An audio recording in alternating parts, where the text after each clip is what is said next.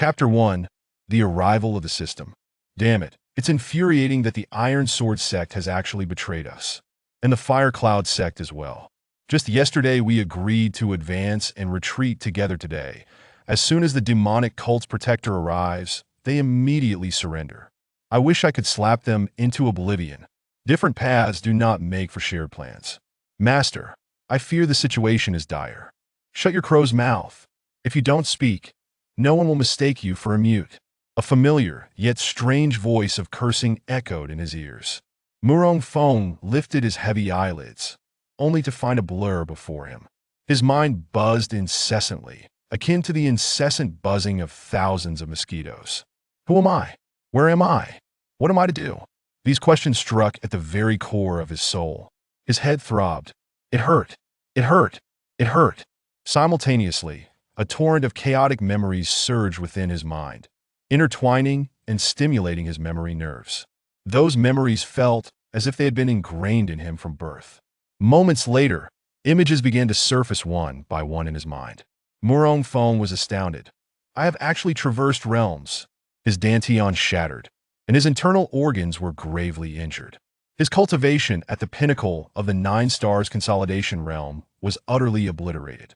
His situation was perilous. The memories in Murong Fong's mind continued to play out like a film. Heart-wrenching scenes unfolded without end. Murong Fong, age 135, was the leader of the Sword Sect. The Sword Sect was one of the 3 great powers of the Southern Spirit Kingdom. Located on Clear Wind Mountain, it boasted thousands of disciples. A month prior, the Poison Sect from the Northern Spirit Kingdom learned of a sacred healing scripture possessed by the Sword Sect. In their quest to obtain it, they dispatched over 30 masters of the Consolidation realm, leading tens of thousands of disciples to demand it. Upon receiving the news, the Sword Sect swiftly allied with the Iron Sword Sect and the Fire Cloud Sect to prepare a united front, fortifying their formations and standing resolute in defense. In this battle on home turf, the Sword Sect's advantages were apparent. However, due to the overwhelming number of opponents, the conflict persisted for over a month without resolution. The Poison Sect suffered countless casualties during this engagement. Under Murong Fong's command, the Sword Sect had nearly lost all its disciples. The scene was utterly tragic. At present, only 2 of his direct disciples remained standing beside him. The others had either perished in battle or fled. How pitiful and lamentable. This morning, Murong Fong and the leaders of the other 2 sects once again took to the battlefield to confront their foes. As the 2 sides clashed, masters from both factions became entangled in fierce combat. The chaos was overwhelming. Caught off guard, Murong Fong was ambushed by 2 allies. It was simply adding insult to injury. Yet, in such dire circumstances, he still leveraged his formidable strength at the pinnacle of the 9 Stars Consolidation realm to severely wound 2 masters from the Poison Sect. Ultimately, he executed his movement technique to retreat back to the Grand Formation. Fortunately, the protective formation of the sect was robust, withstanding wave after wave of enemy assaults. However, it was evident that the formation was showing signs of cracking, poised to collapse at any moment. Boom! Boom! Outside the formation, the betraying leaders of the Fire Cloud Sect and the Iron Sword Sect relentlessly bombarded the Sword Sect's protective barrier. Simultaneously, they hurled insults, their words growing increasingly despicable. Their intent was to provoke Murong Fong into stepping out of the formation. At this moment, Murong Fong was gravely injured and on the brink of death. Should he dare to step outside, the waiting masters from the Poison Sect, lurking in the valley, would pounce upon him, seizing the opportunity to take his life while he was vulnerable. This bunch of ruffians is truly insufferable. Just watch, he'll slaughter them. His 3rd disciple, Zheng Xiao, seethed with fury, rolling up his sleeves, ready to charge out. I certainly want to go out to collect your corpse. His eldest disciple, Xiang Xiao, rolled his eyes. Confronted with this retort, Zheng Xiao realized that with his cultivation at the Qi refinement stage, he would merely be cannon fodder. With a flick of his sleeve, he begrudgingly gave up the idea. Murong Fong struggled to rise, but due to excessive blood loss, he staggered to his feet, feeling dizzy and nearly collapsing to the ground. Master, how do you feel? Master, are you thirsty? The two disciples waiting nearby rushed over to support Murong Fong, their faces filled with concern. What a hellish start! Murong Fong waved his hand, pushing away the support of his disciples, scanning the surroundings, a myriad of emotions flooding his heart. In such a vast sect, with disciples numbering in the thousands, there were more than a dozen direct disciples alone. Yet, in the end, only two remained by his side. "Master, what shall we do?" Xiang Chao inquired softly, approaching Murong Fong. "What to do? Perhaps surrender. 3 of them against tens of thousands of enemies, along with 2 traitorous allies. It was a certain death, to be presented with a dead end right from the start, without any cheat codes, just to play this traversed game." Murong Fong silently lamented in his heart. After finally experiencing the grandeur of traversing realms, he was reluctant to meet his end so hastily, yet found no better solution. He feigned calmness, gesturing dismissively without speaking. In reality, he was in a state of utter panic.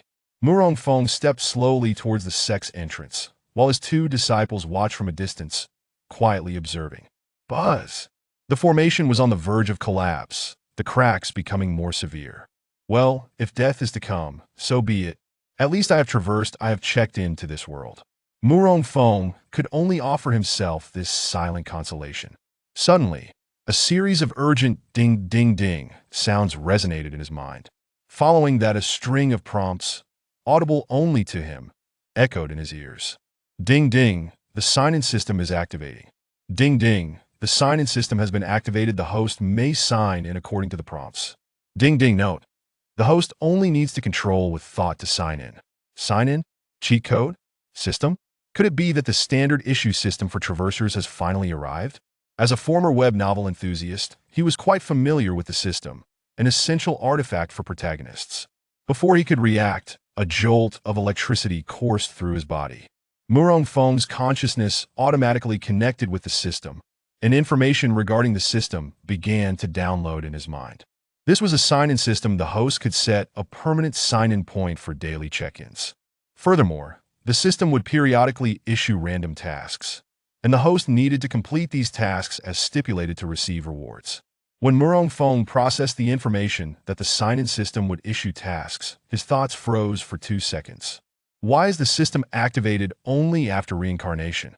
Moreover, why does the sign-in system also require tasks? This was somewhat unconventional. Fine, you are the system, you reign supreme. Without hesitation, Murong Fong designated the Sword Sect as his permanent sign-in point. The system might arrive late, but it would never be absent. What a delightful prospect! Ding ding, please sign in at the Sword Sect. Host? A familiar sensation, a familiar formula, and a familiar method of activation. In an instant, Murong Fong was filled with excitement, akin to a drowning man clutching a life-saving straw, and he urgently commanded with his thoughts, "System, sign me in quickly." Ding ding. Congratulations to the host for completing the first sign-in at the Sword Sect using this system, earning the reward of the 10,000 Buddha's golden body.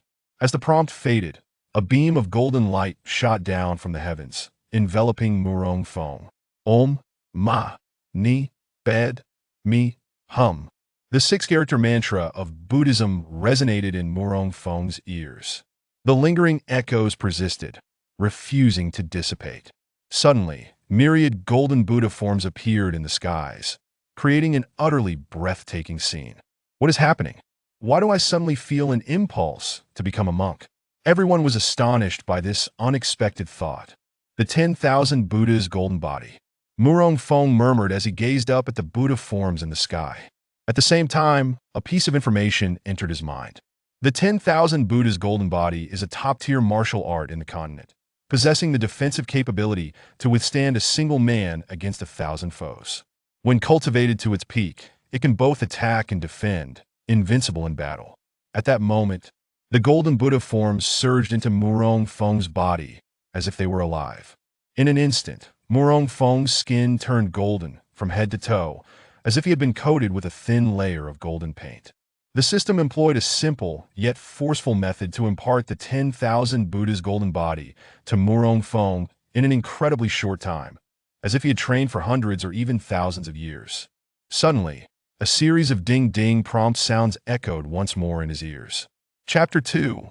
A Palm Shatters.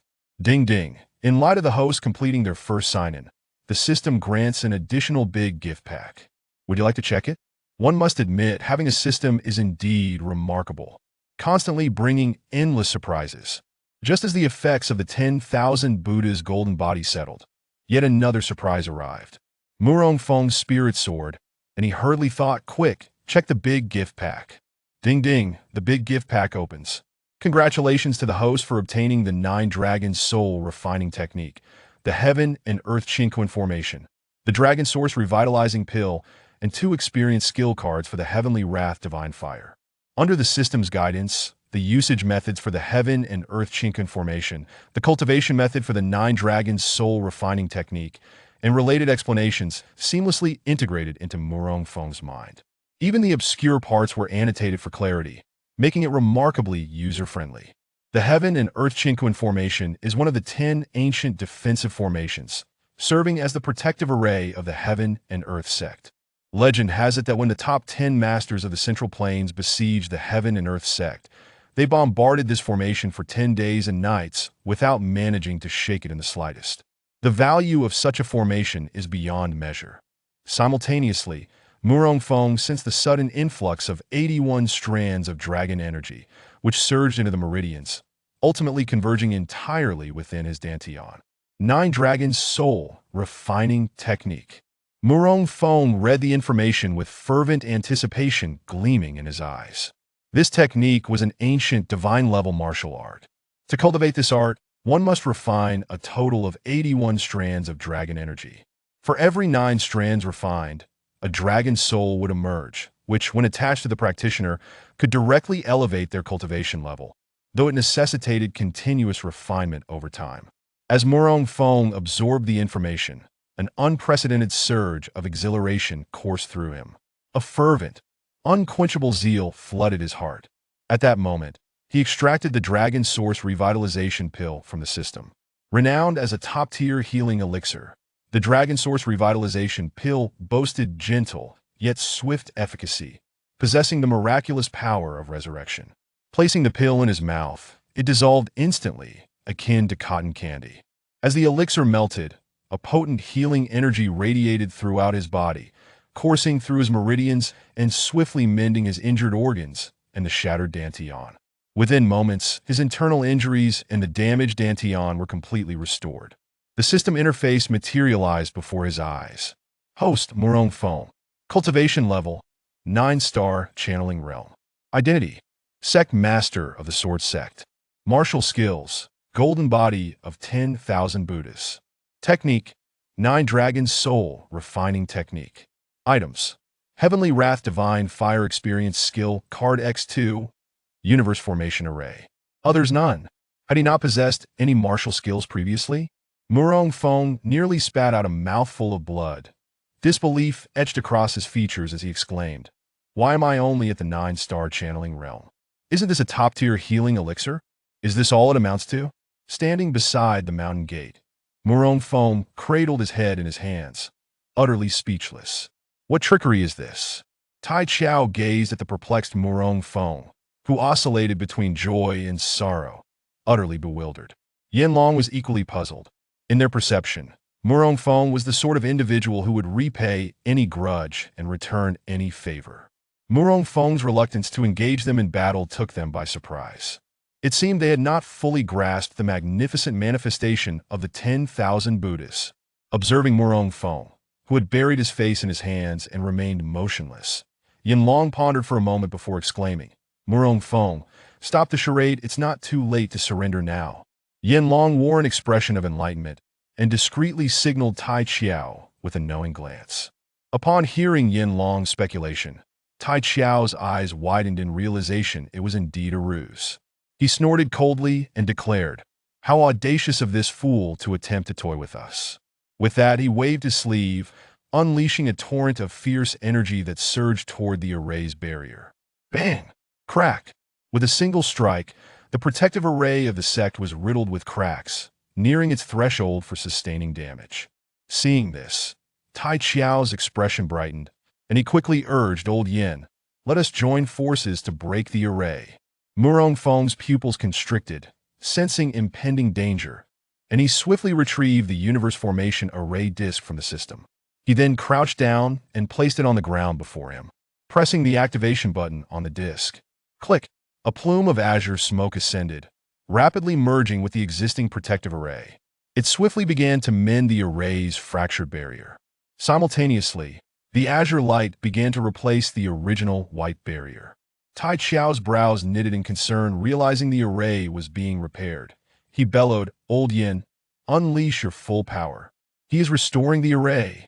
Yin Long, observing the swiftly mending azure barrier, nodded gravely. Bang! Buzz! The two of them separated and unleashed their signature martial skills, attacking the array's barrier with all their might. Ripples spread across the barrier, effortlessly dissipating their assaults. Realizing the drastic change in the array's defensive strength, both Tai Xiao and Yin Long's expressions shifted dramatically. Tai Xiao quickly turned to the masters of the poison sect and called out, "Everyone, if we do not unite now, soon we will be mere spectators." From their earlier attempt, Tai Xiao understood that this array was no ordinary one. The experts of the poison sect also recognized this fact and hastily joined the effort to breach the array.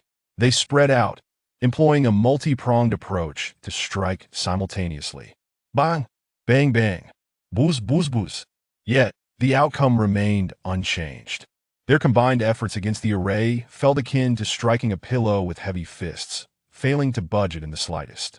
The array's formidable strength left all present in awe. In the blink of an eye, the tide of battle shifted dramatically.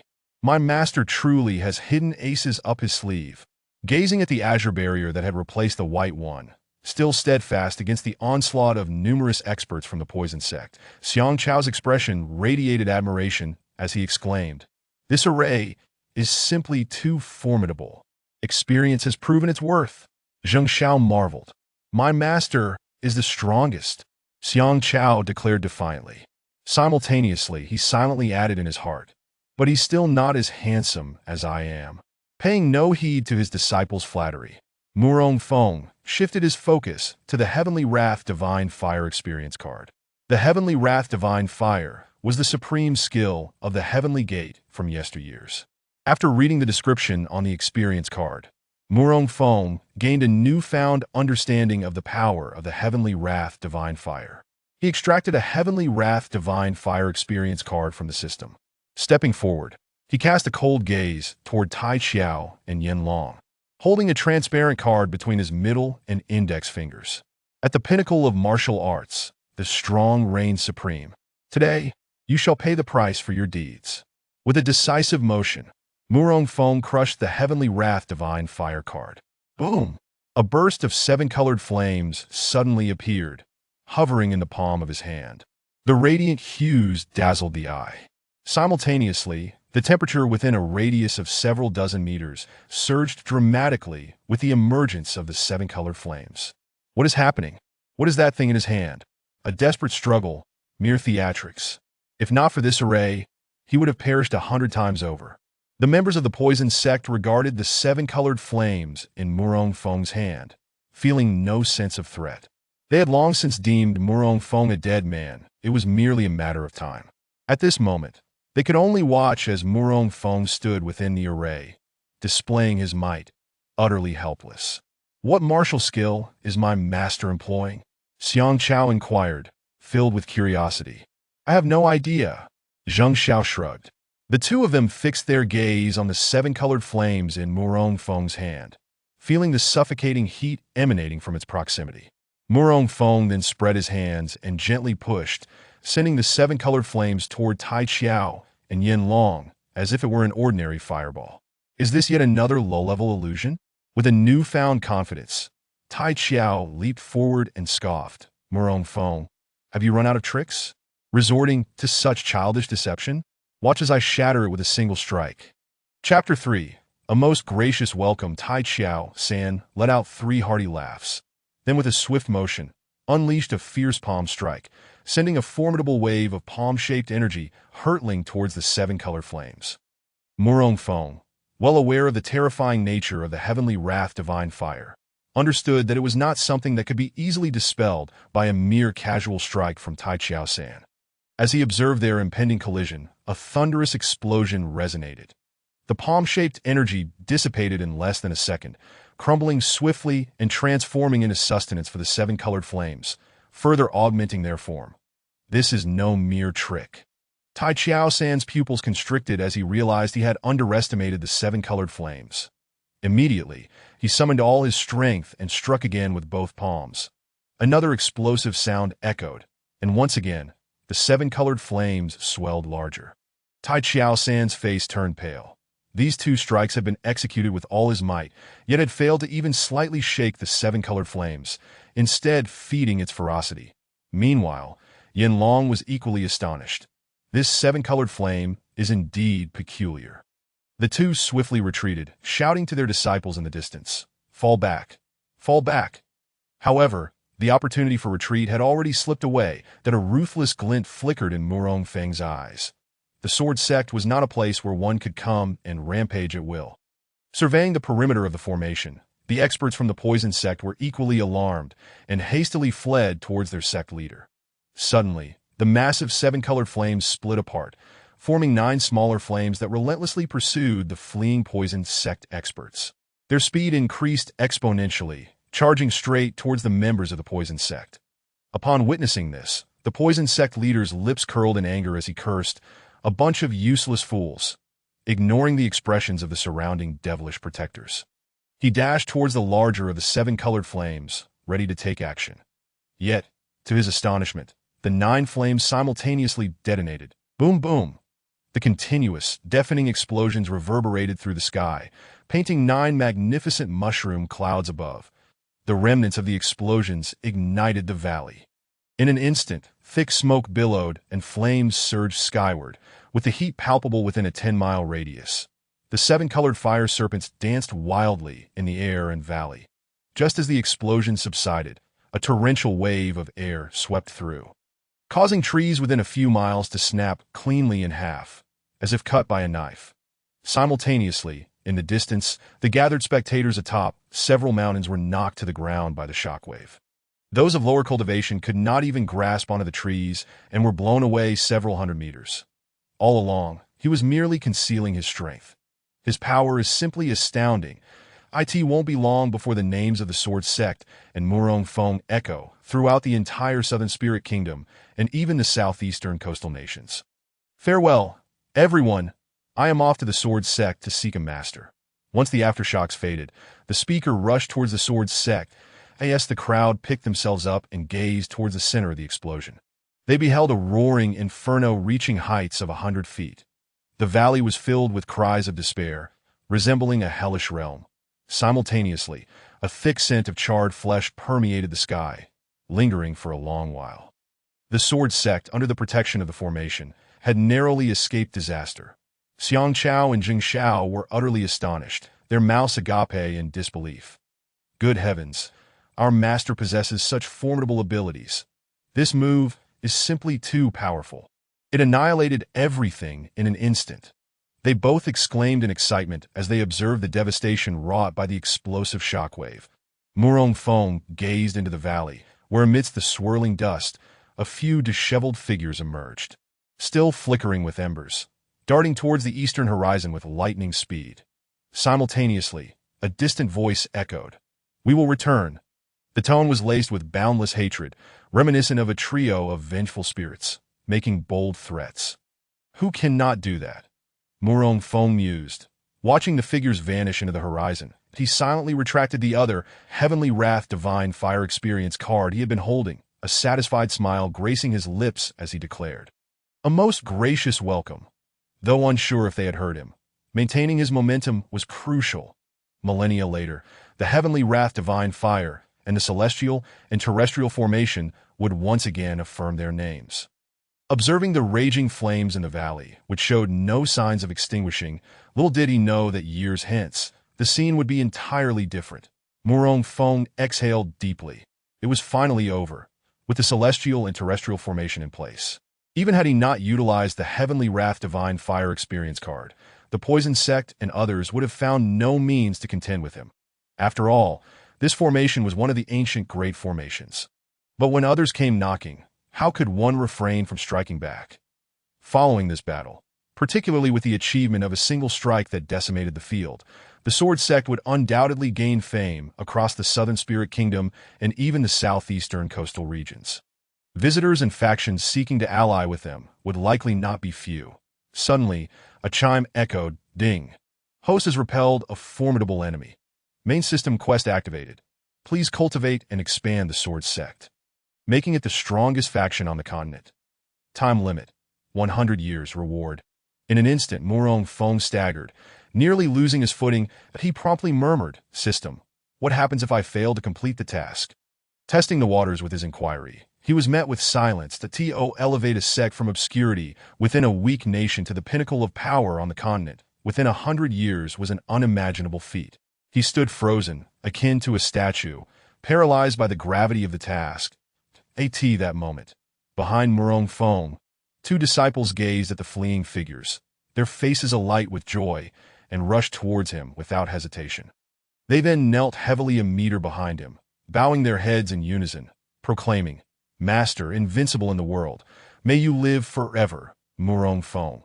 The two raised their heads, expectantly gazing at Murong Feng's back.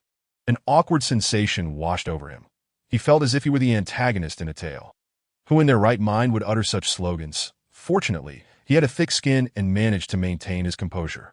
Regaining his demeanor, Murong Fong turned around calmly, waving his hand dismissively as he said, "Speak of matters at hand." The brothers exchanged glances, realizing that Murong Fong exhibited neither anger nor displeasure. Overjoyed, they quickly bowed and implored, "We beseech our master to teach us the supreme divine arts."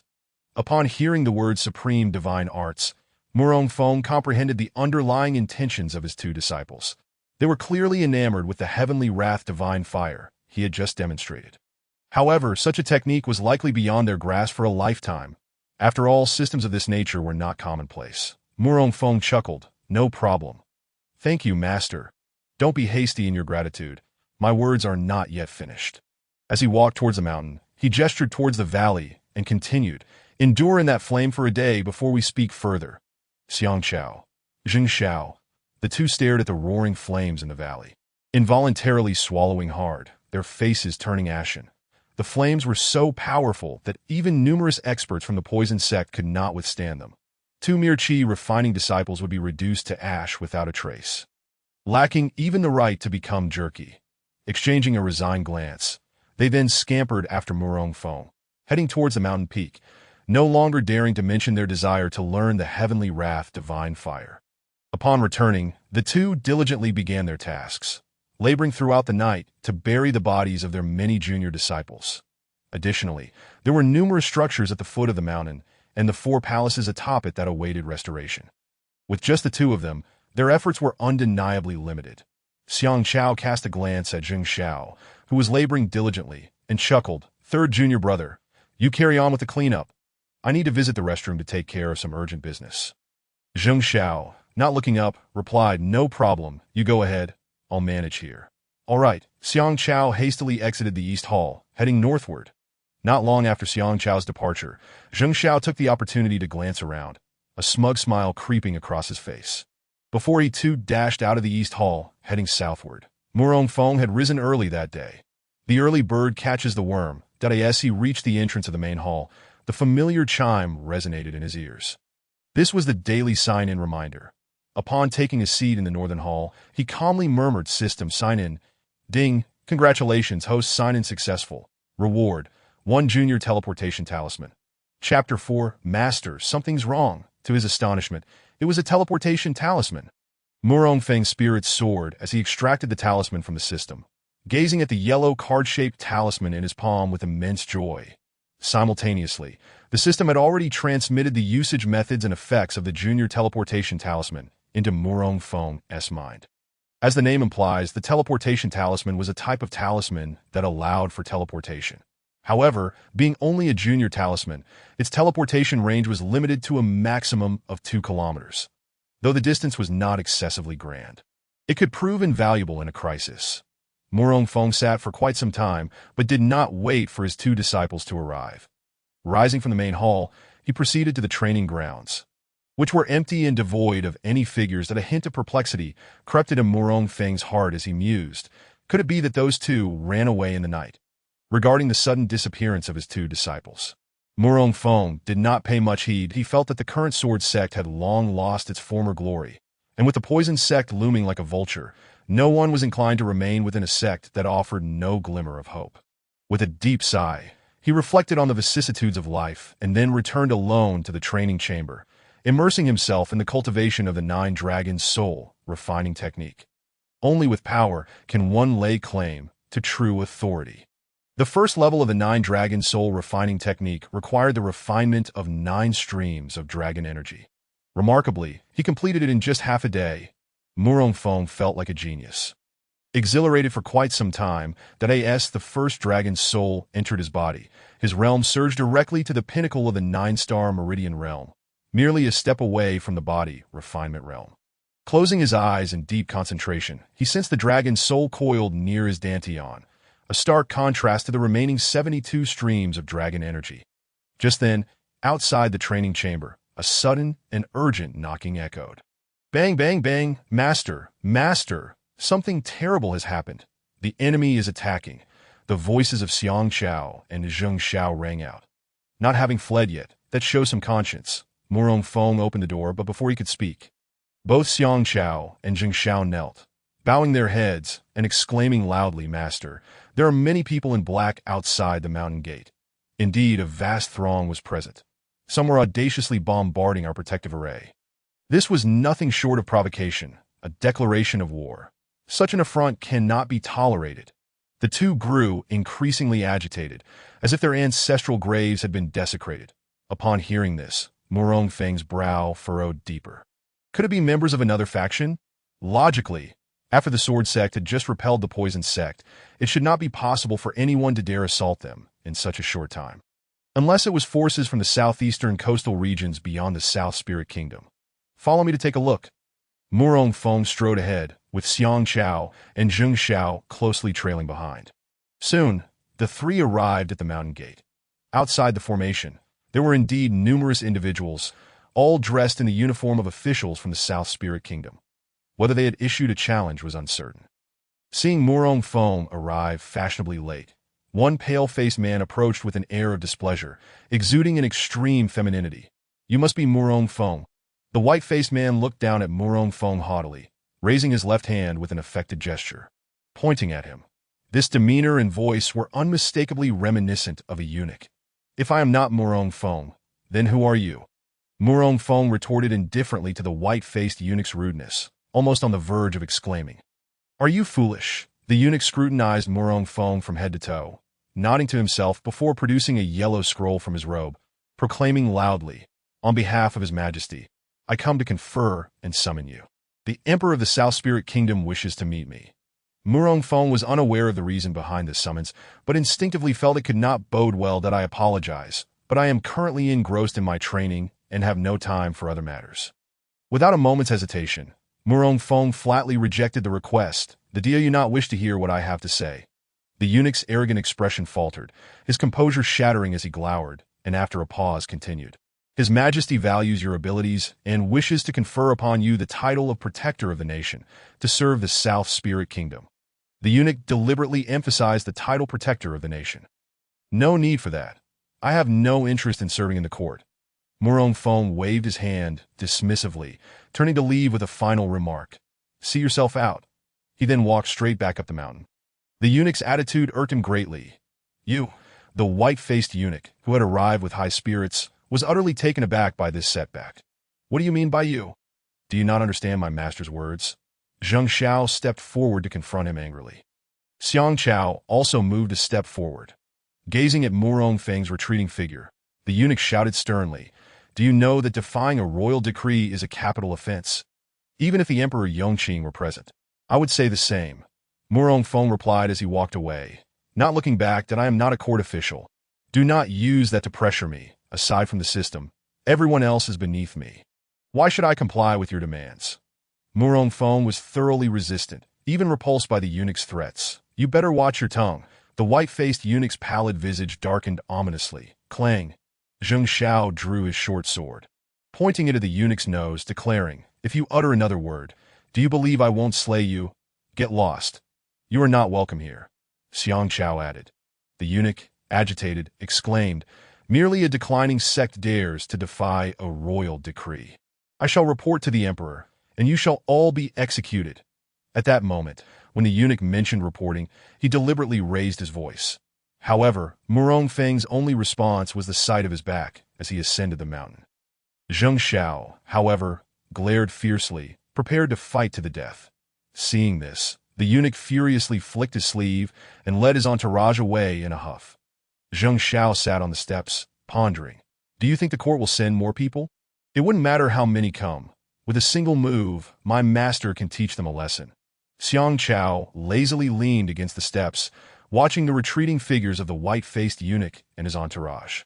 Meanwhile, he silently added in his heart, "My master is truly formidable. He doesn't even care for the emperor's face. Why do I feel like my master is different from before?" Zheng Xiao mused. "Is that so? I don't see it. That's because you are foolish. Even if I told you, you wouldn't understand." Zheng Xiao cursed angrily before turning to leave. Murong Feng returned to the mountaintop and directly entered the training chamber. Not only was he uninterested in serving in the court, but he also disregarded the throne, viewing it as a form of constraint, an obstacle on his path to strength. Inside the secret room of the training chamber were piled the martial arts techniques and treasures studied by previous sect masters of the sword sect, all covered in a thick layer of dust, indicating they had not been touched for quite some time. Murong Feng rummaged for a long while, but found no trace of the medical text requested by the poison sect. However, he did discover a good yuan pill that could aid in breaking through to the body refinement realm. This stockpile is quite substantial, Murong Feng mused, gazing at the shelves before him. Yet for someone with a system like him, these martial arts techniques felt tasteless, too precious to discard. These should be rewarded to disciples who perform well. Murong Feng muttered to himself, then took the solitary Guyuan pill and placed it in his mouth. As the pill dissolved, a potent sour and spicy flavor assaulted his tongue. Subsequently, a heat surged from his entire body toward his dantian. Bang! A muffled sound resonated within him as he broke through. Murong Feng was momentarily stunned. This breakthrough was surprisingly effortless, far from the arduous and daunting tales he had heard. Could the rumors be false? Just as he pondered this, another urgent knocking echoed from outside. "Why is it so hard to cultivate in peace?" Murong Feng asked, slightly impatient. "Master, it's bad. That fellow is back again." Xiang Chao's voice came from outside. Chapter 5, Are you teaching me how to do my job?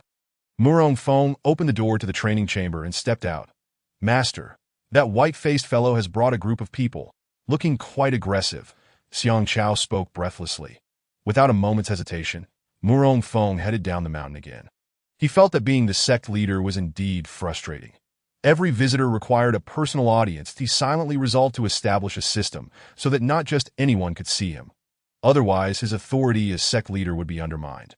Upon arriving at the foot of the mountain, the sight of the white-faced eunuch, who wore an excessively arrogant expression as if he owned the world, filled Murong Feng with annoyance. Scanning the eunuch, he remarked with a hint of sarcasm, "Is it that I have not been clear enough, or is your comprehension simply lacking? Please do not blame the Murong sect leader. I, Wang, apologize on behalf of Grand Eunuch Zhang Baixing," said a white-clad youth stepping forward from the crowd, whose refined features and elegant demeanor contrasted sharply with the eunuch's arrogance. But he bowed and smiled at Murong Feng, saying, "I beseech you to forgive me." Sect leader Murong. Although the youth was subtly putting on airs, the saying goes, one does not strike a smiling face. Moreover, the courteous demeanor of the white-clad youth was indeed more pleasing than that of the white-faced eunuch. Murong Feng waved his hand dismissively, saying, "It is of no consequence. As I have stated before, I have no aspirations toward officialdom." Simultaneously, a question arose in Murong Feng's mind. Why would a master apologize for a servant? Puzzled, he watched as the white-clad youth approached the formation, but was repelled by its protective barrier, his face showing shock and disbelief. Attempting to maintain his composure, he whispered, "I come here with another request." "And who might you be?" Demanding my master's attention, Xiang Chao challenged. Despite the white-clad youth's genteel demeanor, Xiang Chao was not inclined to be swayed, especially with the white-faced eunuch, Zhang Baixing, standing there with an air of arrogance. Xiang Chao was infuriated. I almost forgot to introduce myself, the white-clad youth said, slapping his forehead, and continued with a smile. I am Nan Gongjun, the current emperor of the South Spirit Kingdom is my younger brother. What of the emperor's brother? Xiang Chao was exceedingly displeased with Nan Gongjuan's self-introduction. The revelation that the emperor was a younger brother rather than an elder sibling left Mu Rongfeng somewhat astonished. Even more perplexing was Nan Gongjuan's complete lack of any unusual reaction. Speaking as if it were the most natural thing in the world that Mu Rongfeng gestured for Xiang Chao to withdraw. Pausing momentarily before stating, "Speak. What is it that you wish to convey?" With a face full of forced smiles, Nan Gongjun replied, "This matter is merely a trifling concern for you, Master Mu Rong. You people are utterly tiresome. Can you not simply state your intentions? My master has no time for your riddles. Speak plainly, or let your grievances be known." Upon hearing this, Xiang Chao's anger flared instantly. "Have you taken my leniency for weakness?" Nan Gongjuan's pupils constricted, yet he forced a smile, explaining, "In the spring of next year, the 5 southeastern nations will hold a competition. The nation that secures first place will gain exclusive rights to the surrounding seas for the next century. It turns out that the 5 spiritual nations along the southeastern coast, east, south, west, north, and central, have been conducting such affairs since 3,000 years ago. The maritime resources are abundant, and a century's worth of usage rights could fortify a dynasty's strength. However, the Southling nation has not acquired such rights for nearly a millennium, leaving it at the bottom of the 5 that although the nations appear to coexist peacefully, they have engaged in countless covert skirmishes, each harboring ambitions of annexing the others. Since Emperor Yongqing ascended, he has prioritized the acquisition of maritime rights yet to no avail. Attempts to ally with the more formidable Tai Jianmen and Hui Yunzong ended in rejection. He had never considered approaching the Jianzong. However, at this juncture, the royal court learned of a fierce conflict erupting between the Jianzong and the Duzong, with Mu Rongfeng ultimately obliterating the opposition in a single decisive move. Thus, they hastily dispatched envoys under the guise of granting titles to recruit Mu Rongfeng to serve in the court. Understanding the implication that they wished him to act as a henchman, Mu Rongfeng, "Not a fool," replied coolly, "What does this have to do with me?" His mission was to strengthen the Jianzong and achieve great accomplishments. The fate of the South Ling nation was of no concern to him. Nan Gongjun was momentarily speechless, unable to counter the unexpected retort, his premeditated phrases abruptly severed. Beside them, Zhang Baixing, incensed, exclaimed, "National affairs concern us all. How can you claim it does not involve you? Are you tired of living?" Zheng Xiao swiftly drew a crimson short sword, pointing it at Zhang Baixing, poised to strike. "What gives you the right to speak to my master in such a manner?" Xiang Chao stepped forward as well, glaring furiously at Zhang Baixing, ready to spring into action. "Are you instructing me on how to conduct myself?" Mu Rongfeng's gaze sharpened, the intensity transforming his demeanor. "You, Zhang Baixing, be silent. When did it become your turn to speak?" Nan Gongjun, witnessing the barely contained fury in Mu Rongfeng's eyes, felt as though struck by lightning and hastily turned to interrupt Zhang Baixing, who was about to continue that he then bowed deeply to Mu Rongfeng, his legs trembling, and said, "This prince has failed to discipline his subordinate. I shall ensure he is duly punished upon our return. Furthermore, I assure you, Master Mu Rong, that I will not let your efforts go unrewarded." Nan Gongjuan's attitude was exceedingly respectful, beads of sweat pouring down his forehead as he struggled to believe his ears. Zhang Baixing had dared to confront Mu Rongfeng so boldly, refusing to back down. From the earlier tension and Mu Rongfeng's menacing demeanor, Nan Gongjun sensed an icy, murderous intent, fearing Mu Rongfeng's wrath. After a brief moment, he declared, "See them out that I end the astonished gaze of Nan Gongjun." Mu Rongfeng turned with hands clasped behind his back and departed. Watching his retreating figure, Nan Gongjun bowed and expressed, "Thank you, Master Mu Rong. I take my leave." That a sense of relief washed over him. It felt as if he had traversed through hell, as if awakening from a dream. While his master could endure, it did not imply that his disciples could do the same. Without hesitation, Zheng Xiao unleashed a fierce palm strike towards Zhang Baixing. A sharp gust of wind accompanying the blow, striking solidly against Zhang Baixing's chest. Zhang Baixing coughed up blood, utterly stunned, hardly able to believe what had transpired as gasps of shock echoed around him. Nan Gongjuan's pupils dilated, quickly restraining Zhang Baixing, whispering a few words before bowing once more to Mu Rongfeng's departing silhouette. Subsequently, he and his entourage swiftly ascended aboard their colossal flying chariot, which traced a long arc across the sky before vanishing beyond the horizon. "Why did you thank him, my lord?" After they lost sight of Qingfeng Mountain, Zhang Baixing, having regained his composure, could not contain his curiosity, inquiring about Mu Rongfeng's seemingly weaker spiritual energy compared to General Mo. "What do you know?" Nan Gongjun shot him a glare and continued. "First, I thank him for sparing our lives. Secondly, I express gratitude for his tacit acceptance of my request, indicating a possibility for negotiation. Lastly, who says a powerful individual must exude dense spiritual energy? Moreover, that mysterious formation is not something an ordinary person could arrange. To call you a frog at the bottom of a well would be an overestimation." Nan Gongjun pondered why the emperor had assigned Zhang Baixing to this task. Had he not intervened in time, the consequences could have been dire. Earlier, he distinctly sensed the murderous aura emanating from Mu Rongfeng. Had he not acted promptly, their group might have become mere fuel for the raging fires of the valley. This endeavor had undoubtedly been akin to a descent into hell, that for Nan Gongjuan's explanation. Zhang Baixing remained unconvinced, still harboring resentment. Upon returning to the mountain peak, Mu Rongfeng surveyed the slow progress of repairs on the four palaces, shaking his head in exasperation. "Are you all fools? You could recruit new members to assist with the tasks." Mu Rongfeng yearned to unleash a torrent of curses. Yet that was not the image he wished to project, that it was stifling. Behind him, Xiang Xiao and Zheng Xiao exchanged worried glances at Mu Rongfeng's shaking head. Fearing a reprimand to their astonishment, however, there came an unexpected surprise. "Thank you, master. Thank you, master." The two, moved to tears, had already prepared their recruits and were eager to share the news, only to be interrupted by the arrival of court officials. "Let us rename the recently restored palaces," Mu Rongfeng mused for a moment before continuing. "The eastern chamber shall be called Qinglong Hall. The western palace will be renamed Sword Tower. The southern ancestral hall shall become Zuqiao Pavilion. And the northern guest hall will be known as Xuanwu Gate." Mu Rongfeng assigned new names. He also restructured the functions of the four palaces. The disciples guaranteed to accomplish the tasks. Xiang Qiao and Zheng Xiao replied in unison. Having conveyed these instructions, Mu Rongfeng returned to the training chamber, determined to refine 9 strands of dragon energy, aiming for a breakthrough to the pinnacle of the 9-star body refinement realm. Who knew if the North Ling Nation's Du Zong would return? Under his mental command, the system interface materialized before him. Host, Mu Rongfeng Cultivation. 1-star body, refinement realm identity. Master of Jian Zong martial skills. 10,000 Buddha golden body cultivation method. 9 dragons refining soul technique items. 1 heavenly fury divine fire experience skill card.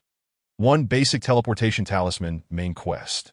Li Jian Zong to become the strongest sect on the continent. Current progress. 0. Moreover, the only inventory included a Heavenly Fury Divine Fire Experience skill card, usable as an offensive measure, and a basic teleportation talisman for self-preservation, leaving him with little else. How impoverished he felt. Gazing at his nearly depleted reserves, Mu Rongfeng's resolve to remain on the mountain and not venture beyond the Tiandiqian Koan formation solidified. As long as he remained within the formation, not even the 5 great Ling Nation masters could hope to breach it. With this thought in mind, he immersed himself in the second layer of the 9 dragons refining soul technique, focusing on refining the 9 strands of dragon energy. Driven by a fervent desire to grow stronger, Mu Rongfeng diligently worked to refine the dragon energy within him. Soon, an entire night passed at the morning. A familiar notification sound echoed in his ears, yet he remained absorbed in his cultivation.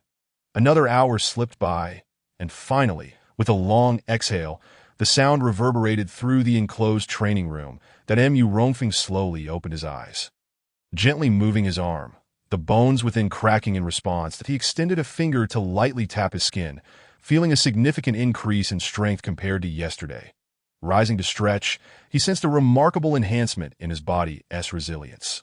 Strength and overall power that was as if the 1,000 pounds of force he could deliver with a punch yesterday had doubled, now reaching 2,000 pounds. Satisfied, Mu Rongfeng nodded and declared, "System, initiate the sign-in process." Ding ding, congratulations, host, sign-in successful. Reward: 1 universal radar. Immediately, a set of instructions flooded into his mind. Chapter 6. Are you here to amuse me? This radar is not just any radar.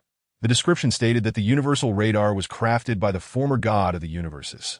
Upon activation, it would integrate directly into his body, becoming a part of him. IT could also detect enemy activities within a radius of several miles and automatically alert him. What a marvelous artifact.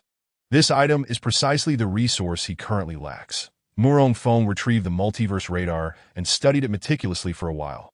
Subsequently, adhering to the user manual, he activated the multiverse radar. The IT transformed into a beam of flowing light, piercing through his brow and vanishing into his consciousness. Mu Rongfeng, by means of his will, initiated the multiverse radar within his body, and an invisible wave of energy gradually expanded from him as the epicenter. His consciousness swept over his 2 disciples, who were diligently repairing the Qinglong Hall, immersed in their tasks. Xiang Chao sensed something amiss, as if an earthquake had struck, and exclaimed, "Third brother, why do I feel as though we are being spied upon?" "I feel it too," Jing Xiao replied, his voice tinged with astonishment.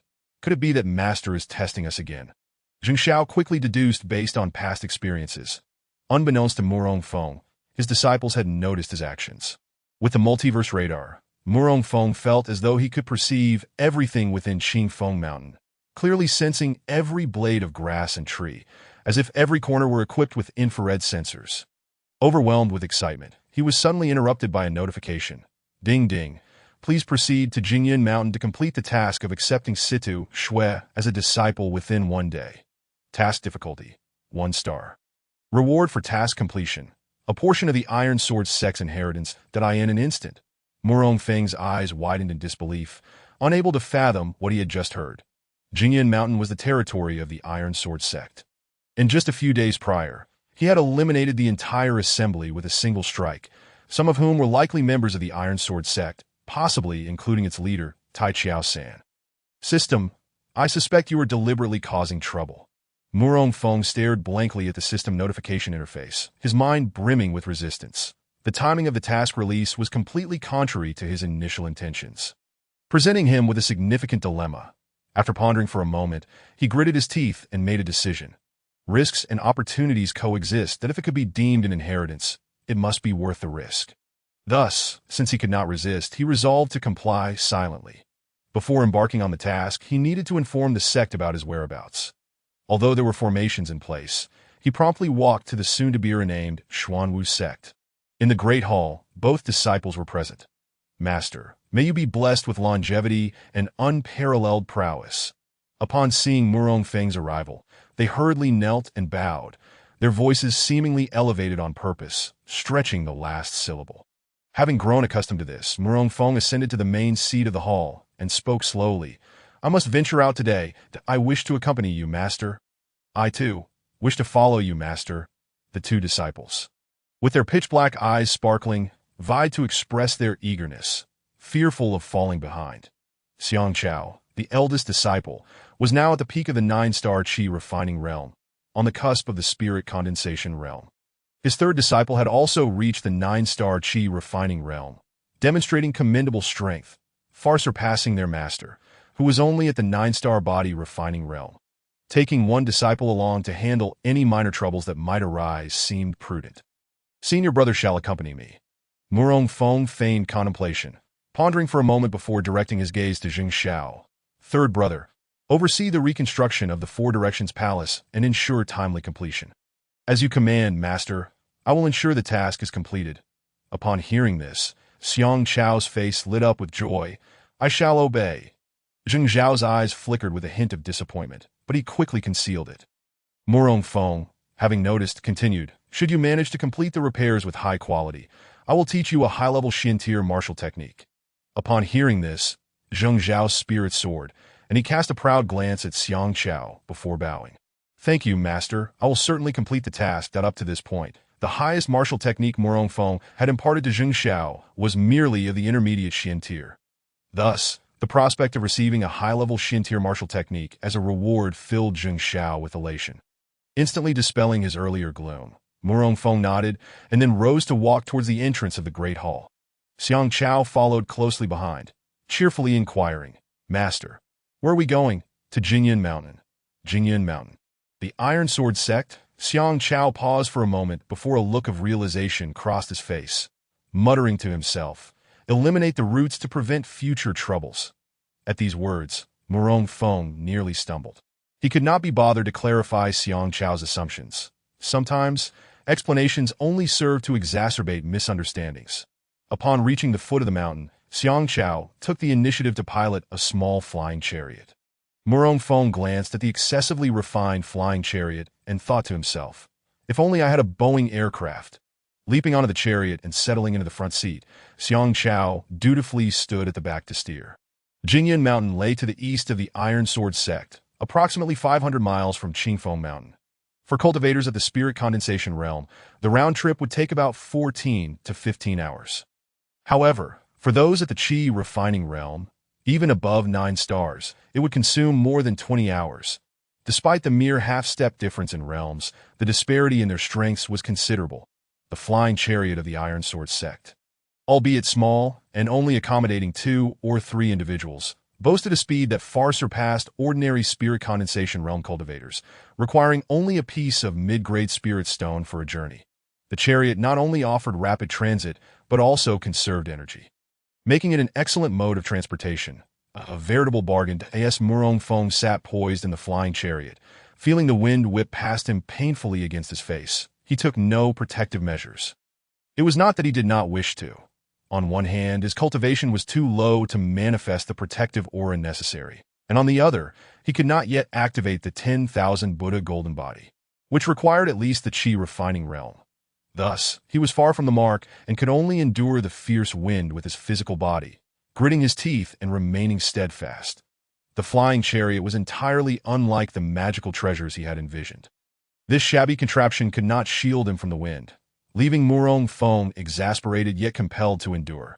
Deep within, he yearned even more for an aircraft. This scene, however, struck Xiang Chao in a different light. Seeing how formidable his master was, maintaining a state of cultivation while riding in the flying chariot, he silently marveled at Murong Feng's composure.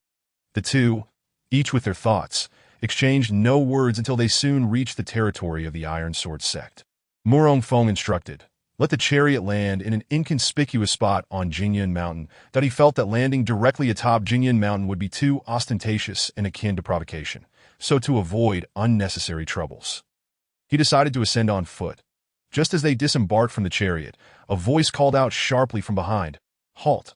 Murong Feng turned to see the speaker, a young and beautiful girl, around 15 or 16 years old, clad in a white dress paired with a light green veil.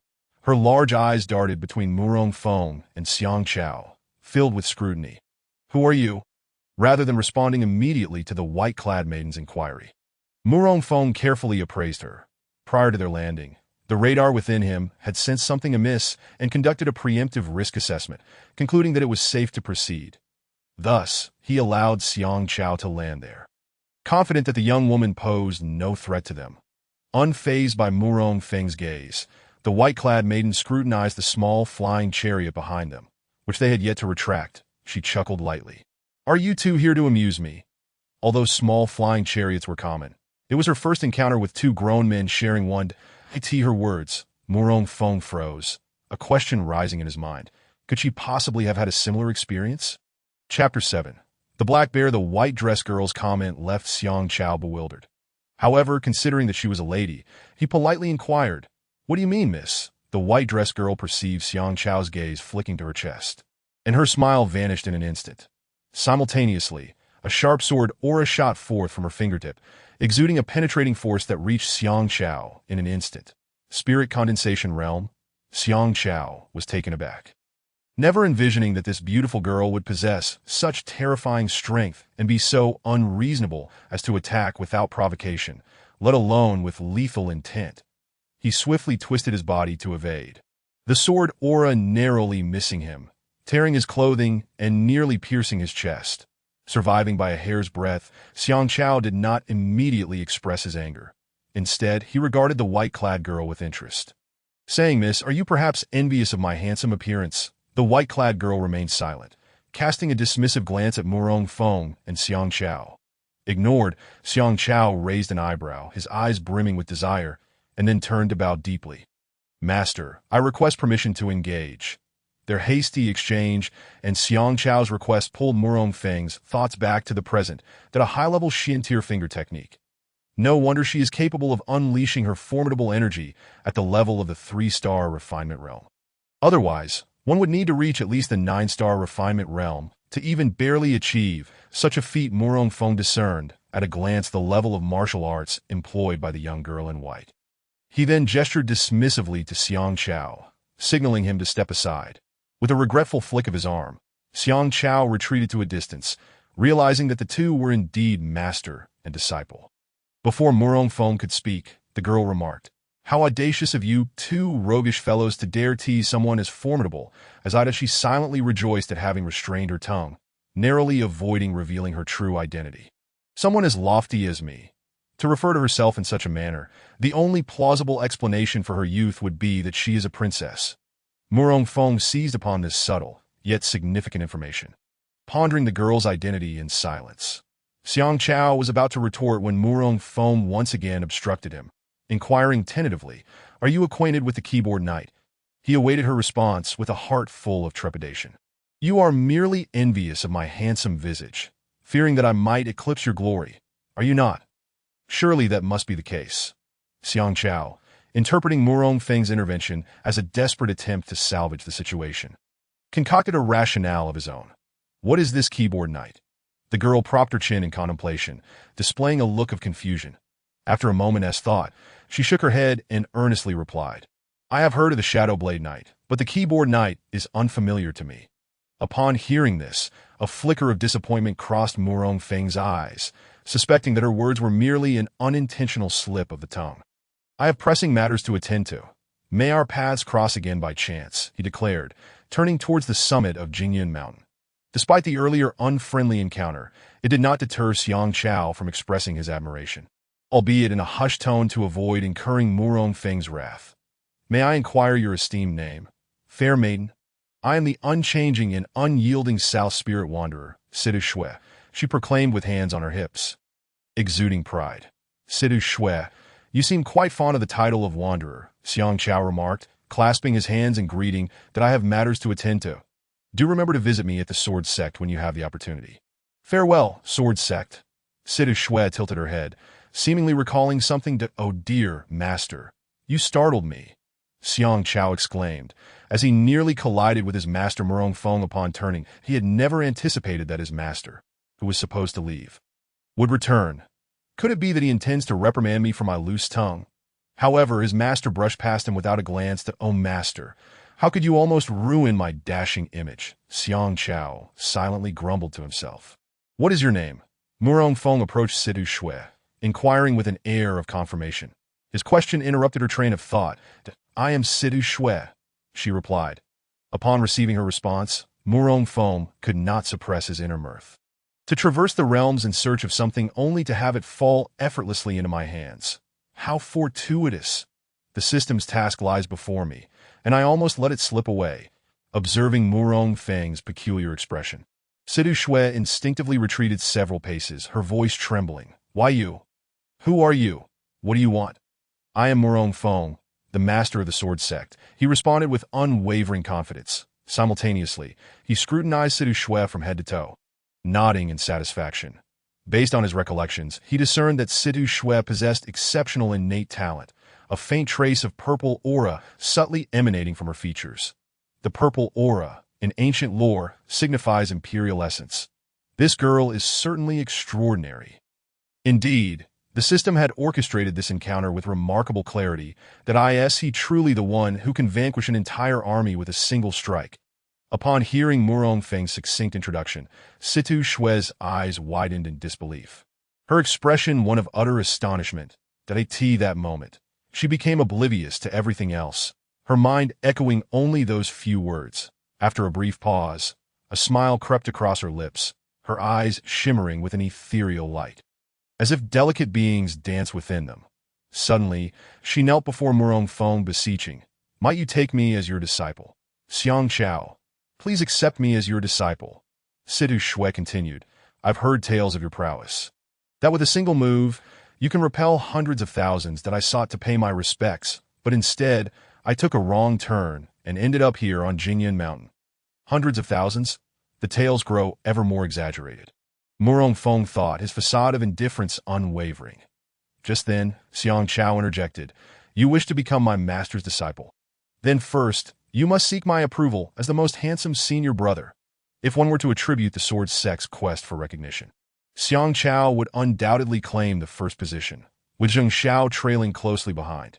Situ Shui shot him a disdainful glance, clearly unimpressed, as she turned her pleading gaze towards Murong Feng. Murong Feng, suppressing his overwhelming excitement, replied, "Very well, but you must undergo a trial first. Master, I beseech you to accept me." Situ Shui exclaimed, bowing earnestly in a swift and decisive manner, fearful that he might change his mind. "Rise," Murong Feng commanded, nodding in approval. "Ding, congratulations, host, task completed. Reward: Iron Sword Sect inheritance. Would you like to accept it immediately?" The simple act of apprenticeship had been completed, and the system had promptly recognized the task as fulfilled. The reward was dispensed with remarkable efficiency. However, deeming the timing inappropriate and the setting unsuitable, Murong Feng declined the immediate acceptance, opting to delay it by 6 hours. Having completed the disciple acceptance task, he no longer felt the need to ascend to the peak of Jingyan Mountain and could choose to depart from this place. Suddenly, a jolt surged through him, a warning from the multiverse radar. Whoosh whoosh in quick succession, the sound of slicing air reached their ears. The trio instinctively gazed skyward, where several figures clad in black were approaching. Judging by their speed, Murong Feng concluded that they were all at least of the one-star condensation realm. Among the three, the highest cultivation belonged to Xiang Chao. Through the multiverse radar's detection, he sensed that the approaching figures radiated a crimson hue, an indication of their murderous intent. And a heavy one at that. Murong Feng silently retrieved a skill card for the Divine Fury Flame, prepared for battle. Boom! Boom! The three figures landed forcefully on an open space not far from Murong Feng and his companions, the impact kicking up a cloud of dust. Emerging from the dust were three figures of varied stature. The tallest, a burly man, strode towards Murong Feng, casting a cursory glance at the trio. Noticing that the highest cultivation was at the peak of the 9-star refinement realm, he dismissed Murong Feng, who exhibited no signs of spiritual energy, as inconsequential, regarding him as a mere waste. The burly man regarded Xiang Chao as the leader, his demeanor haughty as he proclaimed, "We are the envoys of the Iron Sword Sect, here to investigate the massacre of the Iron Sword clan. Your presence here raises suspicion, and therefore, you are not permitted to leave. The Iron Sword clan has been annihilated. What on earth is happening? What kind of power is this Iron Sword Sect?" The man's words left Murong Feng and his companions utterly bewildered. At that moment, the stout figure behind the burly man stepped forward, brandishing a chain and demonstrating its weight with disdainful gestures. "Why bother with so much talk? Just lock up these three trash and drag them back." Upon hearing this, Xiang Chao stepped forward decisively, retrieving a black heavy sword from his storage ring, glaring fiercely at the intruders. "You'd best ask the black bear in my hand if he consents." Chapter 8. Why does this feel off? You think you can take me on? You should take a good look at yourself before trying to show off. The burly man scoffed, surveying Xiang Chao from head to toe with disdain that a mere 9-star peak refinement realm dare to boast so brazenly. A smirk played on the burly man's lips as he waved his hand dismissively. "Second, teach this insolent brat a lesson. Break one of his arms." Situ Shui, sensing the formidable strength of the three, instinctively hid behind Murong Feng, too intimidated to speak, although her own power did not match theirs. Her spirit remained unyielding. Just as Xiang Chao was about to act, Murong Feng raised his hand to stop him. "When has it ever been your place to dictate terms to my disciple?" Murong Feng's gaze blazed with intensity as he fixed his eyes on the trio. "Your disciple?" The stout man regarded Murong Feng with incredulity, as if he had heard the most absurd claim. His expression laced with mockery. Indeed, a chilling glint flickered in Murong Feng's eyes. Upon receiving a confirmation, the stout man erupted into raucous laughter, nearly toppling over in his mirth, unable to maintain his composure. Meanwhile, Murong Feng maintained a calm demeanor, observing the peculiar trio before him. With only 2 cards in hand, he contemplated how to proceed. Murong Feng felt no trace of fear from the burly man, only an overwhelming confidence. This caused the man to furrow his brow, pondering if perhaps Murong Feng was concealing his true strength. While Murong Feng did indeed exhibit no signs of spiritual energy, he appeared far weaker than Sidu Shui. Could I have misjudged him? The burly man exchanged glances with the lean, dark-skinned man behind him. I am Murong Feng of the Sword Sect. Should you have any grievances, feel free to seek me out at the Sword Sect. As the words left his lips, a faintly glowing, yellow circular ancient rune suddenly materialized beneath Murong Feng's feet, with a decisive stamp of his foot. The rune swiftly expanded, enveloping both Xiang Chao and Sidu Shui within its luminescent embrace. That moment, a tall, robust man noticed a slender, dark-skinned figure stealthily advancing from behind him. Without hesitation, the latter unleashed a powerful punch directed at the rune's shimmering barrier. The action was so swift that the stout man had not even registered it, and a fist-shaped surge of destructive energy erupted forth, akin to a volcano, hurtling directly towards Murong Feng. With a forceful thrust, the lean man leaned slightly forward, propelled by his leg, transforming his body into a darting arrow aimed straight ahead. In the blink of an eye, the towering man finally reacted, closely trailing the slender figure. Only the stout man remained frozen in place, a sense of impending doom washing over him. The shadow of the fist rapidly magnified in Xiang Chao's vision, causing him to shudder involuntarily. His grip tightened around the heavy sword. Preparing for a counterattack, Sidu Shui, too, covered her mouth with her hands, terrified that a startled scream might escape and disrupt her master's actions. The anxiety in their hearts was palpable, on the surface. Murong Feng maintained an air of nonchalance, yet internally, he was fervently lamenting the inefficiency of the rune, pondering whether it would be his undoing. Just as the fist-shaped energy was about to collide with the rune's barrier, the barrier contracted rapidly and, with a sharp crack, vanished completely. It was a basic teleportation rune. It turned out that Murong Feng had long been prepared. After delivering his bravado-laden remarks, he shattered the basic teleportation rune. Whisking his 2 disciples away, he retained a single experience card for the Heavenly Wrath Divine Fire, kept for emergencies. The fist-shaped energy, now directionless, crashed into a large stone behind them with a resounding boom, shattering it into fragments. The 3 vanished without a trace.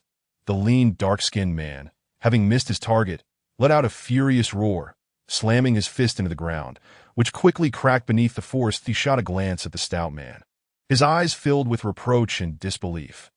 This was the Murong Feng who could annihilate tens of thousands with a single move. The stout man belatedly gasped in realization, without uttering a word. The lean man clenched his fists tightly, the sound of grinding teeth echoing. It seemed that the annihilation of the Iron Sword Sect was inextricably linked to him. The robust man declared, "This individual is beyond the capability of the 3 of us to handle. We must return to the sect and report to the master for his judgment." With that, the lean man transformed into a streak of black light, soaring towards the horizon, closely followed by the stout man. At the foot of Qingfeng Mountain, 3 figures ascended an interminable staircase. These 3 were Murong Feng and his 2 disciples, having utilized the basic teleportation rune to depart and subsequently commandeered a flying chariot for their escape. After his realm had advanced, Murong Feng's pace up the steps quickened considerably. However, Xiang Chao was perplexed. His master, who could previously fly, had never walked, and now he was ascending step by step. Despite having reached the pinnacle of the 9-star Qi refining realm, he still felt fatigued. Xiang Chao was breathless, yet he had to maintain his composure, especially in the presence of his newly initiated and lovely junior sister. Was this truly the first trial of entering the sect? It was certainly unique. Sidu Shui gazed at the seemingly endless staircase leading up the mountain, silently speculating. Along the way, what astonished her most was the protective formation of the sect. Outside the formation, the air was thick with the heat emanating from the roaring flames in the valley, raising the temperature of the ground to an extraordinary degree, almost reminiscent of a steaming cage. Within the formation, however, the atmosphere was entirely different. Neither hot nor cold, but rather comfortable and invigorating. allowing the flow of energy and blood to circulate freely. That was her immediate impression. Upon reaching the summit, Zheng Xiao was captivated by Situ Shui, who stood behind his master, Murong Feng. Nevertheless, he promptly bowed to his master, then hesitated before adding, "Master, the second senior brother has returned." This moment, he was kneeling in the ancestral hall. The ancestral hall was where the memorial tablets of the predecessors who had sacrificed for the sect were enshrined. The second senior brother of the sword sect, named Sun Liuli, was currently at the one-star concentration realm, the highest among all disciples, possessing swordsmanship that was truly transcendent. 6 months prior, he had left the sword sect under the pretense of wandering the world. But in reality, he was seeking vengeance against an enemy. Just days ago, upon hearing that the sword sect faced a formidable enemy with devastating casualties, he hastily returned. Murong Feng nodded slightly, offering no substantial response, and then instructed Xiang Chao, make arrangements for the new junior sister, Situ Shui's accommodation. Afterward, he made his way to the training room, eager to receive the rewards from the Iron Sword sect's legacy. He was curious about the nature of this inheritance. Just as Murong Feng departed, Zheng Xiao approached with a grin, exclaiming, "I am the third disciple of the master, named Situ Shui." Cut him off. "I am not interested in knowing your name. You should focus on your own affairs." Xiang Chao pushed Zheng Xiao aside, casting a 45-degree gaze at the sky, thinking to himself, who else in the sword sect could possess such astonishingly handsome features besides himself? For days, he had been observing how his master remained calm and composed in every crisis, but he concluded that the demeanor of a master was simplicity itself. Thus he adopted the pose of gazing at the sky at a 45-degree angle. Thick-skinned and ready to bask in the attention that in this regard, he was indeed unparalleled. Zheng Xiao shot back angrily before swiftly fleeing. He knew that the eldest senior brother was very conscious of his image, and the former sword sect brothers were well aware of that fact. One must seize the advantage and then flee. That was a lesson he had learned over the years. Xiang Chao watched Zheng Xiao disappear from view, and had it not been for the beautiful girl beside him, he would have surely pursued him to that moment. He was seething with suppressed anger, forcing a smile at Situ Shui, saying, "Allow me to show you to your quarters." Situ Shui nodded, keeping her head down as she followed closely behind Xiang Chao, stifling her laughter.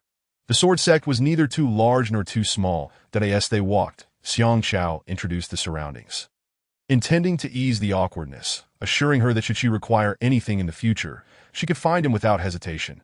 "Indeed," Situ Shui replied cheerfully. "I want to hold back." A chill ran down Xiang Chao's spine as he sensed something was amiss.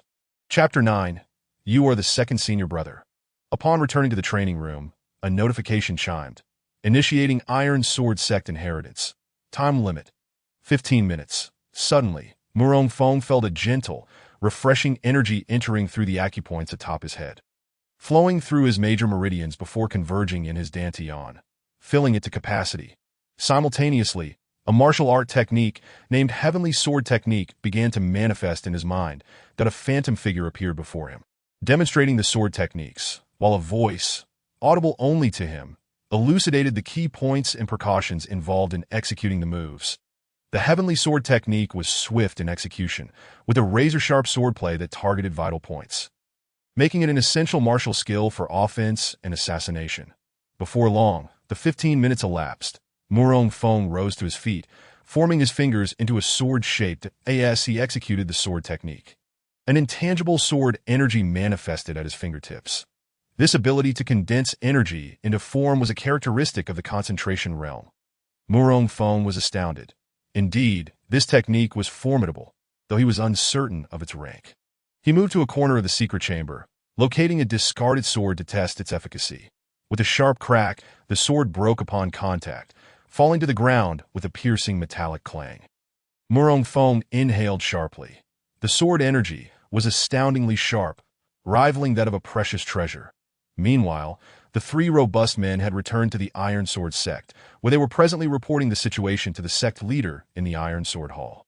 Sect leader, the annihilation of the Iron Sword Sect in the Southern Spirit Kingdom is undoubtedly related to the Sword Sect, the robust man stated, having pieced together his encounter with Murong Feng and the tactics he had witnessed, which solidified his suspicions. Indeed, we have heard that just days ago, the poison sect of the Northern Spirit Kingdom, leading tens of thousands, conspired with the Fire Cloud sect and Iron Xiaosan to jointly attack the Sword sect, which fought valiantly against overwhelming odds that in a dire situation. Murong Feng unleashed his divine power, annihilating countless foes in a single strike, the stout man added, relaying all the information he had gathered from his subordinates. The robust man continued. Among those was the leader of the Iron Sword sect, Iron Xiaosan. The stout man further elaborated, the leaders of the Poison sect, Qiao Tai, and the Fire Cloud sect, Yin Long, barely escaped with their lives. The sect leader, Xiao Hansheng, listened quietly to the reports, his brow furrowing in contemplation that in his memory. The Southern Spirit Kingdom harbored no superhuman capable of single-handedly opposing tens of thousands. Not even his 4 top experts, unless he himself intervened. After a moment, stroking his beard in puzzlement, he mused, who exactly is this Murong Feng? At the sect leader's inquiry, the robust man's expression stiffened, casting a glance towards the stout man beside him. Seeking assistance. What are you looking at me for? I haven't investigated. How would I know? The stout man was left speechless, his back drenched in sweat. Neither of them had delved into Murong Feng's background. Return to the sect leader. This moment, the slender, dark-skinned man stammered, Murong Feng is an orphan, it is rumored. Following this, for the duration of an hour, the others listened attentively to the man, who recounted his findings in a staccato manner. The burly man and the short, stout one were nearly driven to madness. Xiao Hansheng, however, remained relatively composed, which was also the reason the slender man preferred silence. From the slender man's words, Xiao Hansheng learned that Murong Feng was indeed an orphan. Discovered over a century ago by the previous sword sect master, Murong Tian, who encountered him during his travels and took him back for cultivation. Murong Feng's aptitude was mediocre. He began his training at around the age of 4 and took 100 years to break through to the Tongmai realm, which could be described as an extreme deficiency in talent. Nevertheless, he subsequently spent nearly 30 years reaching the pinnacle of the 9 stars in the Qi refinement stage, demonstrating commendable performance. Remarkably, he then ascended to the pinnacle of the 9 stars in the spirit gathering stage in less than a year. A classic example of late bloomers. After entering the spirit gathering stage, each subsequent level became exceedingly difficult. Murong Feng managed to leap from 1 star to the pinnacle of 9 stars within a year. A speed that was undeniably extraordinary. Even Xiao Hansheng couldn't help but praise him as exceptional. Thus, it seemed that Murong Feng of the Sword Sect indeed bore considerable suspicion. Xiao Hansheng stroked his beard and mused. The spirit gathering stage is not particularly formidable for him. Sect Master, this Murong Feng, relying on his many treasures, is exceedingly arrogant. He must be eliminated to show the world that our Iron Sword sect is not to be trifled with. The short, stout man said fiercely, I too believe he should be swiftly eradicated. Regarding the trio's proposal, Xiao Hansheng pondered for a moment, then said, in that case, I shall leave this matter to you to handle. The 3 men rejoiced at his words. The burly man bowed and inquired, Sect Master, what shall we do next? As soon as he spoke, he regretted it. After all, such matters were typically for subordinates to contemplate themselves. He had committed a grave taboo by asking the master. Indeed, upon hearing his tone, Xiao Hansheng's eyes turned icy as he fixed his gaze on the burly man, slowly stating, Must I teach you how to handle such matters? If looks could kill, the burly man believed he would have been reduced to ashes. Realizing he had genuinely offended Xiao Hansheng, the burly man immediately knelt on one knee and said, I understand what to do now. Although he had yet to devise a suitable plan. Upon receiving the burly man's response, Xiao Hansheng's expression softened slightly, that he then gestured for them to withdraw. The burly man breathed a sigh of relief. We take our leave. The 3 men bowed and exited the main hall. Watching them depart, Xiao Hansheng shook his head. Their strengths and weaknesses were too pronounced, and it was no wonder the other members of the Iron Sword sect referred to them as the Oddballs group. Brother, what shall we do? Once outside, the short, stout man could not help but feel curious. He was utterly unaware of the schemes the sect master and the leader were concocting. Speak less and think more. The burly man disdainfully glanced at the stout man's belly, then continued after a moment's contemplation. Summon Lu Yu. We shall embark on a journey to the North Spirit Kingdom, aiming to complete the task within a month. He had already devised a strategy, which he considered to be an excellent plan. Upon hearing this, the slender man nodded. Complete what task? Didn't we say we were going to deal with the sword sect and Murong Feng? The stout man was utterly perplexed, darting glances between the slender man and the burly man, but no one paid him any mind. 3 days later, at Qingfeng Mountain, outside the sword tower, the morning sun illuminated the earth. Xiang Chao crouched in a corner, observing Zheng Xiao, who was busy not far away, like a crouching leopard poised to pounce. He was quite vexed about Zheng Xiao's earlier actions that had tarnished his image in front of the new junior sister. "Boy, this time I shall see where you run." A smug smile crept across Xiang Chao's lips. Suddenly, a voice as melodious as silver bells chimed from behind him. "Senior brother, what are you doing?" Startled, Xiang Chao stiffly turned around to see his junior sister, whose eyes crescented into little moons, and immediately straightened up, awkwardly smiling as he stammered. "Oh, it's you, junior sister. I was practicing." "Yes, practicing." He hastily concocted an excuse that even he felt was flimsy. "What cultivation technique is senior brother practicing? Can you teach me?" Situ Shui tilted her head, blinking her eyes at Xiang Chao. Upon hearing her words, a clear refusal was etched on Xiang Chao's face, yet he felt too embarrassed to decline. As it pertained to his dignity and image, after a moment's thought, he replied, "I am still practicing. Once I'm familiar with it, I will teach you." With that, he flicked his sleeve, brandishing a black, heavy sword, and leaped onto it, landing firmly. "That I thought senior brother was a straightforward person, unafraid of love and hate." Situ Shui pouted, her tone tinged with disappointment. You win, Xiang Chao thought to himself, his mind racing with grievances that he could not voice. He nearly toppled off the sword as he waved his hand, transforming into a black arc and vanishing from Situ Shui's sight. Watching Xiang Chao's disappearing figure, Situ Shui's lips curled into a sly smile, and then she skipped towards the Xuanwu Gate. Outside the Xuanwu Gate, Murong Feng stood with his hands clasped behind his back, silently intoning, "System, quick, sign in." "Ding ding, congratulations, host, sign in successful. You have received 3 skill enhancement cards." Boom! The usage instructions for the skill cards were automatically infused into his mind by the system. Skill enhancement cards, as the name suggests, can enhance one type of martial skill of the user, with a 10% chance of achieving a 100-fold enhancement. This was an extraordinary method. Whether to launch a surprise attack or to strike directly, it was an excellent choice. "Master, I have returned." Sun Liuli knelt before the Xuanwu Gate, his head bowed low, resembling a child who had erred and awaited punishment. Just then, a voice, ethereal and delicate, rang out from his left. "Are you the second senior brother?" Situ Shui suddenly leaped out from the side, resembling a curious white cat, tilting her head as she gazed at Sun Liuli. With distinct features and a handsome appearance, he was a rare beauty, though regrettably, he stuttered slightly, prompting Situ Shui's silent contemplation. Sun Liuli recognized the voice as belonging to the master's newly accepted disciple, a matter Zheng Xiao had previously mentioned. However, he did not turn around, not even moving his body, upon hearing Situ Shui's voice. Murong Feng spoke without turning. "One must not be disrespectful.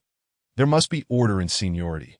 Situ Shui replied with an "oh," stepping aside to sit on the steps, pulling out a snack resembling peanuts from her pocket and munching away. "Rise." "Thank you, master," Sun Liuli said, bowing his head. Murong Feng had just returned from the mountain with Situ Shui when Sun Liuli happened to arrive. Sun Liuli had been kneeling in the ancestral hall, now renamed the Ancestral Quiescence Pavilion. Eager to receive the system's rewards from the Iron Sword Sect's legacy, Murong Feng had not immediately met with him. That it had been 3 days since then. And upon successfully receiving the legacy, Murong Feng's first action was to seek out Sun Liuli. Halfway there, upon hearing that Sun Liuli was kneeling at the Xuanwu Gate, he promptly changed direction. As a disciple, Sun Liuli did not dare to approach Murong Feng's residence without an invitation from his master, so he could only kneel and wait. Has the matter been resolved? Murong Feng gazed into the distance, his tone as calm as water, exuding an air of detachment from worldly affairs. "Not yet. Master, I have uncovered some clues. However, I heard on the way that the poison sect is approaching, so I rushed back. Yet I did not expect." Sun Liuli's voice faltered towards the end, and he choked up slightly. Memories surged in his mind like a volcanic eruption, recalling the joyous time spent with his fellow disciples and junior sisters. As if it were just yesterday. Slap. Sun Liuli unexpectedly slapped himself across the face. Slap, slap. Sun Liuli alternated between slapping his cheeks, his arms swinging repeatedly, that the full-grown man of 7 feet could not contain the tears streaming down his face. Overwhelmed by profound self-reproach, this scene unfolded before Situ Shui, who appeared almost oblivious to the world around her. That moment. Although Sun Liuli stuttered, it did not elicit amusement. Rather, his series of actions upon returning convinced others of his deep loyalty and affection. Situ Shui paused her snacking, her gaze fixed on the kneeling man, her eyes slightly reddening. The bond of brotherhood, stronger than gold, seemed to resonate within her heart. Murong Feng, listening to the slapping sounds, felt a tumult of emotions but did not immediately intervene. Perhaps stopping him would only deepen Sun Liuli's self-reproach. The slaps continued for dozens of times. Enough that I will not hold this against you. The deceased junior brothers and sisters would not blame you either. Murong Feng halted Sun Liuli's movements, deeply moved within. The sword sect is no longer what it once was. His return signifies that he truly regards this place as home. Thank you, Master, and thank you to my deceased junior brothers and sisters. Sun Liuli bowed his head to Murong Feng, then turned to the direction of the mountain gate and prostrated 3 times. That was the place where his fallen junior brothers and sisters had perished in battle. After the 3rd bow, he kept his head lowered for a long time before slowly raising it, standing up with great effort. Sun Liuli wiped away the tears at the corners of his eyes and gazed solemnly at Murong Feng's back. Pausing before speaking again, Master, on my way back, I heard that the poisoned sect of the North Spirit Kingdom is once again gathering forces, preparing to make a comeback. Before Murong Feng could respond, the newly admitted Situ Shui, who had only been here for a couple of days, grew angry. How dare they come back? They're like a centipede that refuses to die. Just watch. I will teach them a lesson. She waved her small fist, as if ready to confront them and settle the score. Despite her fierceness, there was an air of adorability and innocence about her. Sun Liuli offered an awkward yet polite smile, explaining, I merely heard some rumors. During his journey back, Sun Liuli had gathered information about the poison sect while traveling, and he learned quite a bit in the city of Beizhou at the border of the South Spirit Kingdom. Although he was unsure of the credibility of this information, he felt it necessary to inform his master to prepare for any eventuality for the situation of troop gatherings outside Beizhou. He chose not to mention it, as it was irrelevant to him. When soldiers come, we shall block them. When water comes, we shall divert it, Murong Feng said lightly. Without needing Sun Liuli's report, he was already aware that the poison sect would undoubtedly come. As the survivors from that time had made their threats clear, that he summoned the system interface in his mind. Host, Murong Feng cultivation level. Peak 9 stars in body refinement identity. Master of the Sword Sect martial arts. 10,000 Buddha's golden body. Heavenly sword technique, Iron Sword Sect heritage, cultivation method. 9 dragon soul refinement technique items. 1 Heavenly Fury Divine Fire Experience skill card, 3 skill enhancement cards, Endless Blade, 1 Heavenly Tao Reincarnation card. Binding Immortal Rope main quest. Lead the Sword Sect to become the strongest sect in the continent. Current progress 0. Gazing at the increasingly bountiful inventory in the system interface, he felt no need for concern. Setting aside the items obtained from recent sign-ins, the Heaven and Earth Chinquan formation was not something ordinary people could unravel as a last resort. He could simply refrain from using it, allowing him to remain unperturbed. It seemed his master's cultivation and strength had further advanced. Sun Liuli noticed that Murong Feng did not exhibit excessive worry. Instead, he appeared composed, which reassured him that go summon Xiang Chao and Zheng Xiao. I have matters to discuss with them, Murong Feng instructed, glancing at Situ Shui standing nearby. Understood. Watching Situ Shui dash off, Murong Feng turned his gaze to his second disciple, Sun Liuli. He then noticed that although Sun Liuli's expression was normal, his eyes were dark-rimmed and heavy-bagged. Logically, practitioners should not exhibit such signs. Why was that? Could it be he was still blaming himself? Murong Feng stepped forward and patted Sun Liuli's shoulder, gently advising, what is past is in the past. There is no need to dwell on it. Focus on your cultivation and strive to avenge them. Once, the mountains had been filled with people. Now, only 4 disciples remained, with the total number, including newcomers, not exceeding 100. The urgency to expand and replenish fresh strength was palpable. Murong Feng took a deep breath, resolutely thinking that the revitalization of the Sword Sect would begin with the complete eradication of the Poison Sect. As he gazed at the clouds in the sky, A preliminary plan began to form in his mind. Moments later, Situ Shui returned, followed closely by Xiang Chao and Zheng Xiao, forming a triangular formation. The scene evoked an impression of a wealthy young lady being escorted by two devoted aides. There was no sense of incongruity. Situ Shui smiled at Murong Feng, saying, "I have brought them here." "Greetings, Master," Xiang Chao said. "Greetings, Master," Zheng Xiao echoed. Murong Feng turned around, his demeanor calm as he nodded. He then looked at Zheng Xiao and asked, "Can the reconstruction of the sword building be completed within 3 days?" The inquiry sounded like a question, but was, in fact, a directive, subtly communicating to Zheng Xiao that he only had 3 days to accomplish the task. Otherwise, there would be consequences. Upon hearing this, Zheng Xiao immediately patted his chest, confidently declaring, "Master, it will be completed by tomorrow dusk." "Must it really take that long to fix a building?" Situ Shui murmured softly. Though her voice was low, it reached Zheng Xiao's ears. His eyes widened in disbelief. Thinking, "What do you know? No one takes you for a mute." "Well done," Murong Feng pondered for a moment before continuing. "As your master, I previously promised that if you excelled in the reconstruction, I would impart to you a high-level, profound martial skill." As he spoke, a brown booklet appeared in his hand. "Master truly intends to teach me a high-level, profound martial skill." Zheng Xiao's pupils widened in shock, unable to believe his ears and eyes. Standing frozen in place, as if turned to ice, that high-level, profound martial skills were rare treasures in the South Spirit Kingdom, difficult for ordinary sects to possess. Noticing Zheng Xiao's delay in accepting the skill, Xiang Chao turned to see him in a daze and nudged him.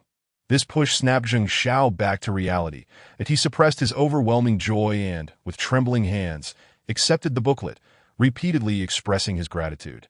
"Thank you, Master, thank you." As he received the martial skill booklet titled Golden Feather Sword Technique, the 4 characters shone before his eyes. Zheng Xiao opened the first page, and in an instant his eyes seemed magnetically drawn. Unable to move, and his body trembled with excitement.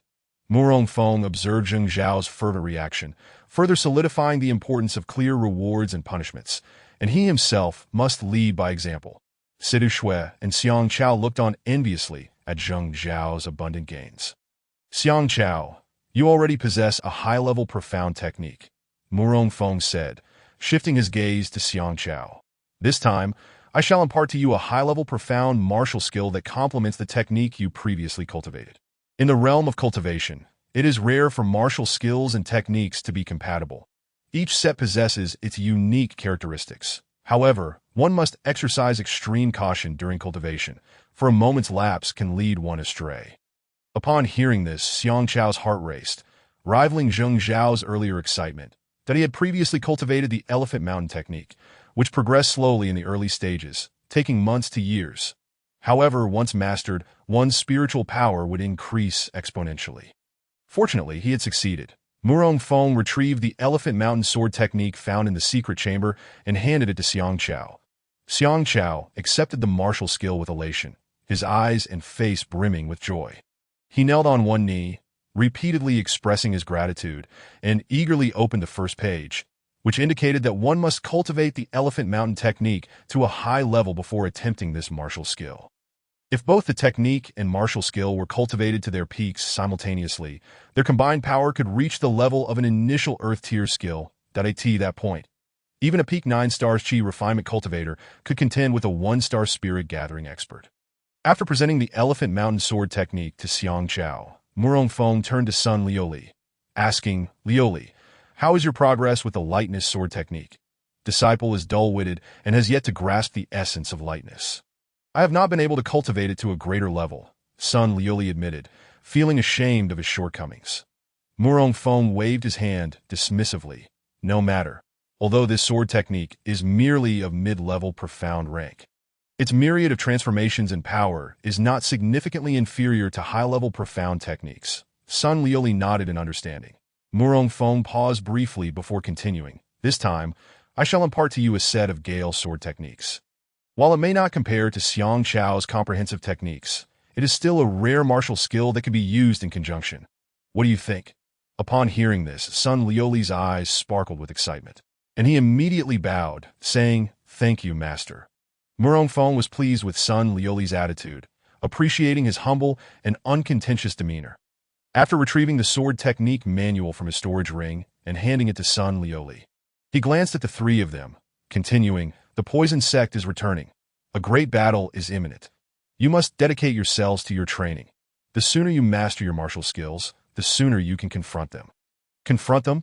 The others looked puzzled, not comprehending the term. That I meant to say, practice against them, as opponents. Murong Feng corrected himself seriously that he had momentarily slipped into casual language from his past life. Deep within, he yearned to shout. No more pretense. The truth is out.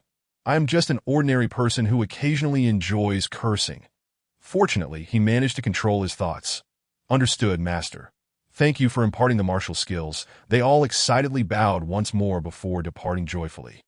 Only Situ Shui remained, pouting and sitting on the steps with a forlorn expression, her eyes looking at Murong Feng with a pitiful gaze, remaining silent. Oh no. Murong Feng's face flushed with embarrassment, uncertain of how to articulate his thoughts.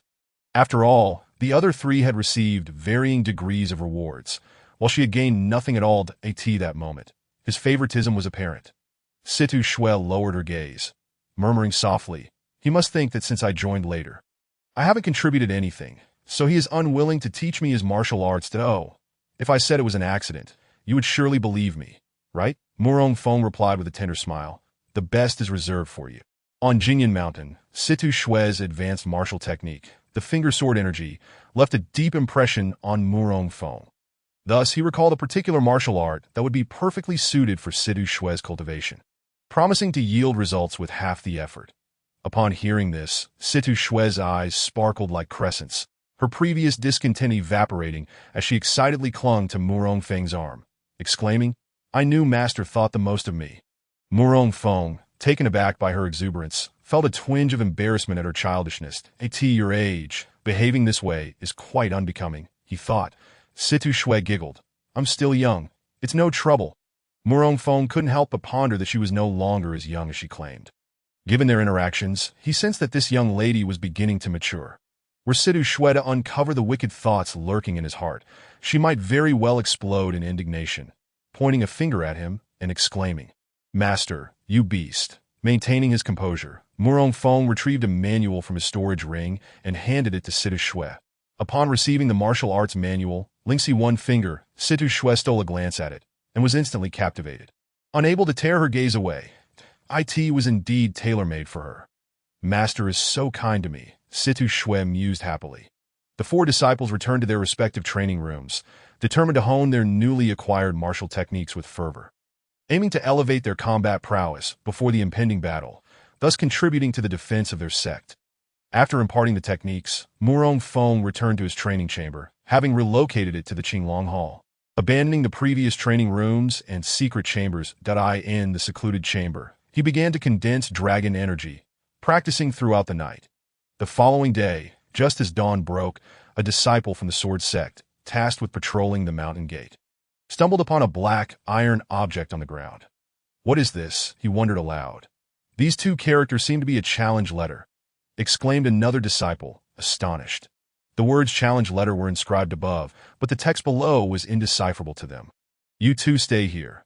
I shall report this to the sect master," the first disciple said, making haste toward a nearby, small flying chariot, which had been positioned there for quick response to any unusual occurrences due to rumors of the poison sect's potential resurgence. In the Xuanwu Gate, Murong Feng, clad in a black robe, sat calmly in the main seat, observing the dark, iron letter in his hands that it was a challenge from the leader of the poison sect. Just a day prior, he had been speculating, and now it had arrived with remarkable speed. The letter stated that a month later, there would be a duel in the valley outside the Sword Sect. Should the poison sect emerge victorious, Murong Feng would be compelled to surrender the medical scripture. However, there was no mention of what would happen in the event of failure. The poison sect seemed resolute in their approach, determined to rise again from their previous downfall. Regrettably for them, he was not inclined to grant them such an opportunity. Murong Feng set the iron letter down, pondering silently. However, he was perplexed by the mention of the medical scripture, which he had failed to locate within the Sword Sect, nor did he possess any leads in his memory that he suspected that a merging of his memories with those of this world had resulted in some lapses. Meanwhile, his disciples were in an uproar. "Master, that leader of the poison sect is exceedingly audacious. You spared his life, and he dares to be so ungrateful. Zheng Xiao exclaimed angrily. Seeing this, Xiang Chao immediately chimed in. Indeed, this time, we must ensure they do not return. Let us annihilate the poison sect entirely. I concur. However, Sidu Shui, unusually assertive, interjected, What are you all arguing about? We are righteous, not a demonic sect. We shouldn't resort to exterminating others. Just then, her eyes glimmered mischievously as she added, Such people deserve to be flayed and left to roast under the sun. A collective gasp escaped from Xiang Chao, Sun Li, and Zheng Xiao. You are far too ruthless. That's even more savage than annihilating an entire clan. They thought simultaneously, mentally lamenting, You must be a witch. Truly, the heart of a woman is the most venomous. Enough, I shall make the final decision. Murong Feng raised his hand to quell the din. He mused, Truly, the offspring of nobility provide ingenious methods for torturing prisoners. The disciples eagerly awaited his pronouncement, prepared for battle. There was no rationale for dissent, and even if Murong Feng opposed it, the poison sect would inevitably encroach upon them. Initially, he had considered delaying the eradication of the poison sect, but now he was compelled to act sooner. This battle would permit no failures. After the disciples departed, Murong Feng silently invoked System Sign-In quickly. Ding ding! Congratulations, host, sign-in successful. Reward, a complete set of square dance audio equipment and related accessories. What on earth? Murong Feng pondered, bewildered by the square dance gift package. The system interface suddenly prompted him to claim the reward. With a mere thought, he activated the claim. Boom! A massive sound system materialized before him, accompanied by a plethora of beautifully packaged CDs. Goodness, this is thoroughly equipped. Simultaneously, the usage instructions for the sound system flooded his mind, leaving him astounded by its capabilities. This was no ordinary sound system. It possessed extraordinary effects. Once activated, it would automatically play music that compelled all cultivators at the level and below to sway in rhythm, entirely beyond their control. The music would continue, and the dance steps would not cease. Truly a divine artifact for group battles. Should the poison sect attack, he could orchestrate a collective square dance for them, allowing them to experience its allure.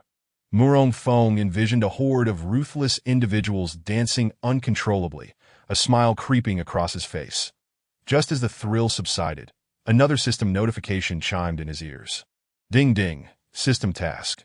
Please eliminate Pinsong within 3 days to complete the task and receive a Dragon Ball as a reward.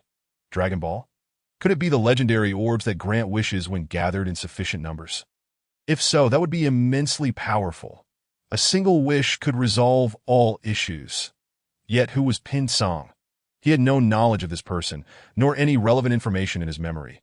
Murong Feng scrutinized the system interface. Contemplating, this system wouldn't issue a task without reason. Moreover, the time constraint of 3 days makes it imperative to devise a plan to fulfill the task and uncover whether this Dragon Ball is indeed as I imagine. Time was of the essence. Murong Feng rose and exited, summoning the patrolling disciples to fetch Zheng Xiao. Shortly thereafter, Zheng Xiao arrived, bowing respectfully, Master, you summoned me, straight to the point. Among your fellow disciples, you are the most astute. Assist me in investigating a person. Assist, you are too polite. Simply reward me with martial techniques. That would be more practical, Zheng Xiao replied.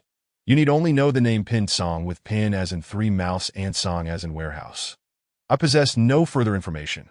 Murong Feng stated plainly, I give you 2 days that I ask this. Challenging? I shall do my utmost, Zheng Xiao affirmed. Very well, you may leave. Zheng Xiao bowed and slowly retreated. Once outside, he wiped the sweat from his brow, feeling somewhat exasperated. While this was a splendid opportunity to demonstrate his capabilities, it hinged on successfully completing the task. Conversely, failing might leave a negative impression on his master, complicating any future aspirations for superior martial techniques. This was merely his conjecture. However, at present, he had only a name with no additional information, and the requirement to complete it within 2 days was akin to searching for a needle in a haystack. An arduous task indeed. This mission felt like a hot potato. Shaking off his disarray of thoughts, Zheng Xiao swiftly descended the mountain, heading toward the small city 50 miles away from Qingfeng Mountain. Before long, he arrived at Qingfeng City, where he sought the most reliable source of information, the Qiyu Pavilion, renowned for its vast knowledge. Upon entering, a gray-clad attendant approached with a smile. May I ask, are you seeking a person or an object? A person, Zheng Xiao replied. Please provide the details. Pin King, the warehouse of Sanko Pin, has no further information to offer. Zheng Xiao recounted the words of his master, Murong Feng. Upon hearing this, the young servant frowned deeply. Do you take us for gods? You provide but a single name and nothing more. The difficulty in locating this is simply insurmountable. You must be deliberately seeking trouble, attempting to disrupt our affairs. The servant's dissatisfaction grew, his eyes and expression gradually shifting, seemingly on the verge of an outburst. Just then, an elderly man clad in white emerged from behind the tall counter, firmly grasping the shoulder of the agitated servant. He then fixed his determined gaze upon Zheng Xiao and clasped his fists in salute, stating, "This humble establishment will do its utmost. Should we fail to provide any information by sunset tomorrow, I hope you will seek assistance elsewhere." "But elder," the servant began, only to be cut off by the elder's hand gesture, that if you succeed, there will surely be generous rewards. With that, Zheng Xiao produced several spirit stones from his person and placed them on the table, along with a sound transmission bird, continuing, "This is a transmission bird. Inform me promptly before sunset tomorrow if there is any information." "Certainly," the elder replied. Zheng Xiao returned the salute and, under the fiery gaze of the young servant, departed swiftly as he watched Zheng Xiao fade into the distance. The elderly man fell into contemplation. Having left the Qiyu Pavilion, Zheng Xiao turned and made his way to the city lord's mansion. "Who do you think you are? The city lord's mansion is not a place you can storm at will. Why are you resorting to violence? Don't strike faces." The guards of the mansion barred Zheng Xiao's entrance. Dismissing the need for further conversation, Zheng Xiao took decisive action. In less than a minute, the guards capitulated and went to report, "The Lord City Master requests your presence," rubbing his cheek where Zheng Xiao had struck him. The guard feigned indifference despite his inner displeasure. Under the guidance of another guard, Zheng Xiao soon found himself before the city lord. "Leave us," the city lord commanded the guard. Once alone and certain the guard had departed, he swiftly adopted a different demeanor. "Brother Zheng, your visit illuminates my humble abode. Enough of this pretense. I have matters requiring your assistance," Zheng Xiao replied, promptly detailing his situation to Zhao Wen upon hearing the predicament. Zhao Wen's expression grew grave. "With so little information and time pressing, my friend, I shall do my utmost to investigate. However, I cannot guarantee success." "Thank you," Zheng Xiao responded. "Think nothing of it," Zhao Wen assured him. After exchanging a few pleasantries, Zheng Xiao left the sound transmission bird behind and returned to Qingfeng Mountain. That night, Murong Feng labored late into the night, strategizing the path to the sword sect's resurgence over the coming years. The first step toward this resurgence was the eradication of the nefarious influence of the Bailing Kingdom, the sword sect's primary adversary, the poison sect. Zheng Xiao, too, spent the night in restless anticipation, awaiting news from the Qiyu Pavilion and Zhao Wen, the city lord of Qingfeng City. The hours of waiting stretched interminably, each moment feeling like a century, that he paced back and forth in his room throughout the night, at dawn, as the first light of day broke. Zheng Xiao could no longer contain his impatience, that he hurried down the mountain and made his way to Qingfeng City. "My apologies, young master, but our establishment has yet to uncover any information regarding Pin Song," the elderly figure in white from the Qiyu Pavilion expressed, his face betraying his regret. "Thank you. I shall take my leave," Zheng Xiao replied, his disappointment palpable. "Please visit us again," came the response from the Qiyu Pavilion, an outcome Zheng Xiao had anticipated. Yet he had hoped for a miracle. Retrieving the sound transmission bird, he turned to leave, his heart heavy with unspoken anguish. The azure sky could not reflect the depths of his despair. Arriving back at the city lord's mansion, he found the guards no longer dared to obstruct his entrance. "What news?" Zheng Xiao inquired eagerly, that he was anxious. Failure in this matter would lead his master to doubt his capabilities, making it even more challenging to request superior martial techniques from him. Zhao Wen reassured him, "Brother Zheng, please remain calm, that I have dispatched people to investigate. We should receive results within the hour." That he too felt overwhelmed. With only a single name to go on, the difficulty of the investigation was unprecedented. Even with his status as city lord, the challenge was akin to scaling the heavens. That an hour passed swiftly. Reporting to the city lord, "We were unable to uncover any information regarding Pin Song," a guard in gray relayed faithfully. "Understood. You may leave," Zhao Wen replied, his brow furrowed, gesturing for the guard to depart. Then, turning to Zheng Xiao, he continued, slightly embarrassed, "I am truly sorry, Brother Zheng." "It is of no consequence," Zheng Xiao said, struggling to mask his disappointment. "Thank you. I have other matters to attend to and shall take my leave."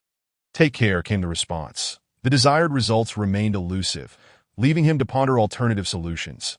With only a day remaining, he was left wondering who this Pinsong truly was and why his master sought him. Chapter 13. A fortuitous opportunity. Meanwhile, Murong Feng opened the door and stepped outside. System. Initiate the daily sign-in. Ding. Congratulations, host. Sign-in successful. Reward. 1 cloud computer. A cloud computer. A large question mark appeared on Murong Feng's forehead. Simultaneously, the system interface automatically presented a button to claim the reward. With a flick of his mind, Murong Feng activated it. Boom!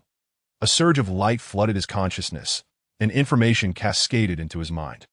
The description of the cloud computer materialized. It was a device capable of storing weapons, elixirs, and other items, akin to a storage ring, but far superior. IT transformed tangible assets into intangible ones, allowing retrieval through mere mental command, much faster than extracting items from a storage ring, and impervious to theft. Indeed, the system's rewards were never trivial. Having completed his daily sign-in task, he made his way to the training grounds. Xiang Chao and Sun Lu were engaged in practice, honing their newly acquired martial techniques. Xiang Chao's martial arts displayed great power with grand movements. However, his technique was overly rigid, lacking flexibility. In contrast, Sun Lu's swordplay flowed like water, seamless and fluid, yet it lacked the structure of established techniques. Murong Feng observed the two sparring silently, refraining from interference. Although Xiang Chao was the eldest disciple, his realm was inferior to that of Sun Lu, and his spiritual power reserves were likewise less. In a prolonged battle, he would undoubtedly falter. However, with the support of complementary skills and techniques, their immediate combat prowess was evenly matched. Before long, both practitioners noticed their master Murong Feng's presence and quickly ceased their sparring to pay their respects. "Greetings, master." "Salutations, master." Murong Feng nodded and generously praised them. "Well done. You both learned swiftly." Xiang Chao and Sun Lu's faces brightened at the compliment. Then, Murong Feng's tone shifted as he continued. "However, do not confine your swordplay to established techniques. You must learn to adapt and innovate based on your foundations." "Thank you, master, for your guidance." "Thank you, master, for illuminating our path." Xiang Chao and Sun Lu exclaimed in unison, their eyes gleaming. After training for an entire morning, they remained perplexed, unable to pinpoint the source of their difficulties. However, with Murong Feng's guidance, their understanding blossomed. Murong Feng nodded in satisfaction and turned to depart. This moment, he yearned to know whether his third disciple, Zheng Xiao, had made any progress in locating Pinsong. Upon reaching the Xuanwu Gate, he found no one present. He then proceeded to the Sword Tower, yet still encountered no sign of him. Suddenly, Murong Feng's brow furrowed. Meanwhile, on the path leading to the Qingfeng region, an elderly figure clad in a deep blue robe, adorned with an extraordinarily exaggerated axe at his waist, shuffled forward. The man appeared as though he were on the brink of death. His face lined with deep wrinkles, pallid and emaciated, bent over as if he might collapse at any moment. He approached the entrance of the sword sect, lifting his head with great effort to glance at the stone tablet nearby. Nodding to himself as if to confirm something. "Who goes there?" Soon, the patrolling guards noticed the old man's approach. Ignoring their presence, he continued to shuffle forward. "What do you intend?" "I advise you against such reckless actions. Leave at once." Several guards quickly drew their weapons, adopting a defensive stance while issuing stern warnings. Unfazed by their threats, the old man continued onward. However, with a sudden thud, the old man's head collided with the barrier of the celestial array, producing a resounding clang. The scene froze momentarily, his self-satisfied expression equally halted. He had been blocked by the array, unable to advance further. Cough, cough. Is Murong Feng present? The pallid old man coughed violently, attempting to alleviate the awkwardness. Daring to call the sect leader by name. This surely spells trouble. The patrolling guards' hearts raced, their eyes filled with suspicion as they scrutinized the old man. "What business do you have with our sect leader?" A mountain guard inquired. The sword sect's Murong Feng has gained fame from his battle. There are numerous visitors drawn by his reputation, whether to challenge, observe, or seek apprenticeship. Zheng Xiao had long instructed that unless there were matters of utmost significance, trivial issues should not be reported to the sect leader. Thus, in accordance with his master's directive, Zheng Xiao arranged for meticulous scrutiny of all who approached the sword sect. An elderly man with a waxen complexion did not lift his eyelids, but extended a finger like a gnarled branch towards the ground. Commanding, "Send him below, in an instant." A chill swept through the air. One of the guards, reacting swiftly, shouted, "If you know what's good for you, get lost." The old man's lips curled into a smirk as he surveyed his surroundings. And with a flick of his sleeve, a fierce gust of energy surged forth, hurtling towards a nearby boulder. Simultaneously, he unleashed his full cultivation. Boom! The boulder shattered, scattering debris across the ground, that he was at the pinnacle of the 9 stars refining chi realm. The guards, witnessing this, were taken aback, retreating several steps in panic, fearing the old man might turn his wrath upon them, completely oblivious to their current position within the formation. The old man raised his eyelids, his icy gaze sweeping over the mountain guards as he enunciated each word. "Go report." The coldness in the old man's eyes sent shivers down the spines of the guards. One of them, trembling, quickly turned and boarded a flying carriage racing towards the mountaintop. Watching the departing carriage, the waxen-faced elder revealed a satisfied smile. "Not good. Not good." The mountain guard rushed towards the training ground, shouting at Xiang Chao and Sun Lu, who were in the midst of practice. Upon hearing the commotion, Xiang Chao furrowed his brow and scolded, "What a ruckus!" "The mountain has visitors," the guard stammered, struggling to articulate the situation. After much hesitation, he finally managed to convey, "They say they want to see the sect leader." "Speak clearly, don't mumble. Just say it." Xiang Chao snapped, demanding, "They wish to take the sect leader away." The guard mimicked the old man's gesture, and the atmosphere suddenly turned tense. Boom! Boom! 2 bursts of energy erupted, sending a wave of force that kicked up dust from the training ground. Whoosh! Xiang Chao and Sun Lu sprang into action, transforming into streaks of white light, darting down the mountain.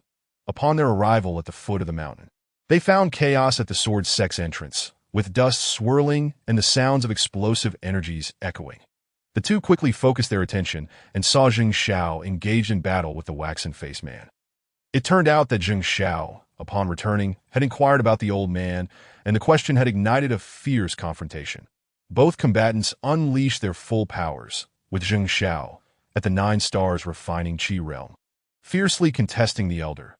"The withered leaf palm," the old man bellowed, executing a series of aerial flips before launching a palm strike toward Zheng Xiao, whose expression grew serious as he danced his short sword, conjuring 2 golden sword flowers that intertwined with the elder's palm energy. Boom!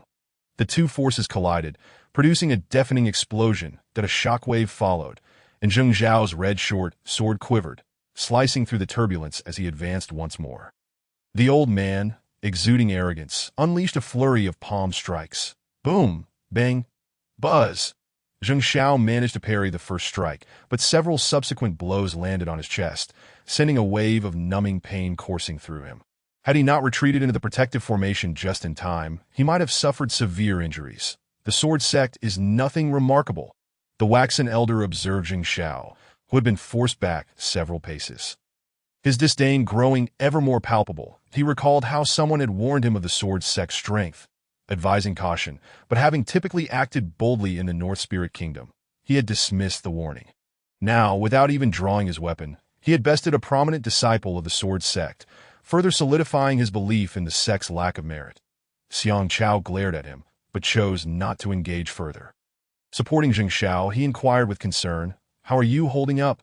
Zheng Xiao exhaled deeply. "He's a tough opponent. Rest for a moment."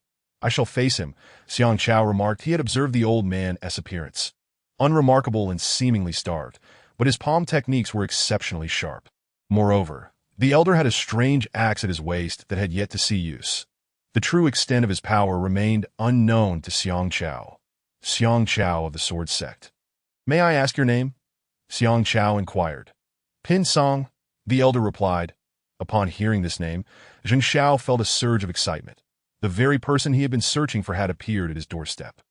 Having searched tirelessly for half a day, it seemed fortune had smiled upon him. Stifling a laugh, he turned and commandeered a flying carriage, speeding back toward the mountaintop. This was indeed good news and an excellent opportunity to claim credit. How could he let it slip by? Zheng Zhao's sudden departure went unnoticed, as the name was unfamiliar to Xiang Chao. However, Sun Lu's brow furrowed in recognition. Master! Master! Pinsong has been located! Zheng Xiao called out excitedly as he arrived at the flying carriage. Racing like a cheetah set free to AT this moment, Murong Feng sat cross-legged in the Azure Dragon Hall. Master, master, Pinsong has come knocking. Zheng Zhao's hoarse voice echoed from outside, tinged with joy, likely due to his prolonged shouting while running. Upon hearing this, Murong Feng finally breathed a sigh of relief. No need to shout, come in. With his master's consent, Zheng Xiao rushed inside, panting heavily.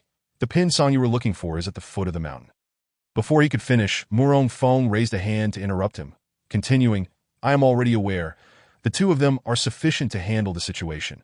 After a moment of contemplation, Murong Feng retrieved the binding celestial rope from his system and handed it to Zheng Xiao, instructing, tell them to leave one alive. Bind them with this rope and bring them up the mountain.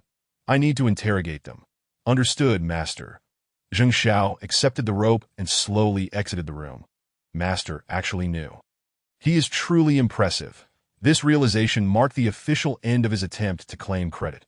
With the universal radar at his disposal, Murong Feng had already grasped all that transpired at the Sword Sect entrance, including the presence of a concealed cultivator above the realm. However, he was still uncertain of the identities of the two men. With Zheng Zhao's report clarifying one identity, he remained in the dark about the other. At the foot of the mountain, Xiang Chao was now engaged in a fierce duel with Pinsong.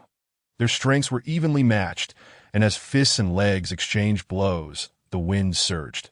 Without resorting to their ultimate trump cards, it would be difficult to determine a victor. Very well, you have forced me to wield the opening axe. You are quite the arrogant one, Pinsong said, licking his lips as he retrieved the peculiar axe from his waist.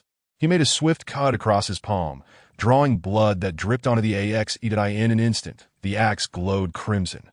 Blood sacrifice, he shouted, and a foul stench, mingled with the scent of blood, filled the air, overwhelming the senses. Gagging, Xiang Chao quickly pinched his nose, desperately trying to quell the turmoil in his stomach, fearing he might lose his meal from earlier that day.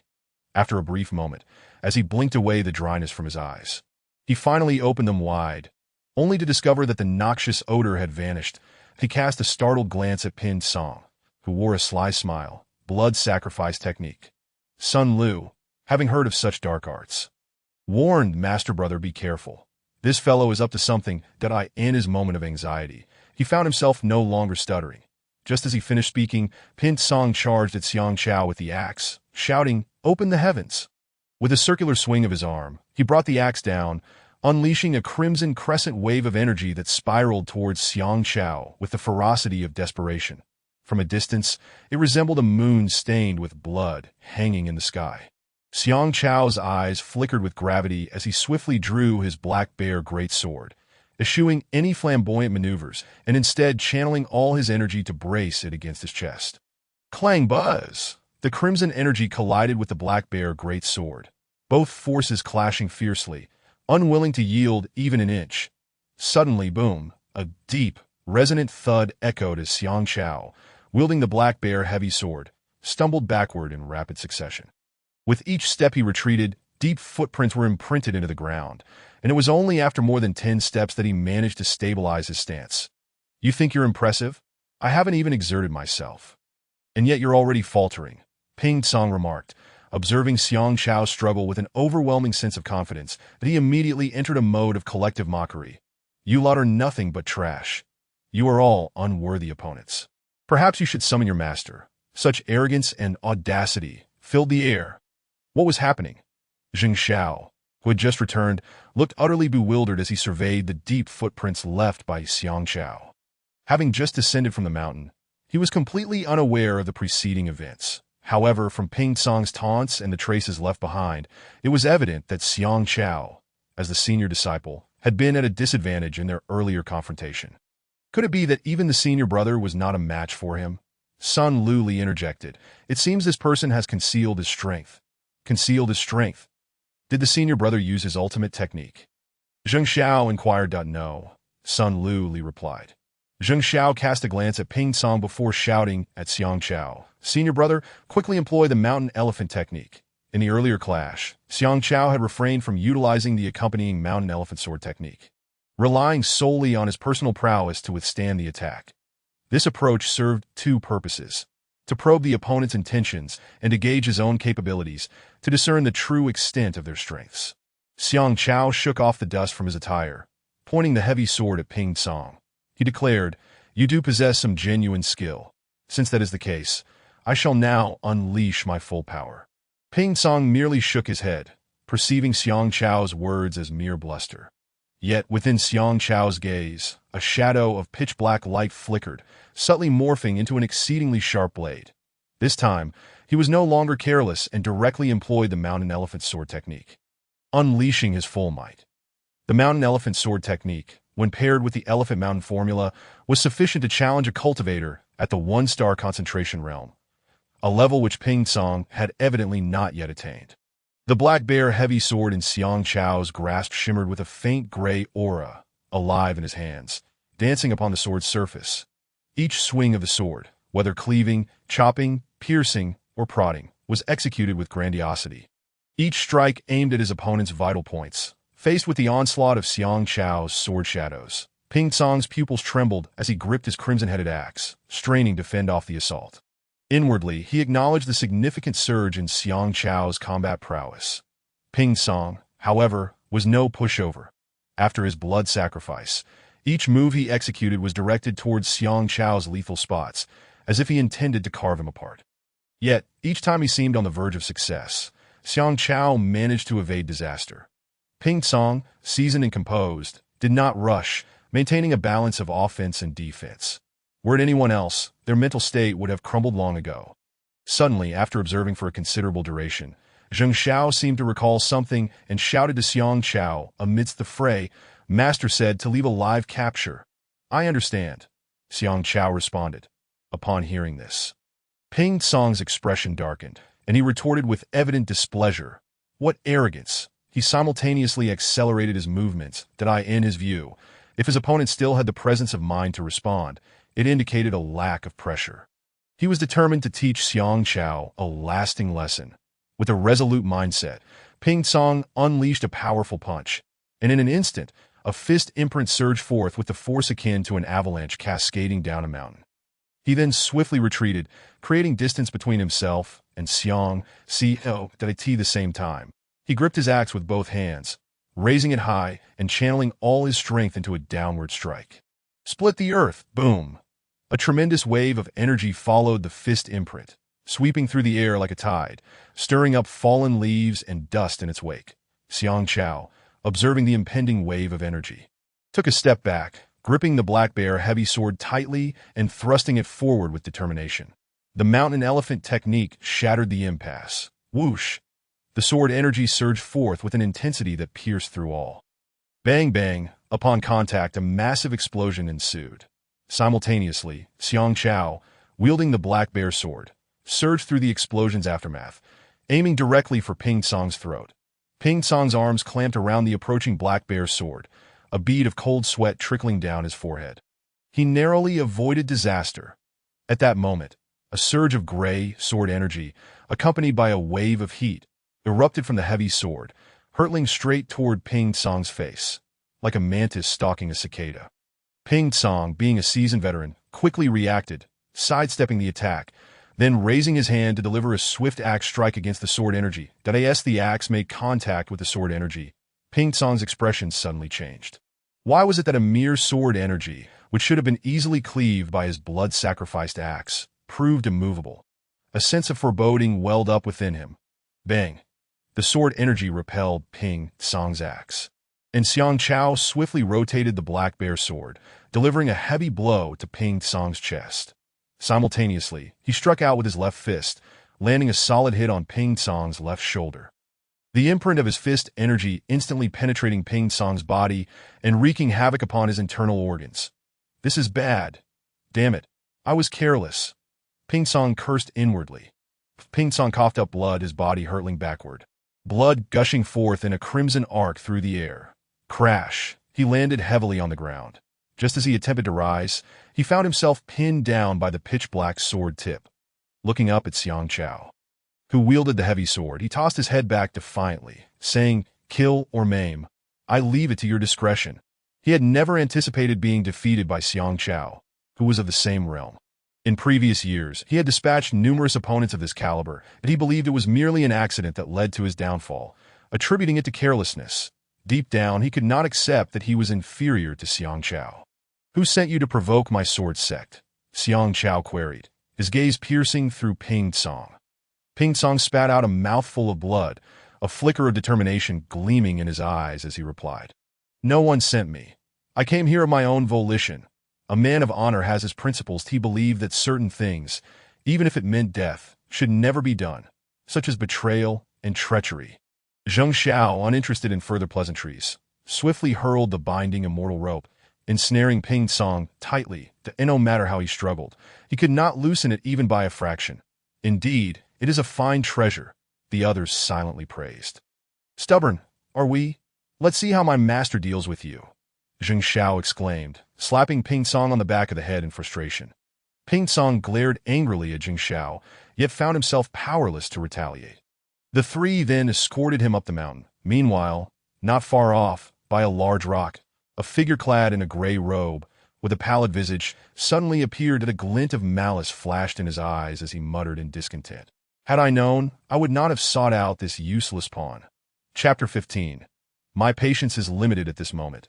Murong Feng was in the Qinglong Hall, refining dragon energy, having already reached the pinnacle of the 9-star body refinement realm.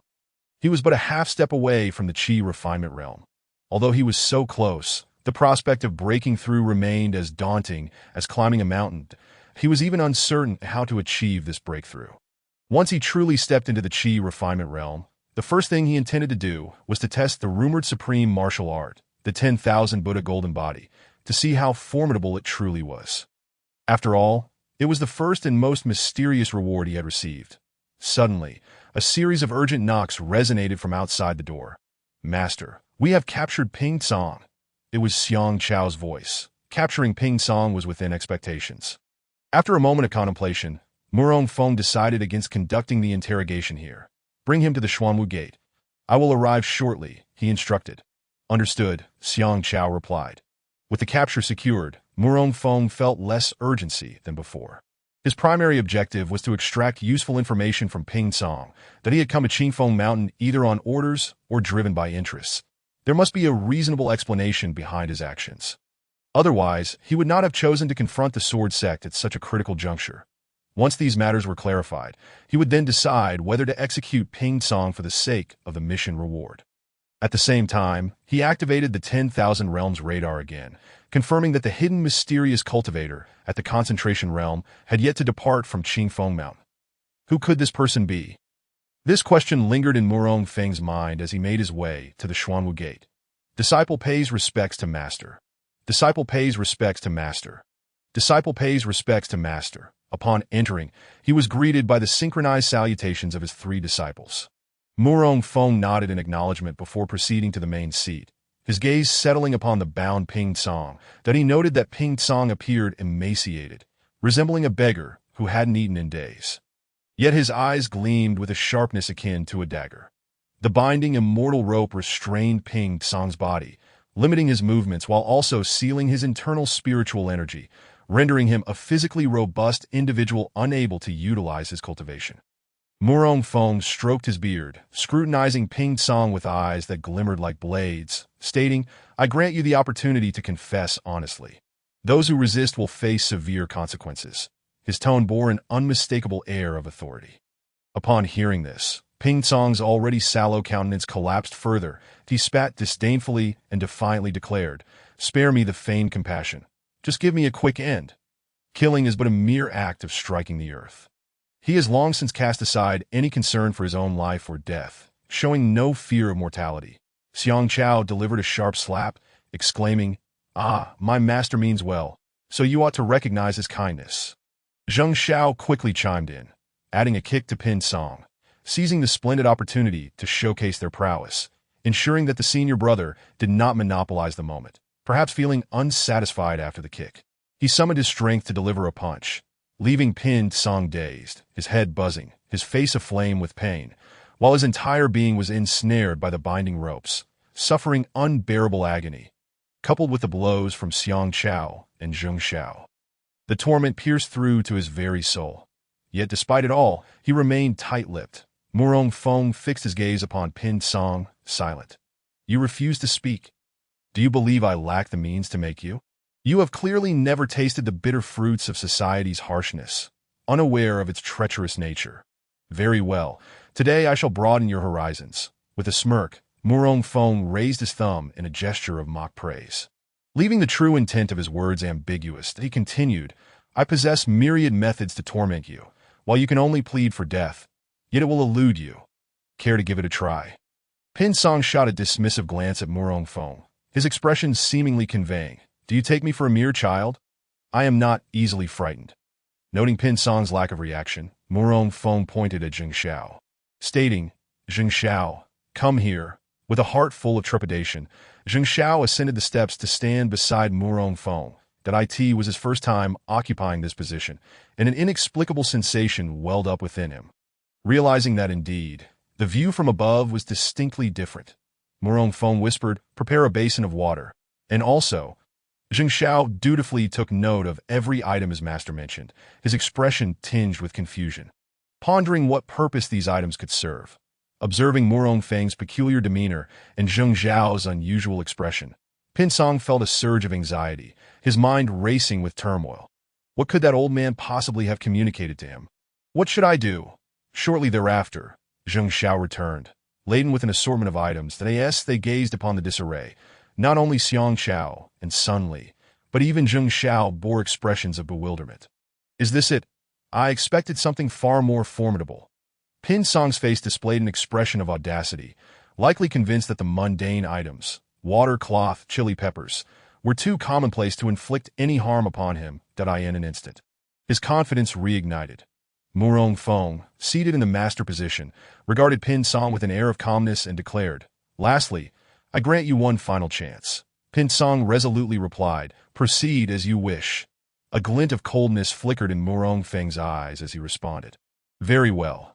With that, he proceeded to explain to Zheng Xiao and Xiang Chao the methods of utilizing the items he had gathered. Upon hearing Murong Feng's instructions, both Xiang Chao and Zheng Xiao were rendered speechless. Discovering for the first time that such ordinary items could be employed in such a manner. Marvelous. A sense of sheer delight danced across Zheng Xiao's face as he cast a mischievous grin at Pin Song. The latter felt a slight shiver run down his spine, forcing himself to maintain composure as he boisterously proclaimed, Do not attempt to frighten me with these trivial items. I am not easily intimidated. Having grown accustomed to a life teetering on the edge, he was unafraid that let's see if you remain defiant. Zheng Xiao taunted as he soaked the cloth in the water, then instructed his two senior brothers. Please hold him down. Xiang Chao and Sun Li nodded in agreement and swiftly approached to restrain Pin Song, but he continued to uphold his resolve, shouting defiantly, If I stammer, I am no man. Moments passed. The wet cloth draped across his face, suffocating him, eliciting a sensation of desperate struggle, a torment that was unbearable. Pin Song writhed as the words he had earlier spoken echoed in his mind, striking him like a slap to the face that I in this predicament. Even if he wished to speak, it was utterly impossible.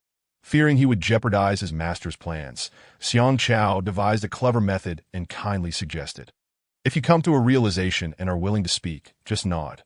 Pin Song remained steadfast, neither nodding nor shaking his head, that as a cultivator of the 9 stars refinement realm, even bound by the ropes that hindered his abilities.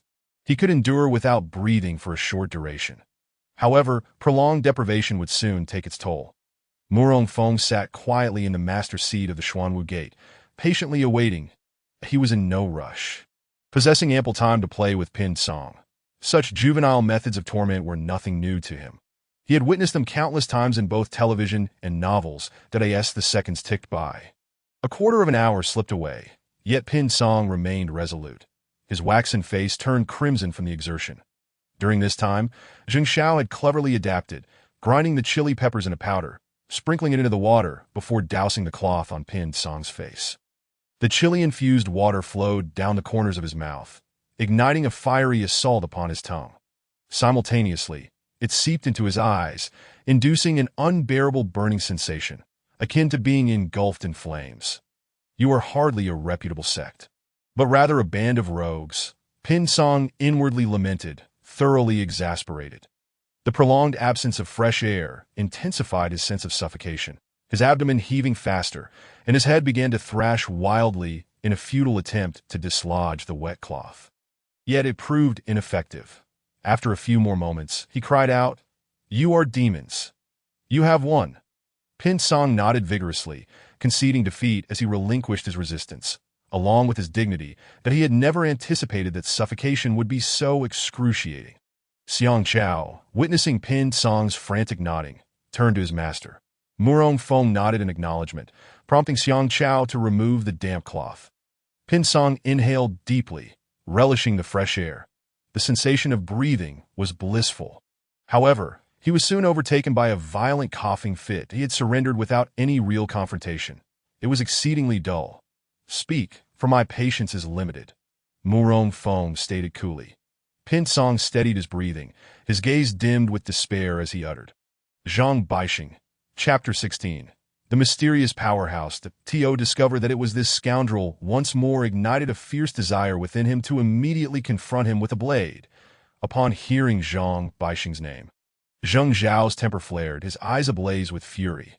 Had he known, he would have never let them escape in the first place. Xiang Chao too regretted his earlier decision. Bang! Sun Li struck Pin Song with a punch. Venting his frustration upon him, in contrast, Murong Feng displayed little excitement upon hearing Zhang Baixing's name, feeling both astonished and puzzled as to why this eunuch bore animosity towards him.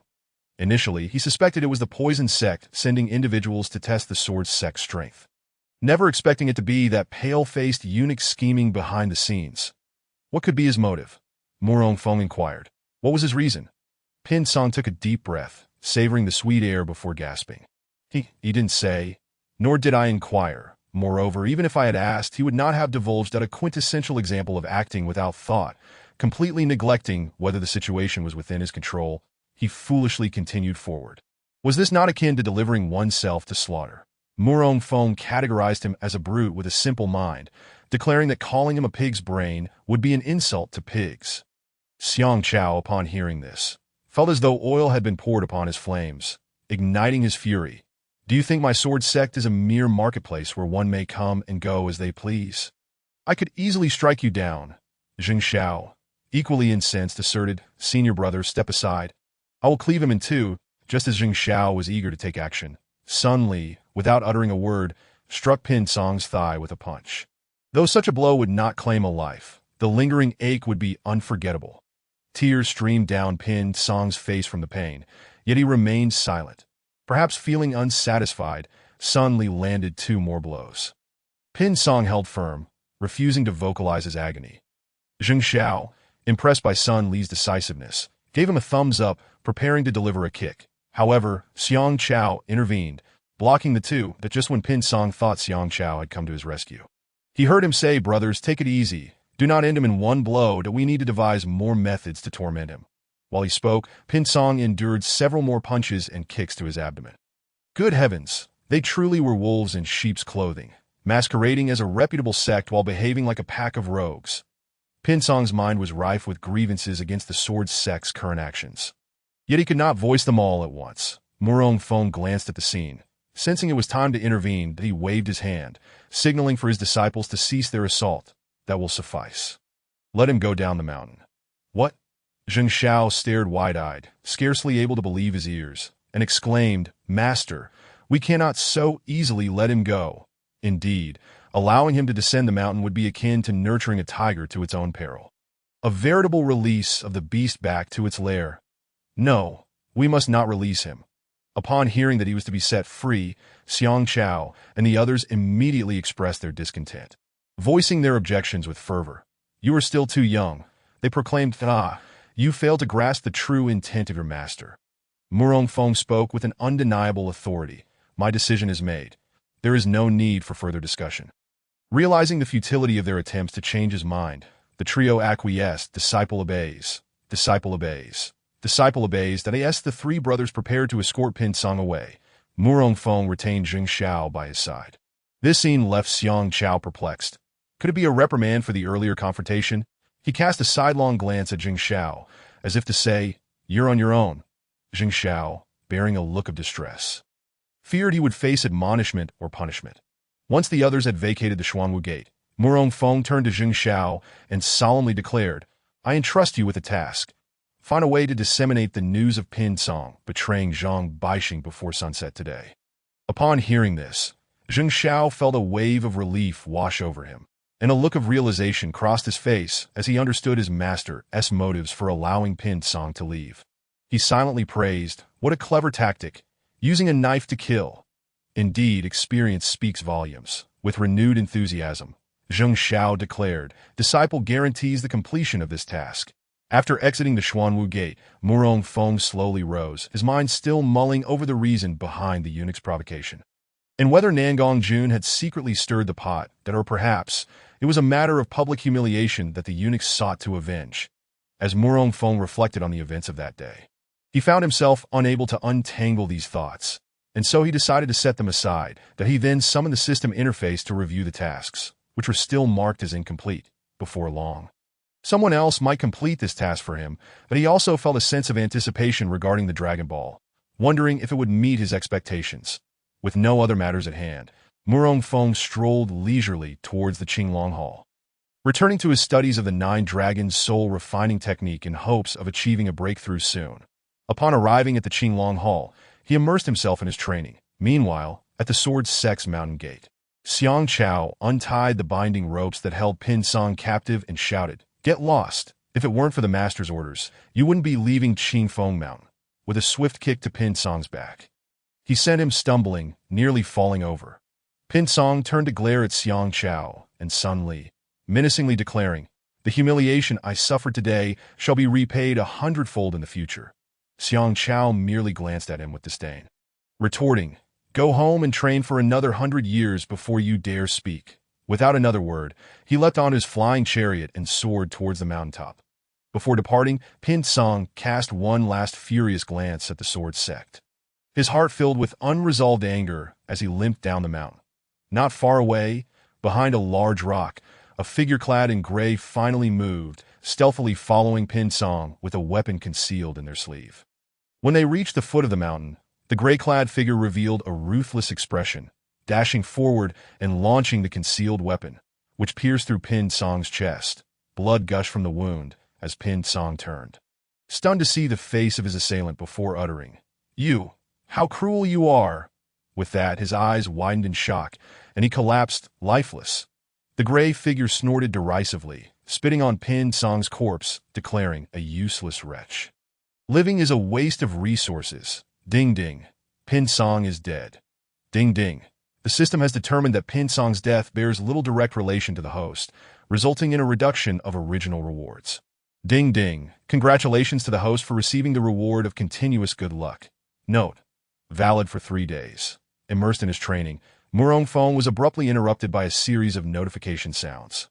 Exiting his meditative state, he stared in bewilderment at the system interface, where the task section had vanished, replaced by a countdown for continuous good luck.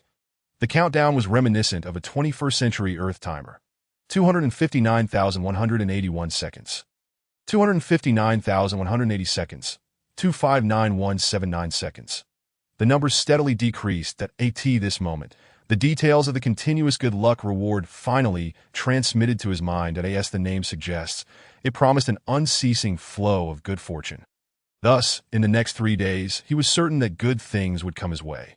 Although he had not obtained the Dragon Ball, this reward seemed rather favorable. Perhaps tomorrow morning he would awaken to find an especially splendid reward waiting for him. The thought filled him with excitement and exhilaration.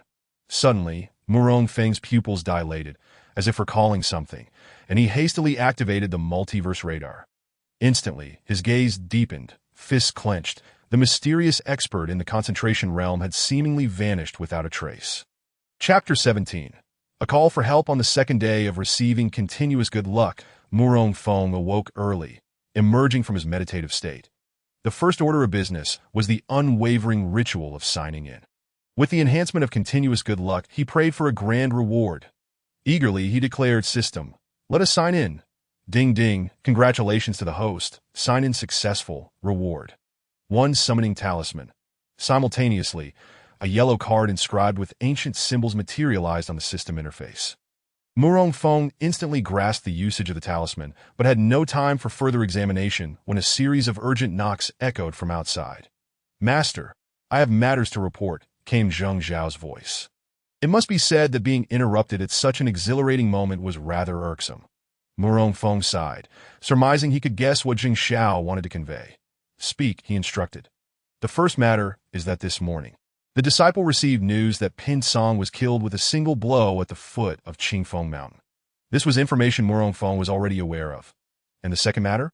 Zheng Xiao continued. "The second matter concerns 3 letters of distress. 3 letters of distress." "Why 3? It was evident that Zheng Xiao had not finished his explanation. Murong Feng replied with a hint of annoyance. "Can you not complete your thoughts in one go?" Zheng Xiao recoiled slightly. Shivering, he quickly added, "The 3 letters are addressed to you, as well as to senior brother and junior sister." Zheng Xiao stood obediently outside the door, awaiting further instructions. Murong Feng closed his eyes in contemplation. That it was not hard to surmise that the letters sent to Xiang Chao and Situ Shui were from their families. However, he was somewhat puzzled about who had sent him a letter of distress. In his recollection, the original owner of this body had no family and very few friends, making it difficult to conceive who might be in need of help. "Who wrote it?" Murong Feng inquired. There was no immediate reply, only the sound of rustling as the letters were opened. "Master, it is from Nangong Jun. Greetings, Master Murong. I am Nangong Jun. Recently, the northern border of the Southern Spirit Kingdom has been invaded by the Northern Spirit Kingdom. And with many powerful adversaries, General Xiang Qingyun is isolated and helpless, unable to resist. If he can hold out for at most another month, that I implore Master Murong to take action to repel the formidable foe. And I shall offer my utmost gratitude." Once Jing Xiao finished reading, he wisely refrained from further comment. Murong Feng was taken aback. He had not anticipated that Nangong Jun would seek his assistance. The Northern Spirit Kingdom and the Southern Spirit Kingdom had often clashed, but for many years, they had not erupted into full-scale war, only engaging in minor skirmishes. That it seemed this outbreak had likely been instigated by the poison sect behind the scenes. The one guarding the northern border of the Southern Spirit Kingdom was none other than Xiang Chao's father, General Xiang Qingyun. Xiang Chao had been a disciple for many years and had yet to return home. The letter addressed to Xiang Chao was undoubtedly a plea from his father, but as for the letter to Situ Shui, Murong Feng had his own suspicions. Let the other 2 letters be delivered to them personally. He instructed. "Understood," Zheng Xiao affirmed before departing. And no sooner had Jing Xiao left than another round of urgent knocking resounded at the Qinglong Hall. Murong Feng surmised it was likely his disciples seeking him again. "What is it?" he asked. Situ Shui replied, "Disciple has urgent matters for Master to assist with." Xiang Chao added, "Disciple also has matters for Master to adjudicate." "Come in," Murong Feng beckoned. With a creak, the 2 entered, positioning themselves on either side, kneeling with hands raised. Each held a letter aloft. As expected, Murong Feng had already surmised the gist of the situation, just as he had anticipated. "What is it?" he inquired, his gaze calm as he regarded both. The 2 exchanged glances, and Xiang Chao stepped forward, speaking first. "Master, my father is stationed at the northern border of the Southern Spirit Kingdom. He is facing a formidable enemy and wishes for me to return and provide support." Once Xiang Chao finished, Murong Feng turned his attention to Situ Shui. With a look of urgency, she said, "Master, I am the daughter of Situ Jiannan, the town lord of the Southern Kingdom. That my father was poisoned during his mission to support the northern border. In a dire predicament, I earnestly beseech my master to extend his hand and rescue my father at this moment." Situ Shui is filled with trepidation. The poison afflicting her father is an exceedingly rare and peculiar toxin. The 2 anxiously await Murong Feng's decision. Regarding the 2 letters of request for assistance, Murong Feng has discerned half of their content. However, the nature of the request leaves him somewhat perplexed, while the matter of aiding the northern front is manageable. The highest cultivation level among the soldiers is merely at the Qi refinement stage. Those of higher cultivation generally disdain serving in the court, even with the involvement of the poison sect. The number of peak experts is limited. Dispatching 2 disciples above the 9-star Qi refinement stage and 1 disciple at the 1-star condensation stage could be considered sending top-tier experts, possessing the strength to alter the tide of battle. Simultaneously, it would serve as a favor to collect some rewards from Nangong Jun. A win-win situation, indeed. However, the task of antidoting Situ Shue's father proves to be somewhat thorny, for he is not particularly adept at detoxification. Presenting a conundrum. Below, his 2 disciples gaze at him with eager anticipation, making it difficult for him to remain silent for long. After contemplating for a moment, Murong Feng addressed Yang Chao. You 3 disciples shall proceed to the north first. Should you fail to turn the tide of battle, send word, and I shall come. Upon hearing this, Xiang Chao was instantly elated. He had not expected his master not only to agree but also to promise his own intervention. He hurriedly expressed his gratitude. Thank you, master, that I shall take my leave, that he then exited. Murong Feng shifted his gaze to Situ Shui and inquired, how much longer can your father endure? The letter stated that he could last at most half a month. Situ Shui replied, her expression dimming at the same time. She handed Murong Feng a note detailing the symptoms of the poisoning. It must be said that those around her father have been quite thorough in their considerations. After receiving the note, Murong Feng scrutinized it closely. The toxin involved was no ordinary substance, highly likely the work of the poison sect. It is surprising that under such conditions, Situ Jinan could still hold out for half a month, indicating he possesses formidable strength and foundation. Murong Feng furrowed his brow, pondering for a moment, then declared, send word immediately for your father to be brought to Qingfeng Mountain as for the antidote. I have my methods. Hurry along. Thank you, master. With Murong Feng's reassuring response, Situ Shue's earlier despondency vanished, and she skipped away joyfully. Indeed, a woman's heart is as elusive as a needle in the ocean. The rapidity of her emotional shift is astonishing. In light of this situation, Murong Feng found himself at a loss for words. Her father was on the brink of death from poison, yet Situ Shui, as his daughter, appeared completely devoid of that helpless anxiety. Perhaps this exemplifies the utmost trust a disciple can place in their master. Subsequently, the disciples departed, leaving no one to disturb him, but as Murong Feng contemplated methods for detoxification. Despite feeling somewhat overwhelmed, he nonetheless relished the rare tranquility of the ensuing 2 days. Finally free from incessant knocks at the door. Moreover, under the auspices of an unbroken streak of good fortune, his luck over these 2 days had been quite favorable, by completing designated sign-in tasks. He had registered for a Holy Yuan Tree and a Chang'e-class flying vehicle.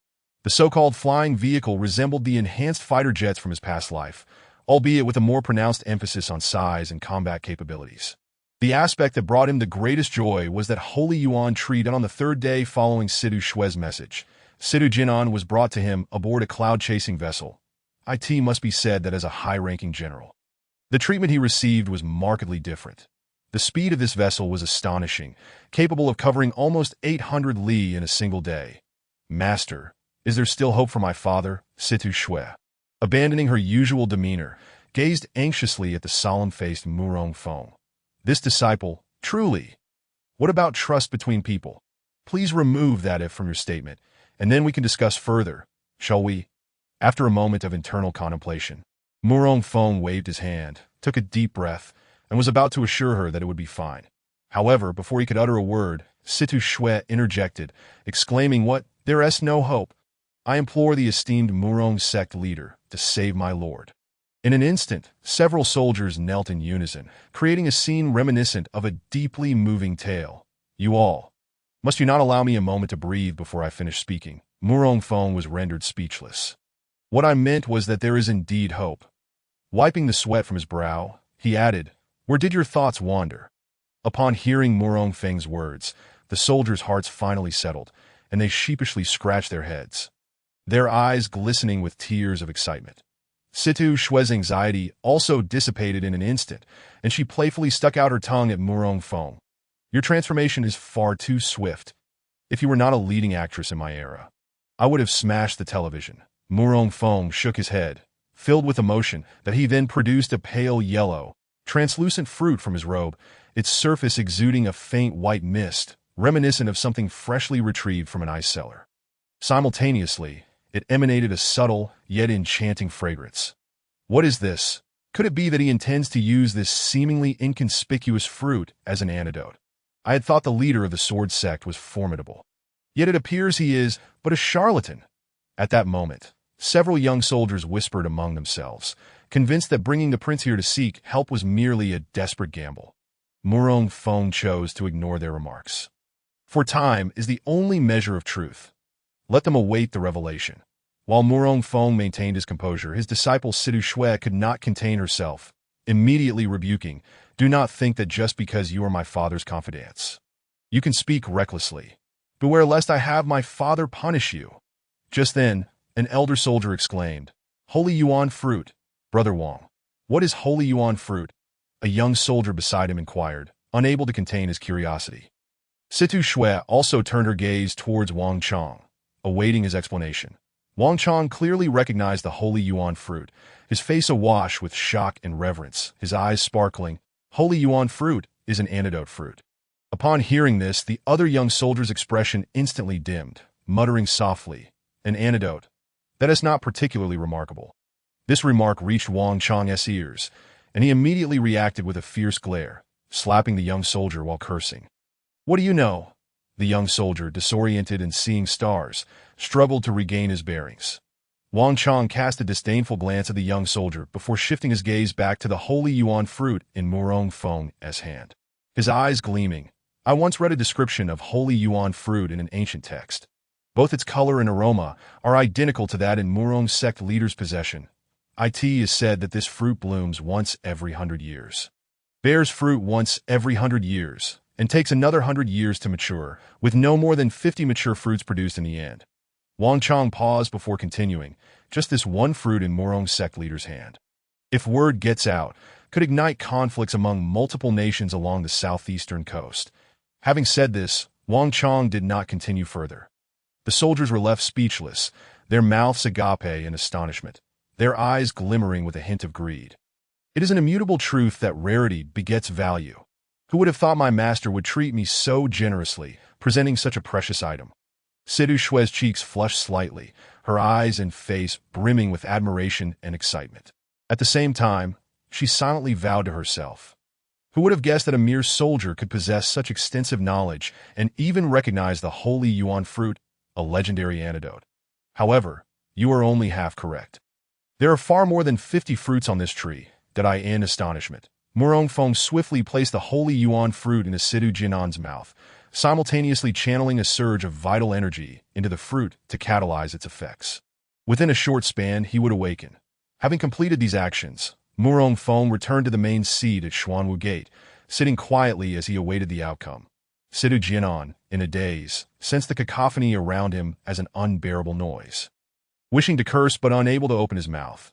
Just then, a cool fruit was placed in his mouth, dissolving instantly, that a continuous flow of refreshing sensation coursed through his meridians, while the black toxins on his face rapidly receded, gradually revealing his original complexion. Hiss! The soldiers watched in awe as the toxins dissipated at such an astonishing rate. Truly a unique detoxification speed that in just a matter of several breaths, Sidu Jinan's complexion returned to normal, even gaining a hint of rosy color. Sidu Shui's eyes curved into crescent moons, her face radiating joy. Indeed, within less than a tea's time, Sidu Jinan awakened. "Father, you have awakened," Sidu Shui exclaimed joyfully. "Long live the general! Long live the general!" The soldiers present knelt on one knee in unison. With his daughter's support, Sidu Jinan slowly rose to his feet, casting a glance at the kneeling soldiers that he then directly knelt before Murong Fong, expressing his profound gratitude to the elder for saving his life. The soldiers knelt before their lord, and their lord, in turn, knelt before Murong Fong. The atmosphere became rather awkward, at least, that was how it appeared to Murong Fong. However, for Situ Jianan, who was in his 50s, this gesture of respect was still acceptable when directed towards the venerable Murong Fong, who had already surpassed the age of 130. "Yet, please rise," Murong Fong gestured with a wave of his hand and spoke.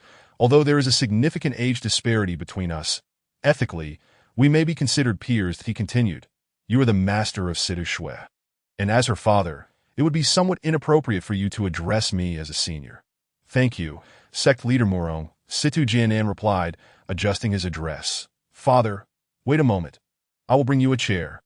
Situ Shui interjected. Almost immediately, she returned with a chair. Situ Jianan took a seat and signaled for the other soldiers to rise. The soldiers stepped aside, while Situ Shui obediently stood behind her father. I earnestly request that sect leader Murong accompany us northward.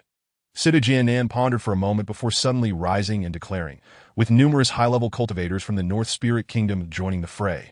Beizhou City is in grave peril.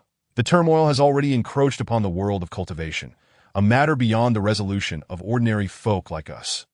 Murong Feng listened quietly, observing without haste to respond. The high-level cultivators mentioned by Situ Jianan referred to those above the qi refining stage that are in the 5 nations along the southeastern coast. Only those originally from military backgrounds were permitted to participate in the conflict. Others who joined midway were strictly prohibited from doing so. What evidence do we have of this? Murong Feng inquired. Situ Jianan explained, reports from the front indicate that several mysterious masters have appeared among the North Spirit Army. Moreover, it is said their true objective revolves around a certain scripture. Scripture? Could it truly be a war instigated by the poison sect? Since we have already accepted the challenge, there is no longer any need for it. If there are other factions involved, then it is highly likely that Xiang Chao and his companions are in peril. Chapter 19. Beizhou City. Murong Feng fell into deep contemplation for a considerable time. All present held their breath, quietly awaiting the response of this man, who had surpassed a century in age, yet did not appear aged. After a moment, Murong Feng rose abruptly and commanded, Shui, go make arrangements. Shortly we will head to the martial arts arena and then proceed to Beizhou City. Given the already limited number of disciples, any further losses would be quite disadvantageous. All right, Situ Shui exclaimed, joyfully dashing out. For her, the prospect of an outing was nothing short of delightful. Murong Feng followed suit, striding purposefully down the path. Upon exiting the Xuanwu Gate and traversing the long corridor, they arrived at the martial arts arena. Murong Feng directed his gaze towards the flying vehicle displayed on the system interface and tapped to retrieve it. With a resounding bang, a magnificent flying vehicle materialized in the expansive martial arts arena. Is that thing really a flying chariot? One soldier questioned, pointing at the vehicle, uncertainty evident in his voice. Don't jest. Does a flying chariot look like that? Another remarked, its shape resembles that of an aircraft. Just look at those wings on either side and this extraordinary design. It's simply astonishing. This is the first time I've seen such a design for a flying chariot. Whoever crafted this is undoubtedly a genius. This scene left everyone in awe, many whispering amongst themselves or gazing upward in astonishment, akin to Lu Lao Lao entering the Grandview Garden. This truly so shocking. Murong Feng smiled slightly, but did not engage further. He proceeded to open the hatch and leaped inside, being the first to enter. Situ Jianan, accompanied by several trusted aides, followed closely behind. Once inside the flying vehicle, everyone was once again struck with amazement. As if their worldview had shattered, the interior was exquisitely decorated, unlike anything they had ever seen. Rows of seats were impeccably arranged, accommodating hundreds. Situ Jianan chose a window seat, sitting down cautiously. The seats were incredibly soft, with a surprising elasticity, and felt as if they were made of skin. This flying chariot is truly unprecedented. Situ Jianan found himself at a loss for words to adequately express his feelings. The soldiers around him were equally dumbfounded.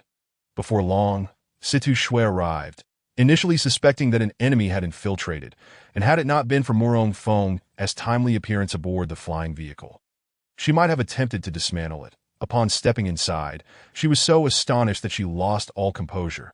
After exploring the interior, she made her way to the front, sitting beside Murong Feng. Master, where did this incredible contraption come from? Situ Shui managed to suppress her excitement, overwhelmed by its beauty. Beautiful. You have yet to witness its speed. Once you do, you will be utterly overwhelmed. Buckle up. We are about to depart. Murong Feng disregarded Situ Shui's question, grabbing a nearby speaker to announce as a warning. Situ Shui gazed at Murong Feng, who was busy adjusting the glowing control panel, her admiration for him growing stronger. With a swift pull of a lever, the flying vehicle surged forward with astonishing speed. They soared through the skies. The rapidly retreating clouds left Situ Jianan in a state of profound shock, but he closed his eyes to gauge the current speed of the vehicle, only to be astounded. It far surpassed that of his own cloud-piercing chariot. At this rate, They would reach the battlefield in Beizhou City within 7 or 8 hours. Meanwhile, Xiang Chao and his companions pressed on, tirelessly making their way north. That up to this point, they had journeyed for 2.5 days, pausing only briefly for rest. "Senior brother, how much longer until we arrive?" Zheng Xiao shouted hoarsely to Xiang Chao, exhaustion evident in his voice, that he worried that their prolonged journey would leave them too fatigued to fight upon reaching the battlefield, that we should arrive at Beizhou City in about 2 hours. Let us take a moment to recuperate before continuing. All right, the trio opted to land on a nearby high ground, that as soon as they touched down, Zheng Xiao collapsed onto the ground, gasping for breath. While hastily circulating his energy to restore his internal spiritual power, Xiang Chao followed suit, but Sun Li, the taciturn member of their group, appeared to be in considerably better shape, perhaps due to their differing levels of cultivation. After resting for approximately 15 minutes, they set off once more. That very moment, outside Beizhou City, over 100,000 golden-armored soldiers had assembled. Each donned a suit of golden armor, capable of withstanding numerous arrows, providing commendable defense even in close combat. This was a well-equipped and formidable force. In contrast, the defenders of the city appeared far more destitute, wielding only inferior weapons and lacking armor altogether. The disparity between the two sides was staggering. "General, we must retreat. We are down to only 5,000 troops, with over 1,000 already injured. We have no hope of victory in this battle," a soldier clad in gray armor pleaded, his brow furrowed as he gazed imploringly at the commanding officer, who was none other than the waiting Xiang Qingyun. Xiang Qingyun approached the battlements, glancing at the sea of North Spirit Kingdom soldiers in the distance. After 20 years of guarding the city, he had never imagined facing such a dire situation. "Xiang Qingyun, be wise and surrender now. I, General Zhang Xiaoming, may spare your life. Otherwise, when I breach the city, you shall all meet your end," boomed Zhang Xiaoming, the vanguard general of the North Spirit Kingdom. His voice echoed throughout Beizhou City. "Wherever the people are, the city shall stand. When the city falls, the people perish," was Xiang Qingyun's defiant retort. In that case, do not blame me for my ruthlessness." Zhang Xiaoming's facial muscles twitched, his eyes brimming with murderous intent. "Attack!" With that command, the forces of the North Spirit Kingdom surged forward to besiege the city. Boom, boom. The war drums resounded, urging the soldiers onward as they brandished their weapons amidst the chaos of battle. Various siege weapons were deployed, from the flying cloud cannons that blasted wide breaches in the already crumbling walls of Beizhou City, to the cloud-piercing divine bows that sent arrows flying with deadly precision.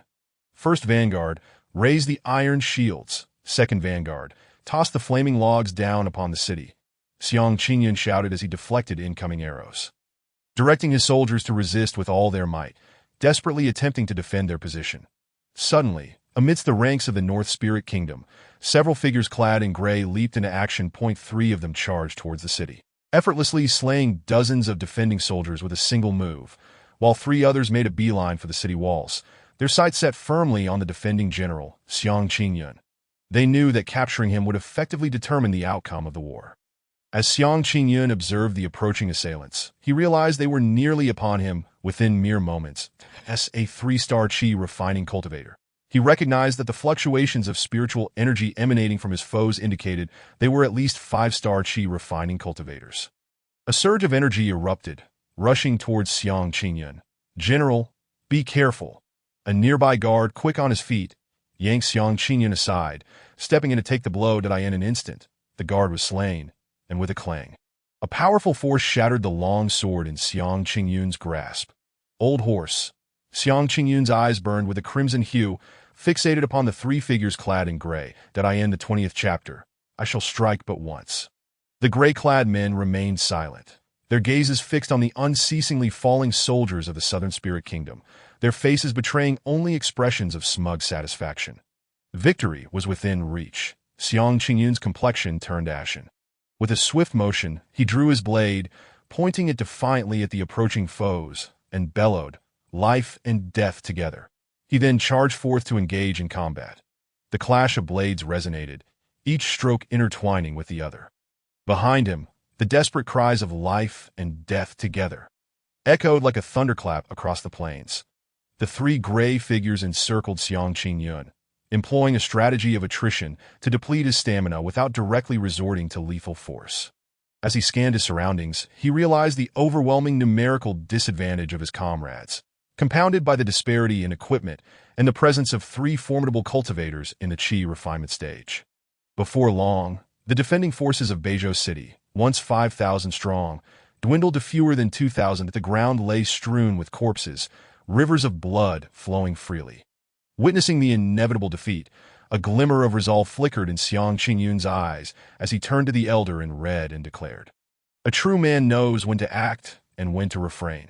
How can one be so greedy for life?" With that, he transformed into a streak of light, hurtling towards the 3 gray figures. Resolved to fight to the bitter end, the elder in red cast a glance at the rapidly approaching Xiang Qingyun, shaking his head in resignation that if he cannot be of use to me, then let him perish. I beseech you, gentlemen, assist in eliminating Xiang Qingyun. Suddenly, an elder clad in white surged forth from the rear of the Southern Spirit Army, unleashing a surge of palm energy against the walls of Beizhou City, simultaneously releasing his inner energy's 0.8 star Qi refinement. Xiang Qingyun's face turned ashen as he steadied himself. The resounding crash reverberated through the air, and as he turned to look, he beheld the city walls shrouded in thick smoke. The situation obscured, yet the crumbling bricks foretold a dire reality. The city was on the brink of collapse. The elder in white's prowess could single-handedly overturn the last remnants of Beizhou's defenses. "Die!" the elder in white roared, followed by another radiant blast of energy that surged towards Xiang Qingyun. The blinding light expanded within Xiang Qingyun's gaze as the elder's lips curled into a triumphant smirk. Victory within his grasp. "Watch out, General!" "Quickly evade!" the soldiers, having just emerged from the ruins of the fallen walls, shouted in desperation, their eyes filled with fury. The elder's gaze, sweeping across the surroundings for anomalies, revealed nothing amiss. And a satisfied grin spread across his face, relishing the impending tragedy. That moment, a brilliant beam of light shot forth from the southern horizon, colliding with the white elder's energy that a thunderous explosion echoed throughout Beizhou City, sending shockwaves that stirred the very sands of the battlefield, halting all engagements as both sides retreated to their respective ranks. As the dust settled, Xiang Qingyun, unharmed, gazed appreciatively at the mysterious figure who had intervened just in time to save him from certain doom. A sigh of relief escaping his lips. "Who dares to disrupt my plans?" The white elder bellowed, his voice piercing the air. From the southern edge of Beizhou City, 3 figures appeared on the battlefield. One, a man wielding a heavy sword, glared at the white elder, declaring, "A mere 8-star Qi refinement dares to boast." Recognizing the man's formidable presence, the elder's disdain transformed into solemnity. After scrutinizing the mysterious figure, he remarked, "Let us see what you're capable of." With that, he lunged toward the mysterious man, malice and intent evident in his eyes, channeling his energies to deliver a devastating blow, aiming to obliterate him entirely. The mysterious man swiftly countered, extending his left hand. Their energies intertwined in a tumultuous clash, and suddenly, the elder felt a surge of power invade his body, wreaking havoc upon his internal energy flow. The elder emitted a muffled grunt as blood spewed forth. His body propelled backward several meters before he regained his footing. Overwhelmed by disbelief and fury, he exclaimed, You are a 9-star Qi refinement. Who exactly are you?" "Jinzong Xiangchao," the man declared with conviction that as anticipated. The white elder coughed up more blood and shouted skyward, "If not now, then when?" Hearing this, Xiangchao furrowed his brow. Were there still hidden experts yet to reveal themselves? Zheng Xiao and Sun Lu also appeared perplexed. Suddenly, a palpable aura of menace descended upon them. "Ha! Though I have yet to arrive, my laughter precedes me." The voice belonged to a woman. Xiangchao instinctively heightened his vigilance, scanning for potential ambushes. Moments later, a figure clad in white, resembling fresh snow and adorned with a veil, gracefully approached, her attire billowing like the winds of heaven. The brim of her hat obscured her features, but through the veil, a glimpse of her exquisite visage could be seen, captivating all who beheld her. An overwhelming sense of pressure emanated from her, causing Xiangchao to struggle for breath. Instinctively, he recognized the formidable strength of this woman. "Who are you?" Xiangchao inquired. The white-clad woman regarded Xiangchao and his 2 companions, offering no reply. Instead, she produced a handkerchief to dab at her lips, then extended a single finger, stating, "I shall strike but once." In that instant, the sky and earth seemed to collectively gasp in astonishment. To challenge a 9-star chi refinement with a single strike was either monumental arrogance or the utmost confidence in her own abilities. Xiang Chao's expression grew grave. While others might remain oblivious, the trio distinctly felt the intangible pressure emanating from the white-clad woman, leaving them breathless. "Master, shall I take my turn?" Sun Lu suggested, his cultivation the highest among them. Xiang Chao waved his hand, beads of sweat forming on his brow. "Together, we shall face her." The white-clad woman spoke once more, her words shocking all present. Tio challenged 3 at once was undeniably audacious. Xiang Chao's heart raced, a chilling sensation coursing through him as he turned stiffly to his disciples, gravely declaring, "This individual is exceptionally strong. We must unite our efforts." Understanding the stakes, Sun Lu and Zheng Xiao exchanged glances, then nodded in agreement. "Forgive my impertinence," Xiang Chao proclaimed as they spread out, encircling the white-clad woman. She surveyed the 3 of them, placing her handkerchief aside, extending her palm forward, fingers splayed. Then, with a coy gesture, she beckoned them closer. Such audacity! The crowd could not help but swallow hard. Although the gesture was executed by a woman, to all observers, it bore no hint of seduction, instead resembling a provocation. Zheng Zhao's lips involuntarily twitched as he muttered under his breath, "Damn, she truly can put on an act." The trio wasted no time, channeling their respective martial techniques, unleashing 3 distinct sword chi imprints that surged toward the white-clad woman from different directions, their momentum fierce and overwhelming. Across from them, the white-clad woman, her face obscured by the brim of her hat and a white veil that hindered her vision, revealed no discernible expression. She remained unperturbed, lightly tapping the tip of her left foot, summoning a spherical white light that enveloped her entirely, a protective barrier of chi. Then, she extended one hand, palm upward to the heavens, where a blazing sphere of white lightning abruptly materialized. The crackling energy of the lightning echoed loudly, resonating through the air. As the 3 sword chis approached within 5 meters, the incandescent lightning sphere flickered and transformed into 3 bolts, trailing long tails like electrified arrows that in the blink of an eye. The lightning obliterated the 3 sword chis, propelled by an unfathomable force towards Xiang Chao and his companions. Sensing the imminent danger, Xiang Chao shouted, "Retreat!" his voice laced with astonishment. The other 2 promptly obeyed, darting to the sides. Simultaneously, Xiang Chao hastily activated the Elephant Mountain technique and unleashed the Mountain Elephant Sword Art. Breaking heaven, a gray sword-shaped chi imprint shot forth from the Black Bear sword, hurtling toward the oncoming barrage of brilliant lightning. The Golden Feather Sword technique manifested around him, golden sword shadows swirling in unison as Zheng Xiao directed his blade forward. Sun Liuli mirrored this, executing the mightiest move from his agile sword technique. 3 techniques converged, the sword chis bursting forth with a tumultuous energy, each originating from a distinct direction toward the fierce white lightning. All eyes fixated on this spectacle. The trio's prowess was not to be underestimated, each at least at the 9-star chi refinement stage, with the individual on the left seemingly having reached the 1-star condensation stage. Disciples of the Sword Sect. Truly formidable. It was widely believed that the white-clad woman's bravado would soon be dismantled. Almost unanimously, the onlookers concluded that she could never triumph over 3 skilled adversaries. Little did they know, the woman had yet to reveal her full strength.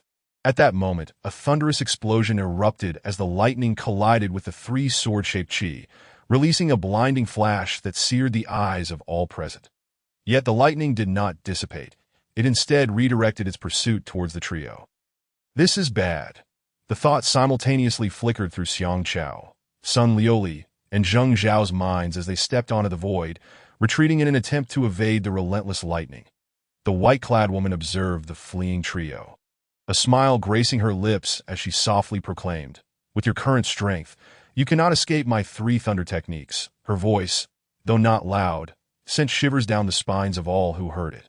Desperately, Xiang Chao and his companions attempted every evasive maneuver, but the lightning pursued them as if it were tethered to them. "Be careful, son," Below, Xiang Qingyun watched as Xiang Chao twisted and turned in the air.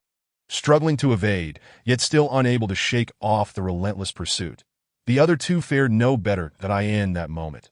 Xiang Qingyun felt an overwhelming sense of anguish, cursing his own foolishness for not seeking help. Self-reproach deepening within him. Suddenly, Xiang Qingyun looked up at the earlier red-clad elder and declared, "Release the three of them. I will go with you." "Father, don't worry, we can handle this," Xiang Chao immediately interjected, though a tinge of panic seeped into his voice. His movement slowed, as did Zheng Zhao's, while son Liuli remained slightly better off. The trio found themselves in a precarious situation. Xiang Qingyun realized that they could not possibly overcome the enigmatic white-clad woman. Like a deflated balloon, he gazed helplessly at the red-clad elder, awaiting a response. The elder's heart stirred, and he cast an inquiring glance towards the white-clad elder, who slowly shook his head, the answer clear. A wave of helplessness washed over Xiang Qingyun. The white-clad woman continuously shifted her hands, manipulating the lightning to pursue, yet she did not rush to strike, seemingly waiting for something. Xiang Qingyun picked up a broken blade from the ground. Gripping it tightly, determination igniting within him as he propelled himself upward, aiming straight for the white-clad woman, that if you seek death, do not blame me for being ruthless. Unbeknownst to him, his defiance thoroughly enraged the white-clad woman. In an instant, a powerful surge of spiritual energy erupted from her. She was astonishingly a strong practitioner of the condensation stage. Good heavens, she was playing the role of a pig to eat the tiger. Her strength was overwhelming, poised to dominate the arena, that it was only then that they realized they had underestimated her. The true power of the white-clad woman likely surpassed the 5-star condensation stage. Upon entering the condensation stage, each ascension in rank represented a qualitative leap in strength, with spiritual energy reserves multiplying exponentially. The white-clad woman fixed her gaze unwaveringly on Xiang Qingyun, extending a finger that emitted a slender thread of scorching white qi, shooting forth like a thorn, piercing through Xiang Qingyun's chest with blinding speed. Xiang Qingyun felt a sharp pain in his chest, followed by a loss of control as he plummeted downward, in a moment of panic. Xiang Chao witnessed the entire scene, halting his evasive maneuvers in that instant. The lightning struck him squarely, erupting in a series of muffled explosions across his body. Bang! The crackling sound of electricity surged around him. His hair frizzing and curling, wisps of black smoke rising from his head. Remarkably, the lightning that assailed Xiang Chao did not inflict significant harm upon him. He let out a hoarse cry of "Father," before transforming into a fleeting shadow, diving down to catch his father securely. However, he could no longer perceive his heartbeat. Xiang Chao's icy gaze fixed upon the white-clad woman, his entire being trembling uncontrollably as an intense surge of rage erupted from within him. This scene left all onlookers, including the white-clad woman, utterly astonished. Seeing this, the white-clad woman promptly redirected her lightning towards Sun Liuli and Zheng Xiao, yet it still failed to deliver any substantial damage. At that moment, Xiang Chao's eyes turned crimson, akin to magma brewing deep within the earth, devoid of any emotion, that a thick, dark aura enveloped him, reminiscent of a descending demon, exuding a murderous intent that obscured his true visage. Xiang Chao's aura inexplicably surged, elevating him to the ranks of a condensation stage practitioner. This is bad. The senior brother has fallen into madness. Zheng Zhao's heart sank. Fallen into madness. The white-clad woman's concealed face revealed a mixture of shock and surprise. Setting down his father's lifeless body, Xiang Chao clenched his fists tightly, his gaze fixed intently on the white-clad woman, declaring, "You shall undoubtedly perish." With unbounded murderous intent, he roared, "Mount an elephant sword art. Heaven and earth converge." In an instant, a colossal black sword qi manifested in the sky, measuring at least 20 meters in diameter. Under Xiang Chao's command, the massive sword qi descended heavily upon the white-clad woman, as if it sought to rend the very fabric of space and disrupt the flow of air. The sheer grandeur and majesty of it made the hearts, souls, and spirits of all below tremble involuntarily. The white-clad woman merely furrowed her brow slightly, then raised her delicate hand, extending her slender finger to gently point. A fingertip imprint shot forth, resembling the finger of a demon, as if it sought to tear through time and space, merging with the grand path to shatter the heavens. Boom, boom! In an instant, the colossal sword chi crumbled under the impact of the fingertip imprint. Disintegrating in an instant, that it was as if a hammer struck soft tofu, effortlessly demolished without resistance. Yet the fingertip imprint did not cease. Instead, it grew stronger, advancing relentlessly towards Xiang Chao.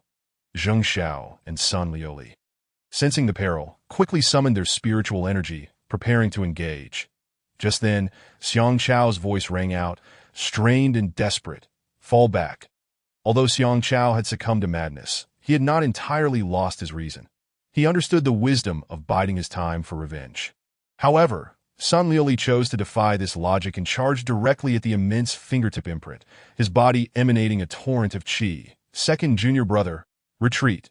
Xiang Chao, enveloped in madness, bellowed with red eyes. Senior brother. It's dangerous. Zheng Zhao's pupils constricted, shouting loudly, you all, retreat. Sun Liuli's eyes were filled with resolute determination. This time, I will shield you from everything. The white-clad woman's gaze was as frigid as the most ancient glaciers. Her voice cold and unwavering. Today, no matter who comes, you will surely perish. Her chilling words echoed through the heavens, reaching miles away, rendering all who heard them icy with dread, their souls trembling in fear. It seemed the three could not escape. This woman was far too powerful, a being of an entirely different caliber. Quickly, get away to avoid collateral damage. A multitude of individuals hastily fled the vicinity, fearful that the flames of war would engulf them. That moment, a gray, iron cylindrical object, devoid of any ethereal energy fluctuations, shot forth from the southern horizon like an arrow released from a bow. In the blink of an eye, this gray pillar collided with the imprint, effectively severing its path. Sun Liuli, positioned closest, sensed the anomaly and immediately activated his martial arts techniques to retreat in the opposite direction. Xiang Chao, too, emerged from his state of demonic possession, joining Zheng Xiao in a desperate escape.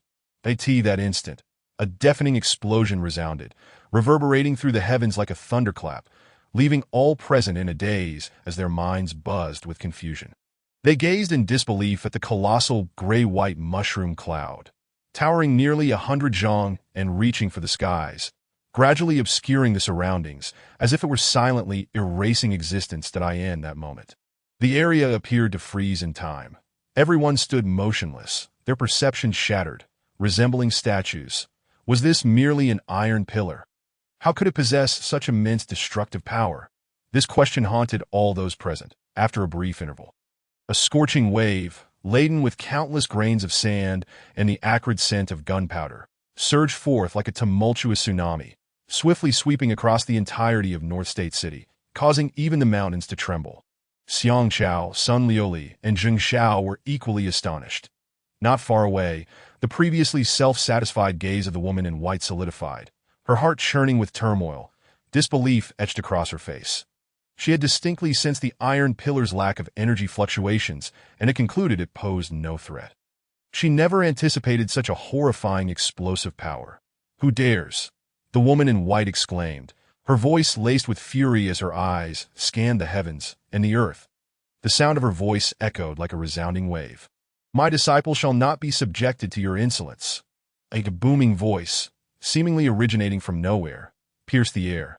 The woman in white remained highly vigilant, her eyes scanning the surroundings like a meticulous scanner, leaving no corner unchecked. Yet she uncovered nothing. Suddenly, a gray-white figure streaked across the southern sky, reminiscent of a shooting star racing through the firmament. That then halted, defying the laws of physics, a mere 100 meters from her. The onlookers widened their eyes in astonishment, for it was yet another cylindrical iron box. All stared skyward in shock at the gray-white, winged iron box. Could this be the same flying vehicle? But it appeared much larger. Each individual harbored a rising question in their minds. An iron box capable of effortlessly defeating a formidable strike from a spirit concentration realm expert. If this were to spread, the world would surely be ablaze with chaos. And the southern spirit nation could be obliterated as a consequence. Gazing at the gray-white iron box before her, the woman in white was utterly astonished, scarcely able to believe her eyes. That was the first time she had encountered such a contraption. Suddenly, one side of the cylindrical iron box opened, and a figure emerged. Murong Feng. Master, Master, You have finally arrived. The trio of disciples exclaimed in unison, their tones imbued with a sense of relief. Murong Feng nodded. Casting a glance at Xiang Chao, whose pallid visage and despondent demeanor stirred a pang of sorrow within him, but he then turned his gaze to the woman in white, noting her veil and hood. Clearly intended to conceal her appearance, the gentle breeze tousled her cascading hair. Her form was elegantly outlined by her fitted attire, revealing a commendable physique, albeit her visage remained obscured, at most a grade A, lacking any embellishment. Murong Feng's heart stirred as he surveyed the chaotic scene below and the faint sounds of anguished cries that reached his ears, realizing the previous battle must have been devastating. Meanwhile, sensing the hostile intentions around him, he activated his multidimensional radar, allowing him to identify those harboring malice and to anticipate threats. "You are Murong Feng?" The woman in white inquired, her brow furrowed. Murong Feng acknowledged her with a nod, then asked, "And who might you be? State your name." "I am Lu Yu of the Iron Sword sect," she declared coldly. "Lu Yu? Indeed, I do not recognize you." Murong Feng mused aloud, as if pondering, could you be affiliated with the Iron Sword sect? He had completely forgotten the events that transpired beneath Jingyan Mountain. Lu Yu, a practitioner of the spirit concentration realm, possessed keen senses and extraordinary perception. Despite the distance and Murong Feng's soft voice, she still heard him. Upon hearing his words, Lu Yu scoffed, her eyes glinting with frost, and retorted, "How dare you mention the Iron Sword sect? What offense have I committed?" Murong Feng replied, genuinely perplexed. Zheng Xiao, who had long harbored disdain for her, immediately interjected with a vehement retort. "The Iron Sword sect is nothing but a treacherous alliance, cowardly and self-serving. Do not tarnish my Iron Sword sect's reputation. I criticize the Iron Sword sect. What concern is it of yours? The Iron Sword sect is but a branch of our Iron Sword sect. If you insult them, you insult us." Just as Sidu Shui stepped out, she wore an expression of sudden realization, followed by a derisive sneer. "Almost forgot. You are all cut from the same cloth." Sidu Shui vividly recalled the events that transpired beneath Jingyan Mountain, unable to counter Jing Zhao's fervor or Sidu Shui's scorn. Lu Yu, her crimson lips clenched in anger, declared, "I will not engage in debate with you. Let us see whose strength prevails." She had grown up understanding that the mightiest voice held sway. Lu Yu radiated an aura of brilliance, her entire being seemingly adorned with a golden sheen. Suddenly, she thrust her palms forward, summoning two golden hands that descended upon Murong Feng like a colossal grinding stone. Murong Feng, well prepared, calmly retrieved a remote control and pressed the activation button. Instantly, the flying vehicle beneath him trembled violently, and from its underbelly emerged a dark iron pillar, emitting smoke and flames. That is an intercontinental missile. The onlookers gasped in unison, realizing that the iron pillar had been launched from within.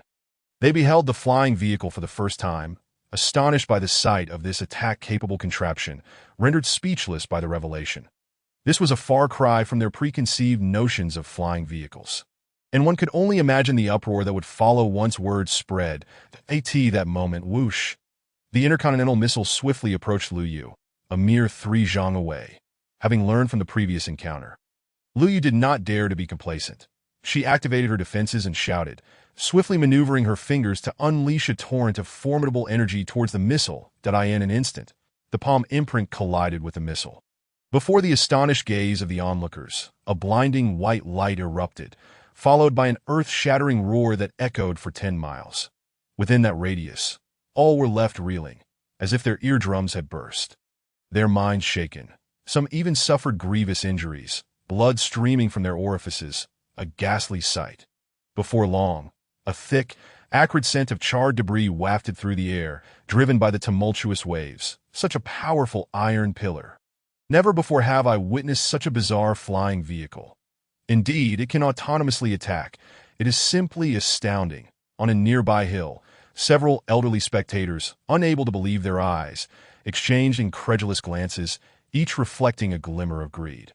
The explosion cast a thick cloud of white smoke that lingered ominously, as if to shroud the sun and envelop all in darkness. On board the flying vehicle, Murong Feng narrowed his eyes, profoundly shaken.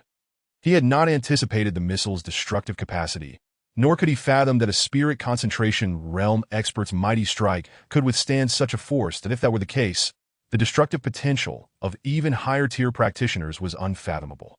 Murongfeng dared not ponder further. He shifted his gaze to discover that Lu Yu had sustained no injuries. Even her protective aura remained intact, but Lu Yu, still reeling from shock, found her emotions turbulent. Her understanding of the world irrevocably altered in that moment. Zheng Xiao, aghast, murmured, "This thing is far too powerful." Beside him, Situ Shui joyfully exclaimed, "Master, this flying vehicle is incredible." "A flying vehicle? Is that what this is called?" The words, though softly spoken, resonated clearly in the ears of all present, enlightening them to the true name of the colossal contraption before them. The ground buzzed with animated discussion. Murongfeng's composed demeanor stirred within Lu Yu a tempest of frustration, compelling her to suppress her growing irritation. Resolutely, she proclaimed, "Let us settle this with strength. Dare you face me in single combat?" She discovered that Murongfeng's previous 2 attacks had merely been a pretense, relying on the hand of the flying vehicle, revealing that he possessed no real strength. Otherwise, he would not have refrained from taking action himself. Consequently, she concluded that Murongfeng was nothing more than a coward. Lacking particularly outstanding abilities that AS for this request, Murongfeng had long anticipated AT present. He was well prepared and no longer flustered. Meanwhile, several of his disciples eagerly looked forward to witnessing their master, Murongfeng, deliver a severe lesson to Lu Yu. With a calm demeanor, Murongfeng gazed at Lu Yu and remarked, "Very well. It has been a while since I last exercised my muscles." Upon hearing this, Situ Shui was filled with excitement, her eyes sparkling with enthusiasm. Zheng Xiao even raised his arms in a jubilant cheer.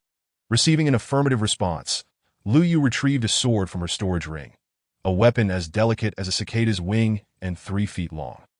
A smirk of pride crossed Lu Yu's lips as she declared, "Heavenly sword technique." Holding the sword before her, Lu Yu formed hand seals, causing the blade to spin rapidly before expanding in size.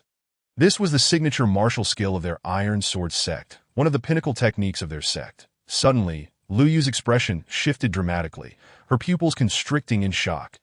The scene before her utterly astounded her. Murongfeng executed the same martial technique as she had. What was even more astonishing was that Murongfeng completed the sword's condensation faster than Lu Yu, despite having acted later. This demonstrated his exceptional mastery over the technique. Unperturbed by Lu Yu's astonishment, Murongfeng had already devised his countermeasures the moment she revealed her identity. There are numerous ways to defeat an enemy, but the most devastating is to vanquish them using their own techniques. For that truly signifies a defeat. Thus, he conceived a plan to return her methods against her. When he observed Lu Yu call out the heavenly sword technique, Murongfeng swiftly retrieved a skill enhancement card from his system, crushing it in his hand. Instantly, his spiritual power surged, allowing him to synchronize with and even surpass Lu Yu's speed in completing the sword's condensation. Heavenly sword technique, Murongfeng bellowed, and a massive, rapidly spinning sword aura materialized before him. To everyone's astonishment, he too wielded this martial technique. Wasn't this a top-tier skill that the Iron Sword sect kept strictly confidential? His execution surpassed that of the Iron Sword sect's own practitioners. Murongfeng's command of Lu Yu's technique appeared more refined, and his sword aura was undeniably more potent. This revelation was nothing short of shocking, prompting a chorus of gasps that rippled through the crowd. Who on earth is he? How could he possibly know the martial skills of our Iron Sword sect? 2 questions swirled in Lu Yu's mind. "Master, you actually know the martial techniques of the Iron Sword sect?" Zheng Zhao's eyes brimmed with disbelief. Sun Li, standing nearby, was equally perplexed, as were Xiang Chao and the others. Murongfeng had never disclosed such information to anyone, nor had he ever revealed it. Just then, the colossal sword aura, guided by Murongfeng, shot forth with the power to cleave through the void. Everyone eagerly anticipated the clash, wondering who would emerge superior. Soon, as the residual waves dissipated, the outcome became evident. Lu Yu, clad in white, was sent flying, her veil and headpiece lost in the violent confrontation. What emerged before the crowd was a stunning woman, her skin fair and flawless, lips crimson and teeth white. With features that could enchant a kingdom, that a single glance could topple cities, another could sway nations. Murongfeng caught a fleeting glimpse and silently marveled at her beauty. Without a moment's hesitation, he launched the binding immortal rope. The rope, akin to a swimming dragon, sped toward the airborne Lu Yu, who was unable to escape the impending grasp that in mere moments. Lu Yu was successfully ensnared. The atmosphere was charged with disbelief.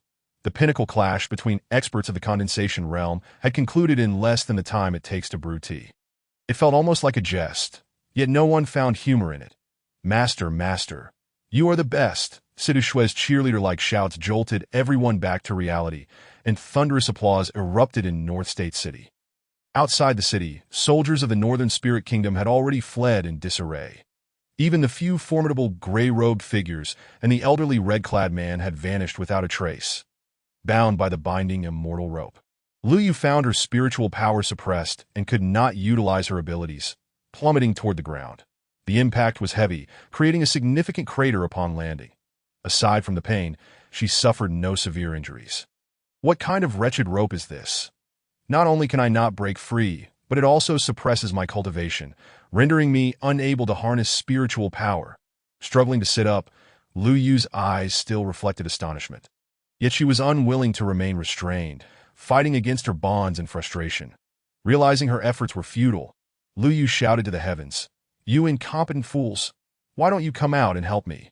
Her voice boomed resoundingly. Xiang Chao and the others scanned their surroundings warily, while Murong Feng appeared utterly unfazed, watching the spectacle with an air of detachment. He had already sensed through the multiverse radar that initially several formidable presences lurked a distance away, but after the intercontinental missile was launched, those figures had hastily retreated. Murong Feng had not anticipated that they were Lu Yu's accomplices, after waiting for several moments without assistance. Lu Yu recognized her abandonment. Disappointment etched across her face. Her eyes mirrored utter despair that a trace of blood lingered at the corner of her mouth, adding an air of desolation to her already dire predicament. Lu Yu gazed at Murong Feng with a resentful expression, akin to a wife waiting for her long-absent husband to return home. Just then, Xiang Chao stepped forward, wielding the black bear sword, declaring, "Master, allow me to slay her with a single stroke." Chapter 24. I haven't boarded the vehicle, yet Xiang Chao advanced, his eyes glinting like a predator locking onto its prey, fully intent on avenging his father. The morality of killing for retribution was unquestionable, especially when it concerned the bond between father and son. As Lu Yu looked into Xiang Chao's fiery gaze, she realized her impending doom and ceased her struggles. Wait, a voice interjected, none other than Murong Feng himself. "Goodness, have I consented to this? You draw your sword and charge forward without regard for your master." Xiang Chao reluctantly halted, tightening his grip on the heavy sword, puzzled by his master's request to wait. "Place your father's corpse in the cold ice cave of Qingfeng Mountain. I will make the necessary arrangements," Murong Feng instructed. The cold ice cave of Qingfeng Mountain, where ice had formed over millennia and rich in spiritual energy, would ensure that Xiang Qingyun's body remained intact and nurtured, preserving its vitality. That it was a sacred site where past sect leaders had undergone their life-and-death trials, a place inaccessible to ordinary individuals. Upon hearing this, Xiang Chao turned in shock to his master, seemingly believing he had misheard. "Master," Jing Xiao, equally astonished, quickly regained his composure, nudging Xiang Chao's arm and urging, "Senior brother, the master has spoken. We must comply." Yes, master." Xiang Chao reluctantly suppressed his anger. Murong Feng cast a cold glance at the fallen Lu Yu and ordered, "Take her to the flying vehicle and return her to the sword sect." "Understood, master," Zheng Xiao replied. Inside the flying vehicle, Situ Jinan and his companions were utterly bewildered, their eyes nearly popping from their sockets. Murong Feng's prowess matched the rumors, yet the flying vehicle beneath them shattered their understanding. It not only traveled at astonishing speeds but could also launch attacks.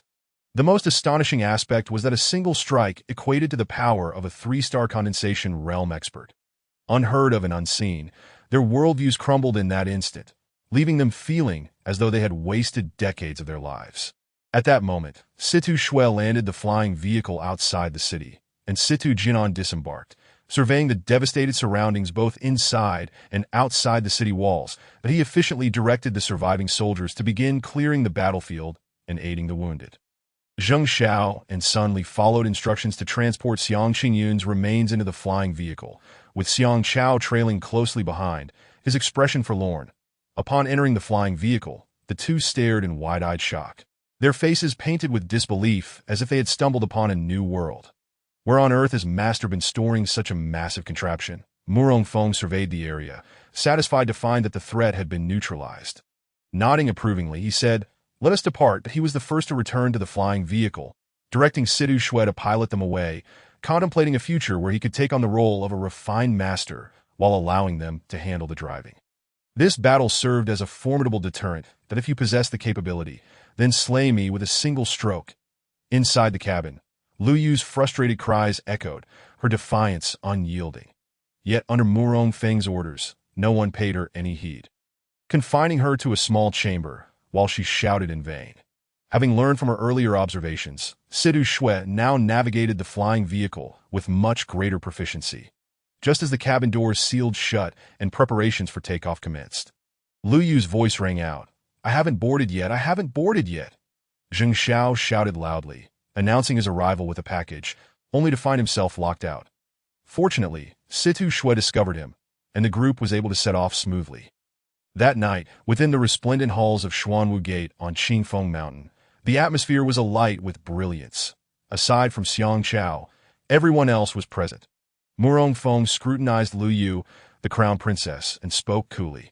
"Speak," that Lu Yu cast a sidelong glance at Murong Feng, remaining silent, that my master commands you to speak, that if you choose not to, you may soon find that the opportunity will be lost. Zheng Xiao remarked darkly. One might think he is a disciple of the demonic sect. Yet, Lu Yu continued to hold her tongue. Murong Feng stroked his beard and inquired, "Are you dissatisfied?" With a cold huff, Lu Yu turned her head, tacitly acknowledging Murong Feng's assertion. After a brief pause, Murong Feng declared, "Then I shall grant you a chance." At this, Lu Yu's eyes sparkled with interest. Truly, Murong Feng did not respond verbally, but instead gestured, causing the binding immortal rope to untie itself and return to his hand. "Master, Master," several disciples gasped in shock, utterly unprepared for such an unexpected turn of events, just as they were about to voice their thoughts. Murong Feng raised a hand to silence them, that Lu Yu felt her internal spiritual power returning, and disbelief washed over her face. She had not anticipated that Murong Feng would actually follow through on his word. Now, she felt confident that she could defeat Murong Feng with a single strike. One strike. Murong Feng asserted boldly, extending a finger to Lu Yu clench her teeth in frustration. Murong Feng retrieved the endless blade, one hand grasping it while the other held a skill enhancement card. Sensing the surging spiritual energy within Lu Yu, a flicker of surprise crossed Murong Feng's eyes that Lu Yu formed hand seals, summoning a crimson sword aura that hovered above her head. With a commanding shout, the crimson sword aura surged forth as she unleashed the heavenly sword art once more, pouring forth all her strength. Murong Feng had anticipated this and responded in kind. The endless blade shot forth like an arrow, colliding forcefully with the crimson sword aura that a dull thud echoed, yet it did not resonate with the earth-shattering might experienced in Beizhou City. Nor did it cause the Xuanwu Gate Hall to tremble, that Lu Yu staggered back several dozen steps, only steadying herself upon reaching the threshold. Her expression was one of astonishment. How could he be so familiar with the techniques of the Iron Sword sect's heavenly sword art, and seemingly more adept than herself? Initially, she had believed Murong Feng to possess only a few of its techniques, but she was gravely mistaken. What vexed her the most was that she had trained in this martial art for decades. Yet its power barely matched that of an outer sect disciple. "Little girl, do you yield?" Situ Shui exclaimed gleefully upon witnessing her master's victory. The phrase "little girl" nearly caused Murong Feng to stumble, while Zheng Zhao's face twitched in disbelief. Taking a deep breath, Lu Yu conceded, "I yield." "Speak," Murong Feng commanded. "The Iron Sword sect annihilated the branch of my sword sect, the Iron Sword Gate. The Iron Wolf Trio was dispatched alongside me to assist the Northern Spirit Kingdom in its campaign against the Southern Spirit Kingdom." Lu Yu recounted, gathering her composure. "The Iron Wolf Trio?" Situ Shui frowned. Murong Feng gestured for silence, allowing Lu Yu to continue. "However, I did not anticipate your strength to surpass their expectations. The Iron Sword sect was not destroyed by us." Murong Feng stated blandly. "Not you, indeed. But, what but? Why would my master deceive you?" Zheng Xiao interjected, unable to endure her nonsensical claims any longer. After a moment's reflection, Murong Feng calmly declared, you have two paths before you.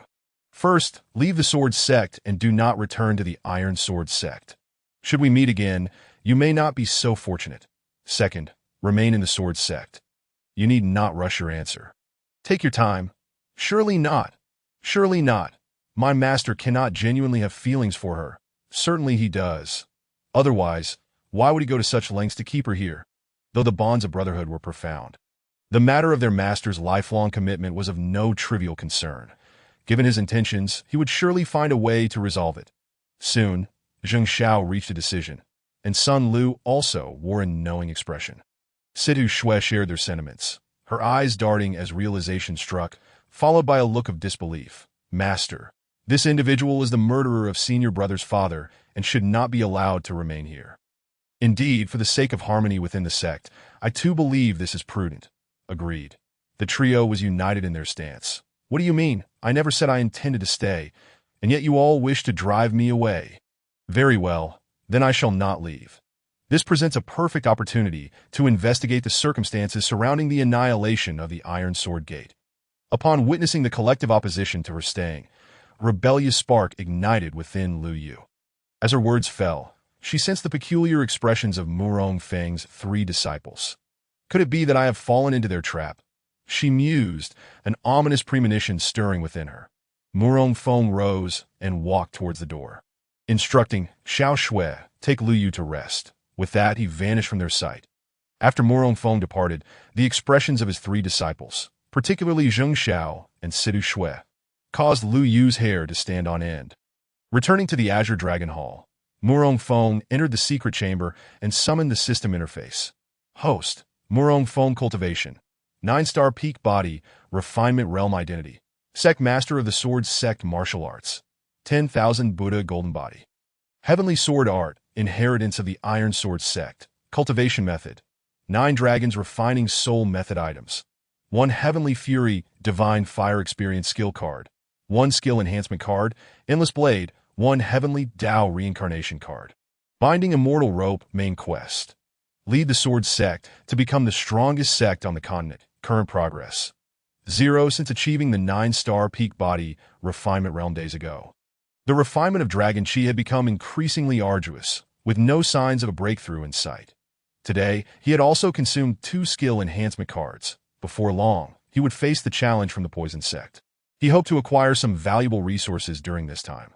Capturing an enemy general of the 5-star concentration realm was an unexpected gain, that he spared her life due to a revelation that required further confirmation. In the coming period, she could guide his disciples in their training. Should any unwise individuals attempt to interfere, she could serve as a vanguard. Such a prospect was indeed delightful. This way, he could free up considerable time to study the 10,000 Buddha golden body and the 9 dragons refining soul method. As for Xiang Qingyun, he would allow him a taste of the sacred Yuan fruit. Once another matured, he discovered that the sacred Yuan fruit was not merely an antidote. At a certain level of maturity, it could even restore life. Exiting the system, he activated the cultivation mode, fervently refining Dragon Chi. Regardless of success or failure, the night was tranquil, and the moon hung high at the entrance of the ice cave on Qingfeng Mountain. Xiang Chao knelt in meditation. Earlier, he had placed his father within the ice cave and remained there to guard. "Father, I will avenge you," he vowed, still plotting how to slay Lu Yu and fulfill his promise. The thought of Lu Yu's concentration realm power tightened his fists further, but he was acutely aware of the vast chasm between their strengths and the effort required to close the gap. However, his resolve remained steadfast. With that, he settled into a meditative posture, entering a state of cultivation. The abundant spiritual energy in the area presented an opportunity for him to make a breakthrough into the concentration realm. As he entered this state, a faint stream of spiritual energy began to swirl around him, gradually penetrating his body. Soon, a soft white glow began to emanate from his skin. Unbeknownst to him, after some time, the white aura was accompanied by several thin black strands. Chapter 25. Breakthrough. The following day dawned bright and sunny. Murong Feng emerged from his cultivation, the fruits of a night's labor yielding no reward. Leaving him with a sense of futility. System, initiate the sign-in process. Ding, congratulations, host. Sign-in successful. Reward. Heavenly demon technique. That a buzzing resonated in his mind. akin to a swarm of bees buzzing around his ears. Immediately, the heavenly demon technique flooded into his consciousness. A swirl of black mist enveloping him, seeping in through his pores. This martial art was created by the heavenly demon Elder a millennium ago, a figure notorious for his depravity, often engaging in acts of lewdness. It is no exaggeration to say that wherever he went, not a blade of grass would survive, and many righteous figures dared not confront him, earning him a fearsome reputation. Murong Feng regarded the system's description of the technique, both amused and exasperated. Here I am, a paragon of righteousness, yet I am bestowed with the martial arts of a nefarious villain, well, who am I to question the will of the system?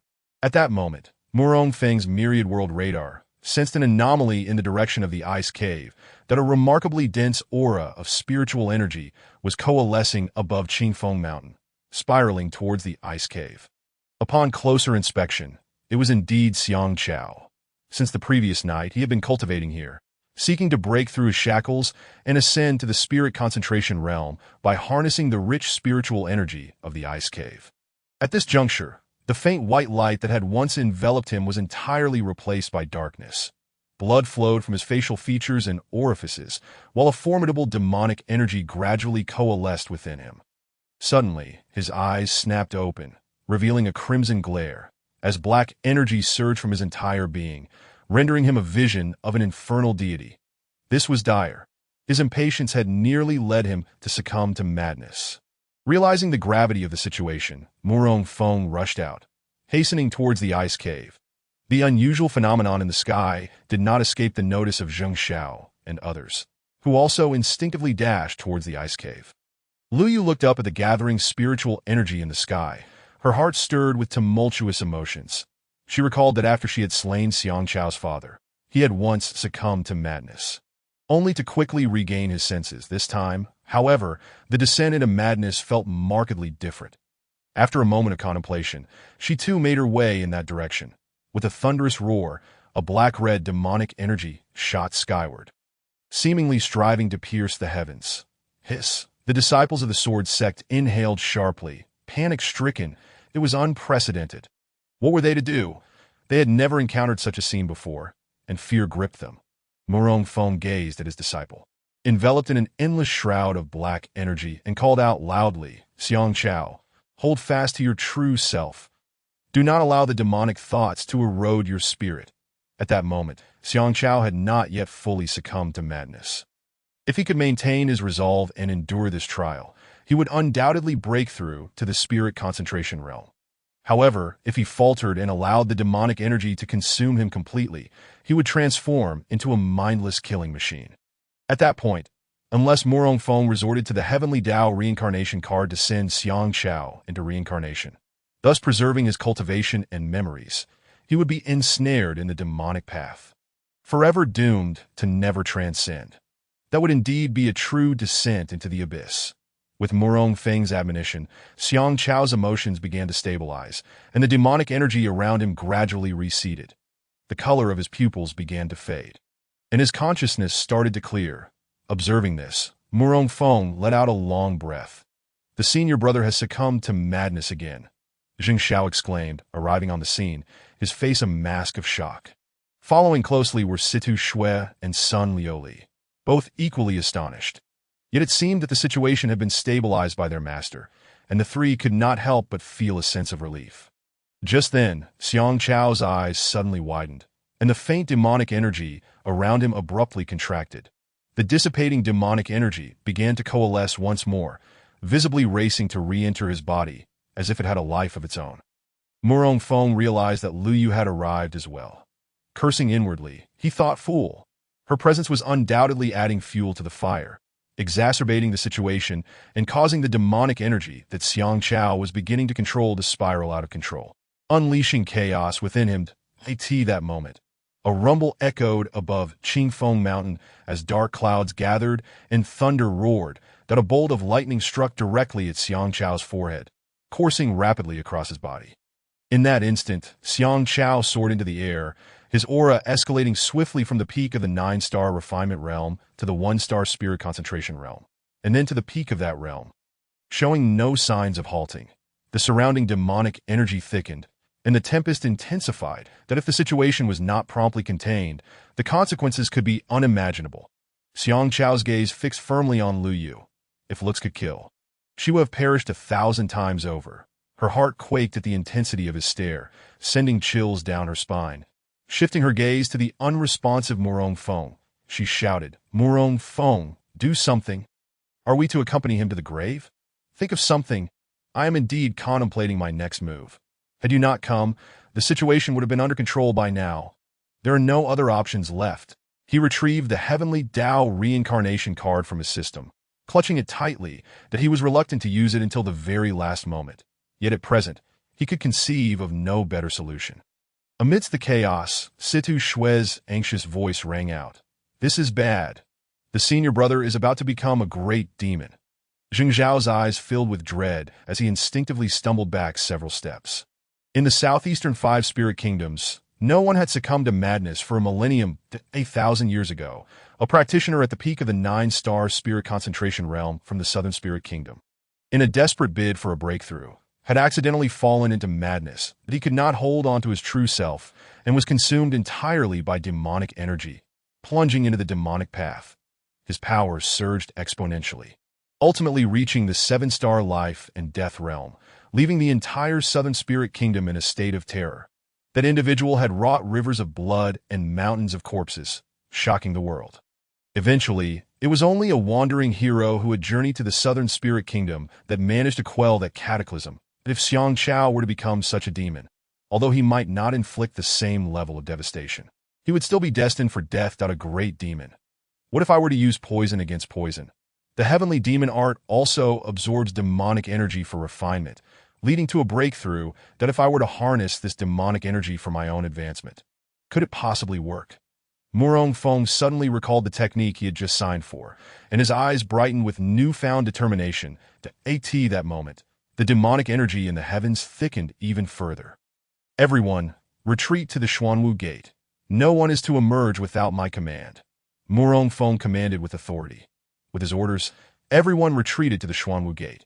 Once they had vacated the area, Murong Feng swiftly began to operate the heavenly demon art. Instantly, the sky within 100 miles of Qingfeng Mountain darkened, as if the moon were being devoured by a celestial dog. This sudden turn of events sent the nearby practitioners and ordinary folk into a frenzy. As they fled in the opposite direction of Qingfeng Mountain, Murong Feng's surrounding demonic energy surged into him at a rapid rate of 10 cubic meters per second. That it was indeed effective. And he was filled with joy as he accelerated his absorption of the demonic energy. His rate of absorption far surpassed that of Xiang Chao, though his own aura did not increase significantly. Thus, the two of them found themselves locked in a battle for demonic energy, with Murong Feng holding a distinct advantage. The demonic energy around Xiang Chao dwindled, and the energy within him began to leak out. Spiraling towards Murong Feng, as time passed, the sky gradually brightened, and the area around the ice cave was no longer shrouded in murkiness. Xiang Chao's aura began to diminish from the 5-star spirit concentration realm, slowly dropping until it stabilized at the 1-star spirit concentration realm. Consequently, he collapsed outside the ice cave, succumbing to unconsciousness. The sky seemed to brighten. Zheng Xiao exclaimed in delight, "I wonder how the master is faring." Situ Shui, however, was filled with concern. Will he be all right? Sun Liuli sought to reassure her, while also comforting himself. "Perhaps I should go take a look," Zheng Xiao suggested. "Better not. What if the master blames us? Let us wait a moment longer." The 3 siblings stood anxiously, their hearts heavy with trepidation. Lu stood in a corner, glancing at everyone with a twinge of guilt, for she was indeed the instigator of the turmoil. Murong Feng, surrounded by a tempest of demonic energy, resembled a hellish demon descending upon the mortal realm. However, due to the influence of the heavenly demon art and his unwavering resolve, the demonic energy could not corrupt him. Instead, the overwhelming surge of demonic energy propelled him to a breakthrough in the refinement realm. At this moment, he was filled with exhilaration. He had finally reached the coveted 1-star refinement realm and could finally attempt the long-desired 10,000 Buddha golden body. With no time to stabilize his newfound realm, he hastened to Xiang Chao's side, letting out a sigh of relief. Fortunately, he is merely unconscious. Zheng Xiao, come here and attend to your senior brother, Mu Rongfeng instructed. Summoning Zheng Xiao to care for Xiang Chao, he had more pressing matters to attend to, urgently needing to return to the Qinglong Hall. Chapter 26. Undercurrents in motion, Zheng Xiao swiftly disappeared from Mu Rongfeng's sight while carrying Xiang Chao on his back. Subsequently, Mu Rongfeng hurried back to the Qinglong Hall. Upon entering, he plunged into the secret chamber, sitting cross-legged and eagerly began to operate the Wanfo golden body that in his first attempt, his impatience and unfamiliarity led to failure. On the second try, he steadied himself, took a deep breath, and relaxed his mind. He recalled the method for circulating the Wanfo golden body. With a hum, a golden sphere gradually coalesced between his palms, expanding slowly until it enveloped his entire being. In an instant, all the spiritual energy from Qingfeng Mountain began to converge upon the Qinglong Hall, forming a massive vortex above it, spiraling into Mu Rongfeng's body. Then, a resonant chant echoed in his ears, Namo Amitabha. Immediately, the golden sphere shattered with a crack, transforming into countless specks of light that swiftly entered Mu Rongfeng's body. Mu Rongfeng thought, did I fail again? That shouldn't be. Rising to his feet, his thoughts began to swirl. Suddenly, he felt a profound weakness, as if the spiritual energy within him had been completely drained. Following this, a blinding light erupted from the secret chamber. A radiant halo appeared behind his head, enveloped by a towering golden Buddha image, illuminating him with a resplendent glow, as if a true Buddha had manifested in the world. Almost simultaneously, the sound of Buddhist chants reverberated in his ears and echoed in his mind. Spiraling around him, the lingering tones brought him tranquility, evoking an impulse to sever the threads of worldly troubles and retreat into the realm of enlightenment. Looking down, he noticed a thick golden glow covering a space 30 centimeters in front of him. With a swastika symbol rapidly spinning beneath his feet, this the Wanfo golden body. It seemed merely a preliminary stage, but he had finally succeeded. Wiping the sweat from his forehead, joy filled his face. The activation of the Wanfo golden body triggered a phenomenon, transforming the sky above Qingfeng Mountain into a golden ocean, as if drenched in shimmering gold paint, accompanied by ethereal and melodious chanting that reached the ears of all present. What is happening? Why do I feel an urge to renounce the world? Could there be a Buddhist master nearby? No. The disciples of the sword sect gazed warily at the unusual sky, drawing their swords in defense, as if facing a formidable enemy. Ordinary people residing near Qingfeng Mountain, along with those gathered to witness the impending battle in 20 days, fell to their knees, earnestly praying and worshipping, believing the Buddha was about to descend. This situation persisted throughout the afternoon. Meanwhile, on the southeastern coast, near the shoreline, a towering mountain stood abruptly, soaring into the clouds, resembling an unparalleled sword piercing the heavens. This was the renowned Taijian Peak, famous within 100 miles. Upon the mountain, a stairway ascended along the slope, akin to a heavenly ladder, seemingly endless, leading to a magnificent palace at its summit. The Taijian Hall, the headquarters of the Taijian sect, this moment, within Taijian Hall. 3 individuals of varying stature knelt at the foot of the dais, trembling with fear. Above them, a venerable man with white hair and a youthful face, adorned with a bushy beard, sat regally upon a tiger-headed chair. It was Xiao Hanxing, the leader of the Taijian sect. I have heard that Lu Yu accompanied you to the South Spirit Kingdom. Where is she? Xiao Hanxing scrutinized the 3 kneeling figures with a chilling gaze. The trio found themselves at a loss for a satisfactory explanation. They exchanged glances, too fearful to admit that they had left her behind and fled. To utter such words would likely lead to their immediate demise. A burly man swallowed hard and timidly replied, reporting to the sect leader, Mu Rongfeng is simply too powerful. He did not directly answer the question. Indeed, even his flying chariot can unleash an attack comparable to that of a 3-star condensing spirit realm expert. The short, stout man quickly interjected, continuing, that chariot fired multiple times, and the resulting explosions engulfed the entire Beizhou city. The stout man animatedly recounted the tale, his words flowing with fervor. Had he been in the present, he would have surely dazzled as a comedic performer. Just as he was about to elaborate further, suddenly, bang! Xiao Hanxing slammed his palm onto the table beside him, shattering it into splinters that scattered across the floor. Do you take me for a 3-year-old? Where in the world is there such a flying chariot? Bring it to me, and let me demonstrate. Xiao Hanxing was utterly speechless. Having roamed the southeastern coast for over a century, he had encountered countless bizarre occurrences, yet he had never witnessed a flying chariot capable of launching attacks equivalent to those of a 3-star condensing spirit realm expert. That it was utterly preposterous. The two beside him, having witnessed the stout man's claims, shrank back, their lips moving silently without sound. The burly man trembled in fear, but dared not support the stout man, secretly thinking that disbelief does not equate to non-existence. Seeing that none of the three spoke, Xiao Hanxing's anger flared. Do you think remaining silent will absolve you? If you cannot provide a satisfactory explanation, you will all spend a month in the sword prison. At this proclamation, beads of sweat began to trickle down the foreheads of the three, their faces turning pale. The sword prison was a place specifically for detaining war criminals, where one's cultivation would be suppressed by formations, rendering them as mere mortals, subjected to the relentless trials of heat and cold, in an exceedingly harsh environment. Once confined, they would be unlikely to endure even half a month, caught in a dilemma. The thin, dark-skinned man gritted his teeth, thinking that death was inevitable. It was the truth. After all, he stammered. Reporting to the sect leader, it is true. What? Xiao Hanxing's expression shifted. Upon hearing the thin man's explanation, he pondered for a long moment before his countenance finally softened. The thin man's credibility, with Xiao Hanxing, was evidently greater than that of the other two. That the truth of this matter will be investigated by the sect. Xiao Hanxing stepped down from the high platform and continued.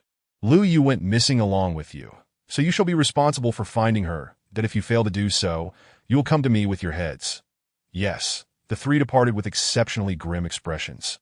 A 5-star condensing spirit realm expert was a significant force for the Taijin sect, and they could not accept the thought of her vanishing without a trace. That on the other side, in the North Spirit Kingdom, within the Valley of 10,000 Poisons, at the depths of the valley, there lay a natural cave filled with venomous snakes, centipedes, and other poisonous creatures. That a figure clad in black sat cross-legged amidst the toxic surroundings, eyes shut tight, allowing the venomous creatures to bite and crawl over him. His skin had turned a deep shade of purple, indicating that the toxins had coursed through his body. Yet he remained unfazed, chewing on poisonous herbs freshly gathered from outside, as if savoring a delectable dessert, swallowing a plant in just a few bites. The area surrounding the cave was stripped bare of the poisonous herbs known as soul-breaking grass and bad blood vine, leaving over 100 square meters empty. This was a unique cultivation method of the poison sect, utilizing poison to temper the body and refine the spirit. That be why, absorbing various toxins, one could continuously enhance their cultivation and strengthen themselves. Before long, a figure draped in red appeared at the cave entrance. She was adorned with a crimson chain snake coiled around her waist and a green bamboo viper wrapped around her arm, enough to send chills down anyone's spine. That in contrast, the woman appeared utterly nonchalant. She approached the black-clad figure, stopping a distance of 10 feet away, and softly spoke. Sect leader, the month-long period is drawing near. When shall we set off? The woman waited cautiously for the black-clad figure's response. Upon hearing her words, the figure slowly opened his eyes, a glimmer of cold light flashing within, instilling a sense of dread in those who met his gaze. After a moment of contemplation, he replied, We shall depart in 20 days. Understood. That I will make the arrangements. That be ye gone. Having said this, the black-clad figure closed his eyes once more, returning to his consumption of poisonous herbs. As if only this could bring him peace. Chapter 27. A series of diminishing intelligence strikes in the days that followed. Apart from the still raging inferno in the valley, the vicinity of Qingfeng Mountain was teeming with people. Some camped outdoors while others set up tents, gathering together. That on a small hillside, 7 or 8 cultivators of the body refinement realm sat in a circle, sharing drinks and meat. Due to the high temperatures in the area, it was impossible to discern whether the substances on their faces and bodies were from sweat, alcohol, or grease. That a portly man with a round face and ears spoke while munching on an oily pig-ass trotter, wiping his mouth. Who do you think will win the martial contest tomorrow? Isn't it obvious? It will undoubtedly be Mu Rongfeng from the Sword Sect. Recently, there have been many extraordinary occurrences at Qingfeng Mountain. He must have cultivated some remarkable technique. Not necessarily. I've heard that the Poison Sect's expert has reached the peak of 9 stars in the Condensing Spirit realm, just a step away from the Life and Death realm. What? Just a month ago, He was only at the peak of 8 stars. How did he break through to 9 stars so quickly? That is terrifying. With one person's initiation, a multitude began a spirited discussion. They all eagerly anticipated the impending battle that as citizens of the Southern Spirit Kingdom. There was a deep-seated hope that Murong Fong would emerge victorious, that a significant portion of them held a favorable view of his chances for success. After all, a month prior, Murong Feng's mastery of flame martial arts was akin to setting the heavens and earth ablaze. The fires in the valley continued to smolder, leaving no trace of those who perished in the inferno. However, from their earlier conversation, they understood that the current leader of the poison sect had undergone a remarkable transformation, significantly enhancing his strength, and the outcome was uncertain. That I wager 10 low-grade spirit stones on Fong Taiha's victory. I bet 50 on Murong Fong, that I'll place 100 on Fong Taiha, that 1,000 for Fong Taiha. Murong Fong, that on another mountainside, a group gathered to place their bets, with a greater number favoring Fong Taiha over Murong Fong. Perhaps this disparity indicated the difference between a half-step into life and death and the pinnacle of the 9 stars. Once the bets were finalized, several individuals occasionally cast their gazes toward the foot of Qingfeng Mountain, where the Sword Sect's entrance was shrouded in darkness, filled with members of the Poison Sect. That a mile from the entrance of the Clear Sword Sect, the Poison Sect had already constructed 2 arenas, each the size of a basketball court, using the indestructible Tian Gang flame stones. These stones were exceedingly hard, making them nearly impossible to damage for those in the ordinary concentration realm. That at the center of the arena, a figure clad in black, wearing an oddly adorned mask, sat cross-legged, eyes closed, surrounded by a faint black mist. The mist occasionally crackled with sounds. Encircling the mist were countless poisonous insects and beasts that a month ago, Murong Feng's heavenly fury fire had left him with profound psychological scars. At the time, he had not perceived the flames as extraordinary, but by the moment he realized their peculiarity, it was already too late. He had exerted all his strength to barely escape with his life. Nonetheless, the heavenly fury fire disfigured him. After returning to the Poison Sect, he pondered for 3 days and nights before devising a perfect countermeasure. Even so, he dared not relax, maintaining a rigorous training regimen, for the countermeasure was not infallible. Moreover, he was on the brink of the life-and-death realm, and should he break through that barrier, his power would undergo a genuine transformation, placing his chances of defeating Murong Fong at 90%. That at the summit of Qingfeng Mountain, within the Azure Dragon Hall, Murong Fong sat cross-legged. System, please expedite the sign-in. Ding ding, congratulations, host, sign-in successful. Reward, 2 instances of chain intelligence diminishment. What does chain intelligence diminishment mean? Could it possibly render my opponent an idiot before any combat ensues? Murong Fong felt a headache coming on, shaking his head as he gazed at the system interface with a mixture of emotions. Host, Murong Fong cultivation. 9 stars peak refining Qi realm identity. Master of the Sword Sect martial arts. 10,000 Buddha's golden body. Heavenly sword technique. Iron Sword Sect S heritage. Technique. 9 dragons refining soul technique. 18 dragon energies refined. 63 dragon energies pending. Cards. 1 heavenly fury fire experience skill card. 1 skill enhancement card. 1 heavenly Dao reincarnation card. 2 fatal strike skill cards. 2 binding talismans. 2 intermediate teleportation talismans. 2 weak enemy skill cards. 4 thunder control skill cards. 2 instances of 10,000 poisons chicken soup quotes. 2 professional troll summon cards. 2 instances of chain intelligence diminishment. Items: flying car, square dance speaker, endless blade, binding immortal rope, diamond bracelet. Main quest: lead the Sword Sect to become the strongest sect on the continent. Current progress: 0. The progress of the main quest remained a complete 0. Murong Fong sighed deeply. Previously, the system would provide explanations for the skill cards acquired during sign-ins, clarifying their meanings and uses. However, since his breakthrough to the refining Qi realm, the sign-in rewards and their explanations had become increasingly bizarre, featuring items like 10,000 poisons chicken soup quotes and professional troll summons. Murong Fong felt somewhat embarrassed. The system truly was omnipotent. Exiting the system, he sensed the spiritual energy within him.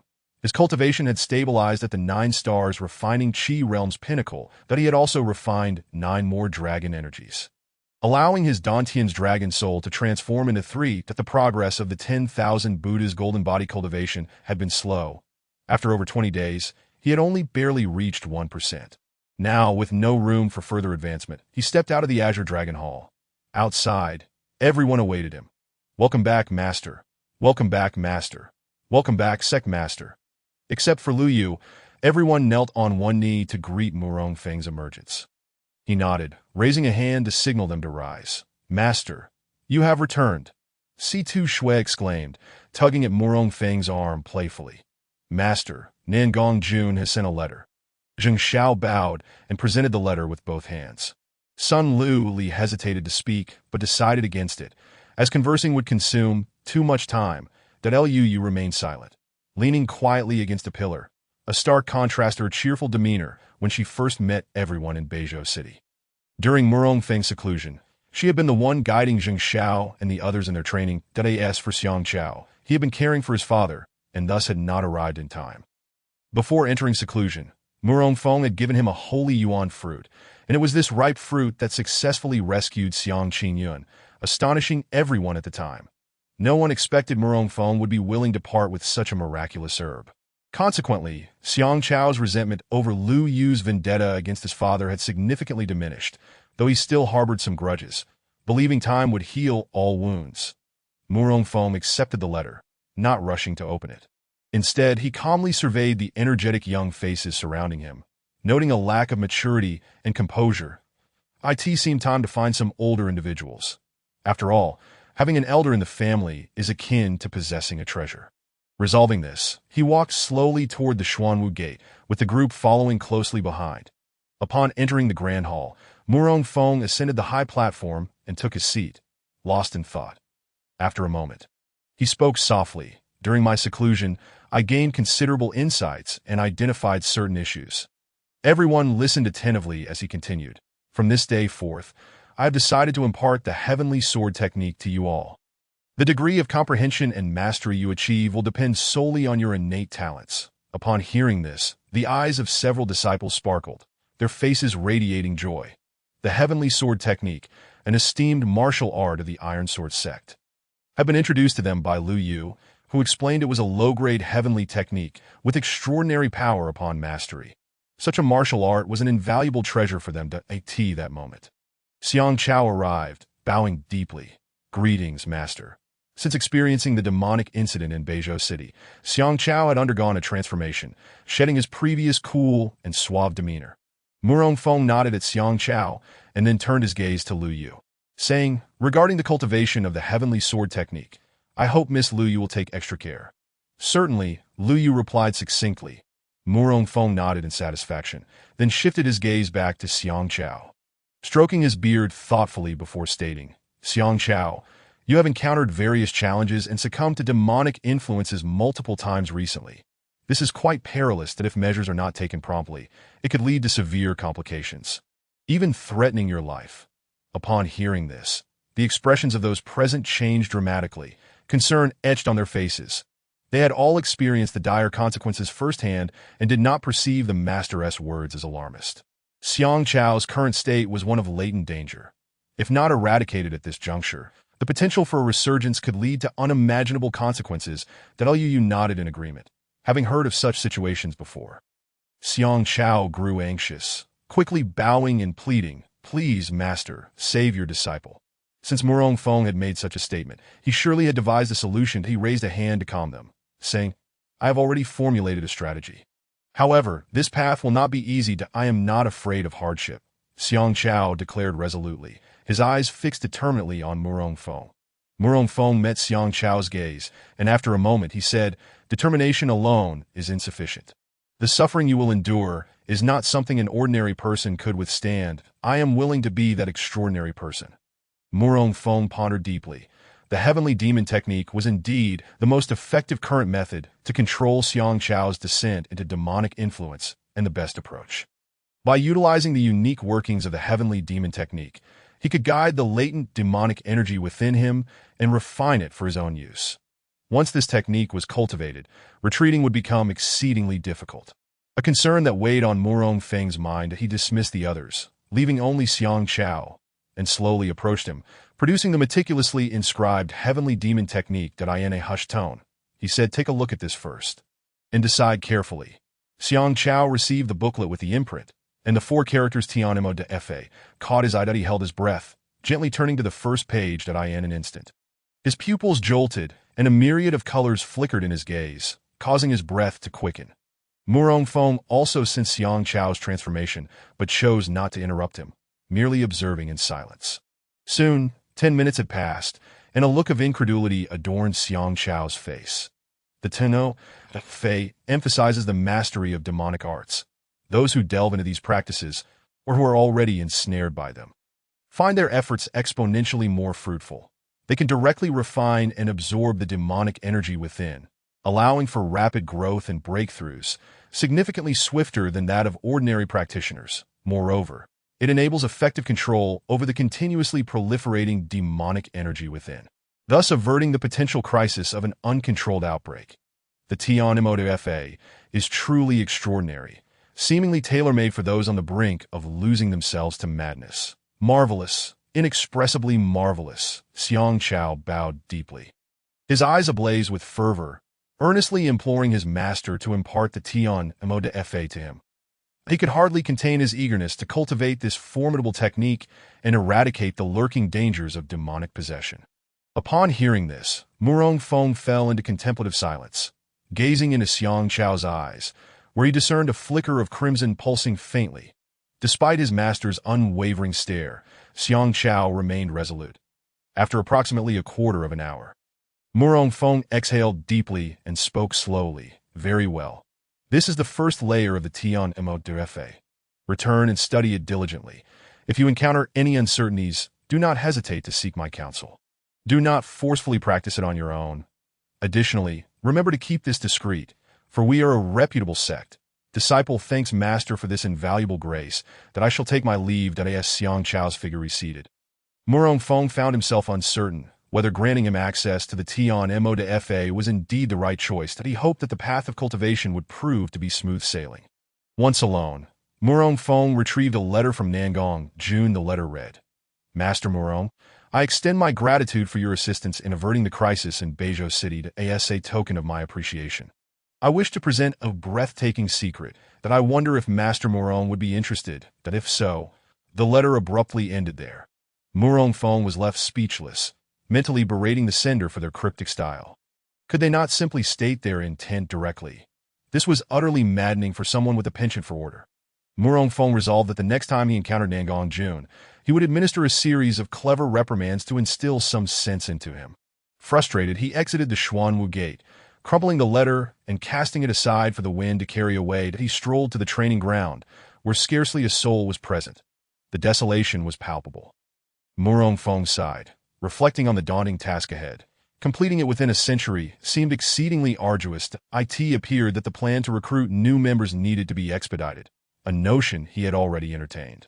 As he wandered aimlessly atop Qingfeng Mountain, he spotted a few figures on the distant peak. Although he had been in seclusion recently, the presence of the Wanjie radar allowed him to sense the happenings below.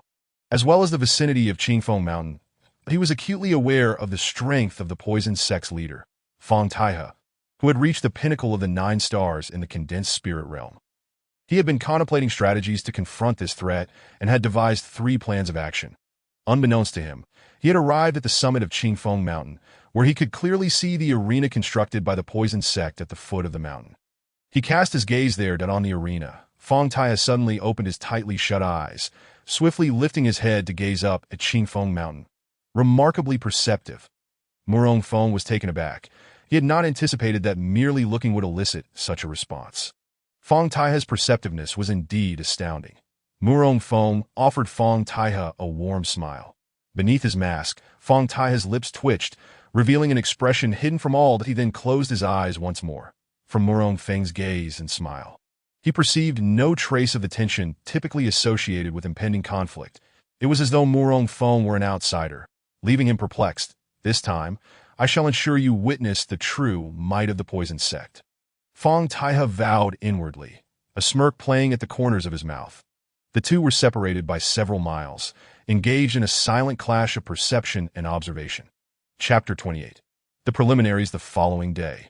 As the sun rose, a gust of wind swept from the nearby valley engulfed in flames, carrying with it a wave of heat that suffocated all in its path. The crowds near Qingfeng Mountain began to stir, their voices rising in a tumult of speculation. Why hasn't Murong Feng descended yet? Could he be fleeing at the last moment? Do you think everyone is like you, just waiting to escape? The emperor is not anxious. Yet the eunuchs are. An elderly man cast a glance at the bickering group beside him, taking a few swigs from his wine gourd, shaking his head in bewilderment before turning his gaze back to Qingfeng Mountain. In the Qinglong Hall of the Sword Sect, Murong Feng was indulging in a meal. Indeed, he was simply eating. Having reached the Qi refinement realm, going 10 days or even half a month without food was no great concern. While he dined, he spoke to the system. System, initiate the sign-in. Ding ding, congratulations host, sign-in successful. Reward, 1 atomic bomb. Upon receiving this reward, Murong Feng's pupils dilated in shock, nearly choking on his food. Having learned from the earlier experience with the intercontinental missile, he understood that scientific high-explosive projectiles could inflict significant harm on lower-tier cultivators. The destructive power of an atomic bomb was incomparably greater, surpassing that of the missile by countless magnitudes. Suddenly, a notification chimed. Ding ding. Please defeat and dismantle the poison sect, completing the task to unlock permanent usage rights for the Junior Teleportation Talisman. In that moment, Murong Feng felt an overwhelming urge to roar with frustration. This task could unlock the permanent usage rights for the Junior Teleportation Talisman. Although its range was limited and the activation time somewhat lengthy, it was still far swifter than flying. How could he not be excited? A fervor ignited in Murong Feng's eyes as he swiftly completed his meal, exited the system, and made his way to the hall's entrance that a throng of disciples awaited him there. Master, Master, Murong Feng gazed ahead, his heart racing with anticipation. Let us go. With that, he surged down the mountain, activating his flight mode. This action caused his disciples to pause momentarily, as if frozen in place, before they quickly regained their composure and hurried to follow their master's lead. In the minds of his fellow disciples, a large question mark appeared in unison. Why had their master suddenly taken to the skies again? Moreover, he was suppressing his realm to the pinnacle of the 9 stars in the Qi refinement realm. A stark contrast to his recent behavior, the Sword Sect's gate. Feng Taihe, seated upon the arena, abruptly opened his eyes and slightly raised his head, directing his gaze toward the descending steps of the Sword Sect. There, a white figure floated gracefully, moving at a leisurely pace as though meandering through a picturesque landscape. The figure grew larger, and soon, the identity of the individual became clear. It was Murong Feng. Upon reaching the gate, he halted, gazing at Feng Taihe, who was clad in black on the arena, with a calm smile. This smile held profound significance. It was Feng Taihe's instigation of war that had brought the 21st century Murong Feng to this world. Feng Taihe was also the first adversary he must confront and eliminate. Feng Taihe's eyes glimmered with cold light, his fists creaking as he clenched them, memories of the devastating fire from a month prior causing his skin to twitch involuntarily. After a moment, he spoke in a raspy voice, enunciating each word with intensity. Murong Feng, today, either you die or I do. The initial purpose of the poison sect was to pursue medical texts. However, after suffering devastating losses and narrowly escaping death, Feng Taihe was driven by a thirst for vengeance and a desire to reclaim his lost honor. Simultaneously, he sought to seize the medical texts. His hatred for Murong Feng had reached a level beyond expression. Murong Feng, armed with an array of high-level skill cards, responded without a hint of fear. It seems you are quite confident that I am no longer the person I was a month ago. Now, I possess at least a 60% assurance of eliminating you. Is that so? Of course. Our sect leader is now a half step away from the death realm. Dealing with a small fry like you is a mere trifle. Hong Mei, with a crimson chain snake coiled around her waist, lifted her chin confidently. The other disciples of the poison sect echoed her confidence. Such blatant arrogance. Have you even looked in a mirror to see your worth? C2 Shui scoffed dismissively. Jing Xiao, who was about to speak, was momentarily taken aback by C2 Shui's interruption. The word urinate, escaping the lips of a youthful maiden, felt rather incongruous. You insolent wretch, am I speaking to you? The young woman with the snake retorted furiously. She was the newly appointed holy maiden of the poison sect, one of the potential successors, and no one dared speak to her in such a manner except for Feng Taihe. This reaction only deepened C2 Shui's disdain. How revolting, playing with snakes. You imbecile, You're the one who's revolting. Who are you calling an imbecile? I'm calling you an imbecile. The two women engage in a fierce exchange of insults, each unwilling to concede to the other, much to the embarrassment of the onlookers. Not a single disciple from either faction stepped forward to mediate, which was indeed a noteworthy highlight. Suddenly, Hong Mei, sensing her disadvantage, bristled with defiance, her palm poised at her waist, ready to hurl the crimson chain snake at Situ Shui.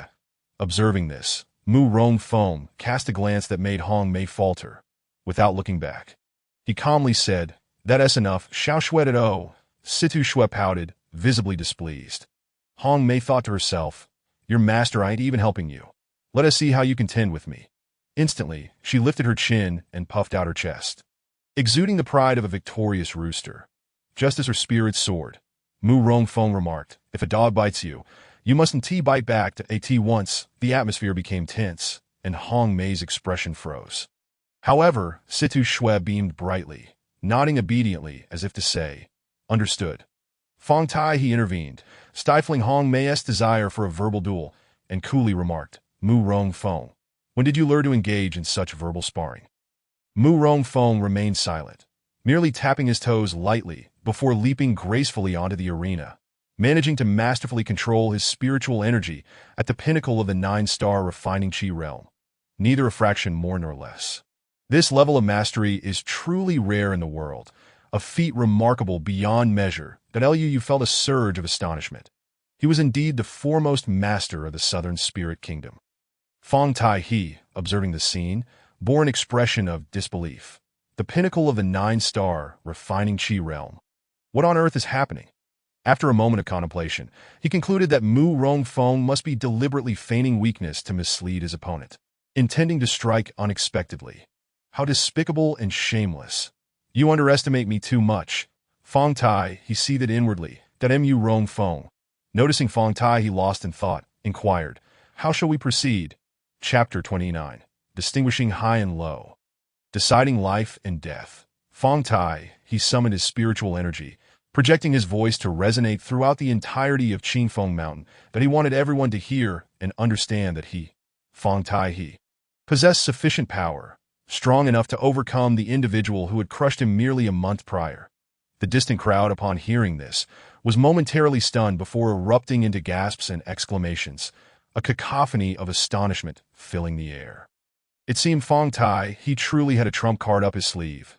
Indeed, otherwise he wouldn't dare to be so reckless.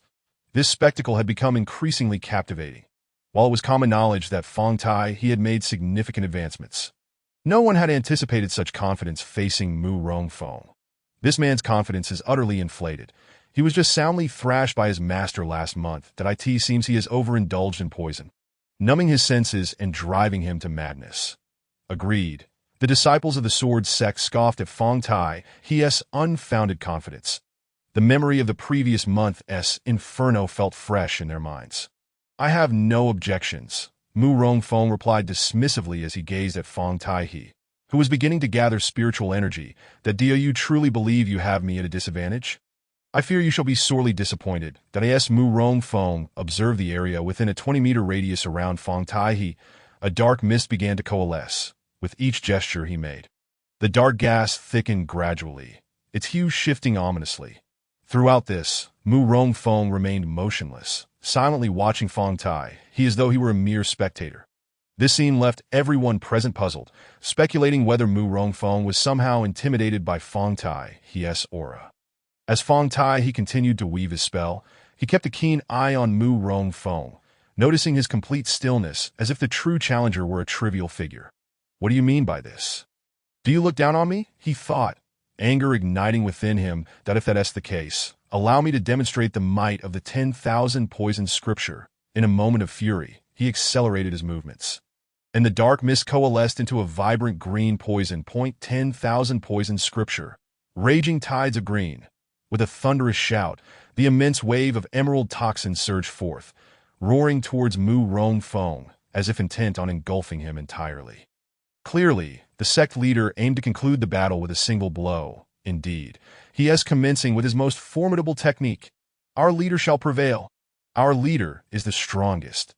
The disciples of the poison sect rallied in support. fully aware that this was a newly mastered technique that had consumed centuries' worth of their sect's accumulated poisons. Should the enemy's body become tainted, the toxins would infiltrate their meridians in mere moments, leading to a swift demise. Just then, an unusual, acrid scent invaded Mu Rongfeng's nostrils. He discreetly held his breath as the myriad realms radar within him detected an invisible gas expanding at supersonic speed. Wherever the gas traveled, flora withered at a visible rate, while fluttering butterflies and birds, seemingly deranged, ceased flapping their wings and plummeted to the ground, lifeless. But by heavens, Mu Rongfeng scanned the surroundings, astonished to find that apart from the sword sect, shielded by the heavenly array, chaos reigned elsewhere. It was a veritable hell on earth. Mu Rongfeng was horrified. Gazing outward from the sword sect's formation, he saw the ground littered with the carcasses of countless creatures, surrounded by withered flowers and trees. Nearby, spectators at the Tongmai realm lay sprawled on the ground, convulsing, foaming at the mouth, their spiritual energy depleting while external energy failed to enter their bodies, life slipping away. As for the body refinement realm practitioners, slightly stronger, they merely felt utterly drained, seated on the ground like puddles of mud, their internal energy barely managing to suppress the toxins, which flowed sluggishly within them. At this moment, they regretted their choices, but it was far too late. That Mu Rongfeng furrowed his brow. He himself felt no ill effects, yet he had not anticipated such potent toxicity, nor the terrifying aftermath it wrought. Having tested the Buddha's golden body, I shall allow you no respite. His eyes glinted with cold determination as the emerald toxin approached him, ready to engulf him. In that instant, Mu Rongfeng finally moved. A radiant golden light emanated from his body as he pressed his palms together and softly chanted, Namo Amitabha. Simultaneously, the celestial chant resonated, ringing clearly in the ears of all present. They watched in astonishment. A seven-colored halo materialized behind Mu Rongfeng, his body gleaming as though coated in gold, while a golden Buddha figure, towering 30 centimeters wide and a yard high, manifested, as if a true deity had descended. This Buddha figure enveloped Mu Rongfeng within its protective embrace. Distant onlookers, unaware of the circumstances, knelt and prayed to him. In the next moment, the emerald toxin collided with the golden Buddha figure, producing a hissing sound akin to water splashing upon red-hot iron. Soon, a plume of white smoke obscured Mu Rongfeng's form. You've compelled me to resort to this, Feng Tai, he scoffed. Pulling a black and white striped snake from his robe and hurling it into the air, swiftly forming a series of hand seals that a palm strike landed on the snake, causing it to writhe and expand dramatically. It's the Northern Spirit silver ring snake. Someone gasped in recognition. Is that what it is? Sidu Shui exclaimed, covering her mouth in astonishment. What is that creature? Asked Xiang Chao and Zheng Xiao, utterly bewildered. Lu Yu, taking on the role of the elucidator, explained, though the Northern Spirit silver ring snake is merely a low-tier 4th-grade beast, its power is equivalent to that of a human in the concentration realm. However, what is truly alarming is its ability to continuously spray venom while possessing immense strength. Upon hearing this, the others finally grasped the situation.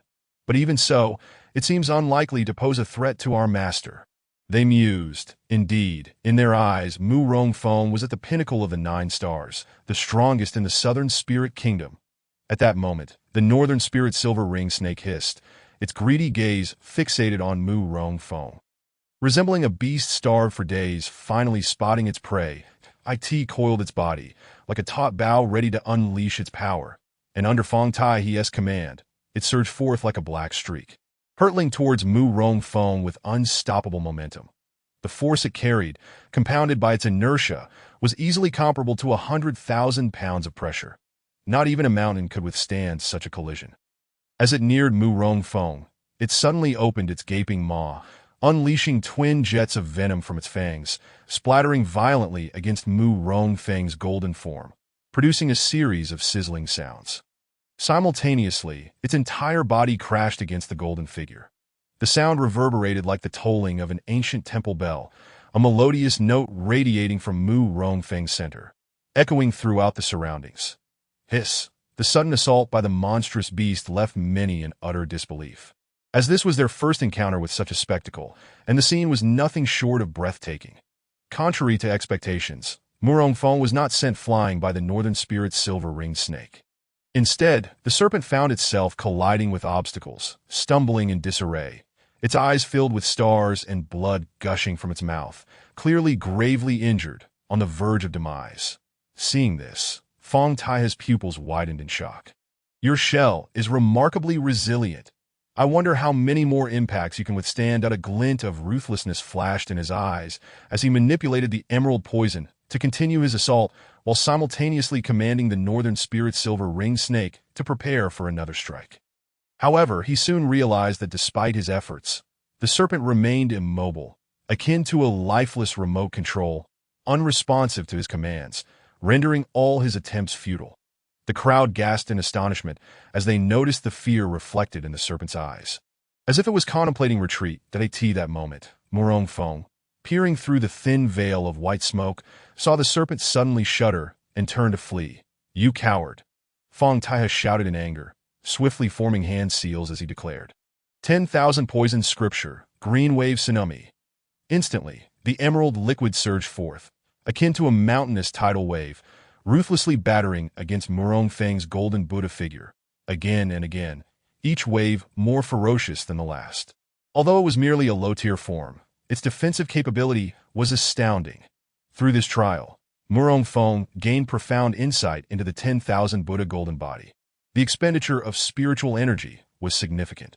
Yet it could at least ensure that no one below the realm of life and death could breach it, allowing him to remain undefeated. However, the limitation of his spiritual energy meant he could not sustain it for long, a shortcoming that required urgent rectification. At this moment, the onlookers were bewildered. What they had anticipated to be an intense back-and-forth battle had devolved into a tedious stalemate, which was rather dull and monotonous. The two had been at a standstill for no less than a quarter of an hour. Beads of sweat beginning to form on Fong Taiha's forehead as the depletion of his spiritual energy became increasingly difficult to manage. He hastily retrieved a pill from his pocket and swallowed it. The pill dissolved instantly in his mouth, flooding his entire being with a surge of potent spiritual energy. "Today, you shall surely die." Fong Taiha's eyes burned crimson as he glared at the calm and collected Murong Fong, his fury reaching a boiling point. His hands swiftly transformed the seals, causing the poison to become violently ferocious, striking at the golden body with an almost pathological fervor. At last, the poison penetrated by a mere millimeter. "You possess some skill," Murong Fong observed. Deeming it sufficient, he retrieved a lethal strike skill card from his system. Pinching it between his middle finger, in an instant, the surrounding poison momentarily halted, as if frozen in time. Fong Taiha's expression shifted dramatically. "What is happening? Why is this so?" He was astonished to discover that the poison he had painstakingly gathered had entirely severed its connection with him. Just then, the frozen poison shattered into fragments, swiftly condensing again, but this time its hue was far more intense, transforming into a deep emerald green. Liu gazed in shock at the rapidly shifting dynamics of the battlefield, her lips slightly parted, her body trembling. She had never anticipated that Murong Fong would wield the techniques of the poison sect. Turning her gaze to the nearby disciples of the sword sect, she found them equally stunned, their eyes nearly popping out of their heads. The deep emerald poison surged forth at a speed surpassing sound, infused with a violent force, akin to an underwater tempest, instantly engulfing Fong Taiha. Subsequently, the poison dissipated into mist, carried away by the wind, leaving no trace of Fong Taiha upon the arena. In the blink of an eye, the previously raucous atmosphere fell into silence, as if a pin could be heard dropping. The disciples of the poison sect widened their eyes, their faces twitching in disbelief, rubbing their eyes in a futile attempt to comprehend the scene before them. In an instant, terror gripped them, rendering them weak and collapsing to the ground. Why? Did not our sect master perfect the strongest technique? How could this happen? Holy Maiden Hong Mei's face turned pale, retreating step by step until she stumbled and fell, kneeling on the ground, her heart in turmoil, refusing to accept the reality before her. For a moment, she forgot what she was meant to do. After a brief period, an elder clad in black robes, an expert of the 7 stars refining Qi realm, was the first to regain his composure. Pointing at Murong Fong, he roared with rage, Murong scoundrel, you have slain our poisoned sect's leader, and I demand blood for blood. Chapter 30. Harvest. The black-robed elder produced dozens of bottles of varying shapes and colors from his robe, hurling them towards Murong Fong, fully aware they contained hidden weapons or toxins. But that was not all. With a swift motion of his sleeve, a powerful gust erupted, striking the thrown bottles containing the toxic substances. Bang, bang, bang. The sound of shattering bottles echoed incessantly, colors of various hues swirling in the air, enveloping the arena in a vibrant haze, akin to a multifaceted formation. Hiss! This was a preparation for mutual destruction. The thought crossed many minds. Just then, a mountain breeze swept through, carrying the poisonous smoke away. Why do we always suffer injuries? The distant onlookers began to flee, their hearts in disarray. Murong Fong remained unperturbed, delivering a palm strike that dispersed the surrounding poison. However, the palm did not cease there. It expanded further and shot directly towards the black-robed elder. The elder's pupils constricted, a look of terror emerging on his face as he leaped into the air. As an elder of the poisoned sect, responsible for concocting toxins, he was not particularly adept in battle, and he was swiftly knocked to the ground by Murong Feng's palm strike. Simultaneously, a mouthful of old blood erupted from him, his eyes widening like those of a dead fish, and he perished within moments. This was quite a display of force. Slaying the black-robed elder served as a warning to others. This act decisively shattered the resolve of the poisoned sect members who had been contemplating action, leaving them utterly disheartened and unwilling to entertain further thoughts. Who else dares? Murong Fong surveyed the crowd with an air of dominance, his voice not loud yet resonant enough for all present to hear. After a moment of silence, he scanned the surroundings once more, his radar sensing several formidable figures from the poisoned sect. After a brief contemplation, he proclaimed, "Disciples and elders of the poisoned sect, any who wish to remain within the sword sect shall be welcomed. Those who do not wish to stay, I shall not force, nor will I obstruct your descent down the mountain. Think wisely." Upon hearing this, many of the poisoned sect elders and disciples began to deliberate internally, exchanging thoughts among friends, weighing the pros and cons of staying or leaving. Remaining with the sword sect would surely tarnish their reputation, yet it might also offer them a chance at survival, especially given Murong Feng's formidable strength, which was indeed as the rumors suggested. Conversely, if they chose to leave, they would earn a reputation for defiance, potentially facing annihilation from other forces or unknown entities. This was a choice between reputation and survival, a challenging and sobering decision. Within a short span of time, over 10 elders and 20 disciples opted to stay within the sword sect. Holy Maiden Hong Mei remained in a stupor, gazing blankly at the spot where Fong Taihe had vanished, her face as pale as parchment. She remained seated, resembling a petrified statue devoid of any emotion, oblivious to the movements of those around her. As another quarter hour passed, additional elders and over 10 disciples stepped forward, but no other members of the poisoned sect dared to join their ranks. In that case, others may descend the mountain. But remember this: do not dismiss the small acts of kindness, nor commit minor acts of evil. Otherwise, Fong Taihe shall serve as your example. Upon hearing these words, the poisoned sect members were momentarily stunned, clearly taken aback by the notion that they could still descend the mountain alive. Disbelief etched on their faces as they exchanged glances in their minds. It was inconceivable that, with their leader slain and enmity firmly established, they could have any opportunity for survival, let alone a chance to leave alive.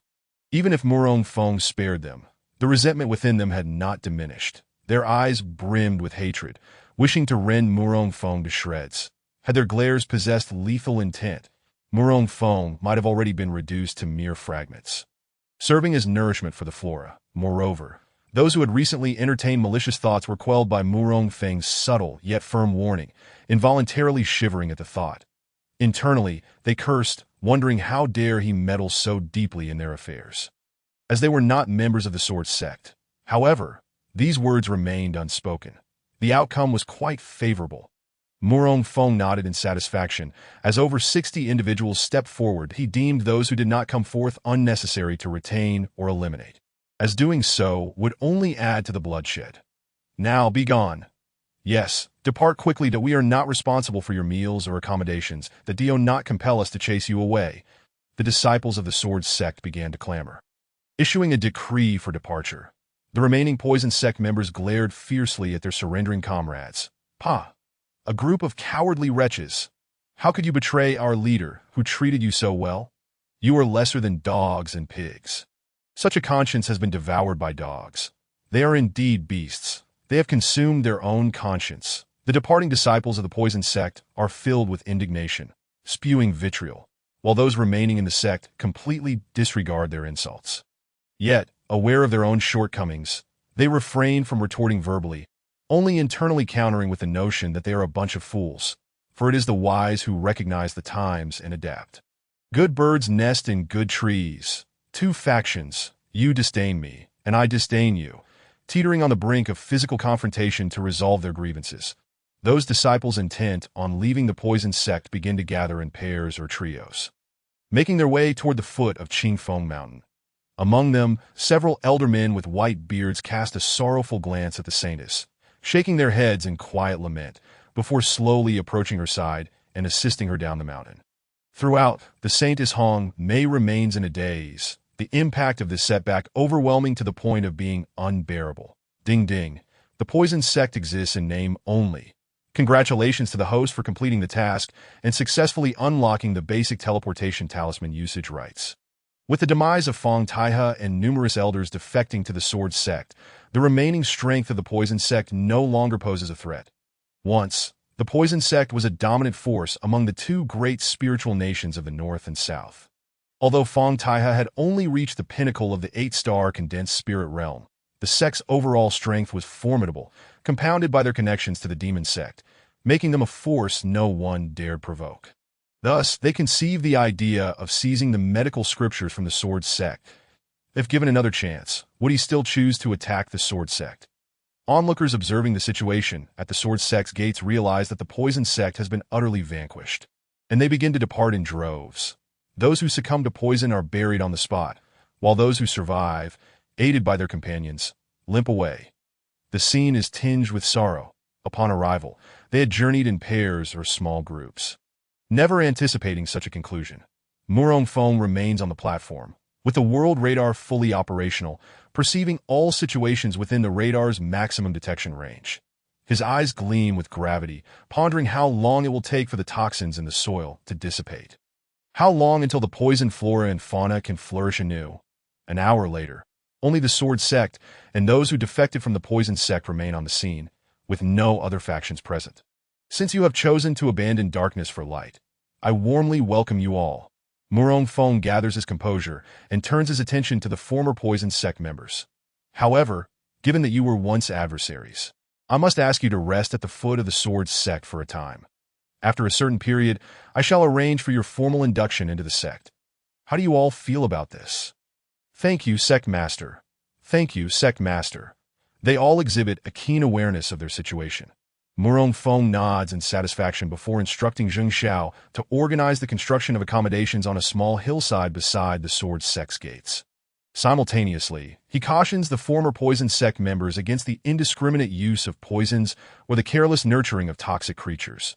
Should they wish to cultivate such creatures, they must seek his approval. Failure to do so will result in strict adherence to sect regulations. Having conveyed all necessary instructions, he retrieves a basic teleportation talisman, shatters it, and watches as the runes beneath his feet flicker before vanishing with a snap. Exuding an air of grandeur, all present are left in awe, their eyes filled with envy. Chapter 31. The Diary. With the permanent use rights for the basic teleportation talisman, he can utilize his skills without limit.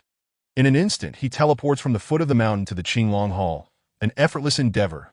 In the days that follow, Murong Feng diligently checks in daily, completing tasks and reaping rewards, leading a fulfilling life. The dismantling of the poison sect advances the completion of the task against the strongest sect to a meager 0.1 while still negligible. It marks a promising start. Currently, he has Lu Yu to teach on his behalf. Although she was once an adversary, Murong Feng feels an inexplicable sense of familiarity toward her, leading him to place complete trust in her. Nangong Jun has yet to fulfill his promises, prompting Murong Feng to silently add him to his blacklist. He harbors a deep disdain for those who lack integrity. Suddenly, life descends into a tranquil lull, leaving him with a sense of ennui. Murong Fong resolves to emulate the protagonist from certain popular novels. Beginning a diary to document his mundane days, seeking to imbue his life with busyness and fulfillment, he sets a fixed time each day to write in the Qinglong Hall, recording his daily reflections. Year 10 of Yongqing, March 20th. The system has tormented me 1,000 times, yet I treat it as my first love that today's check-in reward is exceedingly cruel. An actual razor. How fitting. However, I never expressed a desire to shave. Could this be the system overstepping its bounds? Surely not. It's merely a considerate little comfort. Year 10 of Yongqing, March 21st. The weather is delightful today, and I yearn to take a stroll. Yet no one will accompany me, complaining that I run too fast. Alas, is it the system's fault? Blame me, I suppose. Today, Xiang Qinyan's body is recovered, having unexpectedly broken through due to consuming a high-quality Xingyuan fruit. Remarkable, I had Xiang Chao escort him back to Beizhou City, for that is where he truly belongs in reality because it's too poor to support idlers. Year 10 of Yongqing, March 22nd. Today, the system issued a task that left me speechless. It requires me to cultivate land on the back mountain. As the illustrious sect master of the sword sect, how could I possibly undertake such menial labor? The reward, however, is a film projector. In a world where apart from cultivation there is naught else to engage in, this is the perfect remedy for evening's tedium. How could I possibly pass this up?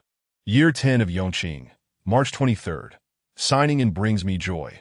It propels my progress that today's check-in revealed that there is no ultimate hope, only greater disappointment that I received a storybook. What use is this? Am I to regale the sword sect disciples with tales to lull them to sleep?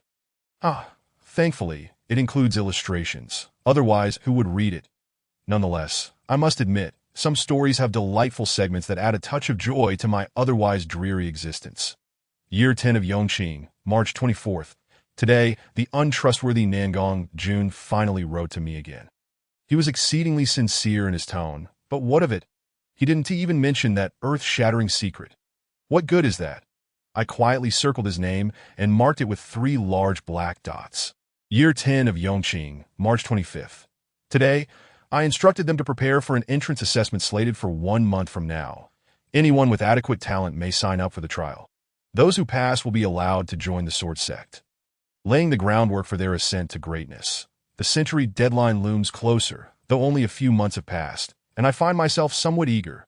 Year 10 of Yongqing, March 26th. The system continues to favor me. Today's check-in rewarded me with a bottle of condensed spirit pills. Yes, an entire bottle.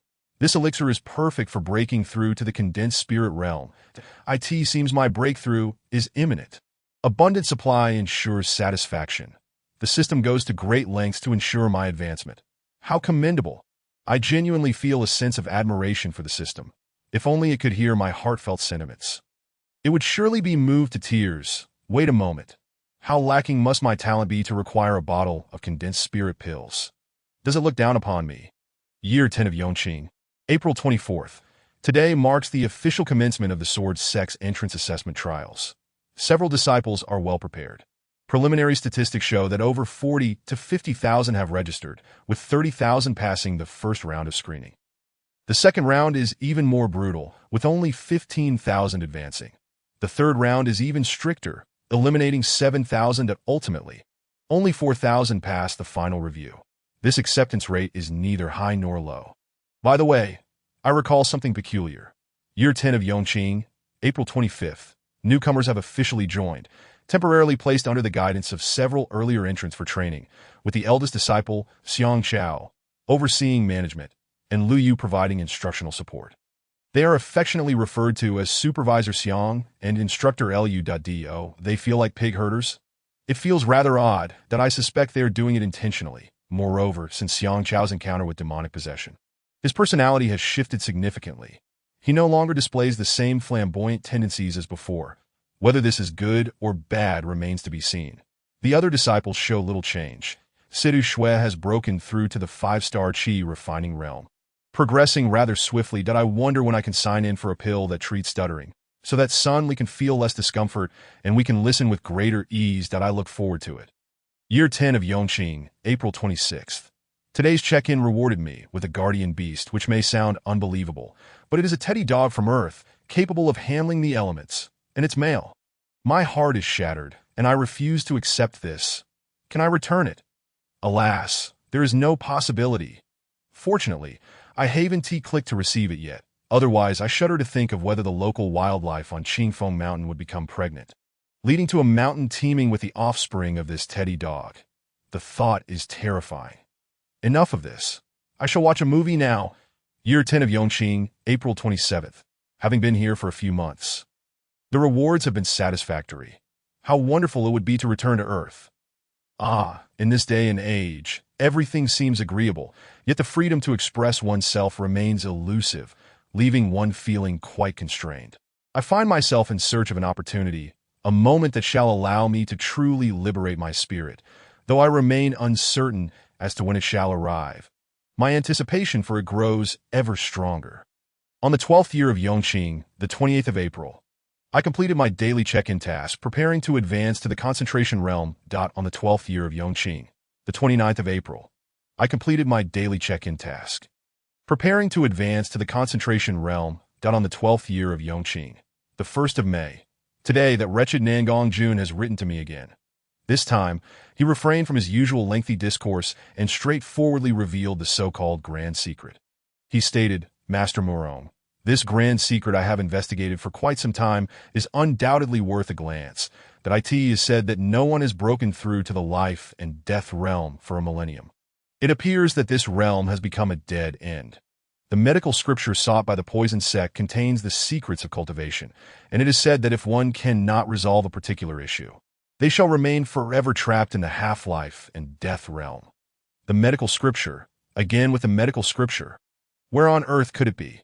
Is it truly beyond comprehension, rendering one incapable of breaking through? How then have the top-tier masters of this world ascended to greater heights? I am perplexed. On this day, as per my usual routine, Murong Feng's first action upon opening the door was to complete his check-in task. System check-in. Ding ding, congratulations to the host. Check-in successful. Reward. 1 pack of Huazi cigarettes. There is something I am unsure whether to mention.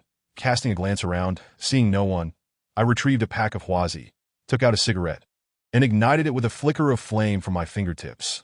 After a few puffs, I coughed violently, not accustomed to the sensation.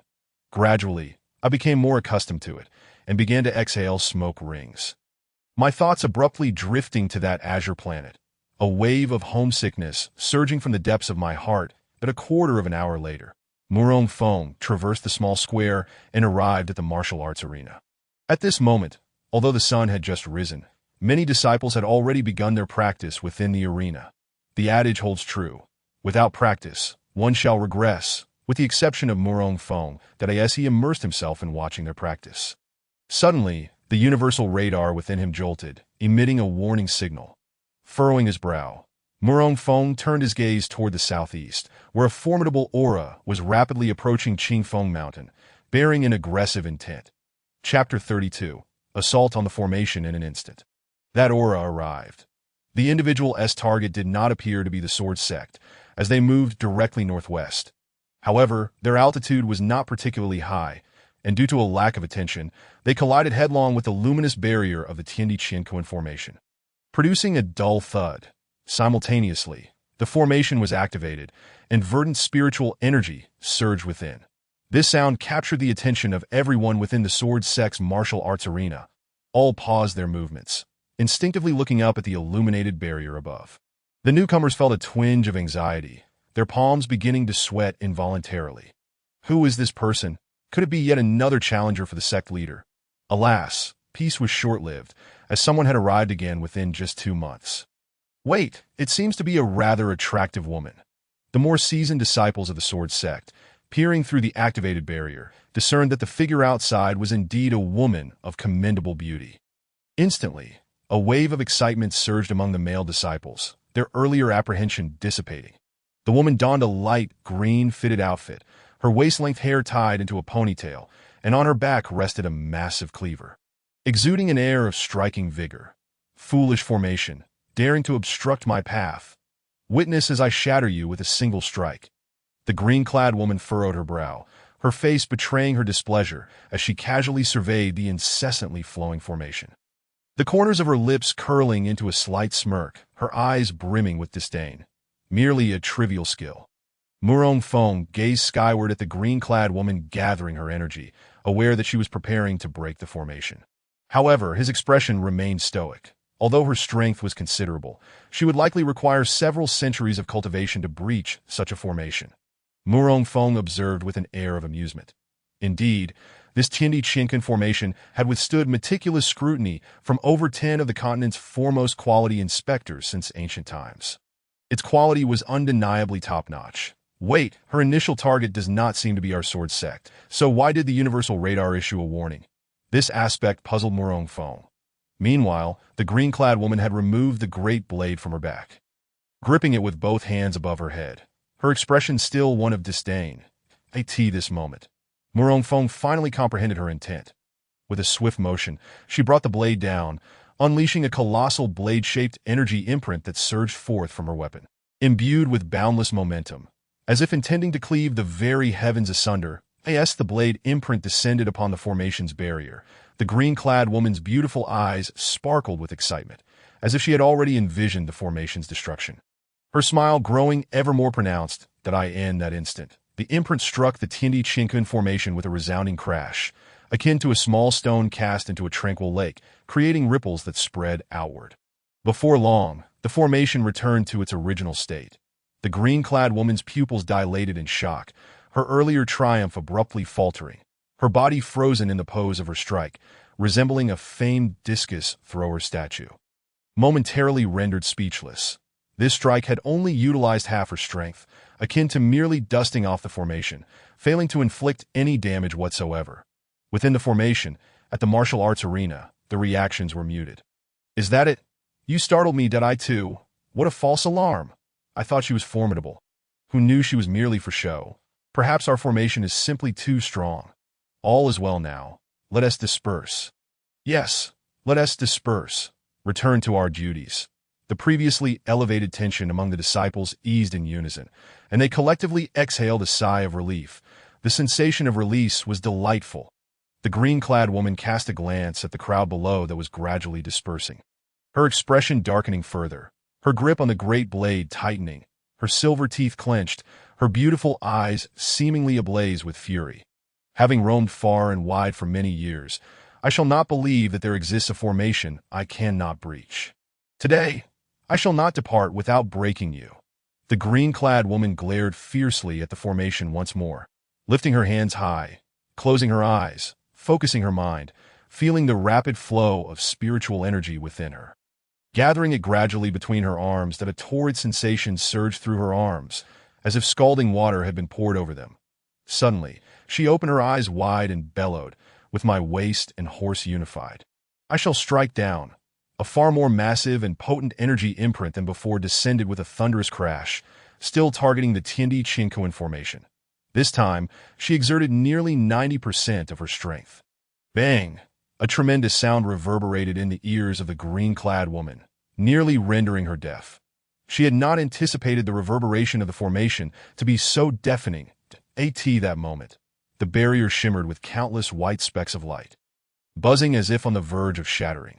Seeing this, the green-clad woman's heart leaped with joy, all discomfort vanishing. Just as she believed the formation was on the verge of collapse, a layer of faint green light rippled across the barrier, erasing all the white specks of light. Instantly, the green-clad woman's brow furrowed in anger, her fury igniting. Today, I shall confront you directly. I shall not leave without breaking you. She replaced the great blade into its sheath on her back, quickly gathering spiritual energy in her palms. Then, she unleashed a furious barrage upon the Tiandi Chinkan formation. Bang, bang, bang, the palm strikes collided against the azure barrier, akin to raindrops falling upon a lake, producing naught but superficial ripples.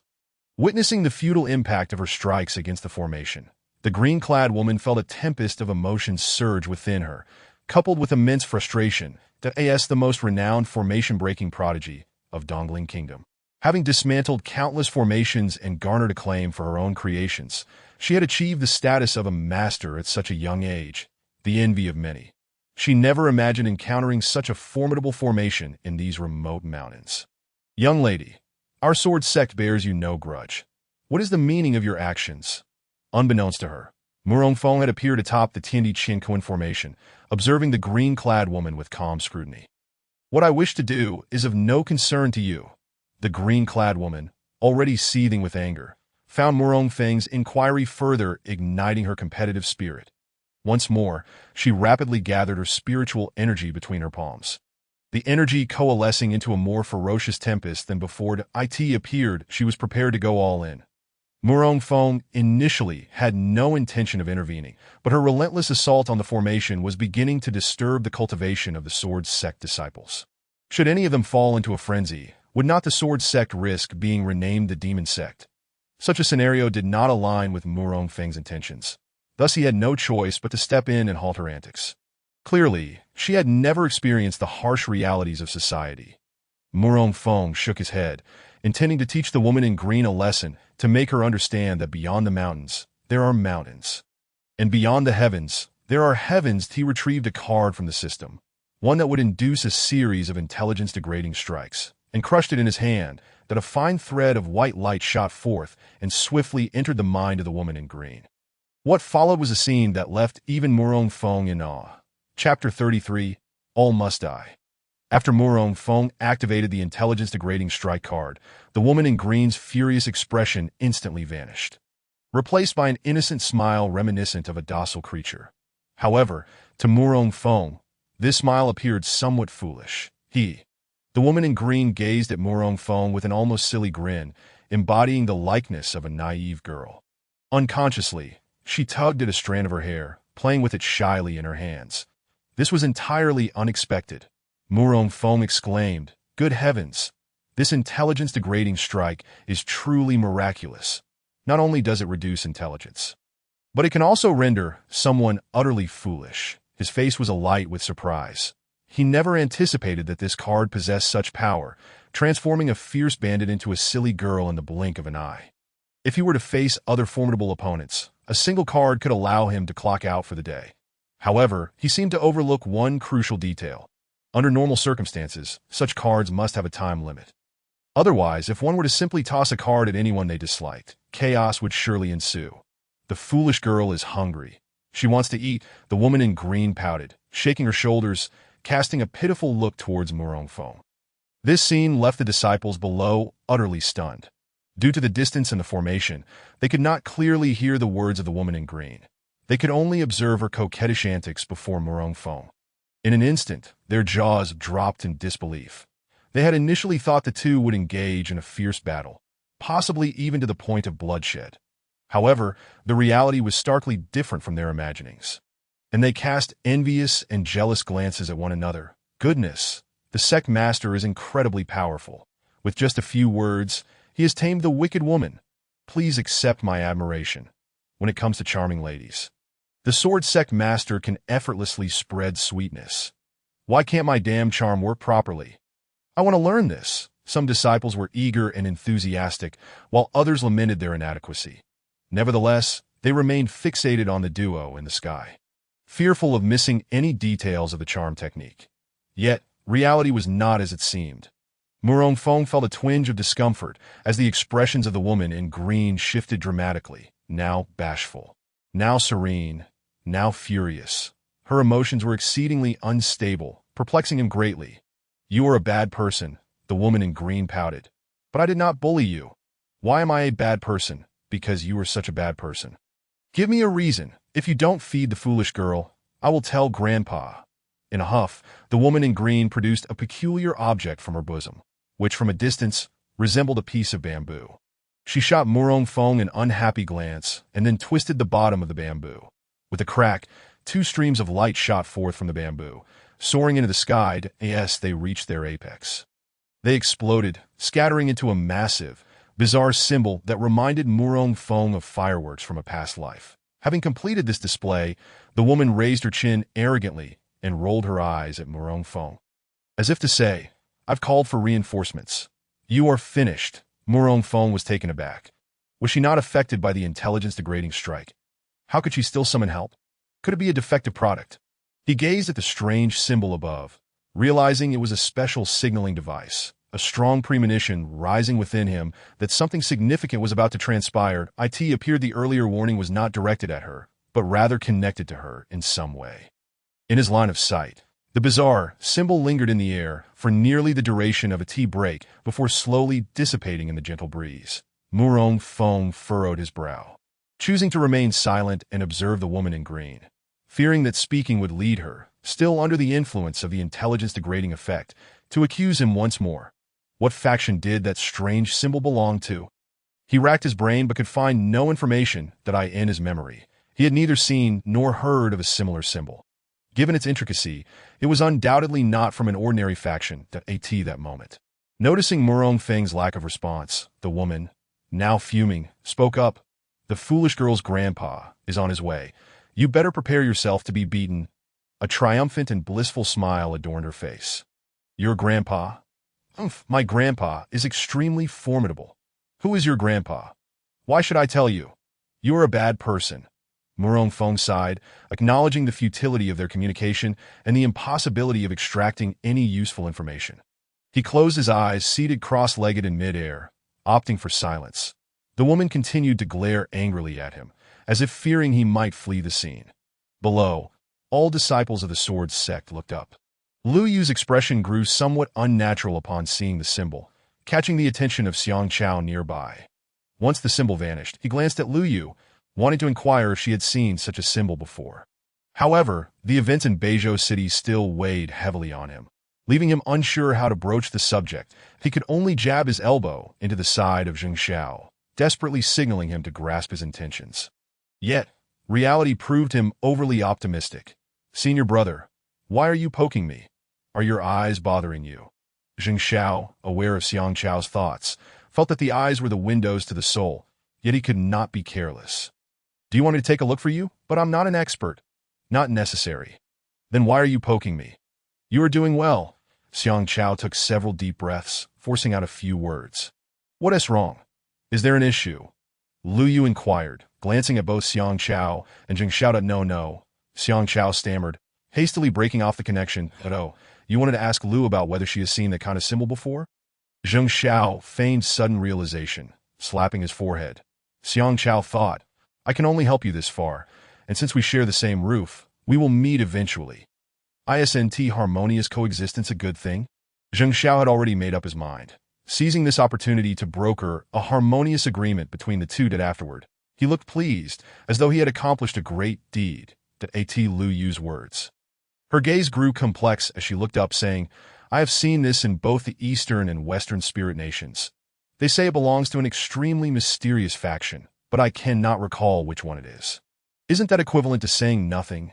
Xiang Chao thought, his mind filled with exasperation. Zheng Xiao appeared equally puzzled, feeling his efforts were in vain. The group, each with their own thoughts, gazed upward, the scene exuding an inexplicable harmony. Time passed, and after a quarter of an hour, the woman in green's odd behavior began to lessen, her foolish grin appearing less frequently. The foolish girl was beginning to transform, or rather, gradually recover. This was dire.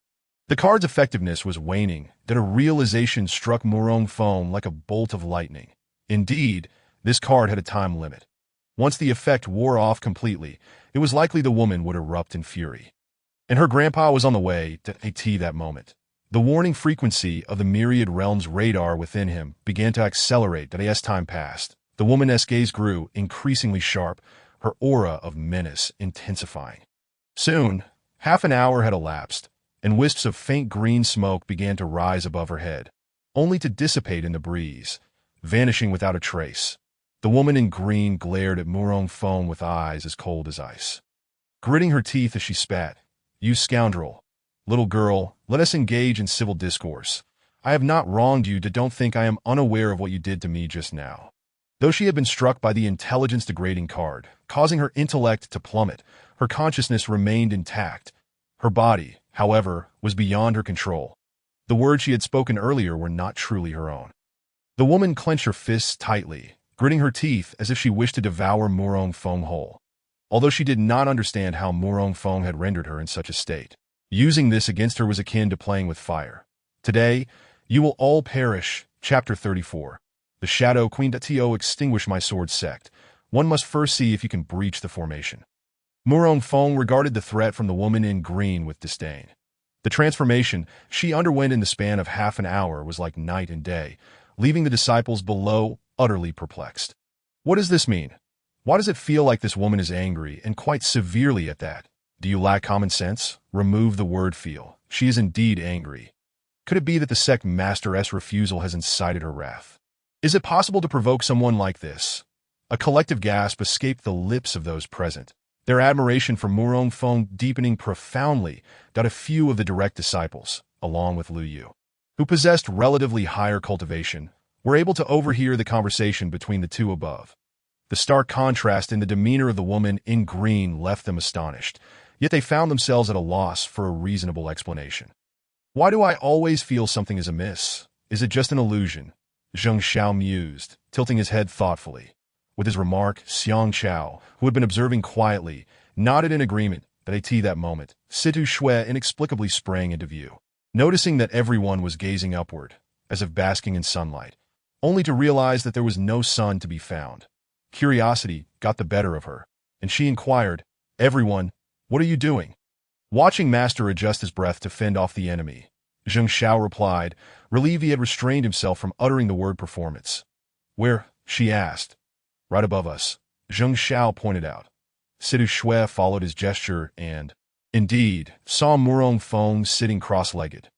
Not far from him, the woman in green glared menacingly, her expression as if she were ready to devour someone, causing those nearby to feel a chill, having previously suffered a setback. The woman in green understood her inability to break through the formation and thus refrained from making a foolish attack. Upon witnessing Murong Fong sitting in meditation, her anger surged, and her mind raced to devise a method to dismantle the formation. Suddenly, a spark of inspiration struck her. "Old man, my grandfather is coming, and you are doomed. That if you are wise, sever your own arms or step out here so I can break your legs." The woman in green realized he would not be foolish enough to step out, so she concocted a plan to lure Murong Fong out of the formation, intending to overpower him. But as she spoke, a triumphant smile unconsciously crept on her lips, her mind already envisioning the moment she would pummel Murong Fong. However, a voice shattered her plans. "Apologies, but I have no habit of self-mutilation, nor do I possess a penchant for masochism. Even if you were to flee, the disciples below cannot escape." Fearing that Murong Fong might abscond before her grandfather's arrival, the woman in green resorted to threats that "I shall remain here today and go nowhere. When my grandfather arrives, he will undoubtedly shatter your pitiful formation and flay your flesh, drinking your blood and consuming your meat." "I am right here," Murong Fong replied calmly.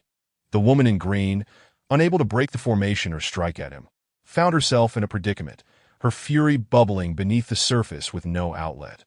She could only hover in the air outside the formation, waiting for her grandfather's reinforcements. The wait was tedious and wearisome. Murong Fong, with his eyes slightly squinted, feigned meditation while summoning the system interface. Host, Murong Fong Cultivation. Peak 9 stars refining Chi Realm Identity.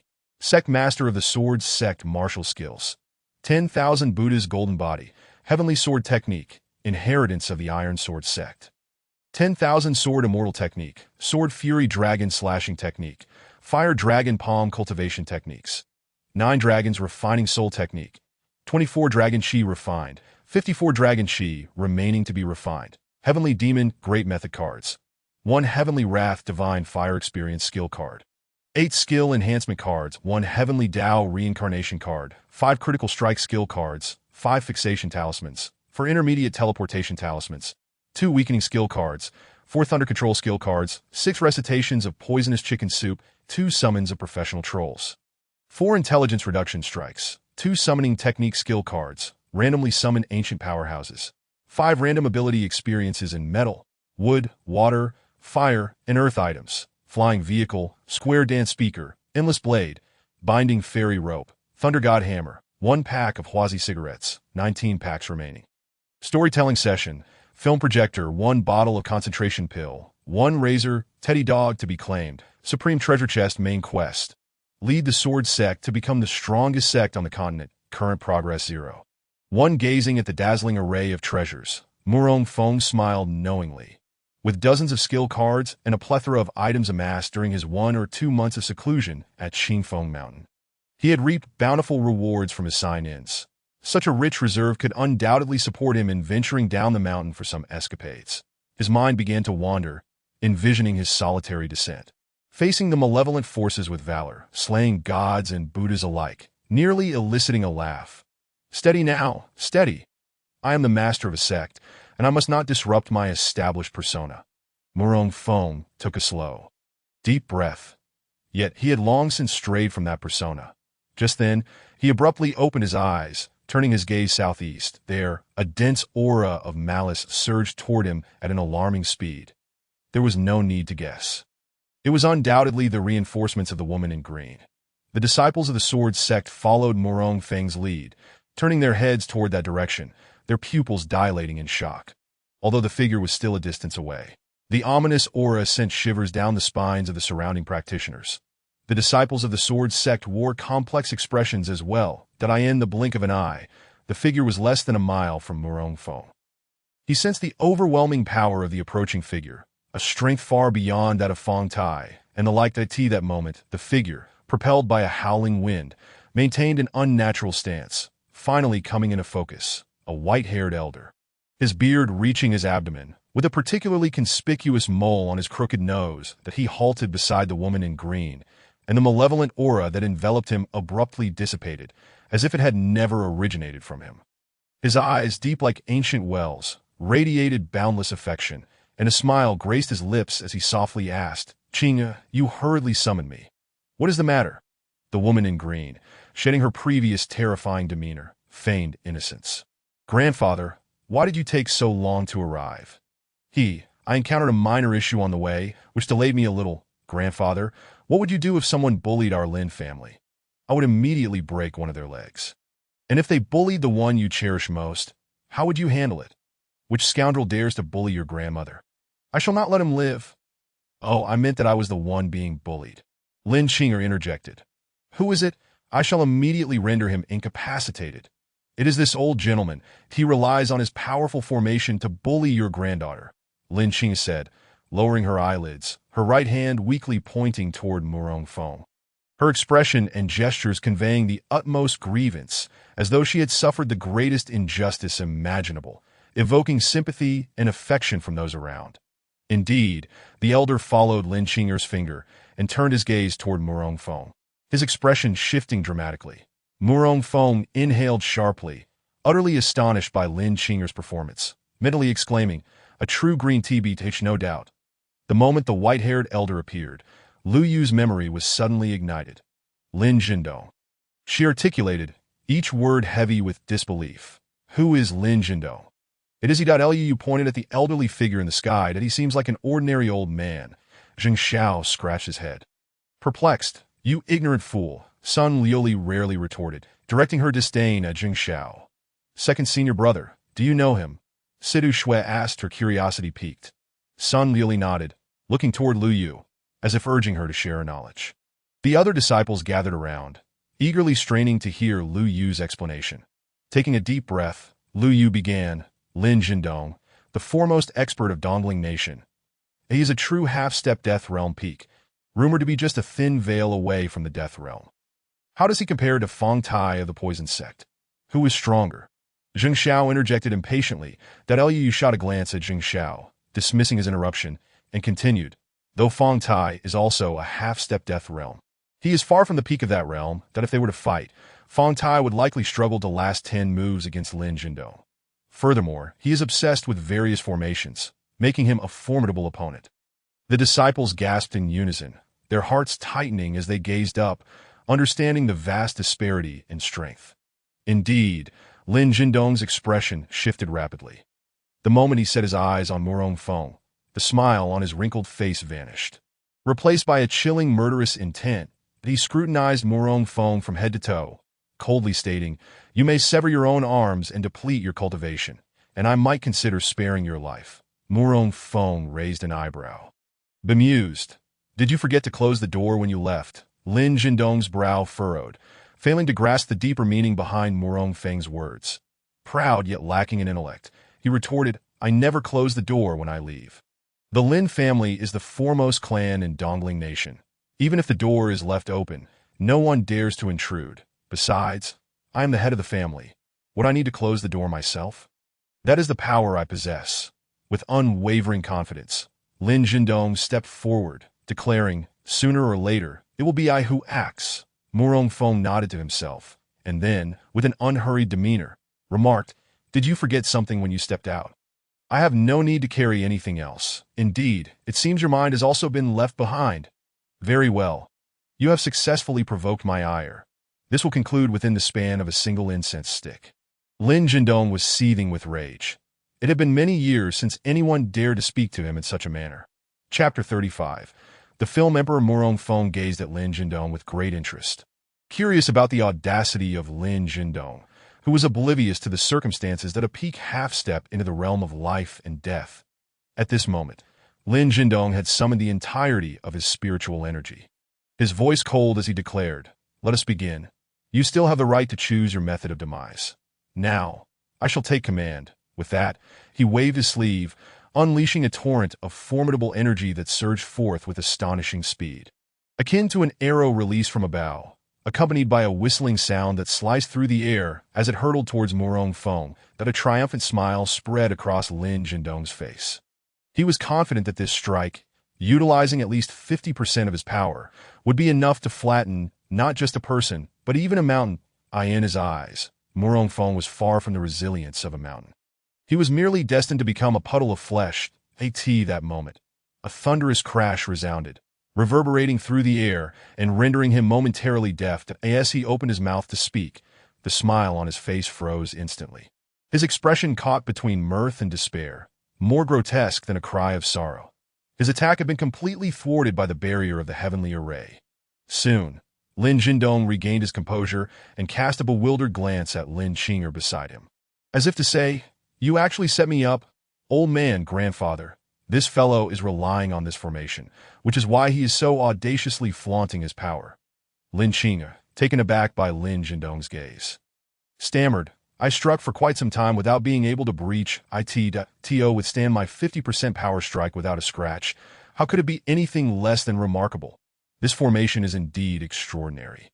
Lin Jindong turned to inspect the array barrier, radiating with azure spiritual energy, that he approached cautiously, extending his hand to feel its presence. However, the moment his hand made contact with the barrier, he was forcefully repelled, his body flying back like a cannonball for several miles before crashing into the ground, resembling a freshly sprouted bamboo shoot. This scene unfolded before the eyes of all the disciples of the sword sect below. What is happening? The formation can repel a master in the half-step realm of life and death. It is extraordinarily powerful. I thought this old man was formidable, but it seems he is nothing special after all. The disciples of the sword sect could hardly contain their excitement, embracing each other and cheering in celebration that, "Oh no, this will undoubtedly attract his attention." That Lu's pupils contracted in alarm, sensing the impending trouble.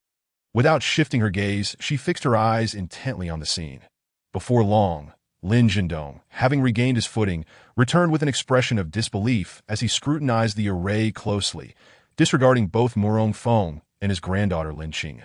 After a moment of observation, he closed his eyes, leaning closer to the formation, meticulously attuning himself to the flow of spiritual energy within it through every pore of his being, in the depths of his perception. He sensed a tremendous primordial power circulating ceaselessly within the array barrier. His gaze brimmed with astonishment. He had never anticipated encountering such a formation as recorded in ancient texts in this very place. After a brief pause, a glimmer of greed flickered in Lin Jindong's eyes that he licked his lips and broke into a wide grin. Addressing Murong Feng, "Fellow cultivator, I am Lin Jindong of the Lin family from the Eastern Spirit Kingdom." What transpired earlier was merely a misunderstanding, a complete misunderstanding. Murong Feng, Lin Qinger, both cast puzzled looks at Lin Jindong, their expressions filled with confusion. Lin Jindong, ignoring their incredulity, rubbed his hands together and continued, "Your skills are unparalleled, truly unmatched in this world. I am humbled in your presence. There are indeed advantages to having thick skin. One can flatter without a hint of embarrassment or hesitation. Truly, exceptional talents reside among the common folk. However, the ulterior motives were all too apparent, and Murong Feng understood this well. Lin Qing's eyes widened in disbelief as she unconsciously dug her little pinky into her ear, unable to fathom the words she had just heard. Is this really the grandfather I know? Why does he seem so foreign? Lin Jindong continued. Qing'er is young and naive. She has caused offense, and I beg for your forgiveness. Not at all. Murong Feng waved his hand dismissively. This formation you possess is indeed remarkable. I have traveled through 5 kingdoms and have yet to encounter one that can rival it. You flatter me that I speak only the truth. My words are genuine. Not mere flattery. Murong Feng cast a sidelong glance at Lin Qing'er, noticing her eyes nearly bulging out of their sockets. You claim not to be flattering, yet even your granddaughter finds it hard to believe. Murong Feng saw through the pretense, but chose not to address it further. Lin Jindong chuckled ominously, a grin that sent shivers down spines. Murong Feng brushed off the dust from his garments and issued an eviction notice. If that is the case, I shall not see you out. Wait, fellow cultivator, please stay. Lin Jindong rubbed his hands together, a look of hesitation on his face. That I asked, there's something on your mind. Fate has brought us together. Would you not invite us to your esteemed abode for a visit? Oh, I must decline any visits here. Did you not push us away so harshly? Lin Jindong nearly erupted in fury, stifling his anger while forcing a smile that was nothing short of remarkable, one that even a film emperor would envy. I am always this way. After saying this, Murong Feng began to descend slowly, that he knew that this man would not relent easily. Indeed, just as he descended 50 meters, Lin Jindong shouted again, Fellow cultivator, my granddaughter is feeling unwell. I kindly request permission to rest in your esteemed abode. Surely, your intentions lie elsewhere. Murong Feng steadied himself, gazing up at Lin Jindong. From the other's eyes and expressions, he detected an unmistakable impatience, having found a rare source of amusement in the otherwise dull routine of his days. Murong Feng decided to indulge them a little longer in this performance. That's so. How severe is her condition? Murong Feng feigned concern, swiftly moving to the top of the array, yet not departing from its confines. Murong Feng's back-and-forth maneuver left Lu Yu and the others in a state of astonishment. It became evident that Lin Jindong harbored ulterior motives. Indeed, his smile is cunning and vicious. What on earth does the master intend to do? With such a powerful formation in place, he could easily disregard them. They all recognized Lin Jindong's insidious intentions, understanding that he was not to be trusted. Murong Feng was well aware of this as well. He could not fathom what schemes Lin Jindong had in mind. As he observed Murong Feng's return, Lin Jindong sighed with a faint expression of sympathy. Fellow cultivator, had I not noticed in time, perhaps Qing'er would have fallen. Murong Feng glanced at Lin Qing'er, whose lips had taken on a faint hue of purple. He caught sight of Lin Jindong gripping her left hand tightly, his fingers digging into her pulse. Subtle traces of malevolence seeped into her being.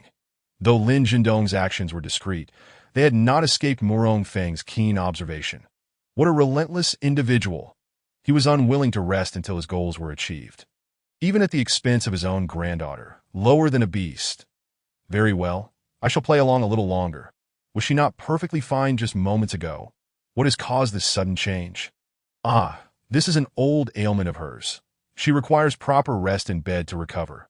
Lin Jindong sighed deeply, his tone earnest. That we have an open space outside our mountain gate that is quite suitable for resting. It was not Murong Feng who spoke, but Sidu Shui, who had been brought up by Lu Yu. Just as victory was within reach, this unexpected turn of events severed all possibilities. Lin Jindong was furious. Struggling to suppress the anger boiling within him, vowing it would not erupt at an inopportune moment. Miss, the elders are speaking. You do not play the elder card. Do not think for a moment that I am unaware of your intentions. Situ Shui seized the opportunity to speak, ruthlessly demanding, leave at once if you are wise that you am. Murong Feng found himself at a loss for words for a moment. His plans had also been disrupted by this little disciple. Such sharp wit!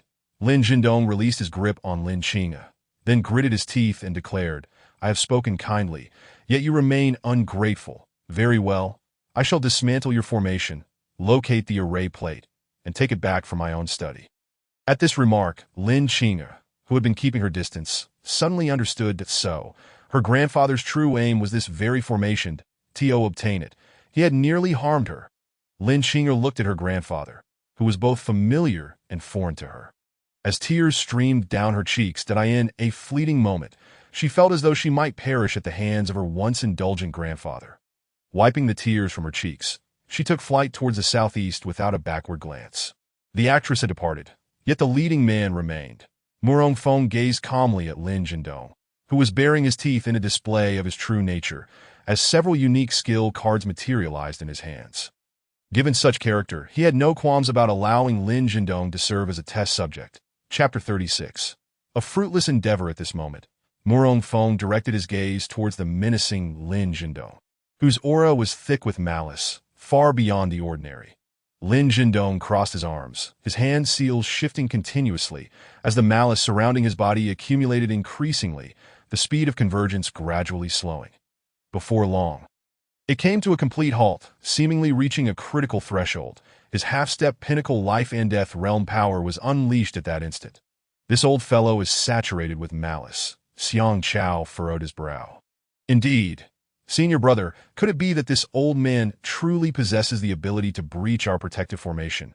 Zheng Xiao swallowed hard, turning his gaze towards Xiang Chao. Xiang Chao shook his head mechanically. Uncertain. After all, the malice emanating from Lin Jindong was overwhelming, coupled with his formidable strength. No one could ascertain the magnitude of his potential attack.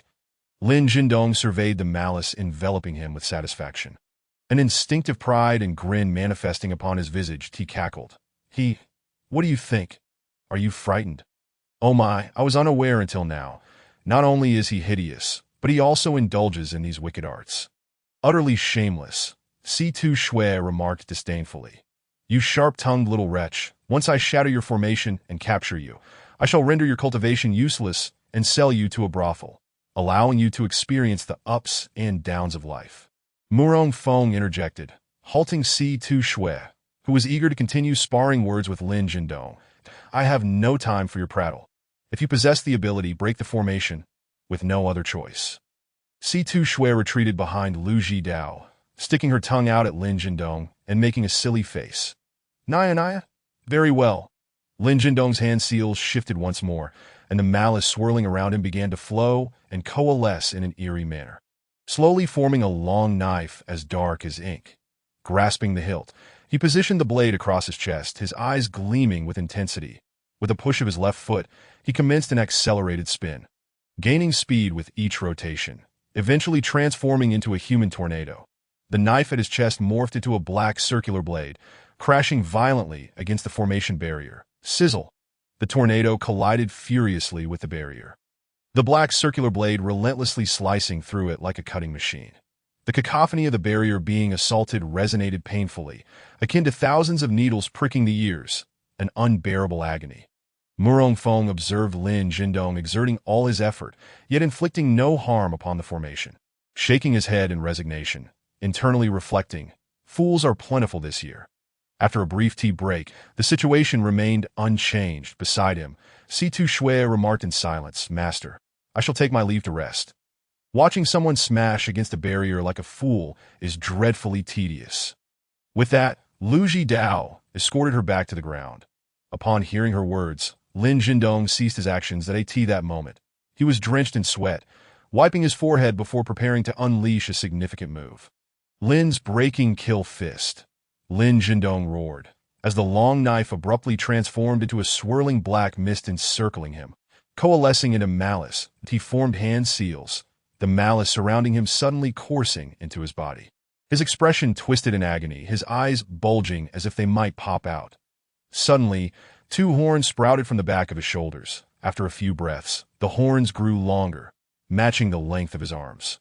One end morphed into a palm, drawing gasps of astonishment from the onlookers that moment.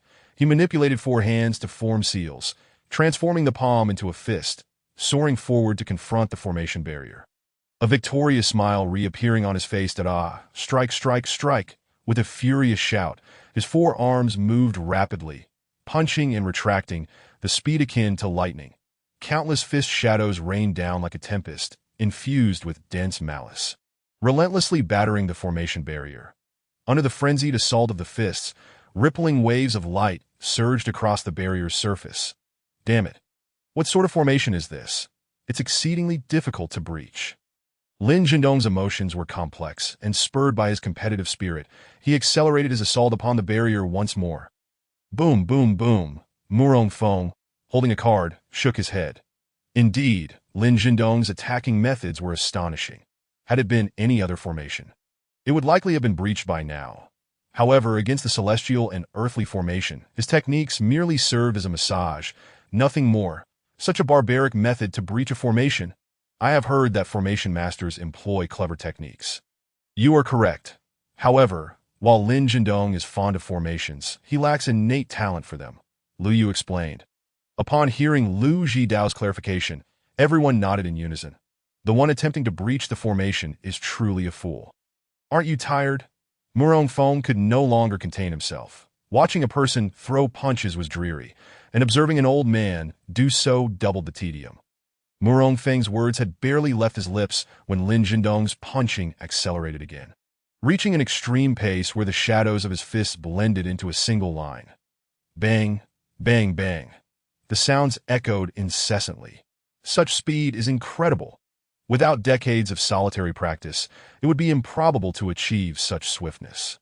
He might as well pursue blacksmithing instead. Murong Feng had no intention of continuing this exhausting ordeal with Lin Jindong. The man was utterly insane. He crushed a card in his hand, and in an instant, the heavens roared with thunder. Lin Jindong remained undeterred, continuing to strike the formation barrier. Just then, a bolt of lightning descended from the heavens, twisting and turning as it struck Qingfeng Mountain, landing squarely upon Lin Jindong's head. Crack! The sound of bones shattering echoed. Hiss! The spectators below shivered involuntarily, as if the lightning had struck them instead of Lin Jindong. Many wore expressions of sympathy. After all, a pitiful person must have their share of contempt. In their line of sight, Lin Jindong's fist froze mid-air. Then, a heart-wrenching roar erupted, as Lin Jindong, drenched in blood, had crimson liquid seeping from beneath his skin. His aura weakened significantly, presenting a harrowing sight. This Thunder Control card is indeed formidable. With one strike, it nearly obliterated a half-step life-and-death realm fighter. Murong Feng was exceedingly pleased. Very well. How dare you employ such underhanded tactics? I shall not rest until I see your demise. Lin Jindong, pointing at Murong Feng, appeared frenzied, his visage a mask of rage. With a rip and a tear, Lin Jindong's four hands moved in unison, shredding his upper garment. Leaving his torso completely exposed, he formed a peculiar symbol upon his chest with one hand, while the other three swiftly formed seals. The strange symbol on his chest pulsed with red light, flickering as his hand seals transformed it. After several breaths, an even more intense malice surged forth, cascading into Lin Jindong's body like a torrential waterfall. His waning aura began to rejuvenate. What manner of martial art is this? No, to be precise, it is a form of dark sorcery that Liu Jidao stepped forward at the opportune moment. I vaguely recall this technique being called blood sacrifice art, which burns one's own essence to temporarily enhance strength. That is not a native technique of the 5 great spirit nations. How could he wield such a technique? It likely pertains to the history of his family. Liu Jidao nodded, continuing, there seem to be issues within their family history. A faction from the 5 great spirit nations has been investigating for some time. Yet over the centuries, there have been no discoveries. Xiang Chao felt a tumult of emotions, eager to determine whether his celestial demon technique was superior or if Lin Jindong's blood sacrifice art reigned supreme. Yet, it appeared he might not have the opportunity. Observing the steadily increasing aura of Lin Jindong, Murong Feng remained composed. Time passed, and Lin Jindong's aura returned to its peak, yet it did not cease its ascent. Suddenly, a powerful gust of wind erupted from Lin Jindong's body, followed by a resounding thud as a formidable force radiated outward. Holy moly! He has directly ascended to the life and death realm. This is astounding. Zheng Zhao's eyes widened in disbelief that I have not felt this sensation in a century. You have forced me to utilize the blood sacrifice art. I could die content, Lin Jindong declared, a smile of victory beginning to dawn upon his face, as if the light of triumph illuminated his being. Murong Feng replied nonchalantly, and then, to everyone's astonishment, he actually soared out of the vast array, standing beyond its protective barrier. What does this mean? No one comprehended. Not far off, a passing rogue cultivator, was equally stunned by the scene. After all, the individual before them was in the realm of life and death. How could he so brazenly walk out? It was not just them. Even Lu Yu and the others could hardly believe their eyes. Why would someone leave a secure sanctuary? Was it confidence? Mu Rongfeng's subsequent actions left them utterly dumbfounded. "Do not claim that I bully you. Rather, I offer you an opportunity," Mu Rongfeng said calmly, "that if you can breach my defenses, I shall allow you to depart." Humph, such audacity. Lin Jindong's eyes began to redden, a sign that his body could hardly endure. "Perhaps you do not understand the chasm between life and death. Very well. I shall demonstrate it to you today." The words spoken by Mu Rongfeng were clearly heard by Lu Yu and the others, and their expressions froze. Zheng Zhao's resolve only grew stronger in that moment. At this point, Lin Jindong's forearms began to coalesce a mark once more, which he pressed into his own body with a shout, Lin's breaking kill fist. Lin Jindong's veins bulged, his muscles swelled. Far more terrifying than before. "Die." Lin Jindong flashed to Mu Rongfeng's front, his eyes bloodshot as he swung his massive fists, crashing them down upon Mu Rongfeng with a momentum that was unstoppable. However, just as his fists were about to land on Mu Rongfeng, a blinding golden light erupted forth, causing everyone to instinctively avert their gaze, unable to bear the brilliance. Lin Jindong too closed his eyes in a moment. Yet his movements did not falter. His internal spiritual energy surged to its utmost limit, striking and retracting in rapid succession. The resounding clang of metal echoed throughout the surroundings to Lin Jindong's astonishment. He realized that he was not striking flesh, but rather a substance of impenetrable metal. What a trickster! Just watch me shatter this worthless scrap. Lin Jindong vowed silently. The force in his arms surged suddenly, and his punches became a blur of speed. The constant metallic clashing resonated across Qingfeng Mountain, reverberating for miles, akin to the tolling of a bronze bell heralding an immortal battle song. That moment, the golden light finally dissipated, revealing a towering golden Buddha figure guarding Mu Rongfeng, rendering Lin Jindong's countless punches utterly ineffective. Such futile effort. Chapter 37. The Descent of the Medical Classics. That I concede that I cannot breach this array's barrier at this moment. However, I refuse to believe that this wretched thing cannot be broken. Lin Jindong drew a deep breath, his four hands once again forming hand seals, each mark embedding itself into the strange symbol on his chest. Suddenly, the sky above Qingfeng Mountain transformed. Fierce winds arose, dark clouds gathered, and the daylight dimmed ominously. In truth, Mu Rongfeng could have ended this with a single strike, yet he refrained, eager to test the defensive capabilities of the Golden Buddha body at this stage. He was curious about its limits. However, the onlookers were oblivious to his contemplations. "Why hasn't my master intervened yet?" Sidu Shui's face paled. This was her first encounter with such a situation, leaving her feeling helpless. Xiang Chao's throat was dry, his fists clenched, palms sweating profusely as he prayed fervently. Zheng Xiao swallowed repeatedly, attempting to mask the deep-seated panic within. But the more he did so, the more it betrayed his fraying composure. Sun Liuli and Lu Yu remained silent, their expressions grave, their gazes fixated on Lin Jindong. This moment, a sinister smirk crossed Lin Jindong's lips, his expression growing more ferocious as his skin began to peel away. The new skin that emerged transitioned from pale to a deep brown, as his skin fully darkened. A surge of malevolent power erupted from within him, akin to a tsunami triggered by an earthquake in the deep sea. Mu Rongfeng's face grew solemn. He realized that Lin Jindong was now truly desperate. "I have traversed the 5 great spirit kingdoms for hundreds of years, and you are the first to force me to such an extent." Lin Jindong's eyes had turned a purplish black, resembling a demon from hell. He stepped forward, each stride stirring the very essence of the surroundings, the spiritual energy swirling violently. "Do not falsely accuse me." Mu Rongfeng felt exasperated. "Today, I am resolved to breach your defenses and seize this array for myself. Shall we see about that?" Mu Rongfeng wished to retort that if Lin Jindong were dead, what use would this array be to him? He solidified the golden Buddha body, preparing his defenses without rushing into offense. "Break the heavens!" Lin Jindong roared, advancing swiftly, his 4 hands curling into fists as he gathered strength, preparing for a strike. As he neared Mu Rongfeng, his fists, each the size of a sandbag, descended simultaneously, exuding a suffocating pressure akin to a mountain.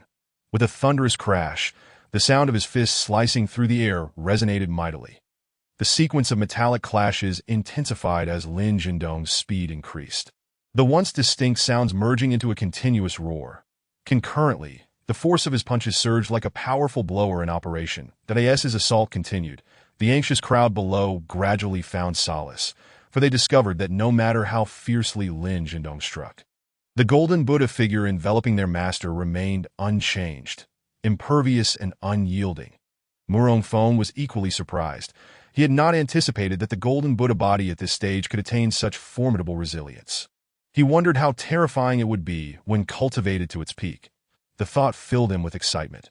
Within the Buddha figure, he stretched his neck and limbs, akin to relishing a massage from Lin Jindong, further provoking his opponent's ire. Murong Feng stood still, unyielding, while Lin Jindong exerted every ounce of strength, yet could not inflict a single scratch upon him. One could only ask, was it not infuriating? You are undoubtedly doomed. Lin Jindong bit his tongue, splattering his blood upon the golden figure. His four fists then began to rain down upon the stained area. As time passed, Lin Jindong's speed began to falter, and the color of his body gradually faded. The strange symbol on his chest began to vanish piece by piece. This is bad. The duration is insufficient. This shell's hardness is beyond the ordinary. Had I known, I would not have boasted. Lin Jindong suddenly realized. Regretting his earlier outburst, that it has come to this. I can only retreat and plan anew. With resolution, he abruptly halted his arms, leaping into the air with a slight bend in his knees, his feet made contact with the surface of the golden Buddha figure. He unleashed his full power, using it as a launching point to propel himself away. Whoosh! His figure transformed into a streak of light, attempting to escape with fluid grace. However, Murong Feng had no intention of granting him the chance to flee. He extracted a thunder control card from his system, effortlessly shattering it.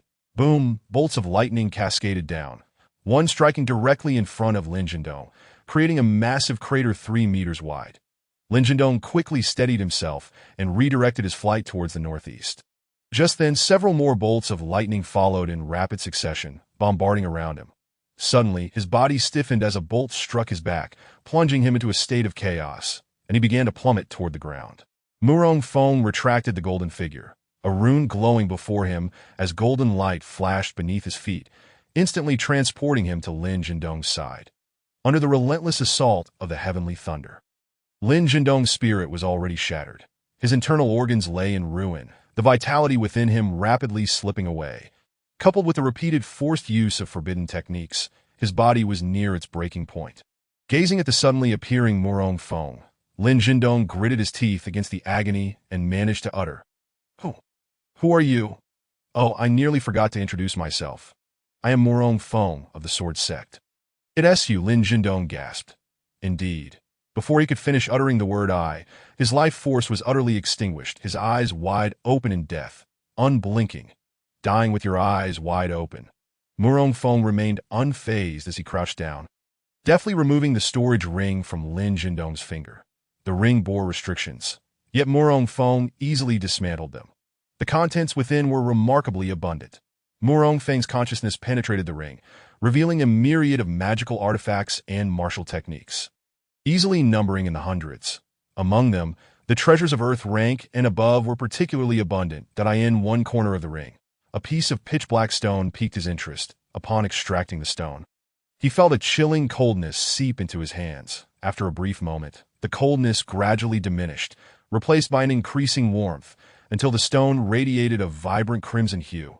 Then, it began to cool again, reverting to its original frigid state in an endless cycle. Such a peculiar object was a first for Murong Feng. However, it must possess extraordinary qualities to have been collected by a master at the brink of life and death. Without hesitation, he stowed it away. Additionally, he stumbled upon a strange map-like image within the ring, resembling both a map and some sort of beast. Perhaps it was a treasure map. This thought filled Murong Feng with even greater delight. It could be deemed a reward for his recent performance. Before departing, he, adhering to humanitarian principles, cremated and buried Lin Jindong. Then he activated a primary teleportation talisman to leave. With such an item, traveling became significantly more convenient. Upon returning to Qingfeng Mountain, He arrived at the Xuanwu Gate of the Sword Sect. All the disciples wore expressions of admiration. "Master, you are truly remarkable," remarked Situ Shui.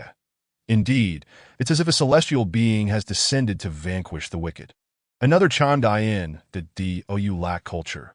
"Master is a paragon of divine power, overpowering the old dogs." Enough! Murong Feng could no longer endure their exuberance and quickly intervened.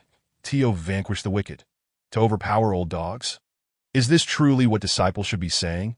He rubbed his forehead, feeling an urge to curse, but fortunately, reason triumphed over desire. The golden body of the Murong sect master has grown increasingly formidable. Lu Yu commented. "Indeed, it is far more ferocious compared to when he faced Fong Tai and the 10,000 Buddha golden body." She continued. The chaotic strikes from the life and death realm practitioners had failed to break through. Suddenly, Lu Yu felt a surge of gratitude for her decision to remain in the sword sect. Murong Feng's reprimand had rendered the disciples considerably more subdued. The as silence fell. Situ Shui stepped forward again.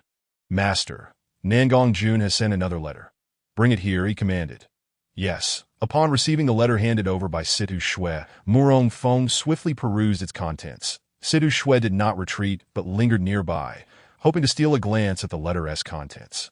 He addressed Murong Feng as sect master, but before she could finish reading, the letter spontaneously ignited, startling her to the point of exclaiming, "Oh no!"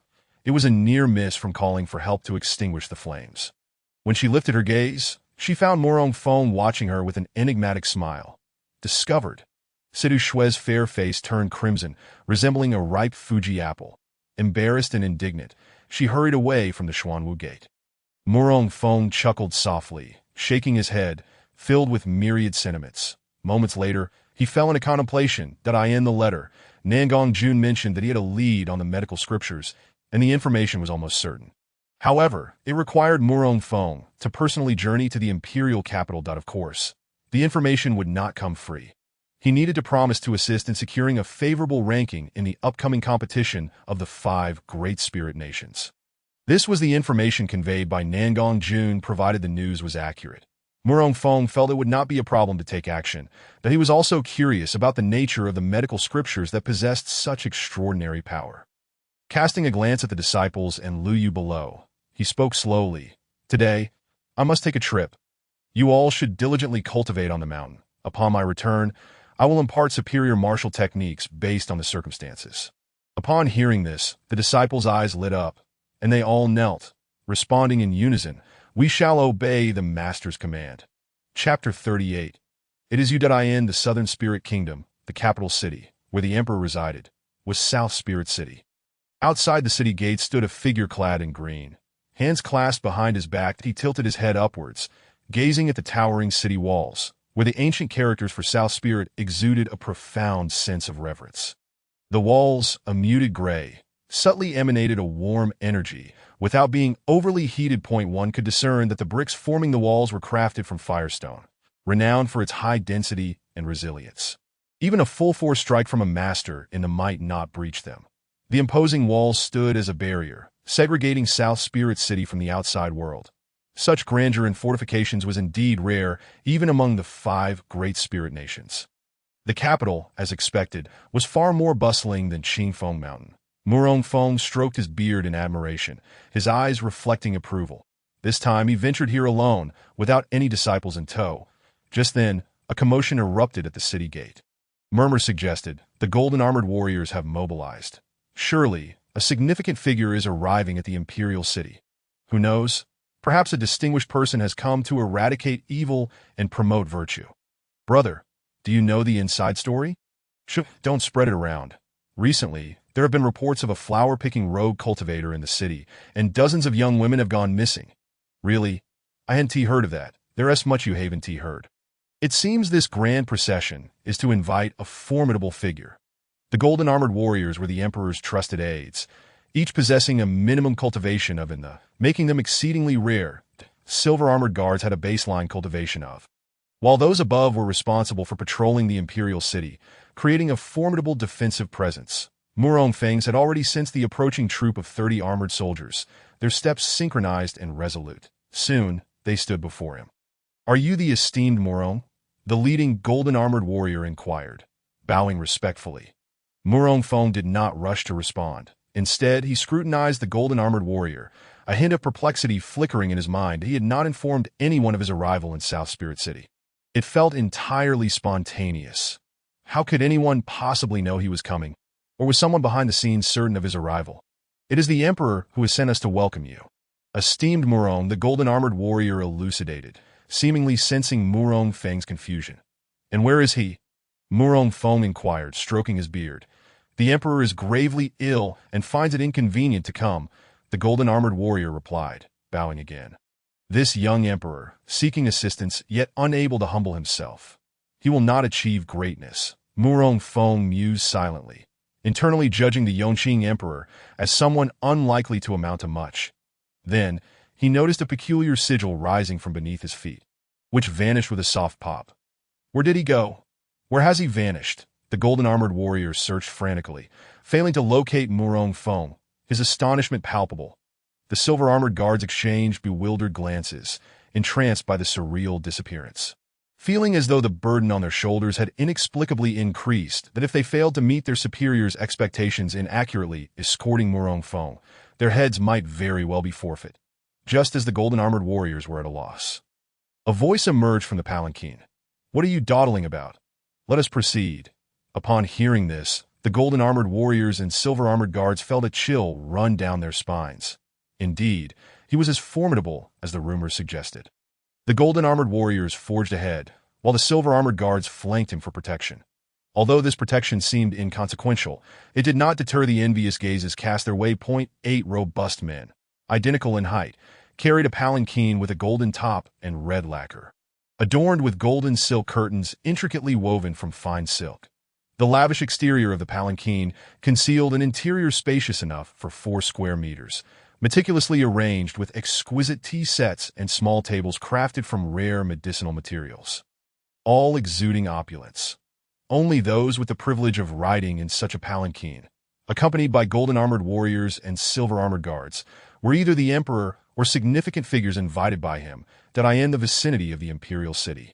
Commoners would not dare to fashion such a vehicle, for that would be a grave transgression. 8 grand palanquins just to receive this person. It seems a bit excessive. He appears rather ordinary compared to past dignitaries. Wait, I feel like I've seen this person somewhere. Strangely, I share that sentiment. Enough, you two barely step outside. You sound like women. One with a pockmarked face scoffed that I remember now. This person seems to be Murong Feng from the Sword Sect. Indeed, that's right. It is Murong Feng. The two recalled and nodded in affirmation once more. The visage marked by pockmarks received an affirmative response, causing its pallor to drain away entirely. Murong Feng also caught snippets of the conversation among several individuals. He had not anticipated that he had become a figure of notoriety, and he silently shook his head that a grand procession advanced toward the imperial palace, presenting a magnificent sight from a distance. Leaning within the spacious palanquin, Murong Feng sipped tea, savoring the pure fragrance that wafted through his mouth. The metallic sounds of clashing armor from the golden-armored warriors and silver-clad guards filled his ears. Akin to a performance of chimes, delightful and soothing. What a moment of tranquility. Suddenly, a voice commanded, "Halt!" A sharp rebuke echoed from outside the palanquin. Murong Feng focused his mind, activating the myriad realms radar within him. At this juncture, they had arrived at the true entrance of the imperial city that a golden-armored guard obstructed their path, declaring, "We are on a mission. You all should withdraw at once." The leader of the golden-armored warriors produced a black token from his bosom.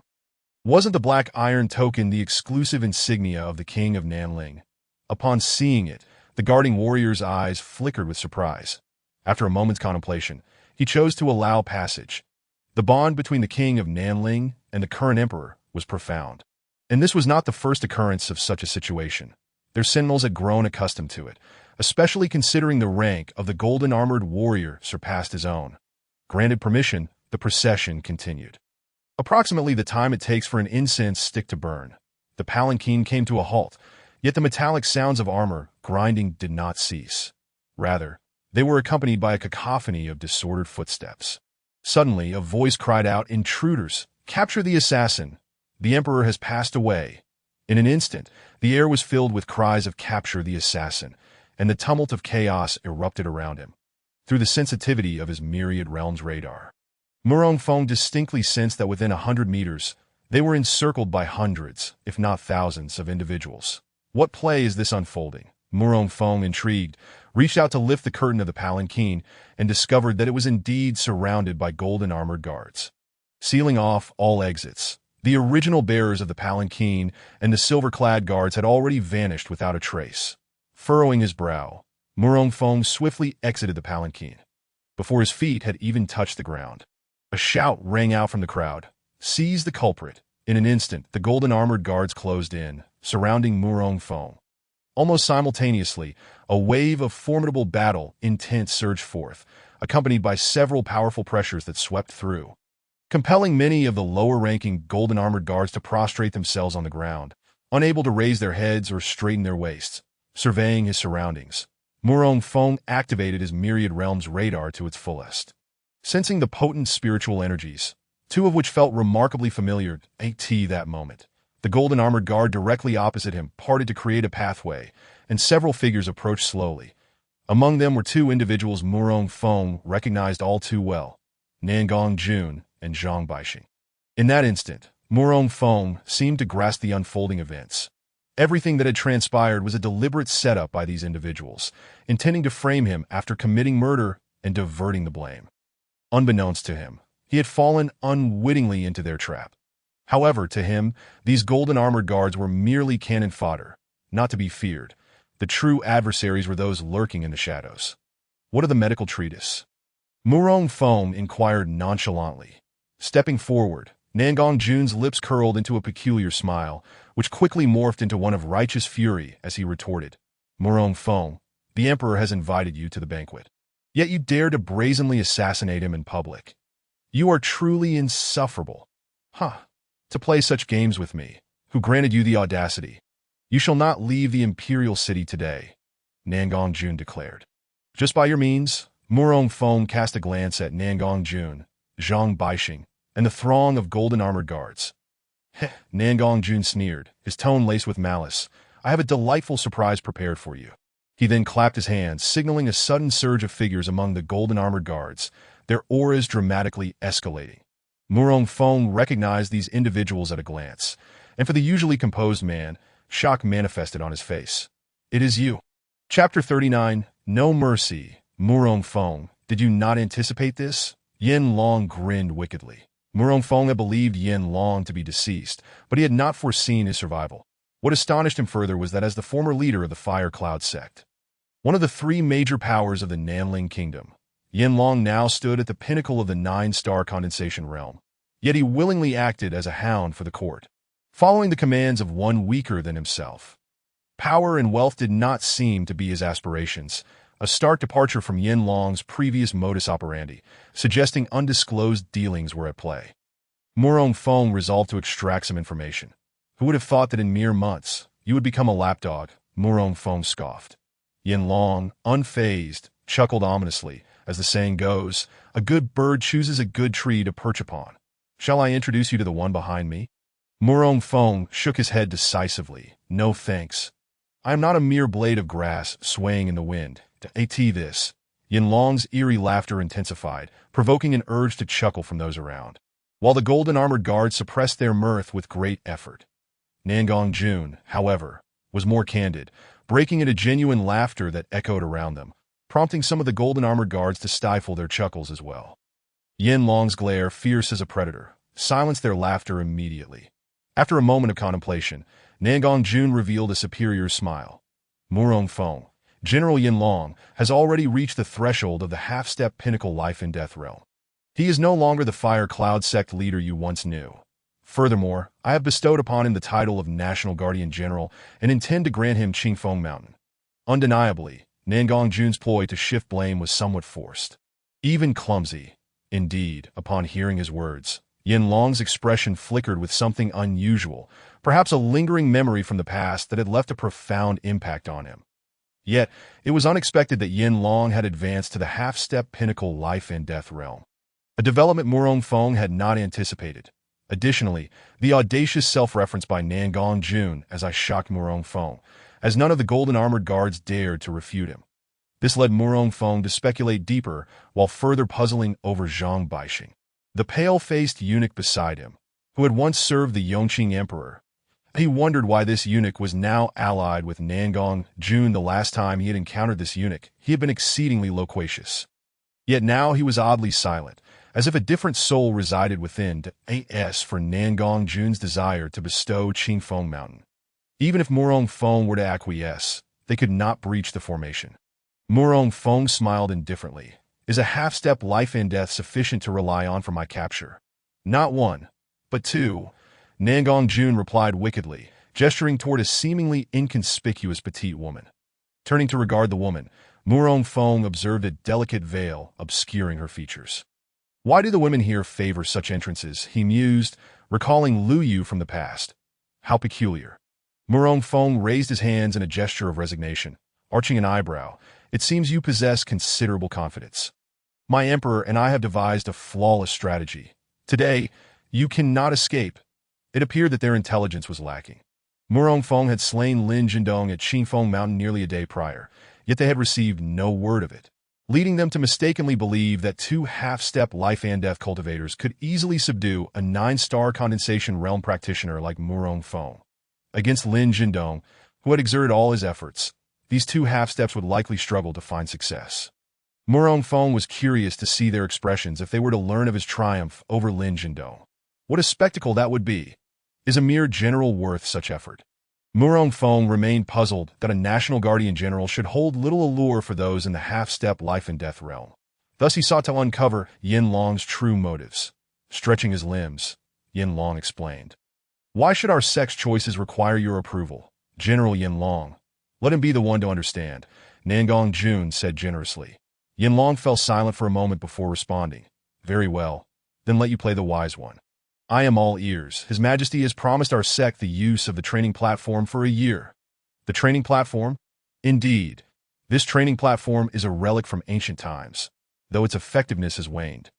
It remains a rare treasure among many nations. Yin Long's eyes sparkled with anticipation. However, after much discourse, he had yet to reveal the crux of the matter. What extraordinary effect did the training platform possess to warrant such risk from a half-step life and death practitioner? Seeing his hesitation, Nangong Jun's face beamed with pride as he elaborated. This training platform accelerates the absorption and refinement of spiritual energy, serving as an immensely powerful aid for breaking through the life and death realm. Now it was clear. There is nothing that surpasses a practitioner's yearning to break through. If anything could rival it, it could only be martial arts techniques and precious weaponry. Nangong Jun continued in truth. I have been orchestrating this since a decade ago, advancing step by step, steadily laying the groundwork for this day. Indeed, I must confess, the words I penned in my previous correspondence were but a ruse. The medical texts were entirely fabricated by me, a mere figment of imagination, for such a thing does not exist in this world.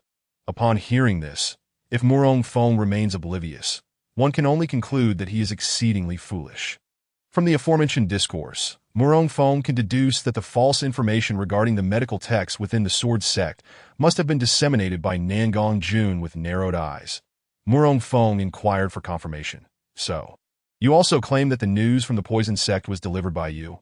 Indeed, it was all orchestrated by me, came the reply. Among the three great powers, why select the Sword Sect? That I cannot divulge at this moment. Nangong Jun replied, deliberately speaking in riddles. He then dropped a bombshell. Are you not curious why the Iron Sword Sect has vanished so suddenly? It was none other than I, in collaboration with General Yan Long, who orchestrated their annihilation. Murong Feng's understanding dawned upon him. Initially, he had presumed it was the machinations of foreign forces and had entirely overlooked the involvement of domestic powers. How careless of him! By the way, I did indeed have intentions to court your favor when I first approached the Sword Sect. However, as you did not extend me the courtesy I desired, it seems we are destined to be adversaries. Nangong Jun mused as he paced. Murong Feng silently scoffed at his pettiness. To ascend to the throne, he had meticulously plotted for a decade, leaving Murong Feng utterly perplexed at his mindset. A decade. And you choose to invest it in schemes rather than honing your own strength. The allure of martial cultivation is undeniable. Very well, Yan Long interjected with disdain, casting a glance at Murong Feng. Murong Feng. Will you take action yourself, or shall we? Do you truly believe you have me at your mercy? Murong Feng retorted nonchalantly to be frank. Just 2 days prior, my sect eliminated 2 peak 9-star condensing reality experts. Yanlong's expression swelled with pride, and he gestured toward the petite woman beside him. Jin Xiaofeng, merely half a month ago, vanquished a formidable half-step life and death realm expert in the Northern Spirit Kingdom. It appeared that Nangong Jun's promises to both were indeed consistent, and their strengths were commendable, Murong Feng assessed. Commendable? That should suffice to deal with you. Yanlong scoffed that I implore you both to handle him. Nangong Jun clasped his hands toward Yanlong and Jin Xiaofeng, that a mere trifle. He added, and no sooner had he spoken than the previously silent Jin Xiaofeng's aura surged dramatically. With swift, childlike hands, she formed seals, unleashing a streak of lightning-like energy that surged forth. Observing this, Murong Feng remained unhurried, shattering the basic teleportation talisman in his grasp. With a flash of golden light beneath his feet, he vanished from sight, reappearing atop the golden palanquin. The oncoming energy attack, lacking a target, struck the distant palace, obliterating it in an instant, sending dust and debris soaring, akin to the impending fury of a thunderstorm. Standing atop the golden palanquin, Murong Feng surveyed his surroundings. The golden armored guards trembled involuntarily under his gaze, sensing the chill of death emanating from him, as if their instincts prompted them to retreat. This individual is exceedingly powerful. My words are but fodder for cannon fodder. Those who know the times are wise. Judicious choices lead to longevity. Many of the golden armored guards began to contemplate retreat. What are you all dawdling for? Seize Murong Feng at once, and there shall be ample reward, Nangong Jun proclaimed, initiating a bounty. Under great reward, courage shall arise. Yet upon issuing the command, the golden armored guards exhibited no inclination to fight to the death. Instead, they began to withdraw in unison, clearly apprehensive of Murong Feng. Seeing no one advance, Nangong Jun's fury ignited, and he bellowed, "Those who retreat shall face death without mercy." In an instant, the golden armored guards exchanged glances. Caught in indecision, Jin Xiaofeng, having failed to land her strike, wore a look of astonishment. She had not anticipated that Murong Feng possessed the ability to teleport instantaneously, and a glimmer of greed flickered in her eyes. Licking her lips, she revealed a chilling smile. Suddenly, she pivoted, forcefully stomping the ground, causing the blue stone tiles to shatter, unleashing a cloud of dust.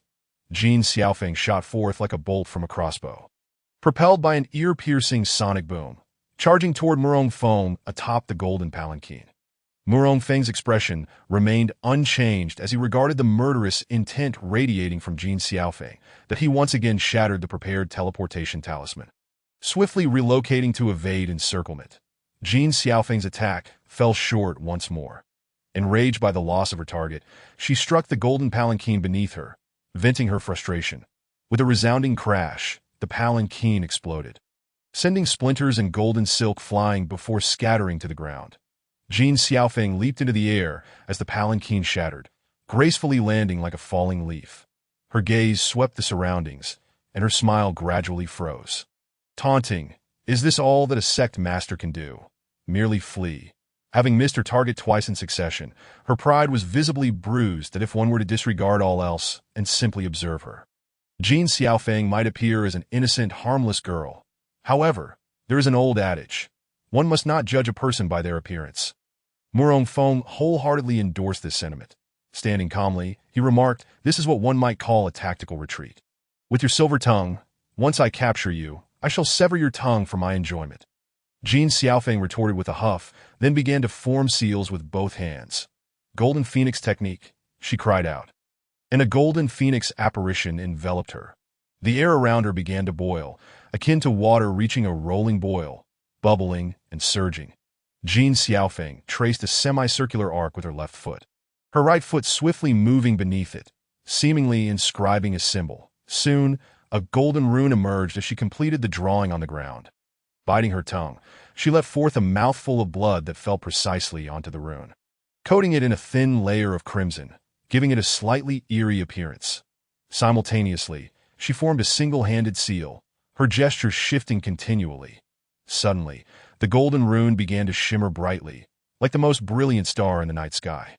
With a forceful stomp of her right foot, a muffled thud echoed, followed by a resonant hum, as the golden rune ascended to her waist level. Calmly, she extended her hands, grasping and twisting as the rune rapidly spun around her waist, eventually vanishing in her body. In that instant, Jin Xiaofeng's eyes gleamed with golden light, and at that moment, her aura reached the true pinnacle of half-step life and death realm, mere inches from crossing into the life and death realm. In terms of cultivation level, the disparity between Jin Xiaofeng and Lin Jindong from that day was glaringly apparent. Their energies resembled a brook compared to a mighty river. Jin Xiaofeng had undergone a complete metamorphosis, radiating an overwhelming aura of spiritual energy, exuding an invincible presence that left onlookers in awe. Murong Feng's pupils flickered with surprise, pondering if the world was truly so rife with temporary power-enhancing secrets. How could everyone possess such an ability? First Lin Jindong, now Jin Xiaofeng. What a remarkable trend. Jin Xiaofeng's display left the golden-armored guards utterly astonished. Even Yan Long wore an expression of shock. This woman is so formidable. How had I not noticed before? As a half-step life and death realm expert, Yanlong understood the vast gulf between the half-step life and death realm and its pinnacle. The situation appeared overwhelmingly favorable. The dawn of victory loomed ahead. Nangong Jun's initial anger and anxiety dissipated, replaced by the smile of a victor. Zhang Gonggong, did I not tell you that the heavens, the earth, and mankind have aligned in my favor? Why do you not believe? If you promptly submit to me, I shall have someone cure you of your poison and ensure you are well compensated. Why do you persist in your disbelief? Nangong Jun's face radiated joy, and as he spoke, his laughter rang out. This was a stark contrast to his demeanor beneath Qingfeng Mountain. Zhang Baixing, turning his head like an automaton, looked at Nangong Jun and spoke in a voice devoid of emotion. As if a mere machine, you are a treasonous rebel. His tone carried no hint of feeling, sounding as lifeless as a walking corpse. This land is rightfully mine.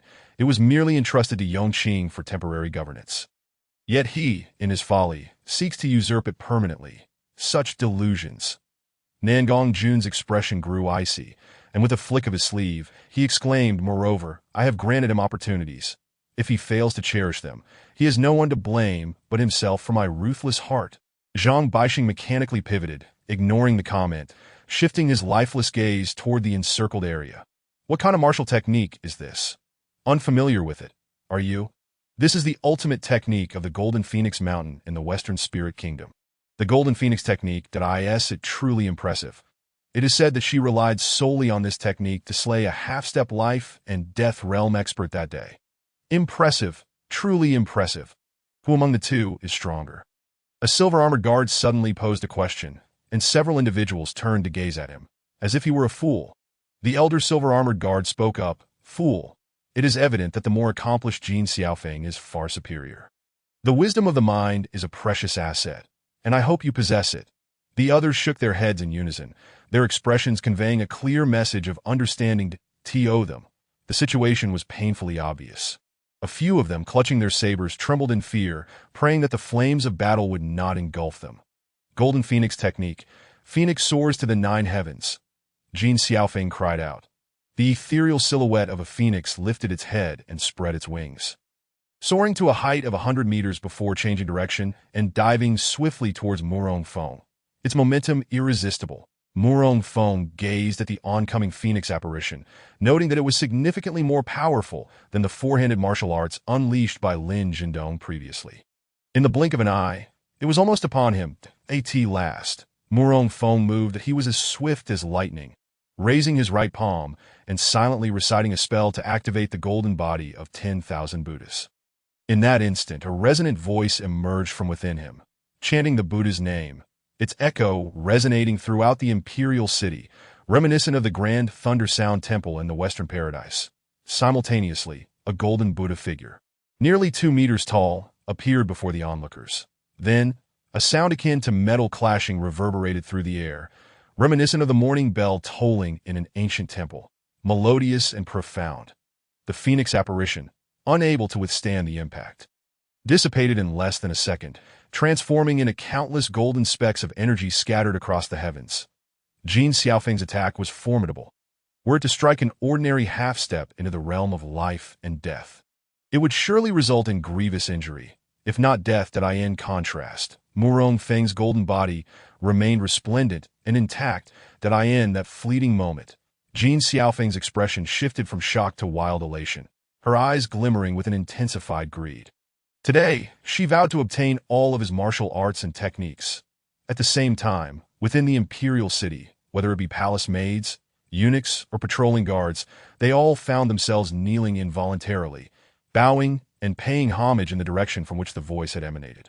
Nan Gongjuan's pupils dilated in shock, his mouth agape in disbelief, as if he had just tasted something foul.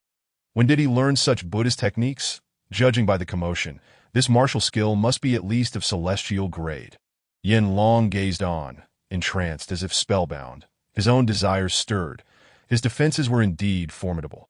Yin Long cast a glance at Jin Xiaofeng and discerned a familiar glint in her eyes, promptly proposing, "Let us join forces for a swift resolution. The spoil shall be shared equally. What say you?" "I am in complete agreement," replied the young woman. Thus, they reached a tacit accord. Yin Long advanced, obstructing Murong Feng's path, while Jin Xiaofeng leapt 3 meters, positioning herself behind him, severing his retreat. "Gentlemen, I command the golden-armored guards to surround him," Nan Gongjun declared hastily. "The golden-armored guards shall flank him on both sides, and those few silver-armored guards hiding in the corners, the silver-armored guards, trembling in the corner, turned pale at the command, realizing their doom was imminent. This was the only conclusion they could draw. The golden-armored guards, grim-faced, executed the order, the extent of their inner resistance known only to themselves. Murong Feng muttered, "What did you just say?" Instantly, he found himself encircled once more. "Murong Feng, prepare to meet your demise," Yin Long roared. Yet, Murong Feng maintained an air of nonchalance.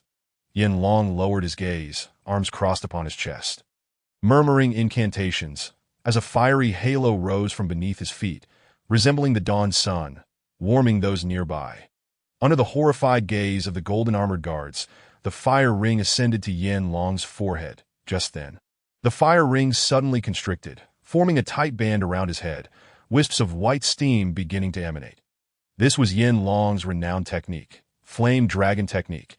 He had once slain countless masters of the spirit-gathering realm using this very skill.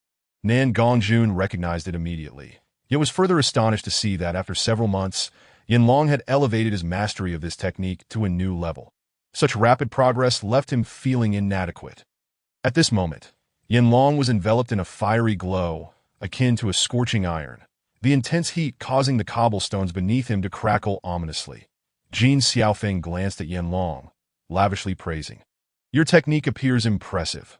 "You are not lacking either," he replied. They engaged in a mutual admiration fest, entirely disregarding their opponent, Murong Feng. Murong Feng, however, remained unfazed. After all, his adversaries did not exceed his expectations and remained within a manageable scope. This scene, however, struck the golden-armored guards differently, as they cast envious glances their way. Once the mutual flattery subsided, Murong Feng finally spoke. "Since you are so resolute in your desire to detain me, I shall not deny you this courtesy. Are you prepared to take your own lives?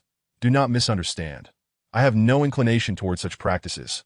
What then do you propose? A duel? No. What I mean is that today, I shall either end your lives or watch you perish." Murong Feng remarked with interest, leisurely stating, "I shall grant you 3 moves. Such bravado. I fear that once I strike, there will be nothing left of you." His voice was soft yet resonated clearly in everyone's ears. The volume was modest, yet it was sufficient to leave all in stunned silence. In an instant, the air stilled. The flow of energy seemed to halt, and one could hear a pin drop. Nan Gongjuan's lips twitched, a fierce expression crossing his face. "You old fool, truly unafraid of overstepping your bounds, boasting so grandly. Even if your defenses are formidable, they cannot withstand the relentless assault of 2 super-strong opponents," Nan Gongjun confidently critiqued in his mind. Suddenly, he noticed a peculiar emotion emanating from the synergy between Yin Long and Jin Xiaofeng. It was the aura of murder. 10,000 flames dragon fist. Yin Long bellowed, fire-red energy swirling around his fists. An invisible gust of energy rippled between his arms. causing his sleeves to billow as if caught in a torrent, presenting a comical sight from afar. With a powerful push, Yin Long surged forward, arms extended, charging at Murong Feng like a superhero in flight, a force potent enough to collapse mountains. Not far away, atop a high red wall, a handsome young man observed, to force Yin Long to this extent. Could that individual be a high monk of the Buddhist sect? Do not speak carelessly. That is Murong Feng of the Sword Sect, an elder replied. Who is Murong Feng? Can he truly rival Yin Long? Yin Long? Huh. Months ago, I had the fortune to witness an earth-shattering battle that resulted in countless casualties among the masters of the Iron Sword Sect, Fire Cloud Sect, and Poison Sect, with the sect leaders nearly perishing on the spot. Such a tale. Who possesses such prowess? Indeed, who could stand against three formidable masters? That would be Murong Feng. In that instant, the onlookers, a gathering of wandering cultivators, were electrified, their gazes filled with admiration for Murong Feng.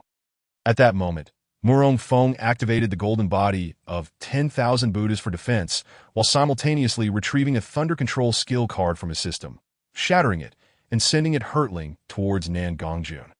With a thunderous boom, the sound of lightning erupted in the ears of the spectators, followed by blinding flashes of electricity. Then a bolt of lightning descended from the clouds, its target unmistakable.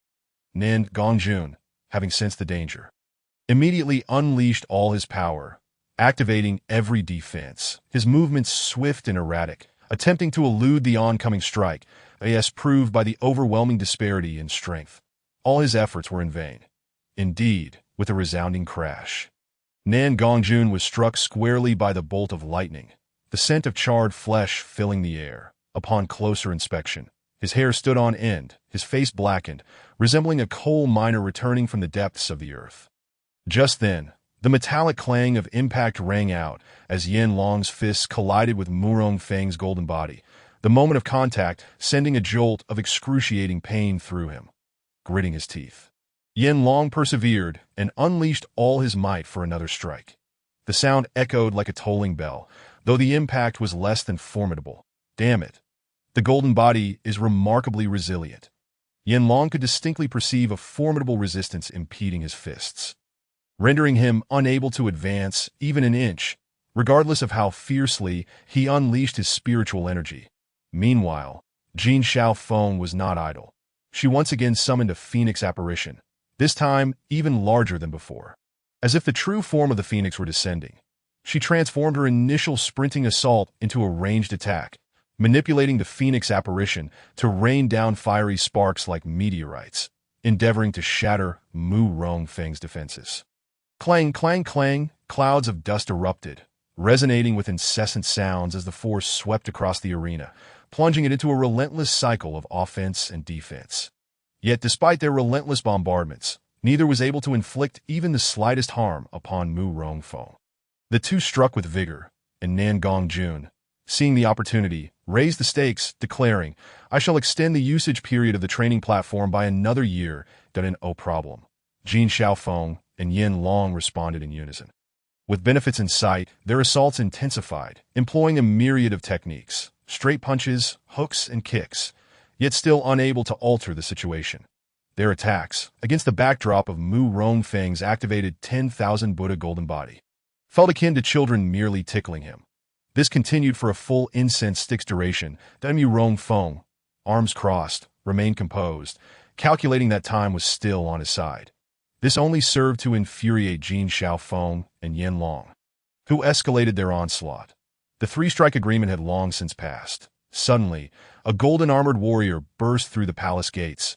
Panic evident in his expression and urgency in his stride, he traversed several gates and dashed across the plaza, hastening towards them.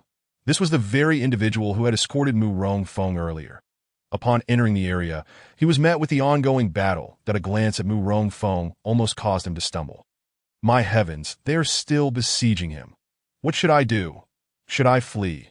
Simultaneously, his pace quickened as he dashed towards the charred Nan Gongjun. Upon reaching him, he scanned the vicinity and inquired, Where is your majesty? With a darkened countenance, Nan Gongjun replied, I am right here. You are his majesty. Speak plainly. Your majesty, urgent news, the golden-armored warrior proclaimed. Speak. The foremost family of Dong Ling Kingdom, the Lin clan, has led their kin to besiege Tianjin City in the northeast. They are likely already engaged in battle. Why are they attacking us? Although we have had friction with Dong Ling Kingdom, we have no grievances with the Lin family, Nan Gongjun pondered, racking his brain for an explanation. The golden-armored warrior cast a glance at Mu Rongfeng, cold sweat trickling down his forehead. His hesitance only served to agitate Nan Gongjun further. Speak plainly, otherwise I shall have you imprisoned. The ancestor of the Lin family has fallen. The warrior blurted, his heart stealing as he revealed the truth. And that concerns me not, Nan Gongjun retorted, confusion clouding his understanding. The ancestor Lin Zhendong. I have heard of him. It is said that the Lin family owes its current status to him. His demise would be a grave loss for them. But must they rely on the influence of the foremost family to wreak havoc? If such were the case, chaos would reign supreme. Nan Gongjun's thoughts brimmed with disdain. No, it is not as you think. Reliable news has reached us that the ancestor Lin Zhendong perished near Qingfeng Mountain, and the one responsible for his death is none other than him. The golden-armored warrior concluded, trembling as he pointed towards the direction of Mu Rongfeng. Nan Gongjun followed the warrior's finger, his gaze landing squarely on Mu Rongfeng, terror gripping him. What did you just say? Chapter 42. You have quite a few possessions. The golden-armored warrior conveyed the entirety of the news to Nan Gongjun, who stood there, frozen, as if turned to stone. How could this be? He actually managed to slay a master of the life and death realm. How are we to proceed? Nan Gongjun felt on the brink of collapse, as all his calculations had not accounted for this eventuality. Had he known, he would have refrained from provoking him. Yet, regret was now futile. In the midst of it all, Mu Rongfeng remained unfazed, while Jin Xiaofeng and Yin Long were drenched in sweat, utterly at a loss against Mu Rongfeng's golden body. The greed that once glimmered in their eyes had vanished, replaced by sheer astonishment. They had not anticipated such formidable defenses. Suddenly, an epiphany struck Nan Gongjun, and he conceived what he believed to be a brilliant plan that he called out to the three. Gentlemen, I implore you to cease hostilities for the sake of my dignity. His unexpected plea left Mu Rongfeng and the others momentarily stunned. Mu Rongfeng turned to regard Nan Gongjun, as did Yin Long, both bewildered by the sudden shift. What does this mean? What game is being played here? Jin Xiaofeng's phoenix eyes brimmed with confusion. Nan Gongjun, what are you implying? Senior, please remain calm. I have my own methods, Nan Gongjun stated, disregarding his title as emperor, further perplexing the others. Yin Long leapt up, landing beside Nan Gongjun with a loud thud. Fuming, you little brat, are you trying to backtrack? It's too late for that. I shall fulfill the promises made to you both, Nan Gongjun retorted. Then what do you mean? Yin Long remained unconvinced. Might I explain later? Nan Gongjun turned to appease Yin Long, and then bowed to Mu Rongfeng, saying, Zong Master Mu Rong, you are truly the foremost expert. I am deeply impressed by your strength. This unprovoked flattery left Mu Rongfeng bewildered, while Yin Long and Jin Xiaofeng exchanged incredulous glances, as if they had seen a ghost. The other golden-armored guards, though shocked, sensed that a confrontation was unlikely, and collectively exhaled in relief, temporarily easing their trepidation. To avoid conflict meant they were spared from imminent death, a positive development. What is this? Another change of heart? Mu Rongfeng remarked with mild disdain. Zong Master Mu Rong jests. It is I who was blind and foolish, deserving of death 1,000 times over. Jin Xiaofeng. Yin Long. Golden-armored guards. Mu Rongfeng. The swiftness of this transformation was truly astonishing, occurring in less than an hour. Not even the art of Sichuan opera's face-changing could rival Nan Gongjun's rapid shifts. Aware of his abrupt change, Nan Gongjun bore an embarrassed expression, muttering, The situation is this. The Lin family's first clan of Dong Ling Kingdom is currently outside Tianjin City, seeking the one who killed Lin Zhendong. What? Lin Zhendong has fallen. Yin Long gasped, pressing for more information. When did this happen? Only in the past couple of days. Hiss. Yin Long inhaled sharply, while Jin Xiaofeng beside him was equally stunned. She had crossed paths with Lin Zhendong over a decade ago, knowing him to be a renowned master with multiple secret techniques, capable of reaching the life and death realm. How could he have fallen so silently?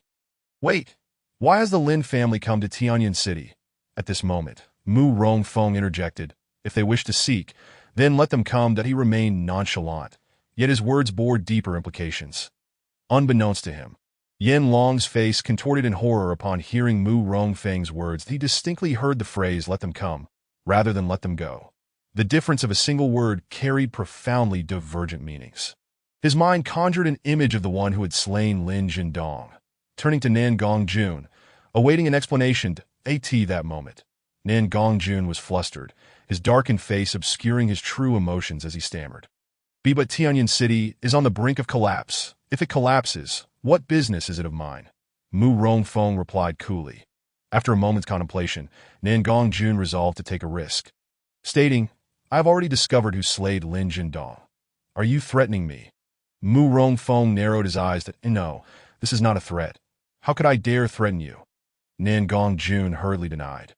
Not wishing to become a short-lived emperor, cursed to die young after a single day of reign. This dialogue reached Yen Long's ears, and he was nearly certain that the one who had slain Lin Jindong was Mu Rongfeng. That man was among the top 5 super experts across the 5 spiritual kingdoms. Yen Long mechanically rolled up his sleeves to wipe the cold sweat from his brow, secretly rejoicing that he was still alive. That was close, just a hair's breadth away from death. In stark contrast, Jin Xiaofeng appeared utterly perplexed. Yen Long could only silently offer a candid assessment of his own ignorance and fearlessness. "What do you mean?" Mu Rongfeng inquired, fixing his gaze on Nan Gongjun. "I have an immature idea that I am uncertain whether to voice." "An immature idea?" "Yes, not particularly mature." "Then do not speak it." "All right." Nan Gongjun stood there, flabbergasted. How could he not follow the expected course? In such circumstances, shouldn't he be encouraged to share? Suddenly, someone laughed at an inopportune moment, causing Nan Gongjun to turn in anger. Discovering it was a golden-armored guard, "Take him away and give him 50 lashes.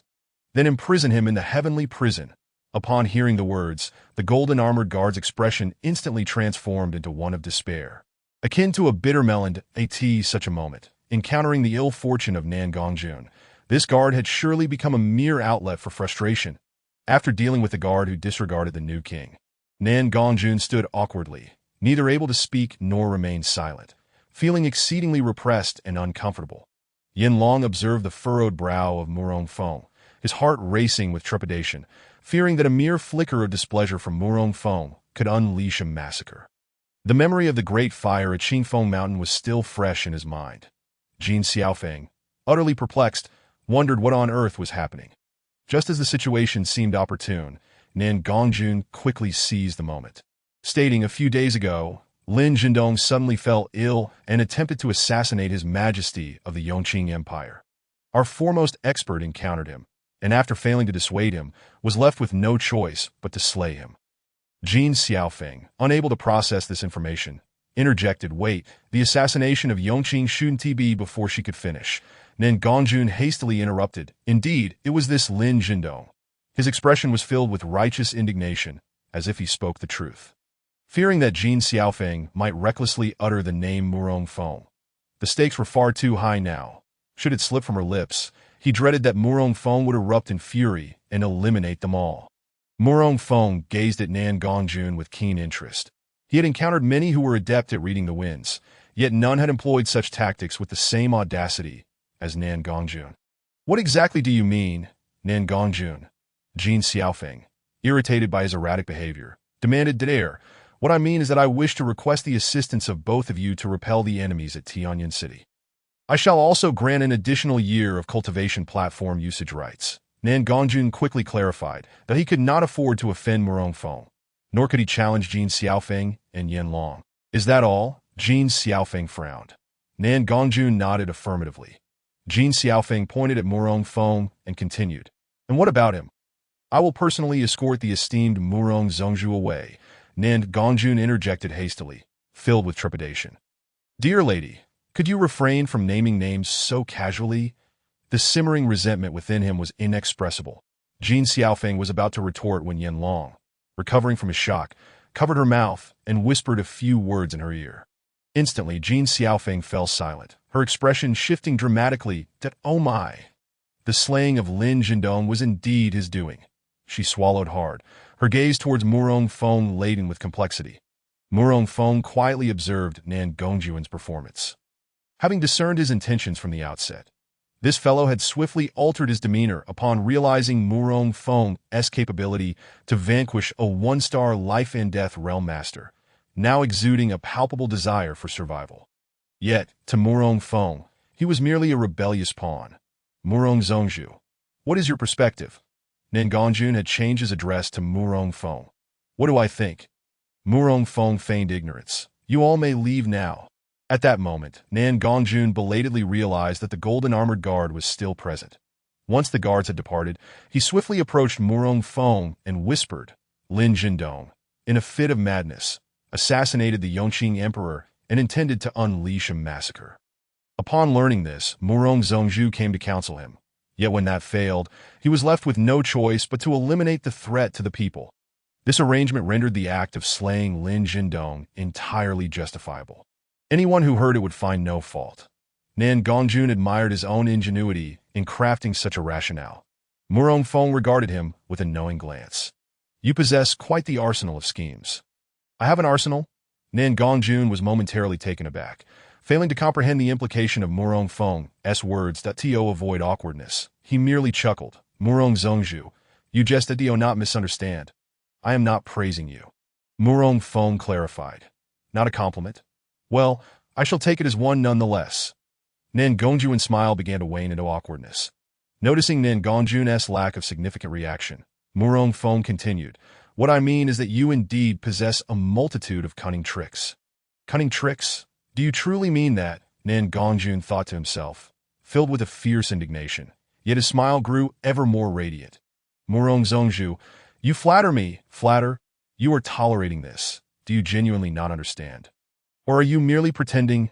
Murong Feng sighed. Very well. Since that is the case, I shall alter my approach.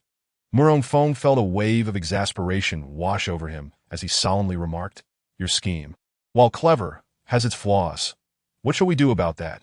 Nan Gongjuan's plan was indeed sound, yet he had not accounted for Lin Qing'er's presence at the time of Lin Jindong's demise. I beseech you, Murong Zhongzhu, to enlighten me. Nan Gongjuan bowed respectfully to that time. Lin Jindong's granddaughter, Lin Qing'er, was also present. The accusations you mentioned may not hold up. She was there the entire time? Well, not exactly. She was subsequently. Murong Feng relayed the simple facts to Nan Gongjuan. His disclosure was not born of trust but rather of ulterior motives. For having been bitten once, he would never allow it to happen again. Now, he possessed a method to discipline Nan Gongjuan. Upon hearing Murong Feng's words, Nan Gongjuan's brow furrowed, his expression grave. After a moment of contemplation, his eyes lit up, and he exclaimed, If that is the case, we can assert that after Lin Qing'er departed, Lin Jindong's cultivation went awry, leading to his madness as he rampaged northward, ultimately invading Nanling City and slaying the Yongqing Emperor. Then you, Murong Zhongzhu, arrived just in time to subdue Lin Jindong, advising him against rash actions. However, he erupted once more, intent on slaughtering Nanling City, in desperation. You took action to eliminate him. It must be said that Nan Gongjuan's mind was indeed sharp, quickly devising another feasible plan. However, to Murong Feng, it mattered little that he was unafraid of Lin Jindong, and without their foremost expert, the Lin family would be left vulnerable and weak. Very well, you may proceed with your arrangements, Murong Feng acquiesced. Excellent. Please wait for a moment. Nan Gongjuan was overjoyed and hastened away to make preparations for him, as long as Murong Feng no longer pursued accountability for his blockade. That would be a blessing. Before long, Nan Gongjuan returned, presumably having arranged everything. Meanwhile, Jin Xiaofeng and Yen Long remained motionless, an air of tension surrounding them. Yen Long's palms were slick with sweat, his clothing soaked and clinging uncomfortably to his body, making him feel as though he were submerged in water. Though his cultivation technique could evaporate the sweat, he dared not do so, fearing it might provoke Murong Feng and lead to his demise. His previous confidence had evaporated. Beside him, Jin Xiaofeng appeared dazed, as if petrified, still reeling from the shock.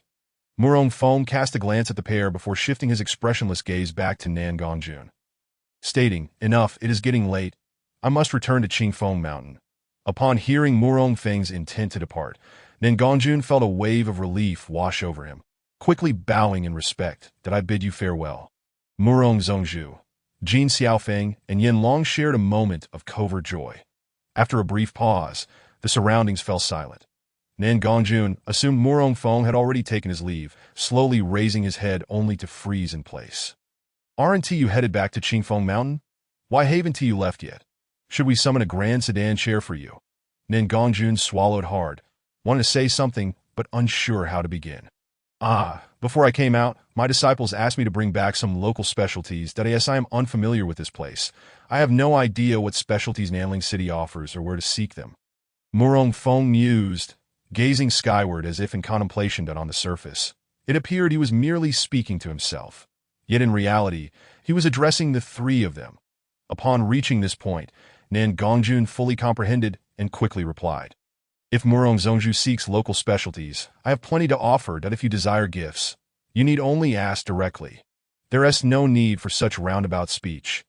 Gongjun silently grumbled, maintaining his cheerful facade. Murong Feng feigned interest. "What do you have?" "I can't quite recall, but I shall send someone to gather them in boxes immediately." In that case, I express my gratitude for your kindness. "It's no trouble at all," Gongjun replied, departing once more to make arrangements this moment. Murong Feng turned his attention to Jin Xiaofeng and Yin Long, regarding them with a smile that spoke volumes. "Are you two merely spectators? This hardly seems appropriate." Jin Xiaofeng felt a chill run down her spine. "What do you mean? Are we also expected to contribute?"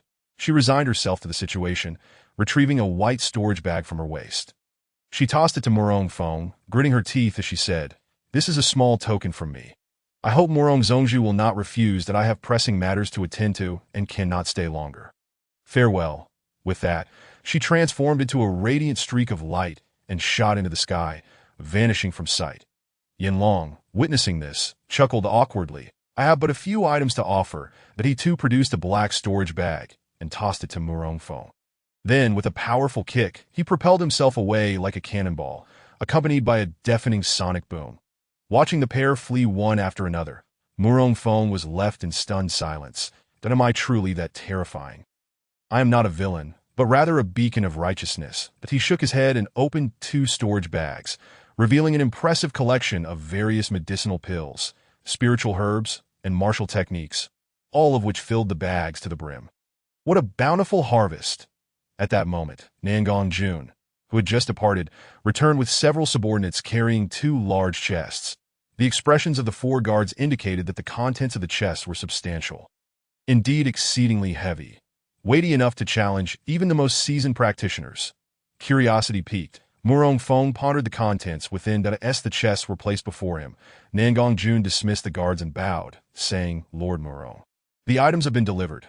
I implore you to accept them. Your kindness is such that to refuse would be excessively ungrateful. Thus, I shall graciously comply." Murong Feng replied, "It is my honor that you accept these." "Very well, I must take my leave now." Just as the words left his lips, a golden rune materialized, enveloping both Murong Feng and the chests. With a snap, both the man and the chests vanished from sight. "May the esteemed Murong Zhongzhu walk slowly," came the final words, after a quarter of an hour. Once he confirmed that Murong Feng had truly departed, Gongjun's expression darkened. "Damn it, what a stroke of bad luck." "What did you say?" At the sound of the voice, Gongjun's body stiffened, and he turned his rigid neck.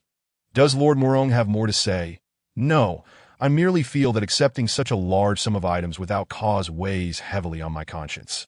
Murong Feng stated, "Weighs on your conscience? Will you return them if I ask? If not, then refrain from speaking." Gongjun seethed internally, yet dared not voice his frustrations, instead forcing a smile. "It is only right." Murong Feng offered a faint smile. "Well, very well." Once more, Murong Feng shattered a primary teleportation talisman and departed. This time, Gongjun refrained from further comments, instead donning a professional smile reserved for sales managers as he gazed towards Qingfeng Mountain. Half an hour later, he exhaled in relief. "Finally, I have dispatched this calamity." "Who is the calamity?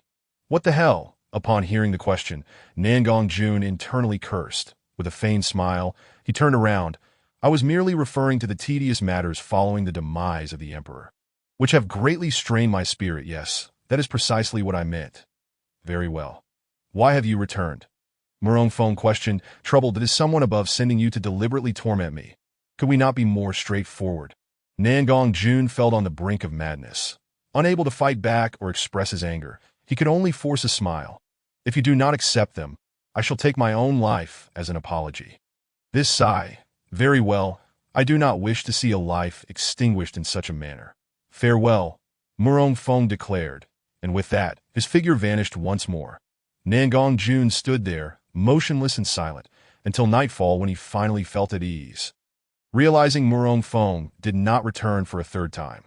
However, he dared not voice his thoughts, fearing they might be overheard. Chapter 44. Please punish me. Master, the night sky stretched endlessly, devoid of clouds, with the moon at its zenith and stars scattered across the expanse. Within the imperial city, the wails from the emperor's harem echoed loudly. All palace gates hung with white lanterns inscribed with the character for mourning. The officials donned expressions of deep sorrow. Outside the imperial city, the security in the city of NNL doubled. Though brightly lit and bustling with life, all entertainment venues were closed for 7 days and nights, allowing only inns and shops selling daily necessities to operate. In an instant, NNL City was engulfed in chaos, with rumors swirling wildly. What is happening? Shoo. I heard His Majesty has passed away. What? When did this happen? It seems to be today. But His Majesty's health has always been robust. Why would this happen so suddenly? Could it be related to the Buddhist chant from earlier? Could someone be scheming for power? In a small tavern, several patrons whispered amongst themselves, speculating about the sudden demise of the emperor, yet refraining from speaking too loudly, wary of being overheard or reported. Nangong Jun arranged for his brother's funeral and prepared explanations for the officials, dragging his weary body back to his chambers, feeling utterly exhausted, more so than after a full day of labor. Upon entering his chambers, he dismissed the eunuchs and maidens, collapsing onto the bed in utter comfort. Suddenly, with a creak, the door swung open, revealing a strikingly composed young woman. Nangong Jun glanced up to see it was Zhang Meyer, the newly appointed concubine of his brother. What brings you here? He inquired. Without responding, Zhang Meyer stepped over the threshold, glancing around to ensure no one was watching before gently closing the door. Upon witnessing this, Nangong Jun furrowed his brow. Is this some kind of joke? Your husband has just died and you sneak into my chambers? What does this mean? He dared not continue his thoughts. With a graceful stride, Zhang Meyer approached the bed, her previously cold demeanor transforming into a seductive smile as she sat beside him. What does this mean? Why are you sitting down? She inquired, her tone playful. Congratulations, Your Majesty, for finally ascending to the throne today. Nangong Jun supported himself on the bed, shifting slightly inward, tilting his head to look at her. What do you mean? Finally, realizing her choice of words was inappropriate, Zhang Meyer quickly corrected herself. Congratulations, Your Majesty, for reclaiming what rightfully belongs to you. Her words. Nangong Jun's expression softened, but then he realized, wait a moment. I made you a widow. You should despise me. Yet, it was true. They were unaware that the emperor's death was linked to Nangong Jun. He surveyed Zhang Meyer. He noticed beneath her white gown. She wore a striking crimson outfit. Isn't your choice of attire somewhat inappropriate? Aren't you afraid of being condemned? Nangong Jun found himself perplexed. At such a time, shouldn't you be keeping vigil? In the NNL kingdom, when the emperor passes away, all his women must keep vigil for 7 days and nights. I have come to keep you company, Your Majesty. Zhang Meyer giggled, covering her mouth, her laughter enchanting. Tio, keep me company? Nangong Jun asked, puzzled. Yes, I am aware that Your Majesty's cultivation method is unique. Unique? Who told you that? Nangong Jun's expression darkened as he grew wary. Who informed you? He. Zhang Meyer laughed, her exaggerated movements causing her bosom to sway dangerously. Speak. Unbeknownst to him, a dagger had appeared in Nangong Jun's hand, which he pressed against Zhang Meyer's neck. 1 more inch, and blood will flow. Yet, feeling the coolness at her neck, Zhang Meyer remained unperturbed, slowly shedding the outer garment. Indeed, as Nangong Jun observed, she wore a fiery red short dress, her long legs exposed. Are you not afraid? I might end your life right here. Nangong Jun pressed the dagger closer. If Your Majesty wished to kill me, would I still be here? Who sent you? No one sent me. I merely require solace from my cultivation as well. Nangong Jun scrutinized Zhang Meyer, the dagger leaving her neck. In his mind, she was not the type to engage in such behavior. Yet appearances can be deceiving. Just then, hurried footsteps echoed outside, followed by a sharp voice from a young eunuch. Your Majesty, urgent news from Tianyin City. Speak. Nangong Jun did not summon him inside, for there were others present. The Lin family of the Dongling Kingdom has many skilled fighters, and the remnants of the poison sect are aiding in the siege. Tianyin City is about to fall. Damn it. I almost forgot about this. Nangong Jun slapped his forehead. Understood, quickly send General Majan to quell the unrest. If that proves ineffective, send a message to General Yanlong, asking for his assistance. Yes, I shall take my leave. The eunuch's hurried steps retreated. When Nangong Jun returned to his senses, he found the floor strewn with clothing, including a red belly band, and he gulped, turning around to see Zhang Meyer lying on the bed. Completely unclothed, her posture alluring as she winked at him. Who can endure this? Leave. I am not what you think I am. Nangong Jun turned in anger, feeling a sudden warmth as blood rushed from his nose. You cannot, came Zhang Meyer's sultry voice from behind him, sending a jolt through his body, as if struck by lightning. How could a man claim to be incapable? Before long, the creaking sounds emanated from the chambers of Nangong Jun, persisting until the roosters heralded the dawn. Meanwhile, in another realm, Murong Feng arrived at the sword sect as night descended, and he made his way directly to the sword tower, compelled to investigate certain matters. For on his journey back, he had triggered a system task requiring him to discover the method to unlock the supreme treasure chest. Time was of the essence, with only 7 days to fulfill this mission. And the difficulty was akin to searching for a needle in a vast ocean. After several hours of fruitless inquiry, he left the sword tower and returned to the Azure Dragon Hall, plunging into the secret chamber to rummage through his past collections, hoping to unearth useful information. However, he remained without any leads.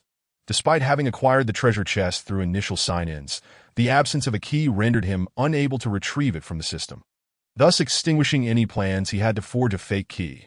Perhaps the system had anticipated such a predicament, hence the establishment of this challenging task that in the blink of an eye, the sun had risen to a height sufficient to warm one's backside.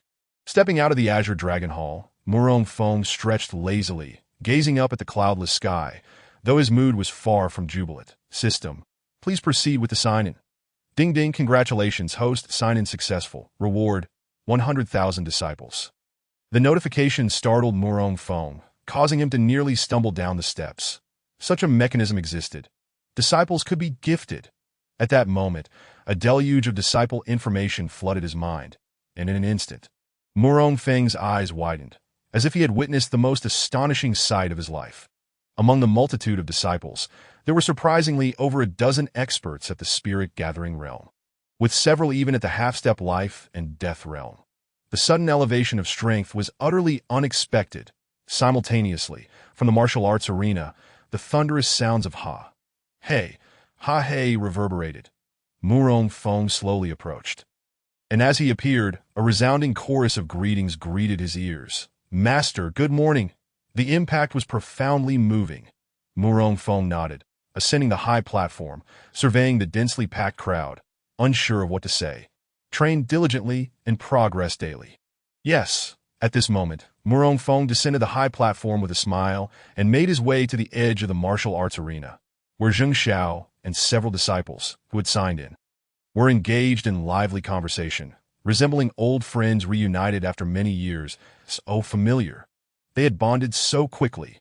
This speed was astonishing, taking no more than a quarter of an hour. Master, they all chimed in unison, their faces displaying no signs of unease that as he approached them.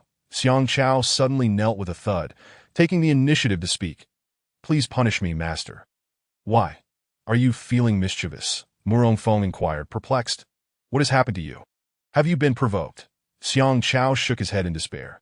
Please grant me permission to become the junior brother. T.O. become a junior brother? What sort of play is this? Murong Feng was taken aback. Why? Xiang Chao cast a glance at the several junior brothers, his eyes reflecting sorrow. The cultivation levels of the junior brothers have surged, far surpassing mine.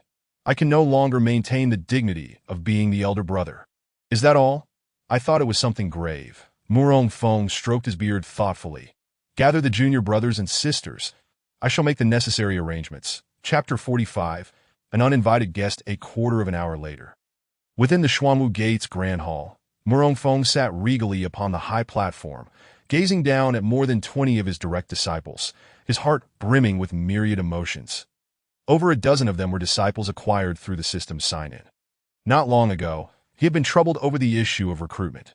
Recently, although he had brought in a new batch of novices through trials, they were still fresh blood with relatively low cultivation levels, and it would take time to elevate them to his standards. Now, however, the situation was different. These were elites, at least within the 5 great spirit nations.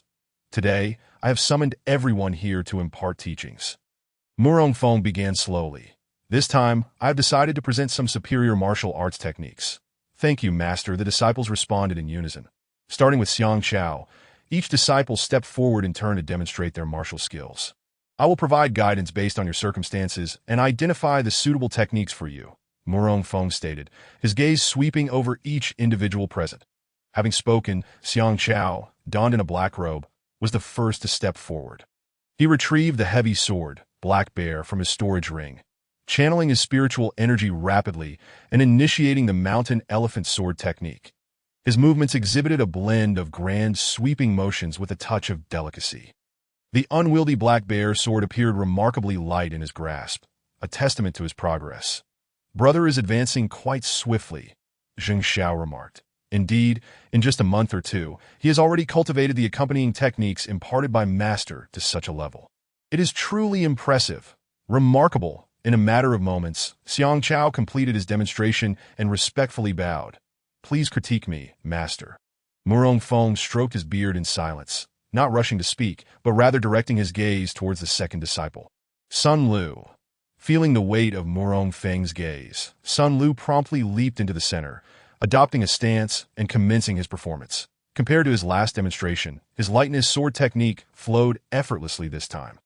Infused with many of his own insights, truly embodying the essence of lightness. Furthermore, he had executed the Furious Wind sword technique with such finesse that it seemed tailor-made for him.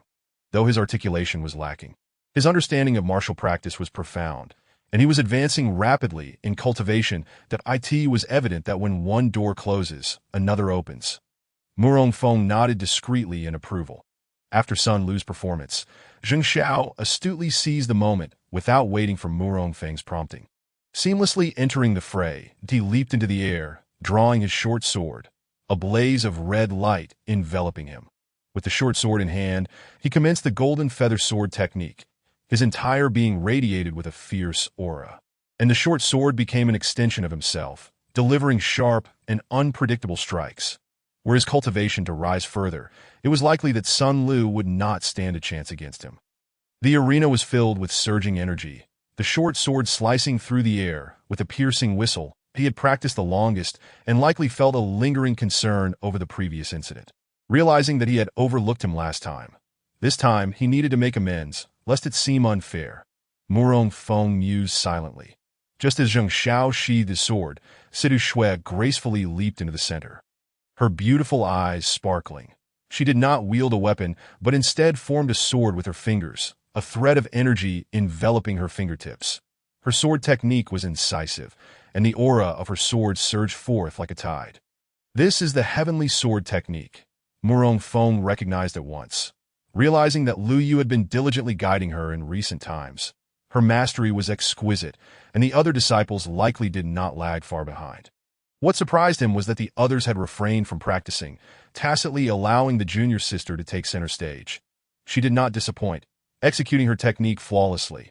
Even Murongfeng found little to critique. After completing the heavenly sword technique, Sidu Shui further unleashed the spirit finger, piercing through the azure iron floor of the hall. Hiss! The hall erupted with gasps of astonishment. What kind of martial skill is this? It's so powerful, I don't know, but it seems to be one of the techniques Master taught last time, that if only I could wield such martial arts. Some disciples with slightly lower cultivation levels thought to themselves. As the power of that single finger strike was undoubtedly akin to a peak 9-star Qi Refinement Realm's full-force attack. This girl, in such a short span, had already reached the 8-star Qi Refinement Realm. The speed was astonishing. Murong Feng was utterly amazed, recalling that she had been at the 4 or 5-star Qi refinement realm when she was last at Qingfeng Mountain in just 3 months.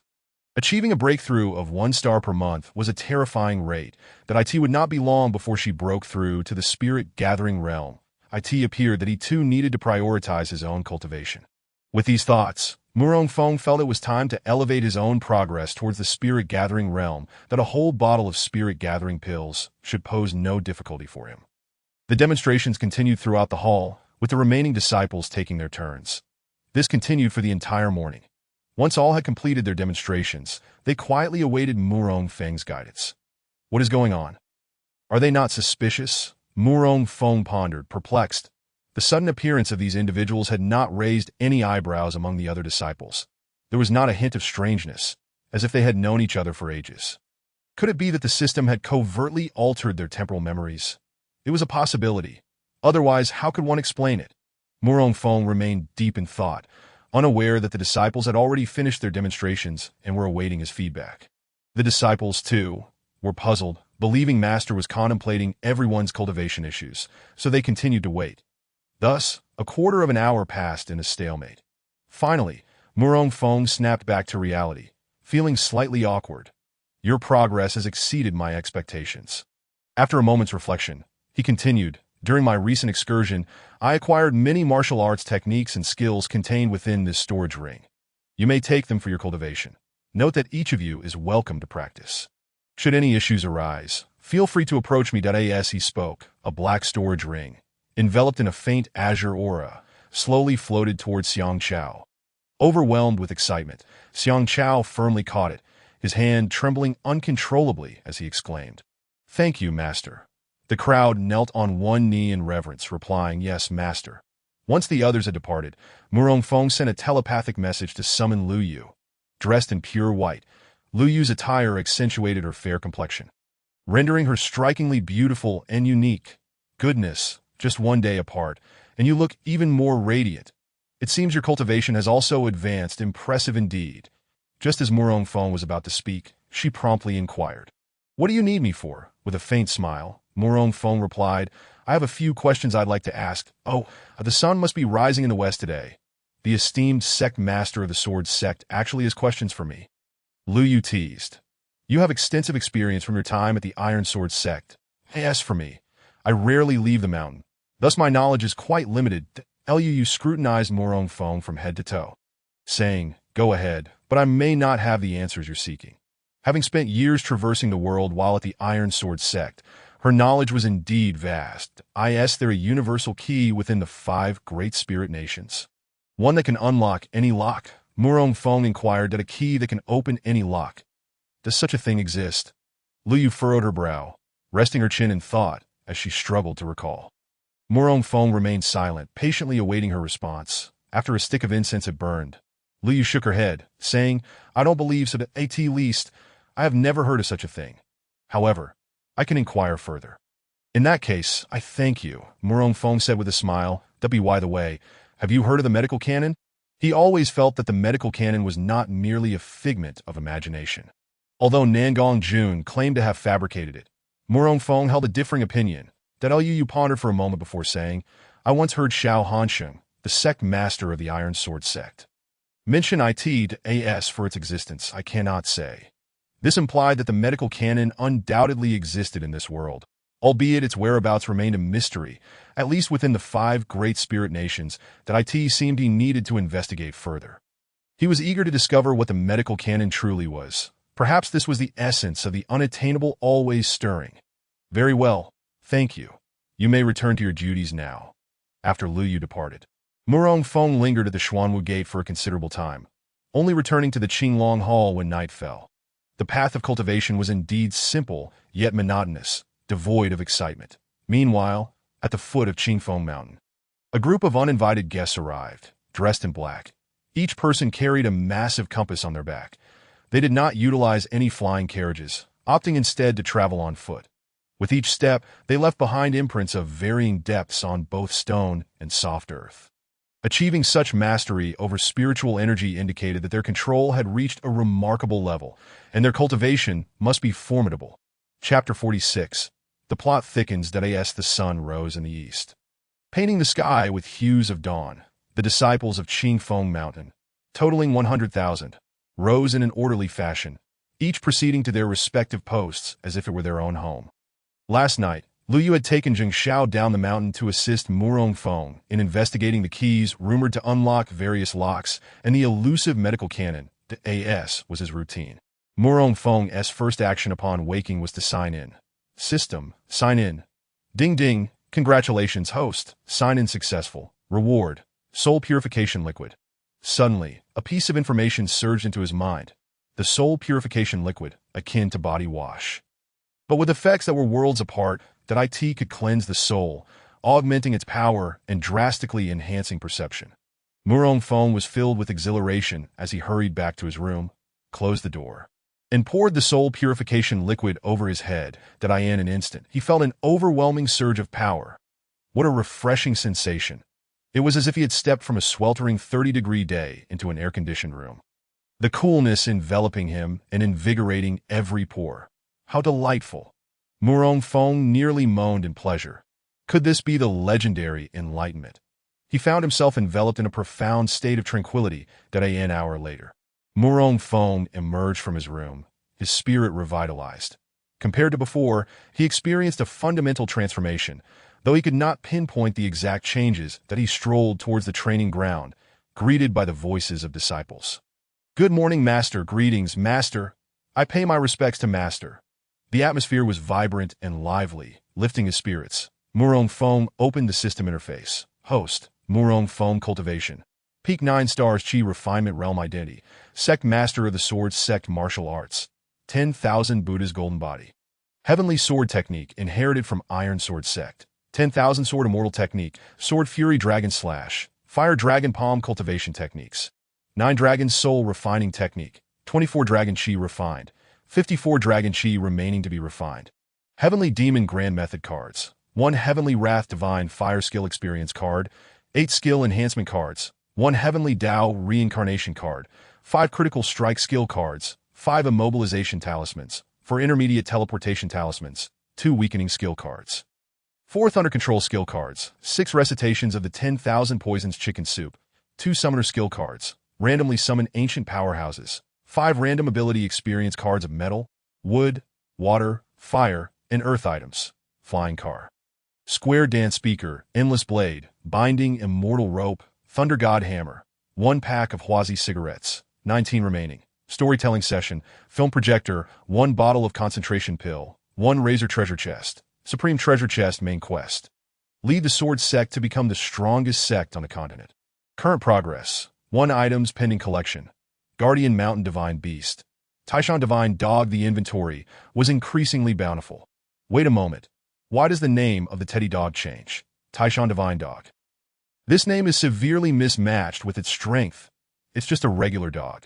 How could it possibly be called a divine beast? Murong Feng had 1,000 grievances, yet upon seeing the progress of the strongest sect suddenly rise to 1. All his negative emotions dissipated. He retrieved the pack of cigarettes he had yet to smoke. With a snap of his fingers, a flicker of flame ignited the cigarette, and he leaned against a rock formation, leisurely puffing away. Smoking is harmful to health. Children should not imitate. Murong Feng took a deep drag, exhaling a large smoke ring, seemingly enjoying the moment. Just then a voice called out from afar, Master, something's wrong. It was Xiang Chao. What is it? Murong Feng asked, taking another puff. That a group of people has come down from the mountain, and each one of them carries a massive compass on their back. Carrying a compass? Indeed, I've heard of the backpot hero and the takeover hero, but what does compass hero mean? Murong Feng questioned, bewildered. After a moment of thought, Xiang Chao continued, It seems to be that rather fierce woman again. Fierce woman? You mean it like it's a common occurrence? Murong Feng was even more perplexed. Let us go. Driven by curiosity, he decided to investigate. Before he could finish speaking, he and Xiang Chao vanished from sight. With the permanent use of the intermediate teleportation talismans, they arrived at the mountain gate. Indeed, there were 2 or 3 dozen individuals, each carrying a massive compass, which resembled a cooking pot. That fierce woman, where is she? Murong Feng scanned the surroundings, but found no trace of her. Master Murong Feng, you have finally appeared. A middle-aged man stepped forward from the crowd, his unkempt beard suggesting a lack of grooming, that he wore a broad smile. "And you are?" Murong Fong inquired. "I am Lin Tian-nan, the current head of the Lin family, the foremost family in the Eastern Spirit Nation." The middle-aged man wiped the sweat from his brow. Were these people not in Tianyan City? How could they have so swiftly breached the city gates and arrived here? It seems Nangong Jun's forces may be rather weak. Murong Fong mused as he glanced over the Lin family members present, that, "Oh, you've come seeking revenge." "Certainly not." Lin Tian-nan quickly bowed, explaining, "We are not here for vengeance."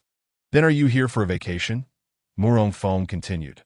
Lin Tian-nan was at a loss for words, privately thinking that although Qingfeng Mountain was scenic, its climate was unbearably hot. They wouldn't be foolish enough to come here to suffer. Lin Tian-nan forced a smile, saying, "Master Murong Fong, you truly have a sense of humor, and we have come all the way from the Eastern Spirit Nation with a specific request for you." "What sort of request?" Murong Fong inquired. "That it pertains to my daughter, who visited a few days ago. Upon returning home, she spoke of your extraordinary abilities and expressed a desire to be your disciple." Lin Tian-nan pointed to the silent girl among the crowd. This girl was Lin Qing, the very fierce woman Xiang Chao had mentioned. However, upon hearing Lin Tian-nan's declaration, both Murong Fong and the disciples behind him were left utterly bewildered. The recent memory of slaying Lin Zhendong was still fresh. Yet today, his descendants sought to learn from their enemy rather than seek vengeance. How could this not be astonishing? Realizing their surprise, Lin Tian-nan quickly continued. "To facilitate this, we feign an attack on Tianyan City to divert the attention of the court, allowing us to sneak over here. You are overthinking it. In truth, you could enter openly. Who in the Southern Spirit Nation would obstruct cultivators? The court is also ensnared in turmoil, too preoccupied to heed such matters. However, it is precisely their actions that have allowed Murong Fong to conserve some strength within the imperial city." Lin Tian-nan continued. "In fact, I do not blame the sect Master Murong for my father's demise." Murong Fong. Xian Gao. The other disciples of the sword sect guarding the mountain gate all displayed expressions of bewilderment. Have they truly abandoned all reason for the sake of seeking a master? Lin Tian sighed deeply. "My father had issues with his cultivation methods in his earlier years, leading to an increasing frequency of demonic outbursts. There were several occasions where he nearly obliterated our family, but fortunately, he regained his senses just in time." Murong Fong listened intently as Lin Tian recounted the past, a flicker of pain crossing his face. "Moreover, my mother and my wife both perished during my father's bouts of madness. Once, I encountered a wandering sage who foretold that my father would remain at Qingshan. Initially, I did not grasp the meaning of his words. It is only today that I have come to understand. Therefore, neither I nor the Lin family holds any resentment towards you to remain at Qingshan, to linger in the gentle breeze." Suddenly, Murong Fong noticed Lin Qinger in the crowd shedding tears. Is this truly the familiar actress, or has she begun to act once more? Emotions, it seems, are contagious, as shortly thereafter, other members of the Lin family also wore sorrowful expressions. What play are they all performing? Why does it feel so chaotic? Murong Fong was bewildered and needed to clarify his thoughts. His mind raced, trying to piece together the narrative. Lin Zhendong frequently suffered from demonic deviations in his cultivation, leading to indiscriminate slaughter. During this turmoil, he had even slain his own wife and daughter-in-law, nearly bringing ruin to the entire family. Yet as the foremost expert of the Lin clan, no one possessed the strength to intervene. Their survival hinged solely on luck. Moreover, there were threats from even more formidable entities that posed a catastrophic risk to the family. Had he inadvertently solved a significant problem for them, Murong Fong felt disoriented. The plot was far too convoluted that it was a tangled web, leaving him in a state of confusion. Unable to untangle it, Murong Fong directly stated, "Lin Qing cannot be accepted as my disciple." "Why?" Lin Tian asked urgently. "She harbors an excessive amount of killing intent. She must have committed numerous atrocities in the past." "But no buts," Murong Fong interrupted Lin Tian's explanation. For him, excessive killing intent was unacceptable. "Father, let us go." "Why seek his favor? I am fully capable of cultivating on my own," Lin Qinger retorted indignantly. "Cultivate on your own. Even if it takes 100 years, you may not progress as swiftly as you would at the sword sect." "What is so remarkable about the sword sect?" Lin Qinger scoffed, darting swiftly down the mountain. "Halt!" Lin Tian commanded. Lin Qing'er disregarded him, quickening her pace. Apologies, Lin Tian bowed towards Murong Feng, then quickly pursued Lin Qing'er. The other members of the Lin family remained seated, likely intending to wait for Lin Tianan to retrieve Lin Qing'er and continue their pleas. Just then, a group of people appeared at the distant mountain path. Also approaching on foot, each bearing a treasured sword upon their backs. What day is it today that so many are flocking to Qingfeng? Chapter 47. Finally getting interesting. Before long, the group bearing swords arrived at the gate of the sword sect, completely ignoring the seated Lin family as they walked straight towards Murong Feng. Murong Feng, we meet again. One of the burly men lifted his cloak, revealing a pair of deep-set eyes that scrutinized Murong Feng. Upon closer inspection, Murong Feng realized that this was one of the three peculiar individuals he had encountered at the base of the Iron Sword sect, that a glance at the others revealed the familiar figures of the stout man and the thin, dark-skinned man, both bearing scars that appeared to be the result of whiplashes. The blood on the scars was still bright red, indicating that the injuries were recent. I remember you. Murong Feng stroked his beard and inquired. What are your names? One of the three guardians of the Iron Sword sect. Ma Zhongping. One of the three guardians of the Iron Sword sect. Qin Song. One of the three guardians of the Iron Sword sect. Hey Hu, what brings you to Qingfeng Mountain? Murong Feng sensed a hint of foreboding, suspecting they were there to seek Lu Yu and persuade her to return to their sect. Ma Zhongping replied. You must have guessed. We have come to welcome the Sanus to the mountain, but we have no Sanus here. You should leave, Sun Liuli unexpectedly interjected, furrowing his brow. Upon hearing this, He Hu immediately erupted with fury. You bastard! Seeking death! How dare you mimic my speech? Do you wish to provoke me? Watch as I smash your head with a single blow. He Hu misunderstood, thinking that the stutterer's Sun Liuli was imitating him. Those who stutter most despise others mimicking their speech. In a fit of rage, he lunged forward, throwing a powerful punch at Sun Liuli. The Dio not move. Sun Liuli prepared to retaliate, but was abruptly restrained by Murong Feng. We have not activated the formation. Why waste energy resisting? Let us indulge in this invisible farce. Murong Feng quipped slyly. Indeed, with a resounding crash, He Hu's furious punch struck the barrier of the formation, sending ripples cascading outward. Moments later, with a loud bang, He Hu was sent flying backward, crashing to the ground and spitting blood. Old He, are you all right? The stout man hurriedly rushed over, his expression filled with concern. I am fine. He Hu gazed in astonishment at the shimmering barrier, a storm of emotions surging within him. That punch had been delivered with all his might, aimed to kill Sun Liuli, to his shock. It had been entirely repelled by the barrier.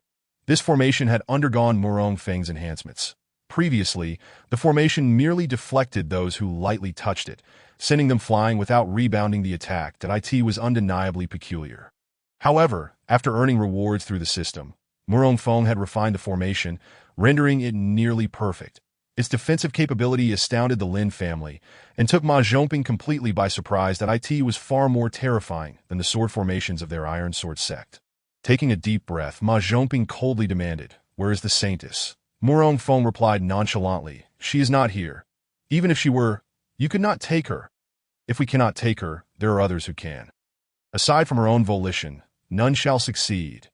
Ma Zhongping clenched his fists tightly, and after a moment, he stated, Very well. Our sect leader shall come personally. The sword sect will soon face misfortune. Such arrogant words. Xiang Chao scoffed. We shall see. Ma Zhongping uttered a threatening remark, then swiftly helped He Hu up and vanished from Qingfeng Mountain as hastily as they had arrived. The Lin family members stood frozen in shock. Who were these people? The swords on their backs seemed to belong exclusively to the Iron Sword sect. What? The Sword sect dares to dismiss the Iron Sword sect. It seems that Lin Qing's attempt to become a disciple is destined to fail. The reputation of the Iron Sword sect was well known among the Lin family. The power of the Iron Sword sect's leader was not something the head of the Lin family could compare to a chasm of difference. In their earlier years, they had witnessed a battle between the two. Lin Jindong had not lasted even 50 exchanges before being defeated. One could only imagine the terror of the Iron Sword sect leader. Xiao Hanqing's strength. Murong Feng glanced at the Lin family members and instructed Xiang Chao, You guard this place and ensure they do not damage the flora and fauna on the mountain. Understood, Master, Xiang Chao replied with a bow. After sending off Murong Feng, Xiang Chao cast a glance at the Lin family, then also sat down cross-legged. Let us see how long you can endure. The Lin family members nearly vomited blood upon hearing Murong Feng's words. Damage to the flora? Are you mad? Do you think we are the sort of people with nothing better to do? They dared only to think such thoughts, not express them aloud. Lin Tenon chased after Lin Qing, moving with incredible speed, like two sprites flitting through the forest.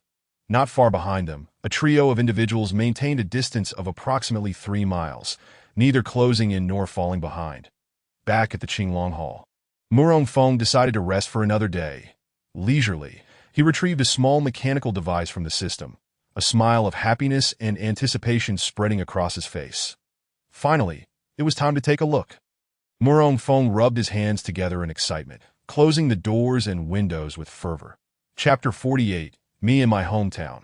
Within the Azure Dragon Hall, Murong Feng reclined in a lounge chair, captivated by the film projected on the wall, Me in My Hometown. A cigarette dangled from his fingers as he exhaled smoke rings, relishing the rare cinematic experience in this alternate world.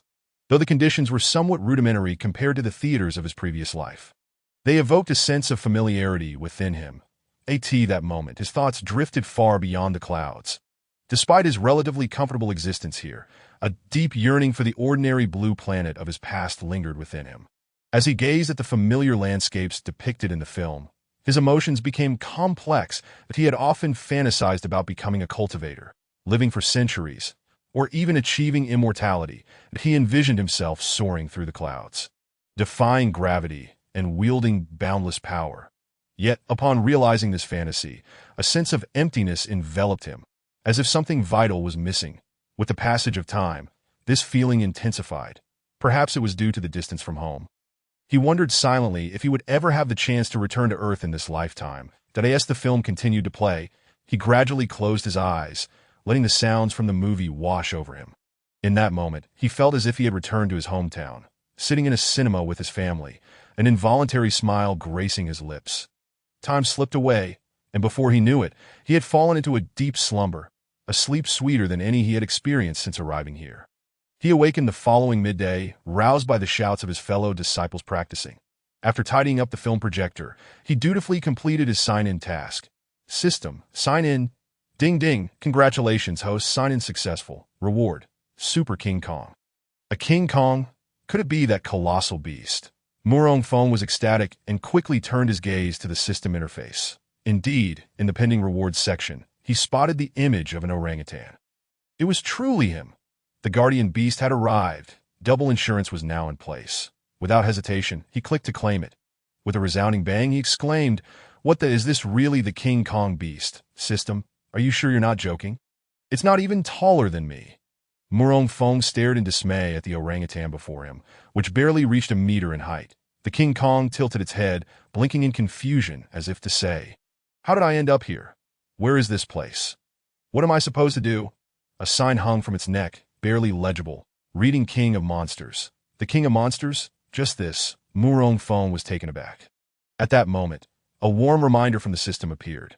The King Kong is currently in its juvenile stage. IT requires the host's continuous nourishment to grow. What a relief, Murong Feng finally exhaled, deciding to delegate the feeding duties to his disciples.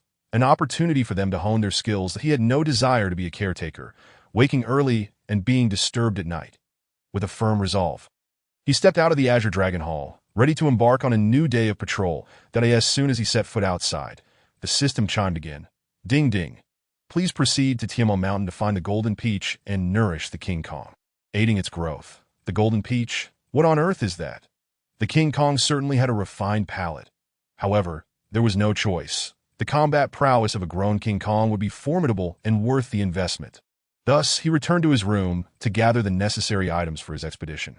Meanwhile, at the headquarters of the Iron Sword sect, Iron Sword Hall, Xiao Hanxing had changed his attire, his gaze blazing as he fixed it upon the 3 individuals below. Ma Zhongping trembled, Qin Song hung his head, and the injured black tiger lay motionless on the ground, remnants of dried blood at the corner of his mouth. Do you have anything to say? Xiao Hanxing inquired. Zhongping glanced at Black Tiger and said, Sect Master, Murong Feng is utterly arrogant. Disregarding the face of our Iron Sword sect, he attempted to embellish his account, but a single look from Xiao Hanqing silenced him. What exactly happened?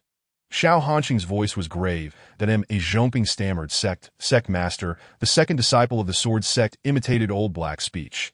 You know how Old Black is. He despises being mimicked, Qing Tsang added. Old Black, in a fit of rage, intended to slay him in retaliation, but the opposing formation's barrier rebounded, injuring him severely. What? His injuries were caused by the formation's barrier. Xiao Hanqing was taken aback. Yes, sect master. Ma Zhongping confirmed. Xiao Hanqing pressed on. What kind of formation is so formidable? I don't know. After being attacked, the formation's barrier activated. Emitting a blue light, Ma Zhongping recounted the events. Xiao Hanqing fell into contemplation. A blue light? And it can rebound the attacker. What kind of formation is this? In his recollection, defensive formations would never possess the ability to reflect attacks. Offensive formations typically lack the defense necessary to prevent enemies from approaching. For a moment, he was at a loss. Could it be an artifact from one of the 5 spiritual nations? If such a treasure were to fall into the hands of the Iron Sword sect, their ambitions of dominance would swiftly come to fruition. With this thought, Xiao Hanqing came to a resolution. Very well, you may leave, that I shall personally visit Qingfeng Mountain at an opportune time. His subordinates withdrew, and Qing Tsang and Ma Zhongping carried Black Tiger out of the Iron Sword Hall. Upon returning to their courtyard, they set Black Tiger down. Qing Tsang looked at the suffering Black Tiger and turned to Ma Zhongping. Boss, are we just going to let this go? Ma Zhongping raised his head, gazing at Qing Tsang's flushed face, and sighed, Alas, we can't defeat them in combat, nor can we win in words. What else can we do? He had no better options, but I can't swallow this anger. Qing Tsang struck the courtyard wall with a fist. The wall cracked, and with a resounding crash, it collapsed. What else can we do if we can't swallow our anger? Ma Zhongping spread his hands in resignation, but suddenly had a spark of inspiration. Do you have any ideas? I have some thoughts, but they're not fully formed. Share them with me, that I'm not ready yet. Let me think it over, that all right. That Ma Zhongping was surprised to see Qing Tsang, usually so frivolous and indulgent, displaying such seriousness. Subsequently, Ma Zhongping gathered a few subordinates and assigned them the task of caring for the injured Black Tiger while he sought ways to retaliate against the sword sect. He knew success was uncertain, but at the very least, he could make things uncomfortable for them. Murong Feng, the 3 of us are now at odds with you. Qing Tsang clenched his fists, his gaze fierce as he stared in the direction of Qingfeng Mountain. Chapter 49, Tianma Mountain Range. The Tianma Mountain Range is the largest mountain range in the Southern Spirit Kingdom, encircled by water on 3 sides, stretching for thousands of miles and teeming with ferocious beasts. Due to its remoteness, various precious herbs abound in its depths. Many merchants form teams to venture inside in search of treasure. With extensive foraging, the spiritual herbs along the periphery of the Tianma Mountain Range have nearly been depleted. To find better and more abundant herbs, one must venture deeper into the mountains. To enter the Tianma Mountain Range by land, one must first traverse Tianma Peak. The dawn sun blazed like fire, tinting the sky crimson. At the foot of Tianma Peak, Murong Feng stood with his hands clasped behind his back, gazing up at the towering peak, but he felt a profound sense of insignificance wash over him.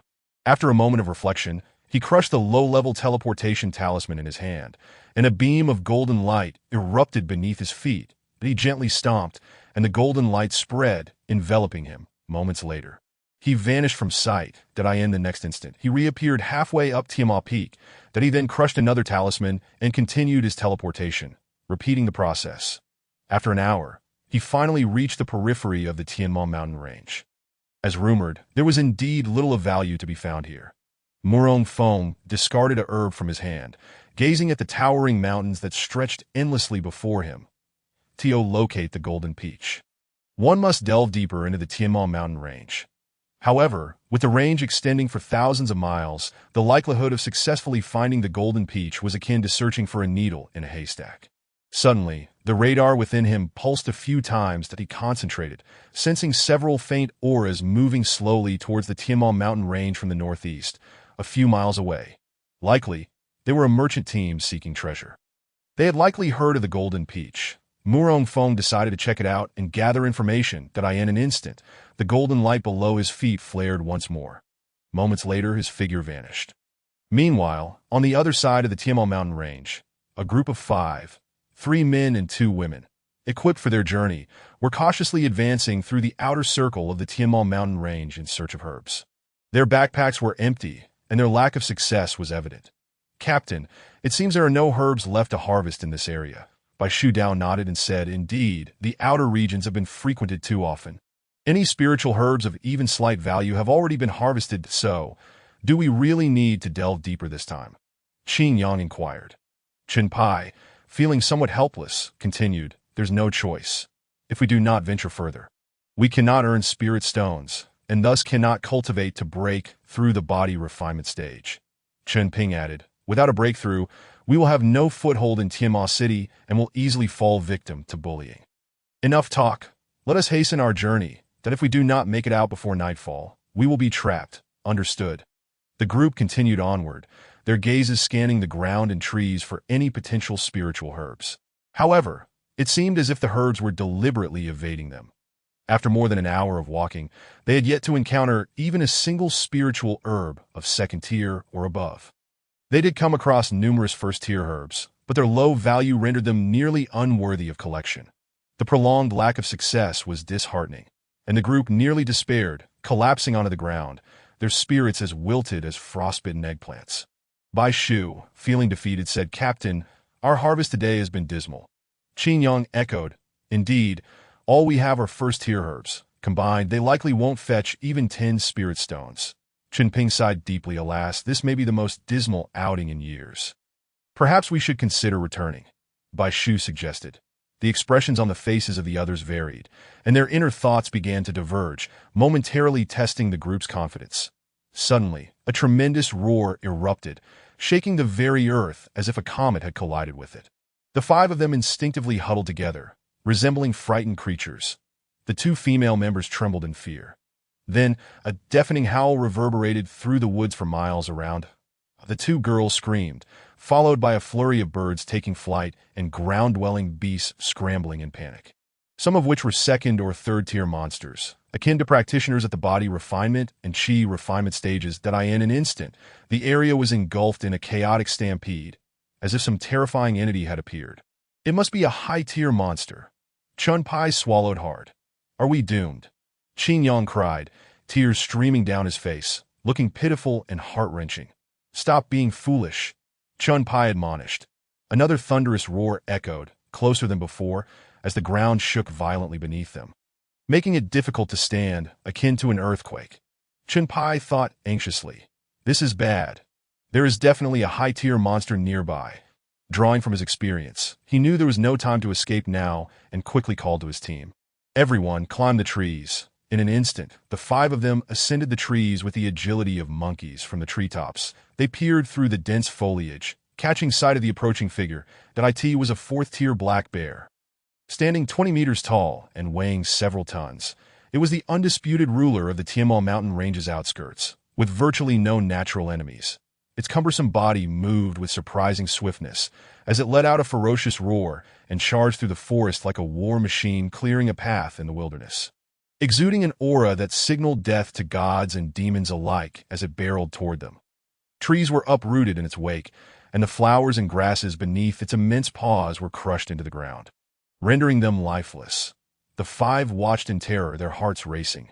Chen Pai took a deep breath and whispered, "Regulate your breathing, and do not expose yourselves." They all nodded in agreement, adjusting their breathing while keeping a keen eye on the black bear. Its speed did not wane. The sounds of snapping branches grew louder. Crack, snap, as the bear drew closer, the ground trembling beneath them. They clung tightly to the tree trunks, feeling the swaying intensify.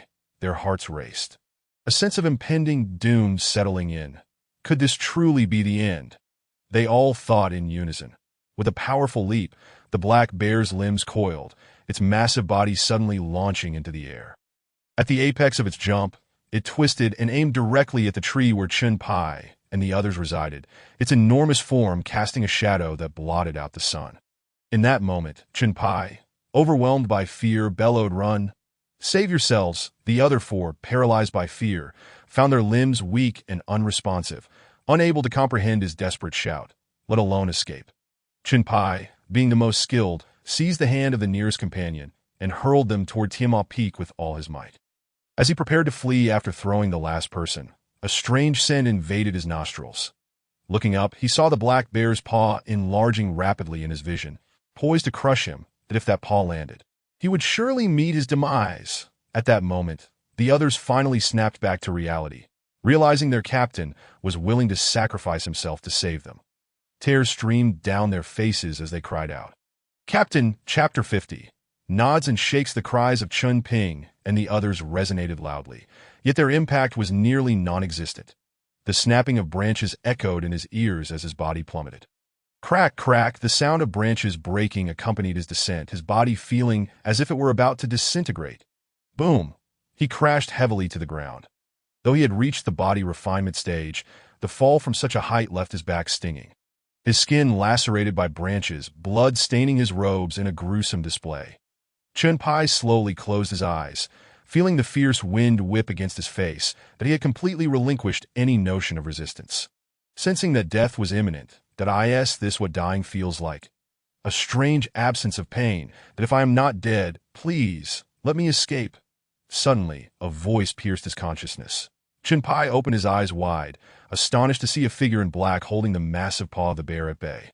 Preventing it from crushing him, in that instant, he felt a jolt of adrenaline and sprang to his feet. I'm alive? He saved me. The sensation of being alive was exhilarating. Chun Pai swallowed hard, marveling at the sight of someone effortlessly holding back dozens of tons of weight. The expression on the figure's face suggested they were unfazed. How terrifying. What kind of strength is required for this? Are we leaving or not? Mu Rongfeng urged. Thank you for saving my life. Chun Pai hurriedly expressed his gratitude, though confusion swirled in his mind.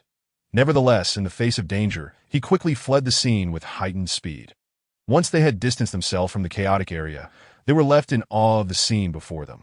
Beneath the giant paw of the black bear, the figure appeared as insignificant as a mere tree stump. Frail yet undeniably capable of blocking fatal harm. How impressive. Captain, are you all right? How did you survive? Several teammates rushed to him, each speaking over the other, oblivious to the bear's fury roar. The black bear bellowed, sensing resistance beneath its paw. No matter how hard it pressed down, it could not crush whatever it had stepped on. What is this? I stepped on something. It glanced down, discovering the figure in black. In that instant, a tidal wave of rage surged within it. It bared its teeth, its face twisted with fury, unable to fathom that it had been hindered by something as trivial as a human.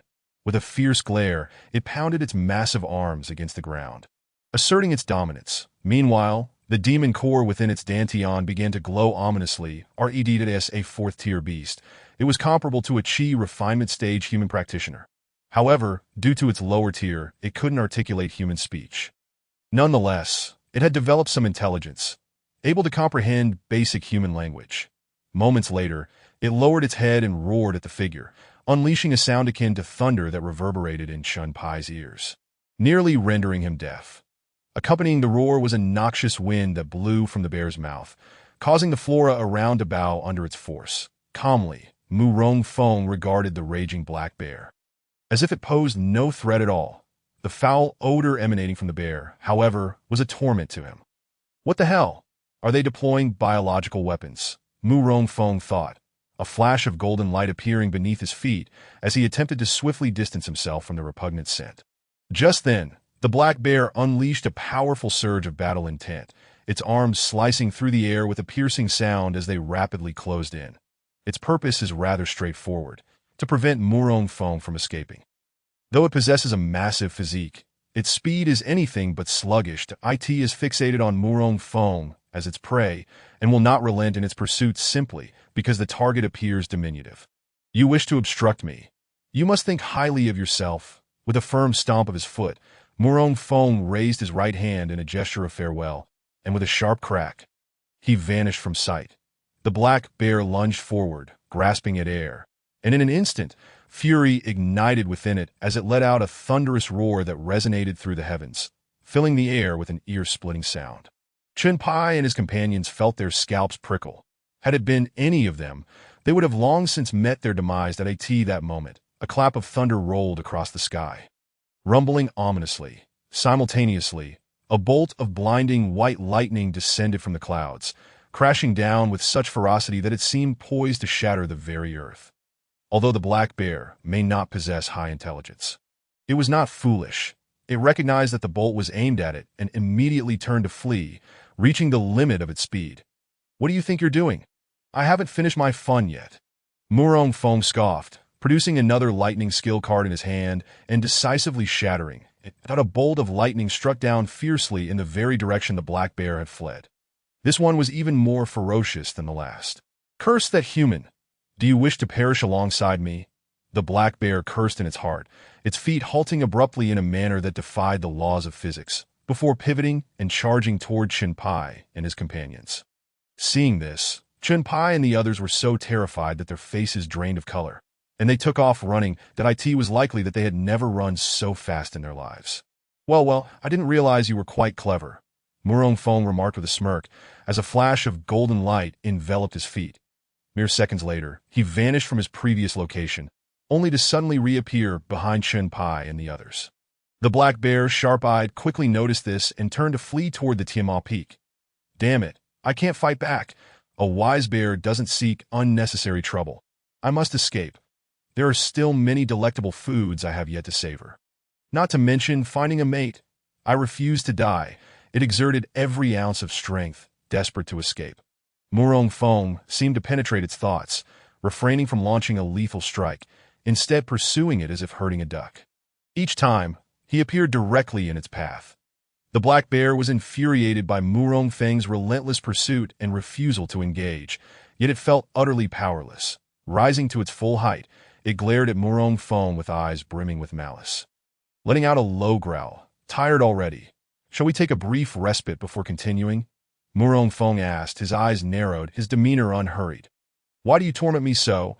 The black bear understood Murong Feng's words and nearly spat out blood in frustration.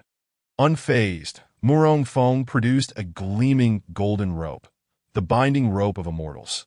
Chanting an incantation, the rope moved like a dancing dragon, darting toward the black bear with the swiftness of lightning. The black bear's pupils constricted, and it turned to flee with remarkable decisiveness, evoking sympathy. However, against overwhelming strength, its actions proved futile in mere moments. The binding rope ensnared the black bear securely. With a thud, it fell to the ground, its face smacking against the earth. Leaving an imprint of its visage upon the ground, it writhed in despair, exerting itself to break free. For every ounce of strength it expended, the rope tightened further. After several futile attempts, it realized that even breathing had become arduous. And it surrendered to the inevitable. This is simply too powerful. Chasing down a fourth-tier black bear as if walking a dog. Chen Pai and his companions stood agape. Murong Fong smiled with satisfaction. And in a flash of golden light, he appeared at the black bear's chest. "What a pity you cannot speak. You would make a remarkable gatekeeper," he mused to himself. The black bear struggled to twist its body, as if attempting to respond to Murong Feng's words. "You understand me? Fascinating. In that case, I shall spare your life and take you back to Qingfeng Mountain as a companion." He quickly inquired, "Have you heard of the Golden Peach?" With a thunderous roar, the black bear responded. Murong Fong was left bewildered, unable to comprehend beast language, finding himself in a communication dilemma. "But you can understand my words that if you have seen or heard of it. Nod. If not, shake your head." The black bear nodded vigorously. "You know of the Golden Peach?" It nodded again, affirmatively. Thus, diligence is rewarded. He had successfully tamed the black bear. Chen Pai and his companions were left in stunned silence. Chapter 51. The Central Region. Amidst the astonished gazes of Chen Pai and his companions, Murong Fong obtained a lead on the Golden Peach, and the black bear, recognizing its inability to fight back or escape, decisively acquiesced, agreeing to guide Murong Fong to its location. This moment, it had already shrunk to the size of an ordinary human, a sight that surprised Murong Fong, though the black bear may lack strength. Its ability to alter its size at will was impressive. One must admit, the methods of demon beasts are indeed varied. Meanwhile, Chen Pai and the others regained their composure, rushing to Murong Feng's side and kneeling in unison, exclaiming, "We are deeply grateful for your life-saving grace, and we are willing to serve you as loyal hounds." Who wouldn't wish to align themselves with someone capable of toying with a fourth-tier demon beast? Even outside, Chun Pai could assure that no one would oppose their actions. Murong Feng waved his hand dismissively, stating, "I merely acted out of convenience. There's no need for such formality." Before he intervened, he intended to have these individuals accompany him. At this moment, it seemed unnecessary that we are willing to serve you. They reiterated, pleading once more. "All right, if I do not assign you some task, you will not rise." Murong Feng contemplated for a moment before saying, "Here's the deal. I intend to venture deeper into the Tianma mountain range. That it would be inconvenient to bring you along. You may wait at Tianma Peak or leave this place altogether." Venture into the Tianma mountain range? Chun Pai's expression changed. He had never heard of anyone daring to enter the depths of the Tianma mountain range alone, especially with a fourth-tier black bear demon beast by their side. Should it suddenly turn against him, the consequences would be dire. That he hastily cautioned, "My lord, it has been centuries since anyone has ventured into the Tianma mountain range. It is fraught with peril. That it might be somewhat inconvenient to bring this black bear along." Chun Pai's words were subtly veiled, but the meaning was crystal clear. That he dared not speak too bluntly, fearing that it might provoke the black bear and spell disaster for himself. The black bear let out a warning growl, glaring at Chun Pai, signaling him to refrain from speaking recklessly. Chun Pai felt a chill run down his spine, instinctively taking a few steps back. Noticing this, Murong Feng pointed at the black bear without looking back. And the creature immediately fell silent. That it's of no concern. It's merely a fourth-tier demon beast, hardly capable of causing any significant trouble, Murong Feng assured Chun Pai. Just as Chun Pai was about to interject, Chun Ping nudged him with his elbow, effectively silencing him. Chun Pai understood and refrained from further comment.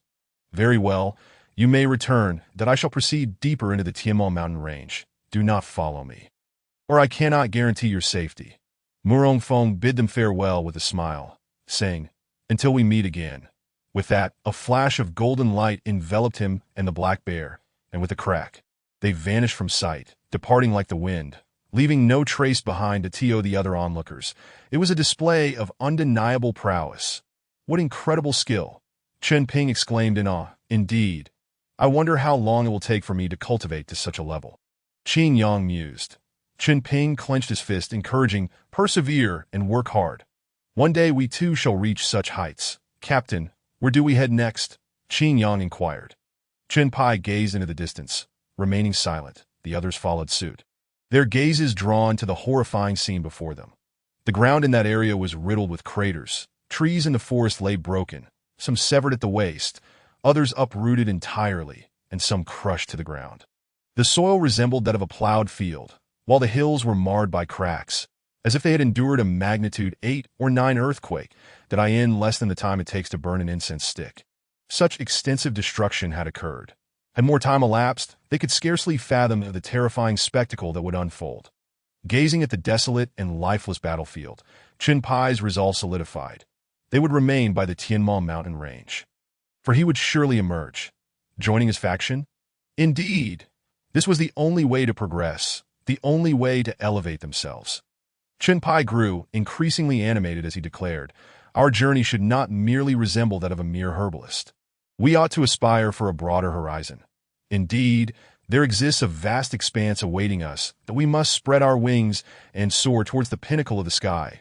It is imperative that we move our benefactor, persuading him to guide our cultivation and impart to us the techniques of martial prowess.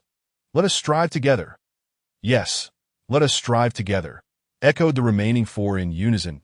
In their eyes, one could discern a beacon illuminating their path forward, fortifying their resolve. Meanwhile, Murong Feng activated a basic teleportation talisman, swiftly arriving at the central region of the Demon Mountain Range.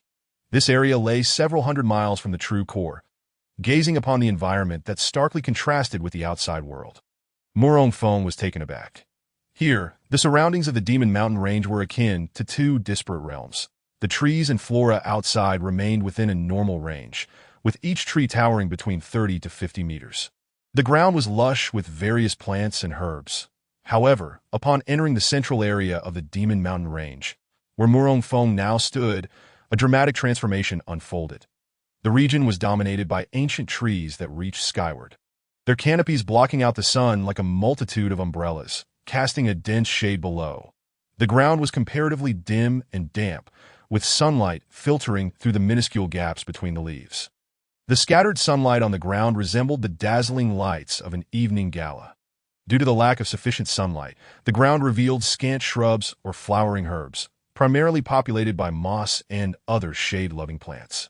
A faint earthy scent wafted through the air, stimulating Murong Feng's sense of smell. As he surveyed the area, he noticed a plethora of vividly colored mushrooms surrounding some dead tree trunks. Based on his past experiences, he knew that the more attractive the mushroom, the more likely it was to be inedible that moment. Murong Feng caught sight of a remarkably vibrant mushroom nestled within the broad paw of a black bear. Just as he realized the situation, the black bear was about to consume the mushroom. Without hesitation, Murong Feng swiftly struck it, exclaiming, "You fool! Can this be eaten?" The black bear weakly nodded, its body trembling slightly. Still nodding? "Ignorance is no excuse. That mushroom is toxic," Murong Feng scolded. "If you wish to become dinner, by all means continue eating." The black bear lowered its head, fiddling with its paw, resembling a child being chastised for misbehavior. It opened its mouth, attempting to speak, but only managed to emit a few whimpering sounds. Murong Feng glanced at the black bear, exasperated, and then reprimanded. "A bear should exhibit some bear-like demeanor. Why do you tremble so?" The black bear shrank back, silent. Feeling somewhat helpless, Murong Feng inquired, "Then can you locate the golden peaches?" Upon hearing this, the black bear raised its head, sniffing the air vigorously, that a peculiar scent wafted into its nostrils, prompting it to excitedly wave its paw, exuding joy like a 300-pound child. "Stop reveling in your delight and tell me where they are," Murong Feng chastised, delivering a firm tap on the black bear's head. The black bear, looking aggrieved, pointed its right paw towards the southeast, the meaning unmistakable. Murong Feng's eyes sparkled with anticipation as he quickly crushed the basic teleportation talisman, hurrying towards that direction. The black bear grinned, revealing a simple, endearing smile, imbued with an intriguing undertone. However, Murong Feng failed to notice anything amiss. Chapter 52. Demon Lake. Under the guidance of the black bear, Murong Feng proceeded southeast. After traversing several dozen kilometers, he halted, for he observed that the environment was becoming increasingly inhospitable. Not only were there no golden peaches, but even the most basic medicinal herbs were absent. None could be found, nor any signs of demonic beasts. Everything felt eerily strange. This was utterly peculiar. It starkly contradicted the rumors that the Demon Mountain Range was teeming with treasures, where one could simply step and stumble upon a bounty. Such tales were mere fabrications. Malicious propaganda. Furthermore, the towering trees around began to dwindle, their heights decreasing in a stepped manner, as if descending a slope.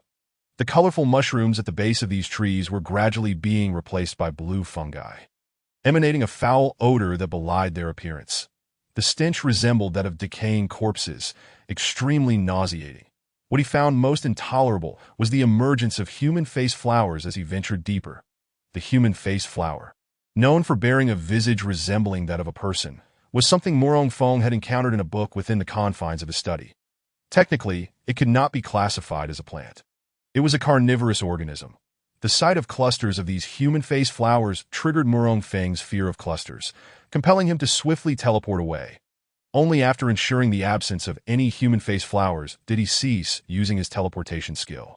Casting his gaze around, he found no shrubs or trees.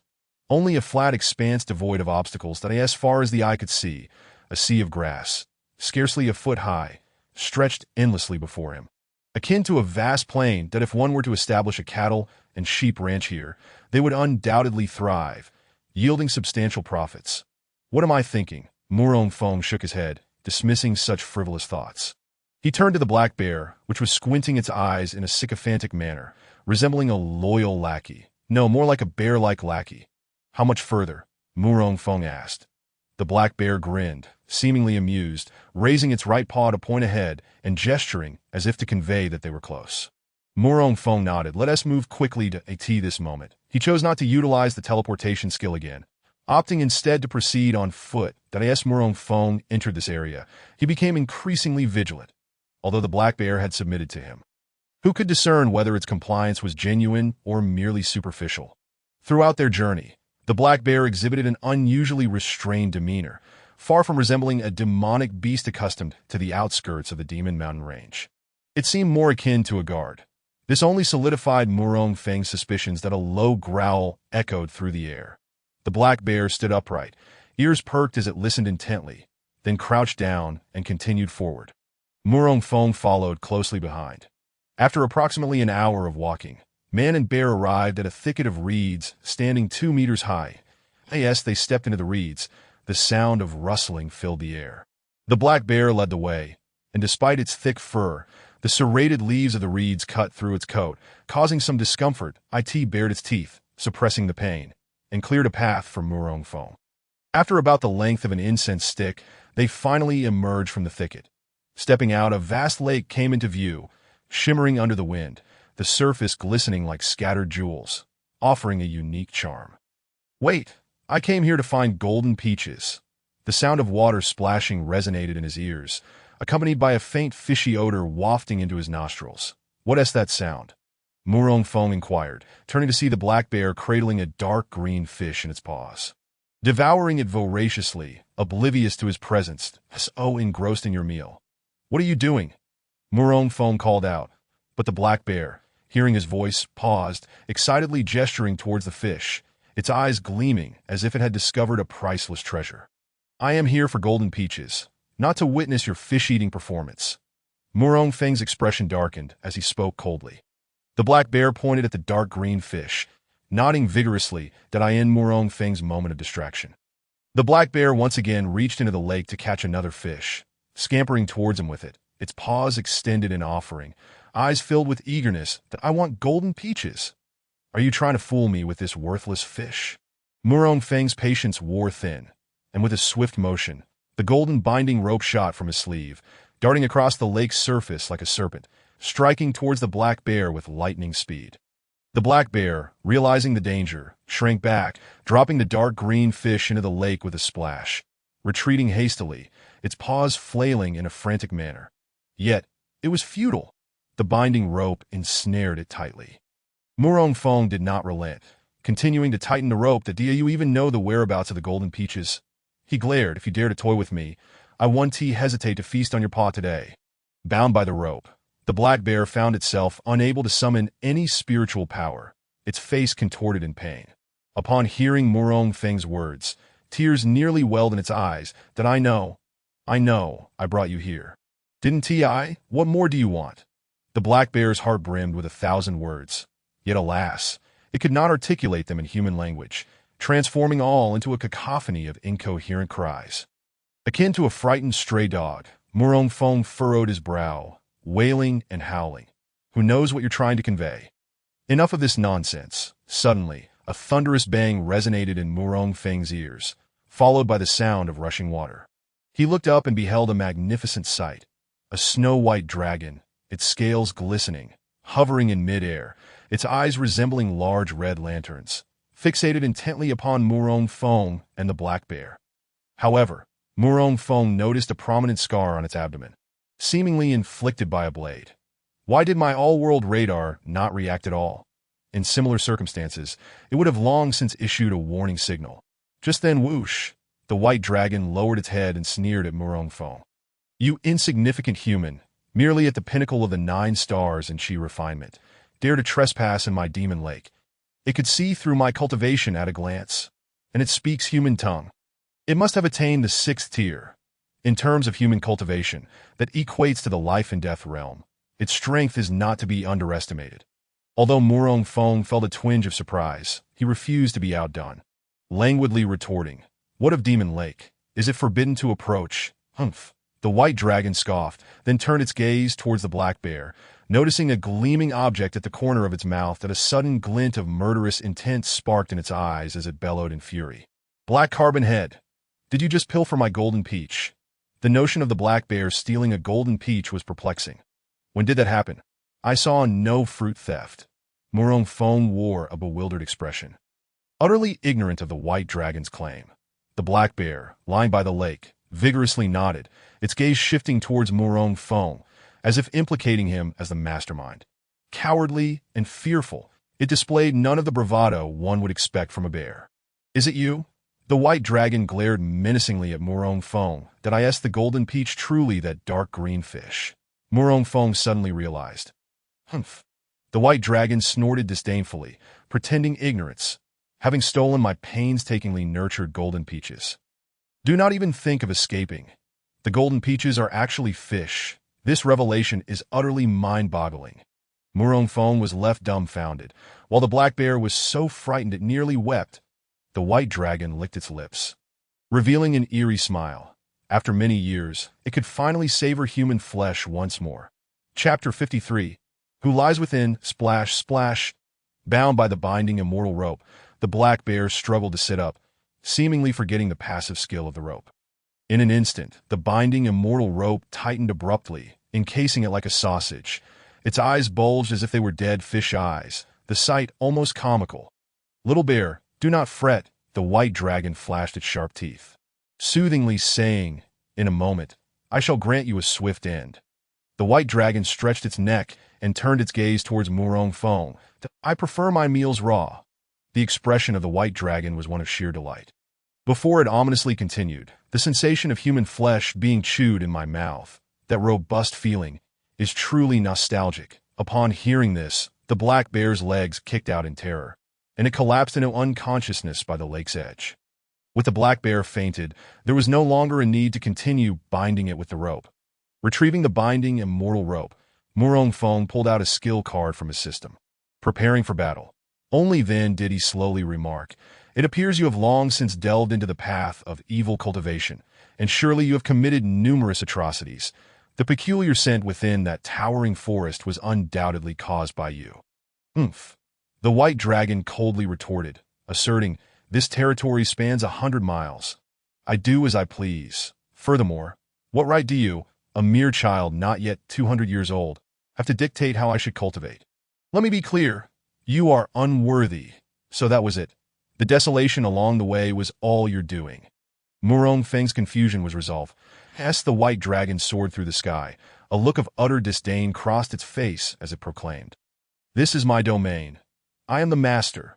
The white dragon had not encountered a human in ages, and thus, its tongue ran freely. Did I end the past, it would have acted decisively by now. You speak with great bravado. Murong Fong replied coldly.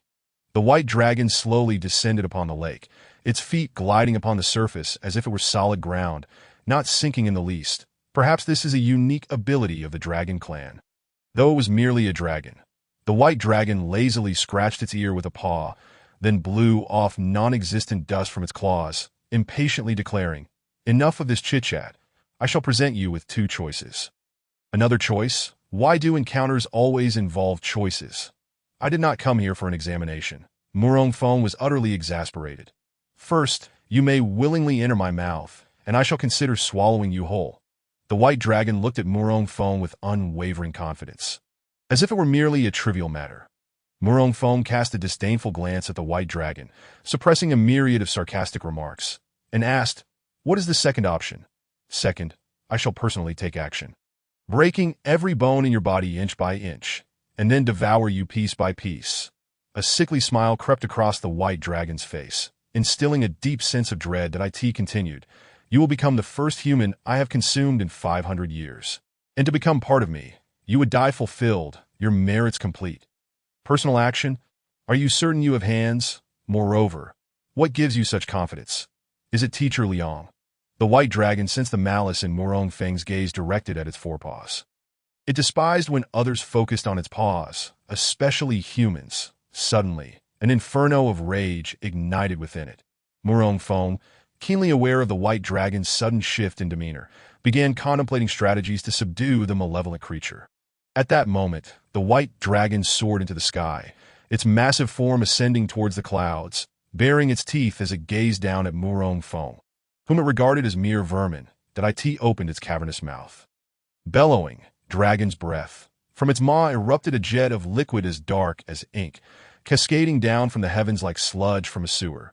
Following this initial assault, the white dragon refrained from further attacks, a victorious smirk gracing its lips, as if it could already envision enjoying its spoils. Within mere breaths, the sludge-like liquid neared Murong Feng's head, and in an instant, an overpowering stench, even somewhat irritating to the olfactory senses, caused Murong Feng's brow to furrow, that if this were to drench him, even the finest body wash would be of little help. Merely the thought of that repulsive odor was enough to induce nausea. Just as the liquid was about to drench Murong Feng, a flash of golden light streaked by. Murong Feng vanished without a trace, as though he had evaporated into thin air. The white dragon's face paled. Where did he go? How could he suddenly disappear?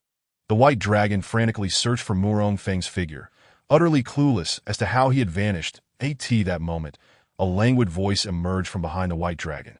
Are you looking for me? You rascal! When did you sneak behind me? The white dragon exclaimed, alarmed. Just now, Murong Feng explained that in truth, the moment he had seen the liquid, he had already activated a low-level teleportation talisman. The enemy, in its foolishness, had assumed he would remain there to await its next move.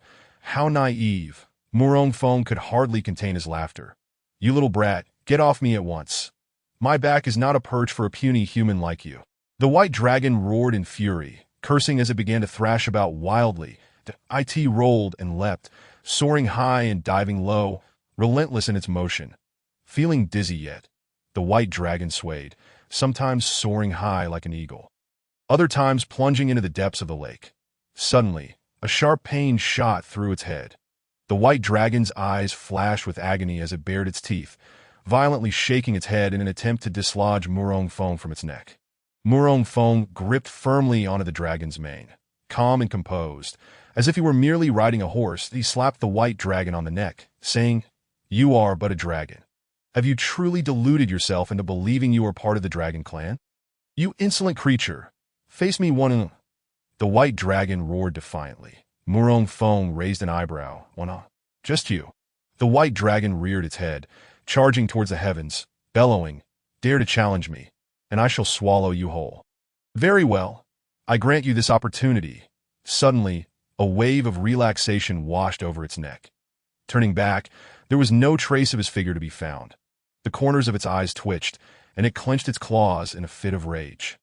With an overwhelming momentum that seemed capable of collapsing mountains and rivers, it dove into the Tianma Lake. The white dragon plunged headfirst into the lake, and immediately, the surface erupted with a thunderous explosion. As the explosion occurred, towering waves and water columns surged forth, resembling a tsunami as they spread in all directions, quickly submerging the surrounding reeds that stood several meters tall. Also engulfed was the black bear that had fainted by the lake's edge. Moments later, the splashes that had soared into the sky rained back down upon the lake's surface. The white dragon emerged from the water, peering at the hovering Murong Feng, and declared, 500 years have passed. I have not truly fought for 5 centuries. Today, you have forced me to this extent. Your death will be without regret. Do you know why villains always meet their demise? Murong Feng posed the question. The white dragon's eyes widened in fury as it slapped the lake's surface, bellowing, I have no time for your riddles. Prepare to die. Poisonous mist surged. The white dragon suddenly opened its massive jaws, releasing a cloud of black smoke that spewed forth. Wherever the smoke traveled, it emitted a hissing sound akin to a red-hot iron being plunged into water, signaling its corrosive nature. Unperturbed, Murong Feng clasped his hands together and silently chanted. Ba! Simultaneously, he invoked a spell, summoning the golden body of 10,000 Buddhas. In an instant, a deep, resonant voice echoed from within Murong Feng, reciting the Buddha's name, its resonance spreading across a 10-mile radius around Tianma Lake. The sound lingering like a melody from the Western paradise. At the same time, a grand and solemn Buddha statue, towering 3 zhang, encircled Murong Feng in protection, appearing as if a true Buddha had descended into the world. Why you are of the Buddhist sect. The white dragon's pupils dilated, fear gripping it as if awakening long-buried memories. Yes and no, Murong Feng replied ambiguously. Is it yes or no? What does that even mean? For someone impatiently seeking an answer, such a response was akin to torture. The white dragon's face drained of color, its scales dimmed, instinctively clenching tighter as it pressed. Who did you come with? I came alone. No one else? Oh, I just remembered. There is indeed a companion. Murong Feng slapped his forehead. Upon hearing this, the white dragon's fear intensified. Who is it? Who? Murong Fong pointed towards the northwest direction of Tiamal Lake and said, "Look, I see it right there.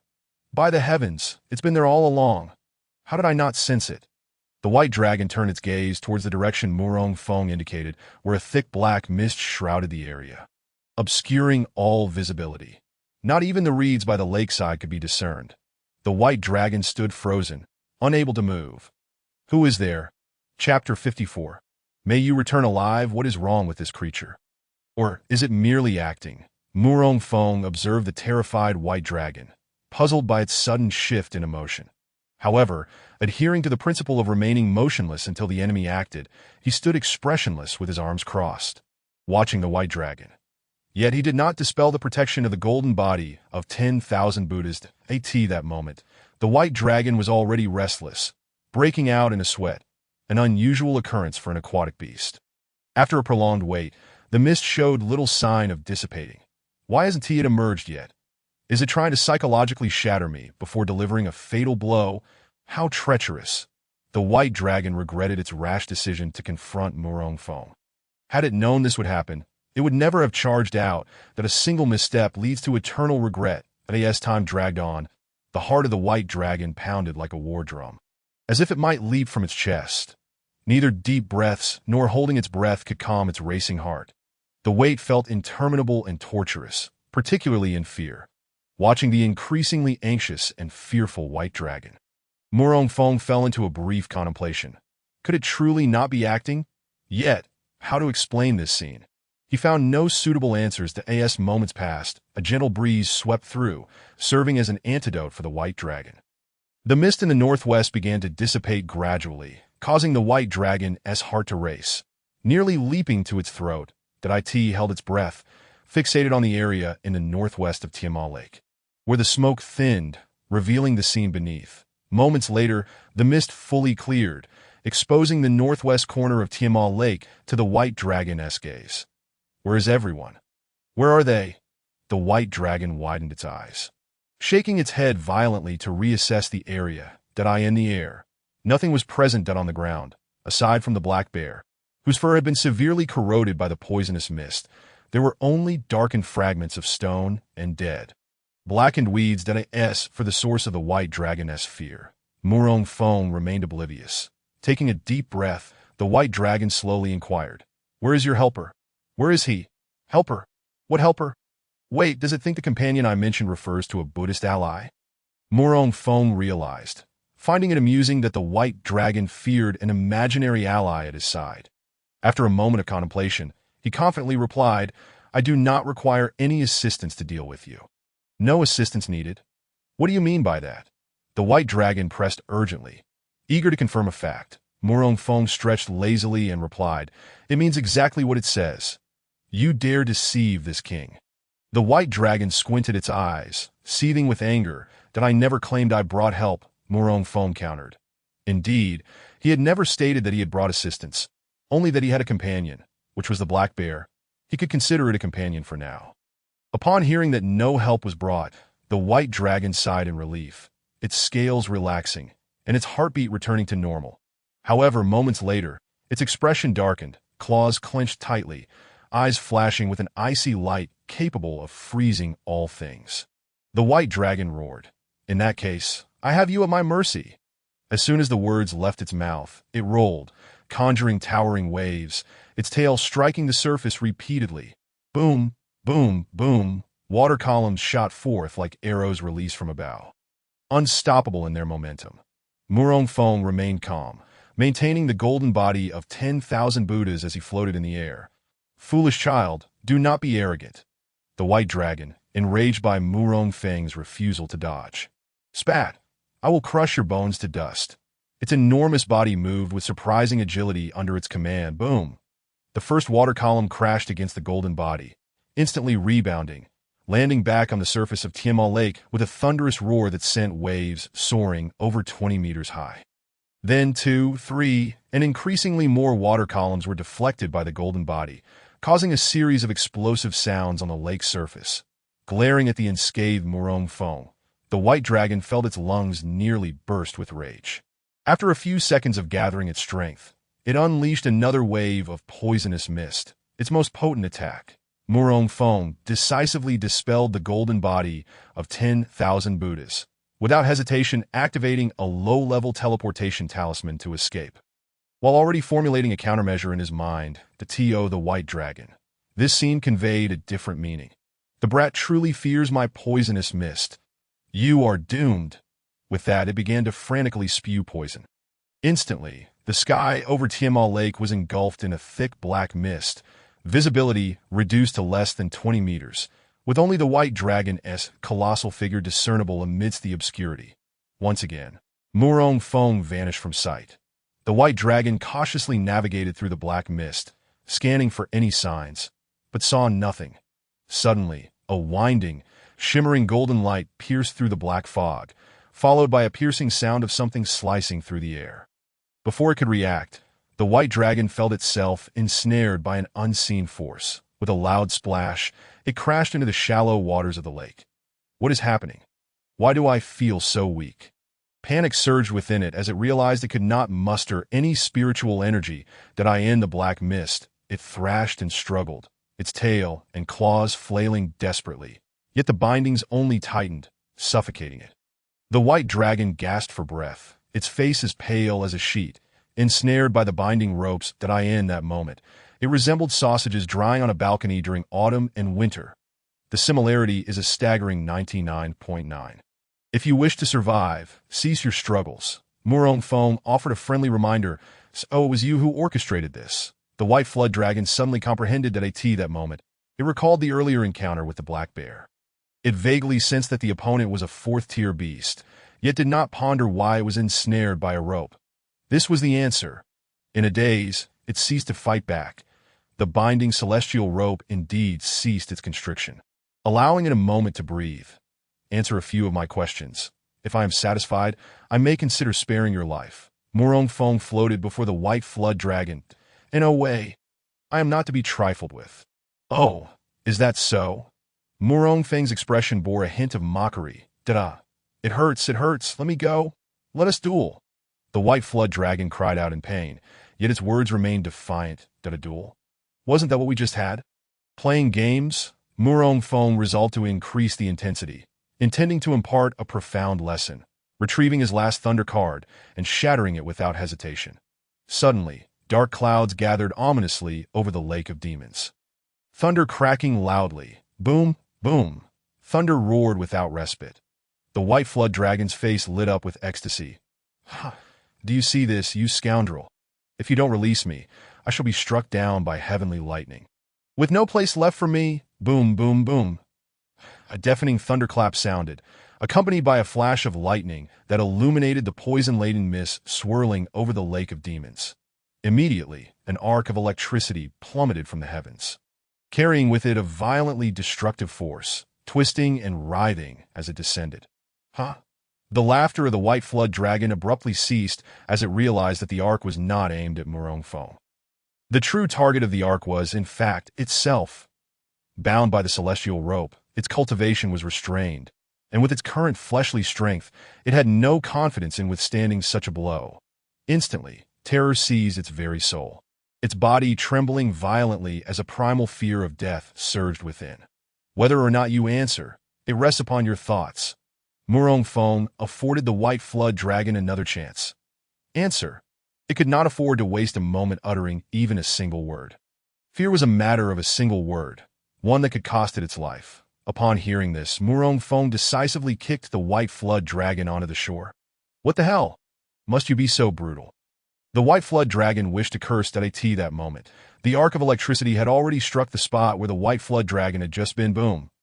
The sound was akin to thousands of landmines detonating. Gazing at that shallow area, it had been transformed into a vast pit.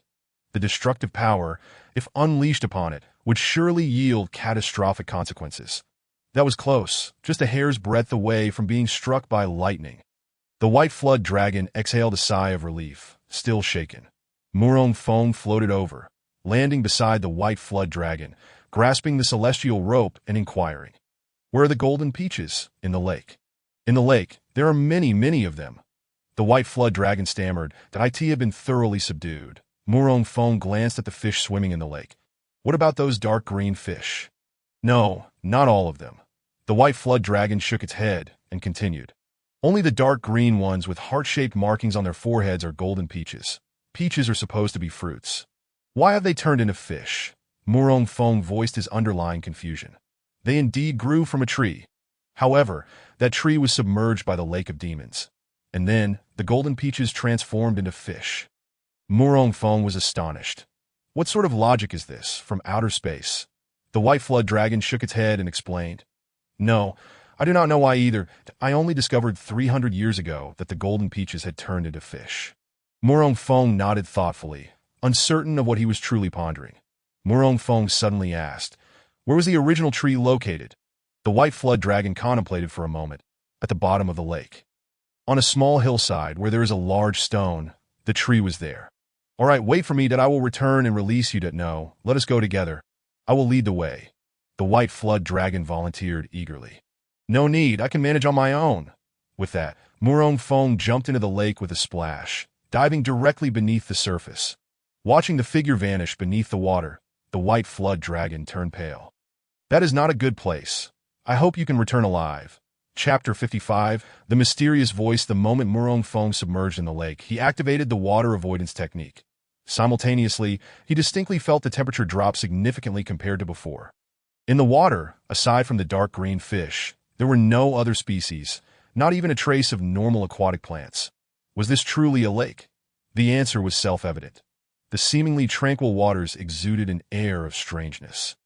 Murong Feng dared not be careless. Proceeding with utmost caution, as he continued to descend, visibility diminished progressively, shrinking from 30 meters to just 3 to 5 meters at such close range. If an enemy were to launch an attack, he would have no time to react. For safety's sake, he retrieved a luminous pearl in an instant.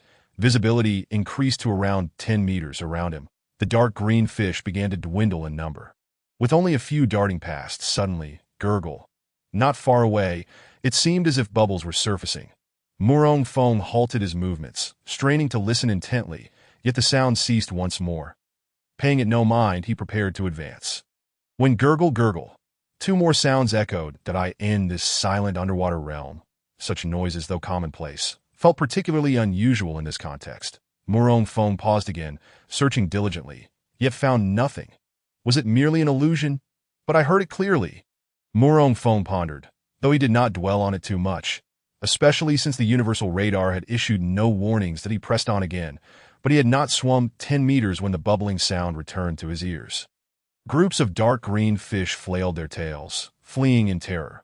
However, this time, the sound did not cease. It grew louder, the distance closing in, as if the source of the sound was approaching him directly. Bang! The sound of a bubble bursting rang out. Murong Feng did not halt his progress. Instead, he gently descended towards the lake bed, his feet sinking into the soft mud, his eyes filled with wariness. Meanwhile, in each hand, he grasped a card for a lethal strike and a basic teleportation skill. Ready for both offense and defense, the gurgling sound drew within 10 meters of him. It abruptly vanished, as if it were a pre-recorded sound intentionally manipulated. Could there be other, more powerful beasts lurking beneath the lake? That scoundrel dragon had clearly not told the truth. Murong Feng's brows knitted in anger. Just then, someone finally approached. A sudden voice rang out. Raspy, as if it had been choked by decades of smoke. Murong Feng scanned the surroundings, still unable to locate the voice's owner, and asked, Who are you? Why are you playing tricks? Who am I? Ah, my head hurts. The voice seemed to be lost in painful reminiscence, but after a moment it quieted and issued a chilling proclamation. Who I am is unimportant. Stay and keep me company. Why?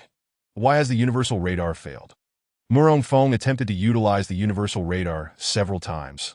All in vain. It appeared that there was indeed something amiss.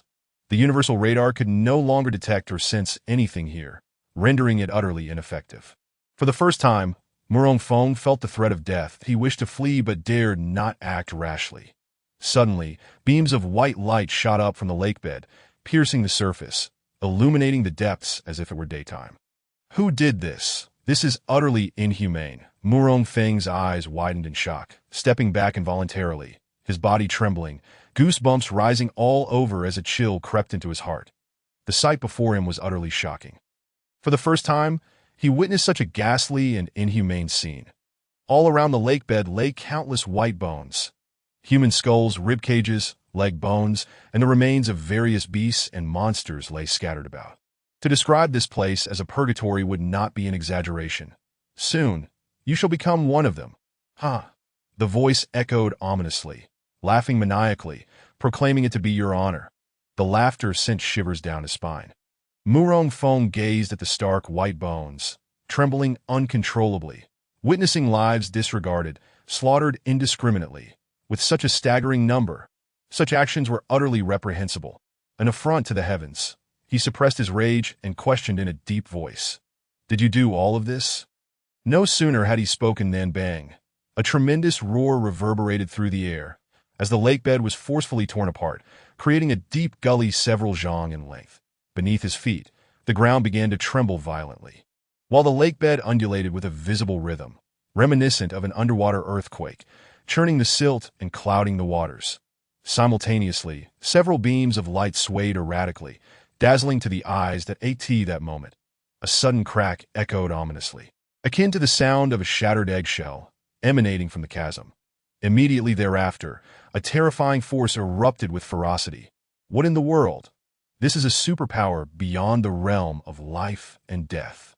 Above life and death lies the cycle of reincarnation and tribulations, representing the genuine superpowers of the cultivation world. With a mere flick of their wrist, they could move mountains and fill seas. This was no hyperbole. Without hesitation, Murong Fong decisively crushed the Fatal Strike talisman while simultaneously activating a basic teleportation rune, preparing to flee from this place.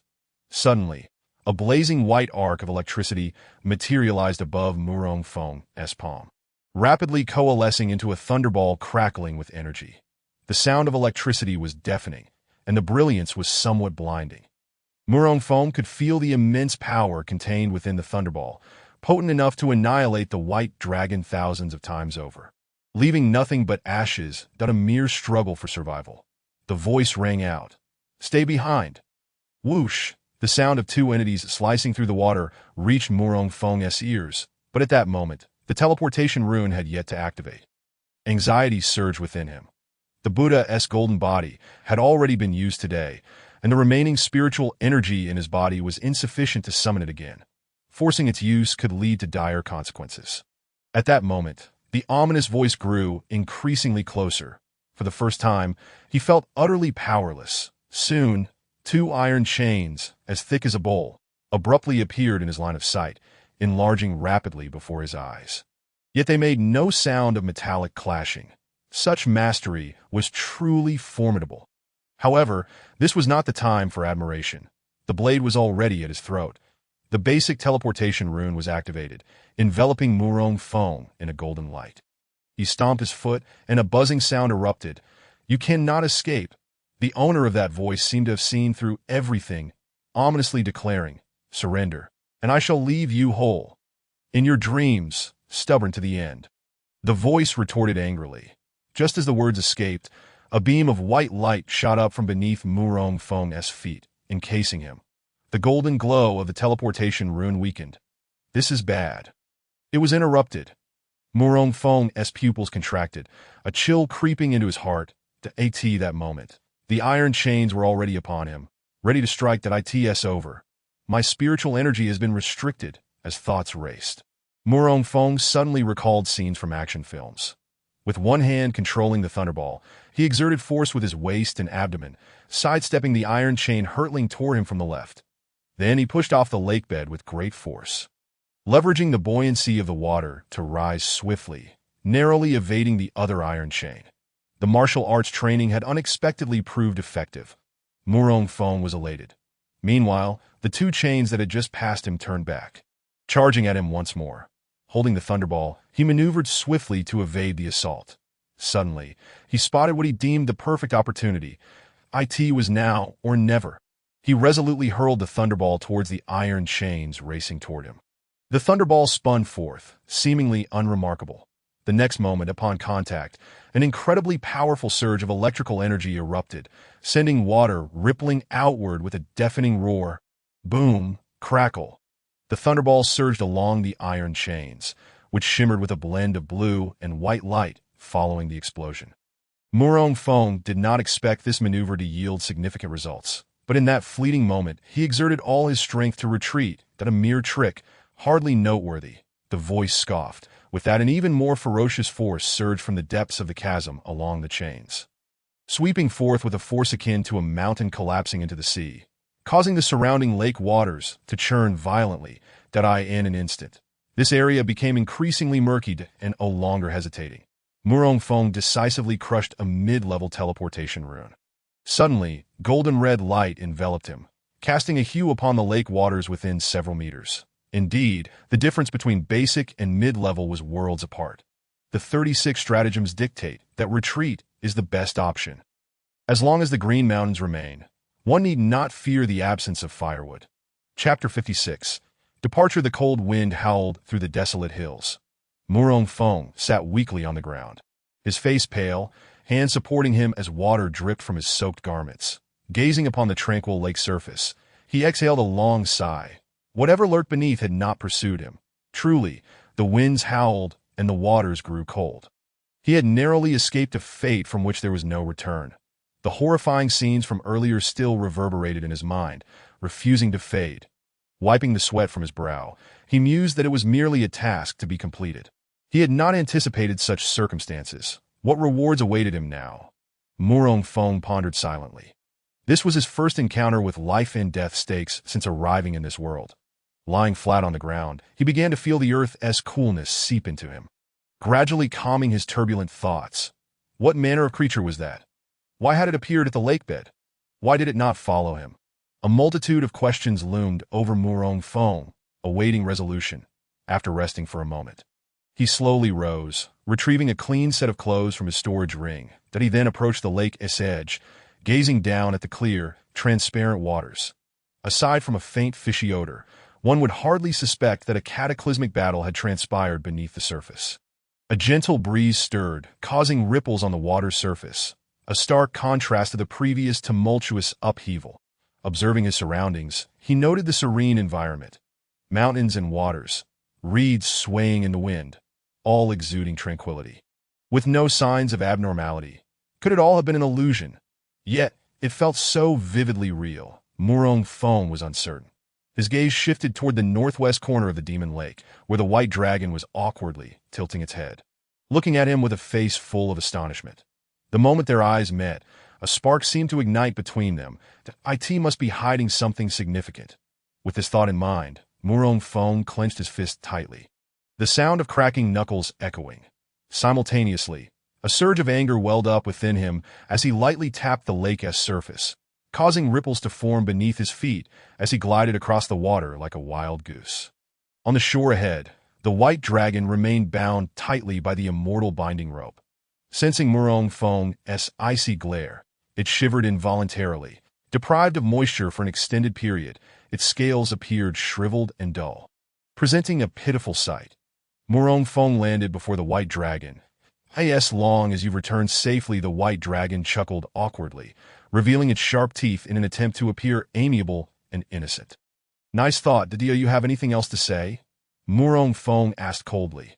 The white dragon paused, then feigned a smile, saying, Actually, the golden peaches can be fished out without going into the water. With a frigid expression, Murong Fong shook his head. The white dragon pondered for a moment, attempting to adjust its position, but the binding ropes constricted painfully, forcing it to grit its teeth as it managed to squeeze out. See, could you give me a hint? Murong Fong replied sternly. Didn't you say the golden peaches were your responsibility? I said that. The white dragon stammered, feigning ignorance. That I don't remember. Shall I assist you in recalling? A glint of cold light flashed in Murong Feng's eyes as he tightened the ropes slightly. It hurts. It hurts. Will you speak? The white dragon broke out in cold sweat, nodding vigorously, casting a resentful glance at Murong Fong. It stammered. This was said in a moment of desperation. I just needed an excuse, so I misspoke. Yes, that's it. Believe you? Not a chance. It seems you won't give up until you hit rock bottom. Murong Fong, uninterested in further banter, swiftly knocked it unconscious with a slap, then utilized his system to store it away. He planned to interrogate the white dragon thoroughly upon returning to the sword sect. certain it would eventually reveal the truth. Looking up at the black bear, which lay motionless as if it were a corpse, he observed that its fur had been severely corroded by the earlier black, toxic mist, now clinging tightly to its skin. Were it not for the bear's tough hide, it might have already become a meal that as he approached, a faint odor of burnt fur wafted into his nostrils, accompanied by a somewhat acrid scent that made him want to retch. The black bear remained unresponsive. That it can't be dead, can it? Murong Fong squatted down, extending a finger to check for breath at the bear's nostrils. He felt alternating warmth and coolness, confirming the black bear was still alive. That moment. Murong Fong was astonished to discover that the breath exhaled from the black bear's nostrils was tinged with a deep green hue. Why could this be? Was it on the verge of a breakthrough? This is utterly absurd. It's merely a fish. Murong Fong was taken aback. It seems this golden peach truly is no ordinary item, worthy of thorough investigation. After waiting for an hour, the black bear still showed no signs of awakening. Murong Fong resolved to first collect a few golden peaches from the lakeside, gracefully arriving at the shallow waters by the lake. A gentle breeze caressed his face, providing a refreshing respite. Gazing down into the lake, he observed the crystalline waters revealing the bottom, where dark green fish swam joyfully. With his sword in hand, Murong Fong concentrated intently, his eyes fixed on the dark green fish adorned with heart-shaped markings, seeking the golden peaches. Splash! The long sword plunged into the water, accurately piercing through a dark green fish's body. The fish thrashed wildly, making its last desperate attempts to escape. After a few moments, it ceased to move. Lifeless, he drew his sword to the shore, removing the fish from the blade, which was now tainted with a layer of dark golden blood. What is this? Murong Fong looked down at the dark green fish, and his eyes widened in astonishment. How could it be this color? He was astonished to discover that the blood flowing from the pierced part of the fish was dark golden. Generally, blood is red. Only a few rare demonic beasts possess green blood. The presence of dark golden blood was something Murong Fong had never heard of or seen before. It seems the term golden is indeed well-deserved. However, he was still unaware of the true uses of these golden peaches. Judging by the black bear's current state, they might possess properties that aid demonic beasts in breaking through to that moment. A familiar notification chimed in his ears. Ding ding, congratulations to the host for completing the Golden Peach collection task. Reward: the Extermination Sword. Exterminate the celestial, annihilate the divine, ensnare the immortal with radiant light.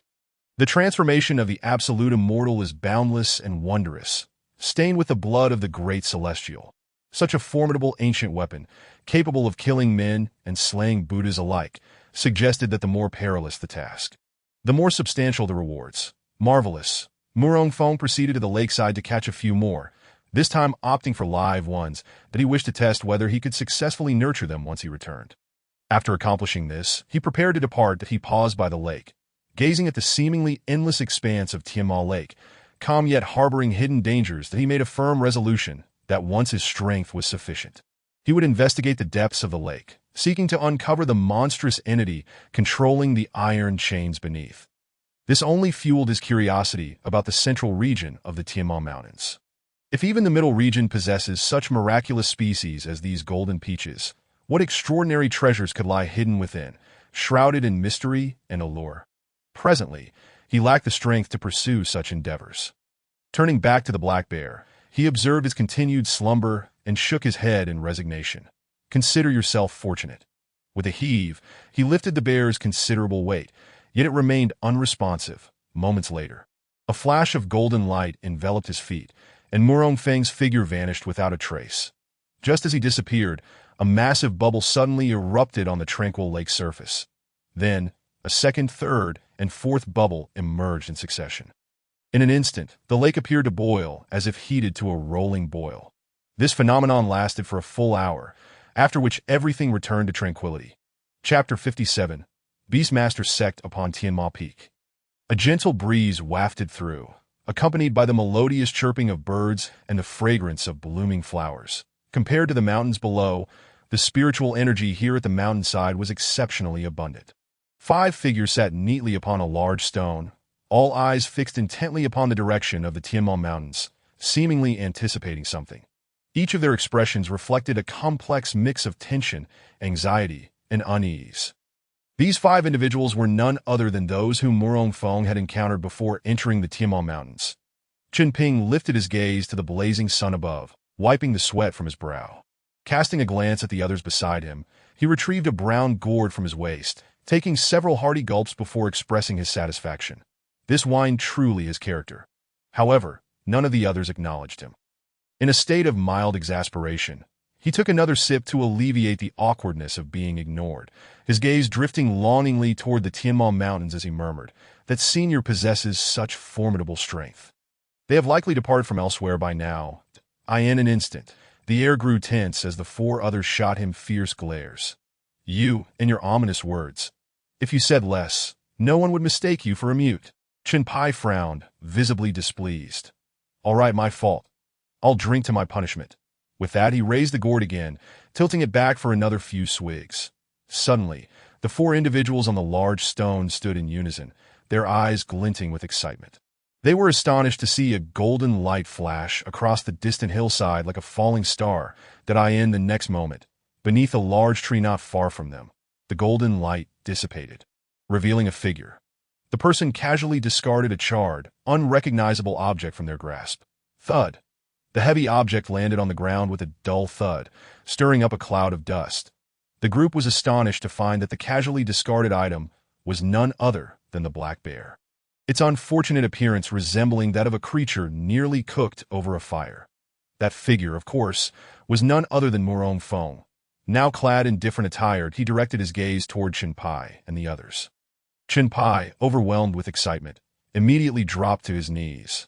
"Senior, please allow us to enter your tutelage. Grant us this boon." The others, seeing this, quickly followed suit. "Please allow us to enter your tutelage. Grant us this boon." It turned out they wished to become disciples and join the Sword Sect, which was certainly not an issue. With grand aspirations, Murong Feng, adhering to the principle of accepting all newcomers, nodded in agreement. As the senior agreed, Chen Pai asked, somewhat uncertain. Murong Feng nodded once more. "This is simply wonderful. We shall no longer endure such a tumultuous existence that we will become members of a sect." Their joy was palpable as they embraced each other in celebration. After a brief moment of revelry, Murong Feng spoke slowly. "However, you will need to undergo an entrance assessment, and no matter the challenges we face, we will surely overcome them," Chen Pai declared, his fists clenched. Rallying the spirits of the group, "Indeed, whatever obstacles lie ahead, we shall conquer them." The others echoed in unison. Satisfied, Murong Feng then laid out the first trial he had devised. They must travel on foot to the Sword Sect from the Tianma Mountains. The journey spans several thousand miles, and if they were to walk, it would likely take them over a year, assuming they maintained a swift pace. After bidding farewell to Chen Pai and the others, Murong Feng set off northward toward Qingfeng Mountain, utilizing low-level teleportation talismans to continually transport himself. Meanwhile, a group of individuals arrived at Qingfeng Mountain, each riding a flying eagle beast, the Flying Eagle Beast. A second-tier flying demonic beast could traverse 1,000 miles in a day, rivaling the best of flying carriages. However, compared to flying carriages, the cost and maintenance of flying demonic beasts were exorbitant, beyond the means of ordinary sects and forces. Even the royal family of the Nanling Kingdom possessed no more than 3 flying demonic beasts. The Flying Eagle Beasts landed accurately in the open space before the Sword Sect's entrance. Their arrival quickly drew the attention of the Lin family members that a Flying Eagle Beast. Indeed, if I'm not mistaken, this group should be members of the Beastmaster Sect. Beastmaster Sect? Isn't that a force from the Shilling Kingdom? Why have they returned to the Sword Sect? Perhaps it is related to that gorilla from a month ago. The Lin family engaged in hushed discussions, ultimately arriving at a consensus. They were here for treasure. These individuals were part of the group that had accompanied Lin Qing and her father on their previous visit, and had yet to depart at present. They had set up tents, constructed cooking stoves, and prepared ample provisions, readying themselves for a protracted conflict. However, they were uncertain whether Lin Qing would be brought back. Even if she were, Murong Feng likely would not accept her. The Lin family members continued to scrutinize the newcomers on their Flying Eagle Beasts. Concurrently, those on the Flying Eagle Beasts were observing the Lin family members that moment. A young woman in white descended from the Flying Eagle Beast. With a frown, she surveyed the Lin family disciples. Covering her mouth and nose with her hand in evident disdain, exclaiming, "Senior brother, this place is not only disordered, but also reeks terribly. Just look at how filthy those people are." Upon hearing this, the Lin family members were enraged, ready to charge forth in a fit of fury. Fortunately, several elder members intervened in time, preventing what could have escalated into a violent confrontation.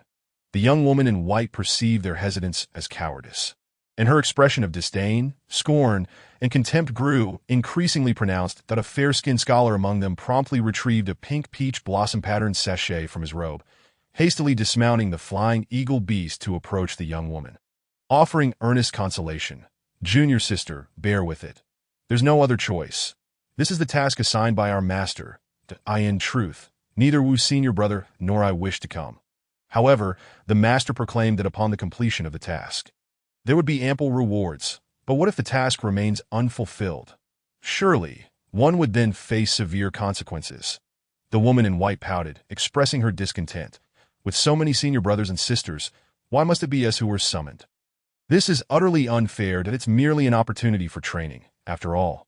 The scholar in white shrugged, his visage a canvas of resignation, muttering under his breath, "Who else but us? The most inept?" Enough chatter. At that moment, the man in black robes, who had remained silent atop the golden-winged eagle, finally spoke. The two, upon hearing his words, fell silent. The man in black lightly tapped the back of the eagle beneath him, launching himself into the air. With a few delicate touches of his toes, visible ripples of energy swiftly radiated outward before he landed steadily on a crimson line. "Who goes there? State your name." The gatekeeping disciples of the Sword Sect had long since detected the eagle's presence and were now awaiting the arrival of core disciples. They issued a warning in response to the man in black's aggressive demeanor. The man in black disregarded their words, his gaze fixed upon a nearby stone tablet, which bore the inscription, "Those who approach, please halt. Failure to comply will result in dire consequences." Dire consequences? The scholar in white chuckled upon reading those words, his sarcasm unrestrained. In such a desolate place, how dare they speak so grandly? "Watch me shatter this wretched stone." He stepped forward, firmly grounding himself. Then, unifying his waist and legs, he exerted power through his back and launched a heavy punch. Energy surging from his fist, aimed at the stone tablet with the force to shatter mountains. That a cold smirk adorned his face, while the woman in white expressed her disdain. The next moment, bang, a dull thud echoed, followed by a sudden burst of a green barrier illuminating the scene. In an instant, the smile on the scholar's face froze. His fist felt as though it had struck solid steel. A piercing pain shot through his hand, twisting his expression into one of torment. "With your strength, even 100 years of cultivation won't suffice to breach our Sword Sect's formation," Xiang Chao bellowed. Chapter 58. Please instruct. The scholar retracted his fist, his expression dark enough to draw water from. The woman in white gazed at his swollen knuckles, her voice laced with concern. "Do Shi Xiang, are you all right? I never expected this feeble formation could withstand your punch." Her words, though well-meaning, caused Do Bichuan's face to flush crimson. Furthering his embarrassment, he hastily replied, "Jin Shimi, step back. I have yet to exert my full strength." "Then be cautious. Rest assured." Do Bichuan grinned menacingly. "Wait." Just as Do Bichuan prepared to advance, the man in black, who had remained mostly silent, spoke again. He approached Do Bichuan, his voice low and firm. "We are here for serious business, Ma Shixiang. I merely wish to." "Enough. I understand your intentions. We must at least observe courtesy before resorting to force, do we not?" "I comprehend." Do Bichuan stepped aside. The man in black advanced, meeting Xiang Chao's gaze with a level stare. "We are disciples of the Beastmaster sect of the Western Spirit Kingdom. Can you make decisions regarding matters concerning the Sword Sect?" The Beastmaster sect of the Western Spirit Kingdom. In their minds, the Sword Sect and the Beastmaster sect had never crossed paths. The latter part of the inquiry puzzled the Sword Sect members, leaving them bewildered. "What do you mean?" Xiang Chao furrowed his brow, questioning. The man in black, his hands clasped behind him, continued. 15 days ago, we heard rumors of a remarkably powerful beast emerging from your territory. Is this true? A beast? Could it be that ebony gorilla? Were they here to seize it?" At the thought, the Lin family members brightened, their eyes sparkling with excitement as if they had been invigorated. The creature, known as King Kong, had grown tremendously in a mere few days, from about 1 meter to 2 meters in height, its strength multiplying daily. Truly formidable. Xiang Chao, wary, asked, "What are your intentions?" Do Bichuan interjected before the man in black could respond. His tone ominous. "Naturally, we wish to take it home." "Have you lost your senses?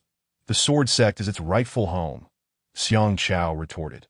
"Humph," Do Bichuan scoffed, utterly dismissive. "Such a pathetic sect as yours is unworthy of possessing it." "Are you still dreaming?" His words sparked a fierce backlash from the sword sect disciples. "Mind your tongue. Did you eat filth for breakfast? Your words reek. Go home and wash up," Do Bichuan provocatively yelled at the sword sect members. "What are you staring at? If you dare, step forward for a one-on-one duel." "A one-on-one duel? I am intrigued."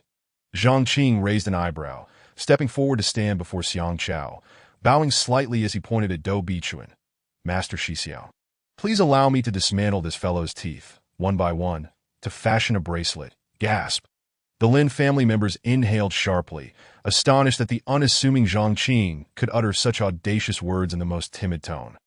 This was the zenith of arrogance. Upon hearing this, Do Bichuan's pallor shifted to a deep shade of anger, his aura radiating malice. The man in black beside him pulled Jindan back a few steps. Clearing a path, his intentions clear. "Make it swift," he instructed. Do Bichuan's expression brightened at this, vigorously nodding before turning to Zhang Qing, gritting his teeth. "You choose the method of combat. If you say no, I shall consider myself defeated." Zhang Qing paid Do Bichuan no mind, patiently awaiting Master Xiang Chao's response. Given the gravity of the situation, refusal was not an option. Xiang Chao cautioned Zhang Qing, "Be careful." Zhang Qing nodded, stepping out of the formation with a light chuckle. "Let us ascend the arena." With that, he lightly tapped the ground with his toes, soaring gracefully toward the arena built by the poison sect. His white garments billowing as if caught in a breeze, embodying the grace of a martial arts master. Do Bichuan followed closely, his face brimming with contempt, and on the arena, the two took their positions opposite each other. Surrounded by onlookers, Zhang Qing smiled at Do Bichuan. "Let us distinguish our strengths and determine life and death." "That suits me perfectly," Do Bichuan grinned wickedly. With that, he drew forth a long spear, charging toward Zhang Qing with a ferocious thrust, the air around him crackling with energy as a sound akin to a breaking wind echoed. Clang. Zhang Qing unsheathed his long sword, meeting the attack head-on. Clang, clang, clang. Their weapons clashed incessantly, sparks flying as the arena floor bore deep scars from their fierce engagement. Both combatants displayed remarkable agility and skill, their speed dazzling to behold that in mere moments. They had exchanged blows over 100 times.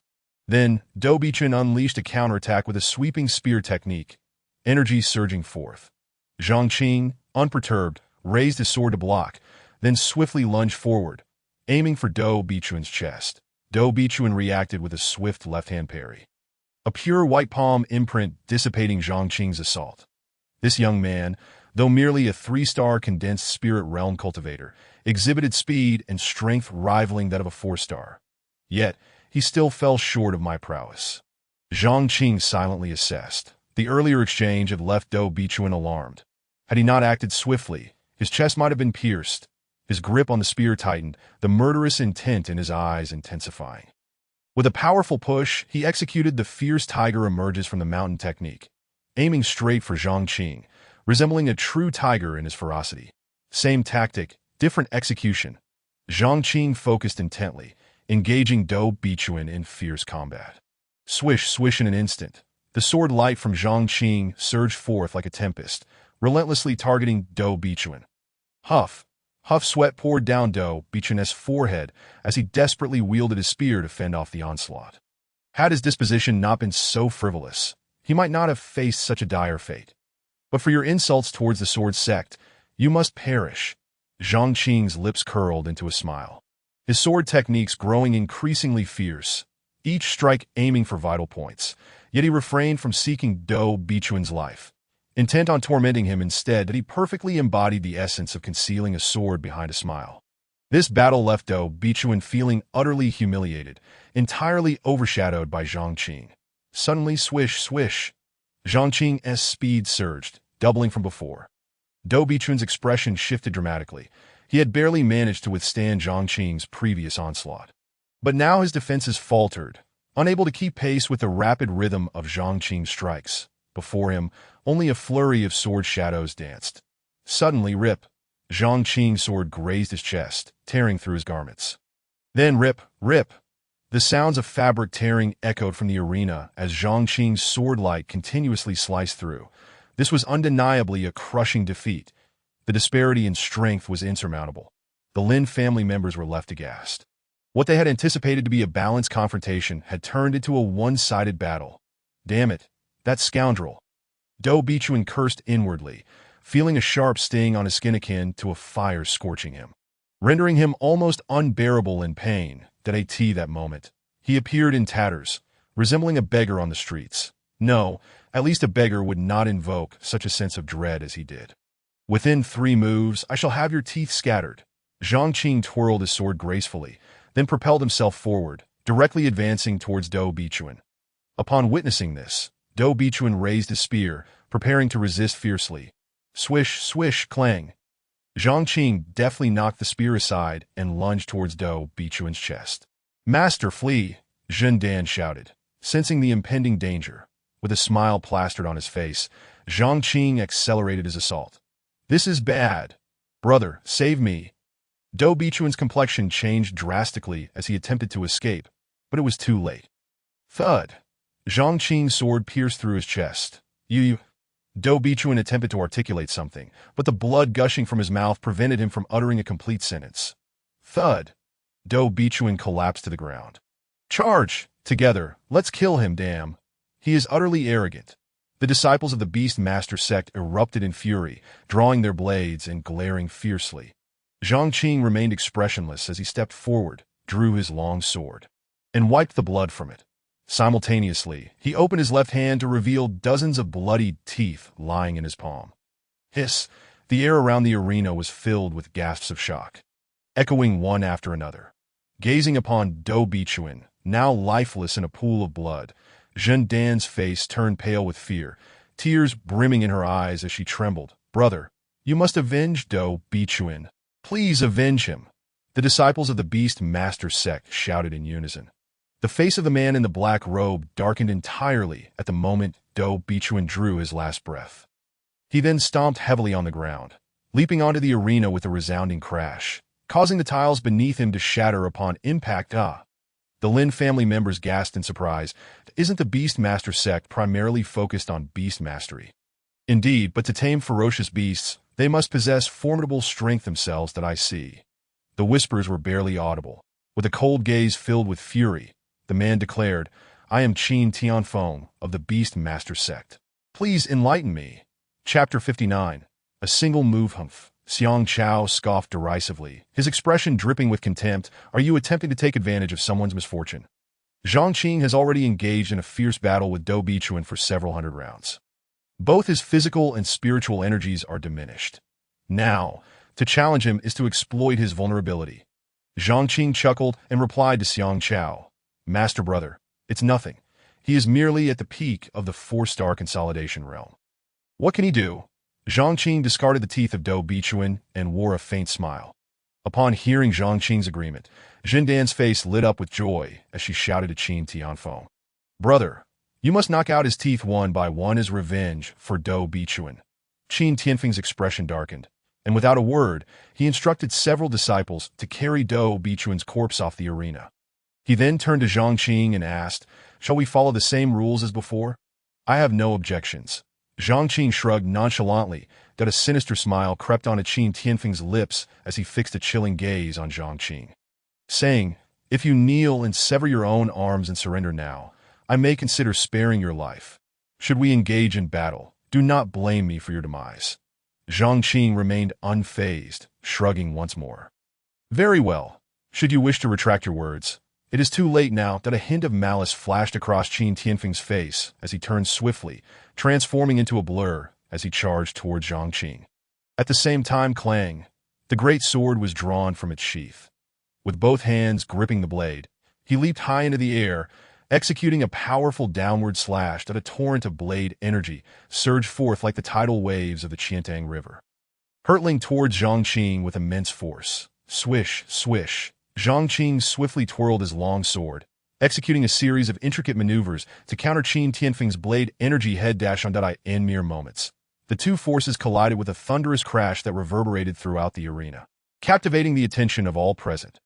Both combatants displayed masterful proficiency in their martial arts, their realms seemingly equal, suggesting that determining a victor might require 1,000 more exchanges. An elder from the Lin family stroked his beard, remarking, however, Zhang Qing has already fought a battle. His reserve of spiritual energy may be affected. To remain undefeated, he must perform extraordinarily. Another middle-aged man from the Lin family frowned in concern. At that moment, Qin Tianfeng suddenly produced a crimson pill from his robe and swallowed it. Moments later, his aura surged dramatically, and his body began to undergo a rapid transformation. Beast transformation technique. Qin Tianfeng roared, unleashing a potent aura of wild beasts. This is indeed beast transformation. What is beast transformation?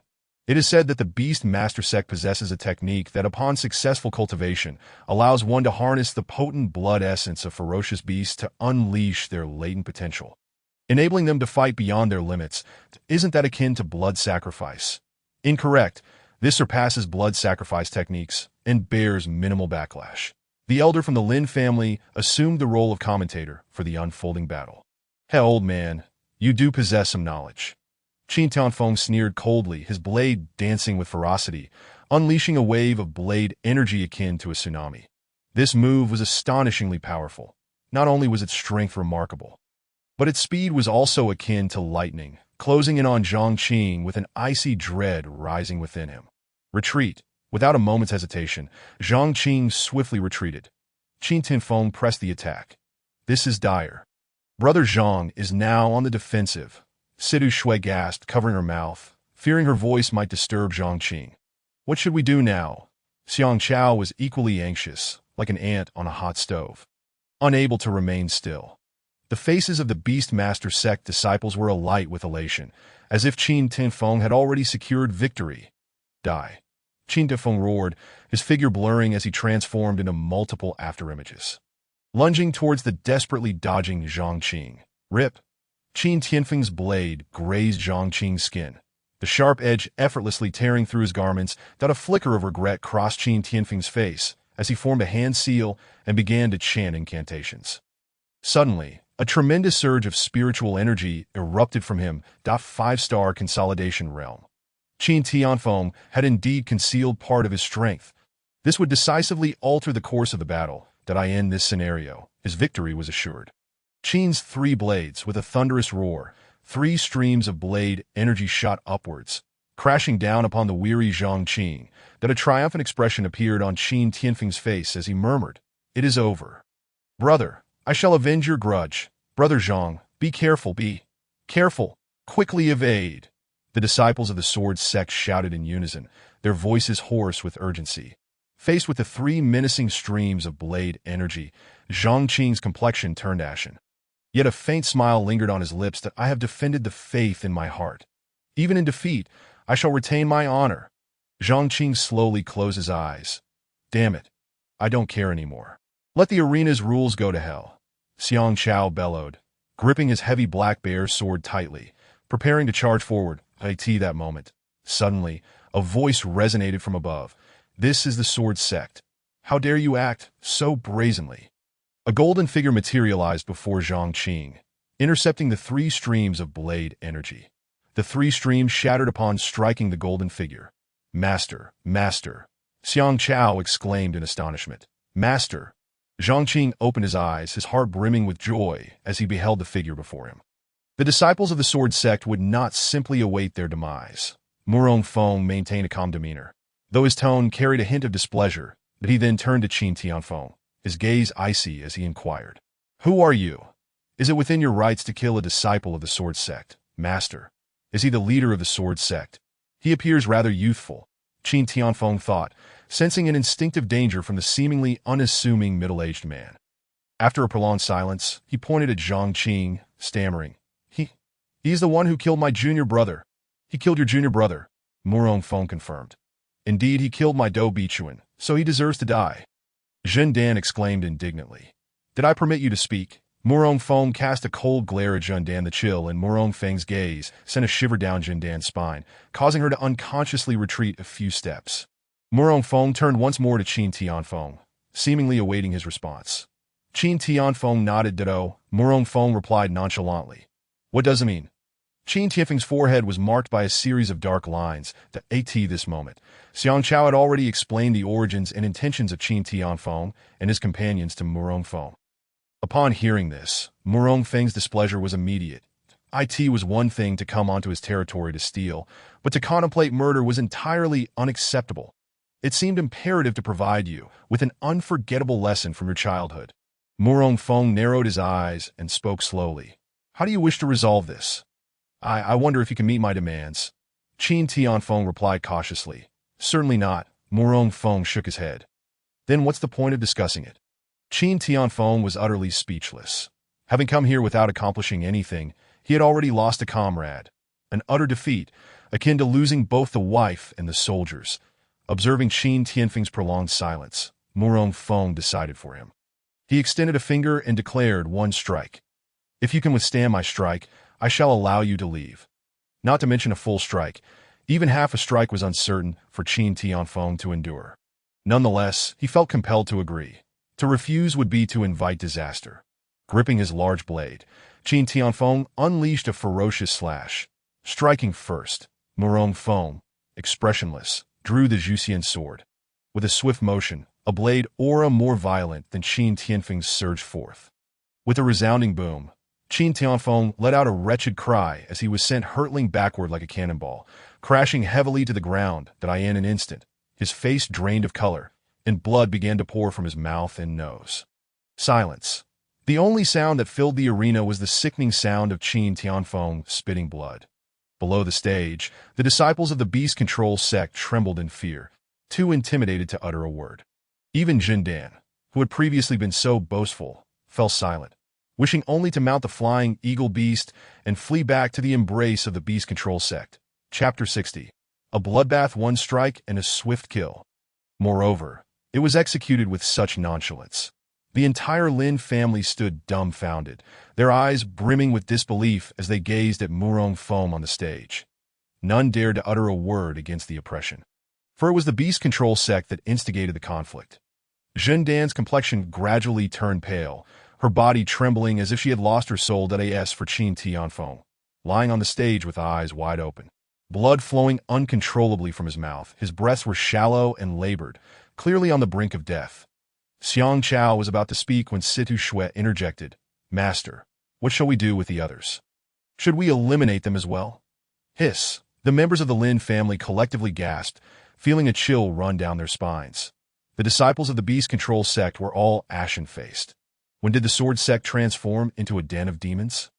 This young lady, though not of great age, possessed a fierce temperament, threatening to annihilate all in her path. Little demon indeed, the Lin family members whispered among themselves. Situ Shui furrowed her brows, displaying her displeasure. Do you wish to join them? Join? Forget it, forget it. We are merely bystanders. The Lin family members hastily shook their heads in refusal. Humph. With a cold snort, Situ Shui ignored them. Leave now. After a moment of contemplation, Murong Feng ultimately decided to let them depart. Master, we cannot let them go. Situ Shui was the first to protest. Master, I concur, Xiang Chao echoed. That my decision is final. There is no need for further discussion. Murong Feng waved his hand dismissively. Are you truly allowing us to leave? Jundan could hardly believe her ears. Murong Feng nodded. He was not a bloodthirsty fiend. Wounding Qin Tianfeng was merely to impart a lesson and to convey to the Beast Control sect that the Sword sect was not to be trifled with, a means to deter them. Upon receiving Murong Feng's affirmative response, Jundan was filled with immense joy, retreating while repeatedly expressing her gratitude.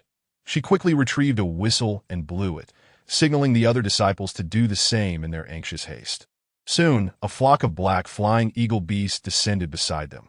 The disciples hastily loaded the gravely injured Qin Tianfeng onto the beasts, scrambling to escape from Qingfeng Mountain, fearful that Murong Feng might change his mind.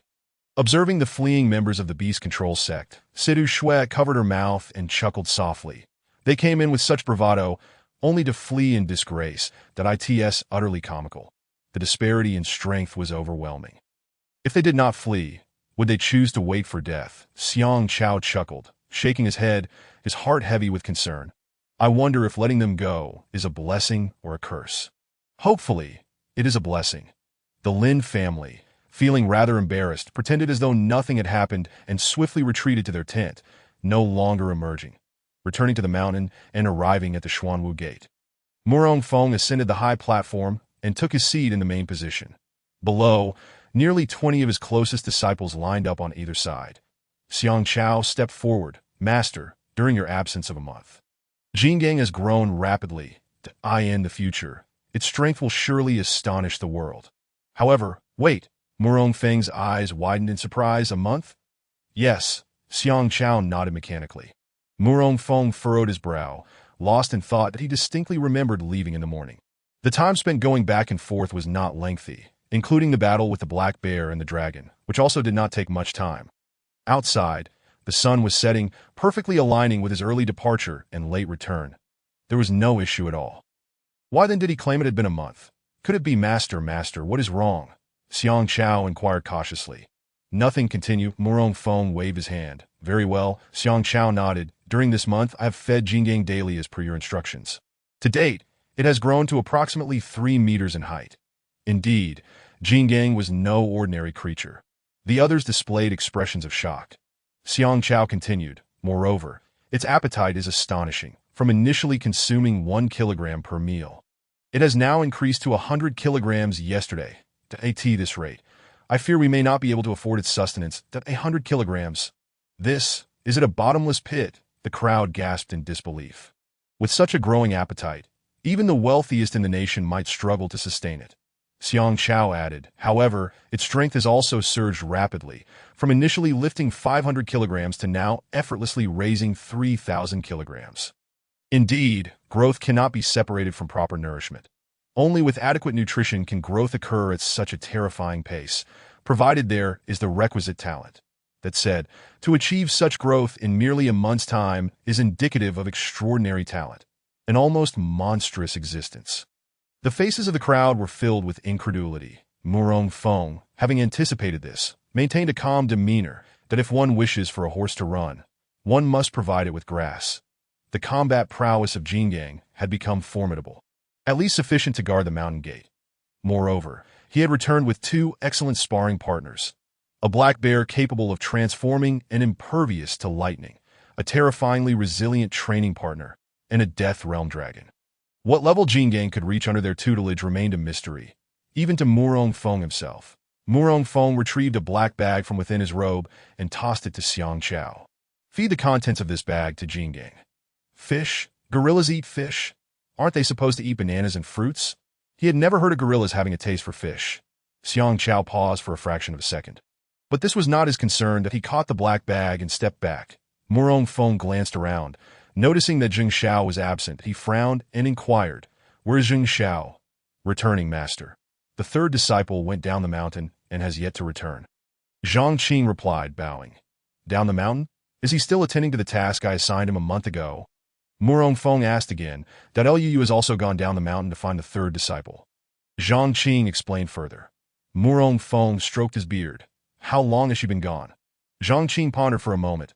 Liu has been down for approximately 10 days. No, it has actually been half a month. Zheng Balin interjected to correct him. Has it been that long? Liu was at the 5-star spirit gathering realm. Ordinarily, no one could be her match. Better safe than sorry. Xiang Chao, send someone down the mountain to investigate immediately. Ensure that we have news within 3 days, Murong Feng commanded. Yes, master. All of you may leave now. Murong Feng dismissed his disciples, leaning back in his chair with a heavy sigh. Having lost an entire month of sign-in rewards was a significant setback. The loss felt like a knife to his heart. He sighed deeply once more. This moment. The sun had completely set, and the night was gradually descending. Watching the flickering candlelight outside, Murong Feng suddenly brightened. Recalling that he had yet to sign in today, he eagerly whispered to himself, System, quickly sign me in. Ding ding, congratulations, host. You have successfully signed in and received the reward of the evil repelling sword technique. What on earth? Are you jesting with me? In this world where one can effortlessly soar through the skies, The system presents me with a martial arts manual, no less, one practiced by eunuchs. What use is that? Murong Feng felt his blood pressure rising to the heavens as he returned to the Azure Dragon Hall, feeling utterly disheartened. Chapter 61. Fierce battle in the blink of an eye. 3 days had elapsed. Yet Lu Yu and Zheng Xiao remained without news. The morning sun bathed Qingfeng Mountain, heralding the revival of all living things. Murong Feng, emerge from your hiding place. On this day, as Murong Feng was diligently cultivating within the Azure Dragon Hall, preparing to break through to the concentration realm, a piercing roar suddenly echoed from outside, jarringly sharp. Zhang Baixing? This distinctive voice was etched in Murong Feng's memory, easily distinguishable. It belonged to the eunuch dispatched by Emperor Yongqing. What business did he have here instead of minding his duties in the palace? Murong Feng ceased his cultivation, rose, and stepped outside. Upon exiting the Azure Dragon Hall, he discovered that Xiang Chao and Zhang Qing had also rushed out, their faces ablaze with fury. Master, it seems to be that pale-faced eunuch. Xiang Chao's countenance was filled with indignation. Master, allow me to slay him. Zhang Qing unsheathed his sword, eager for action. Murong Feng, why don't you come out and confront us? Zhang Baixing's voice resonated once more, booming across the distance. This insufferable eunuch is truly intolerable. Zhang Qing cursed vehemently. Let us venture forth and ascertain the situation. With that, Murong Feng sprang into action, his toes barely touching the ground as he soared towards the location of Zhang Baixing outside the formation. With Xiang Chao and Zhang Qing hot on his heels, beyond the celestial formation stood a dozen individuals, with Zhang Baixing at the forefront. To his left stood an elderly man, his hair and beard both white, while to his right was an armored guardian. The others exuded a profound aura, clearly formidable cultivators. Murong Feng, at last, you have deigned to show yourself that we thought you would remain a cowardly turtle. Zhang Baixing remarked coldly, a glimmer of malice flickering in the depths of his gaze. Clang! Zhang Qing's long sword abruptly sprang from its sheath, pointing directly at Zhang Baixing's nose as he bellowed. Who are you addressing? Are you tired of living? Do you dare to challenge me? Zhang Qing radiated a fierce intensity, while Zhang Baixing remained undeterred, elegantly gesturing towards Murong Feng with a contemptuous finger, his shrill voice echoing. Had it not been for the circumstances of that day, you would have long since been slain.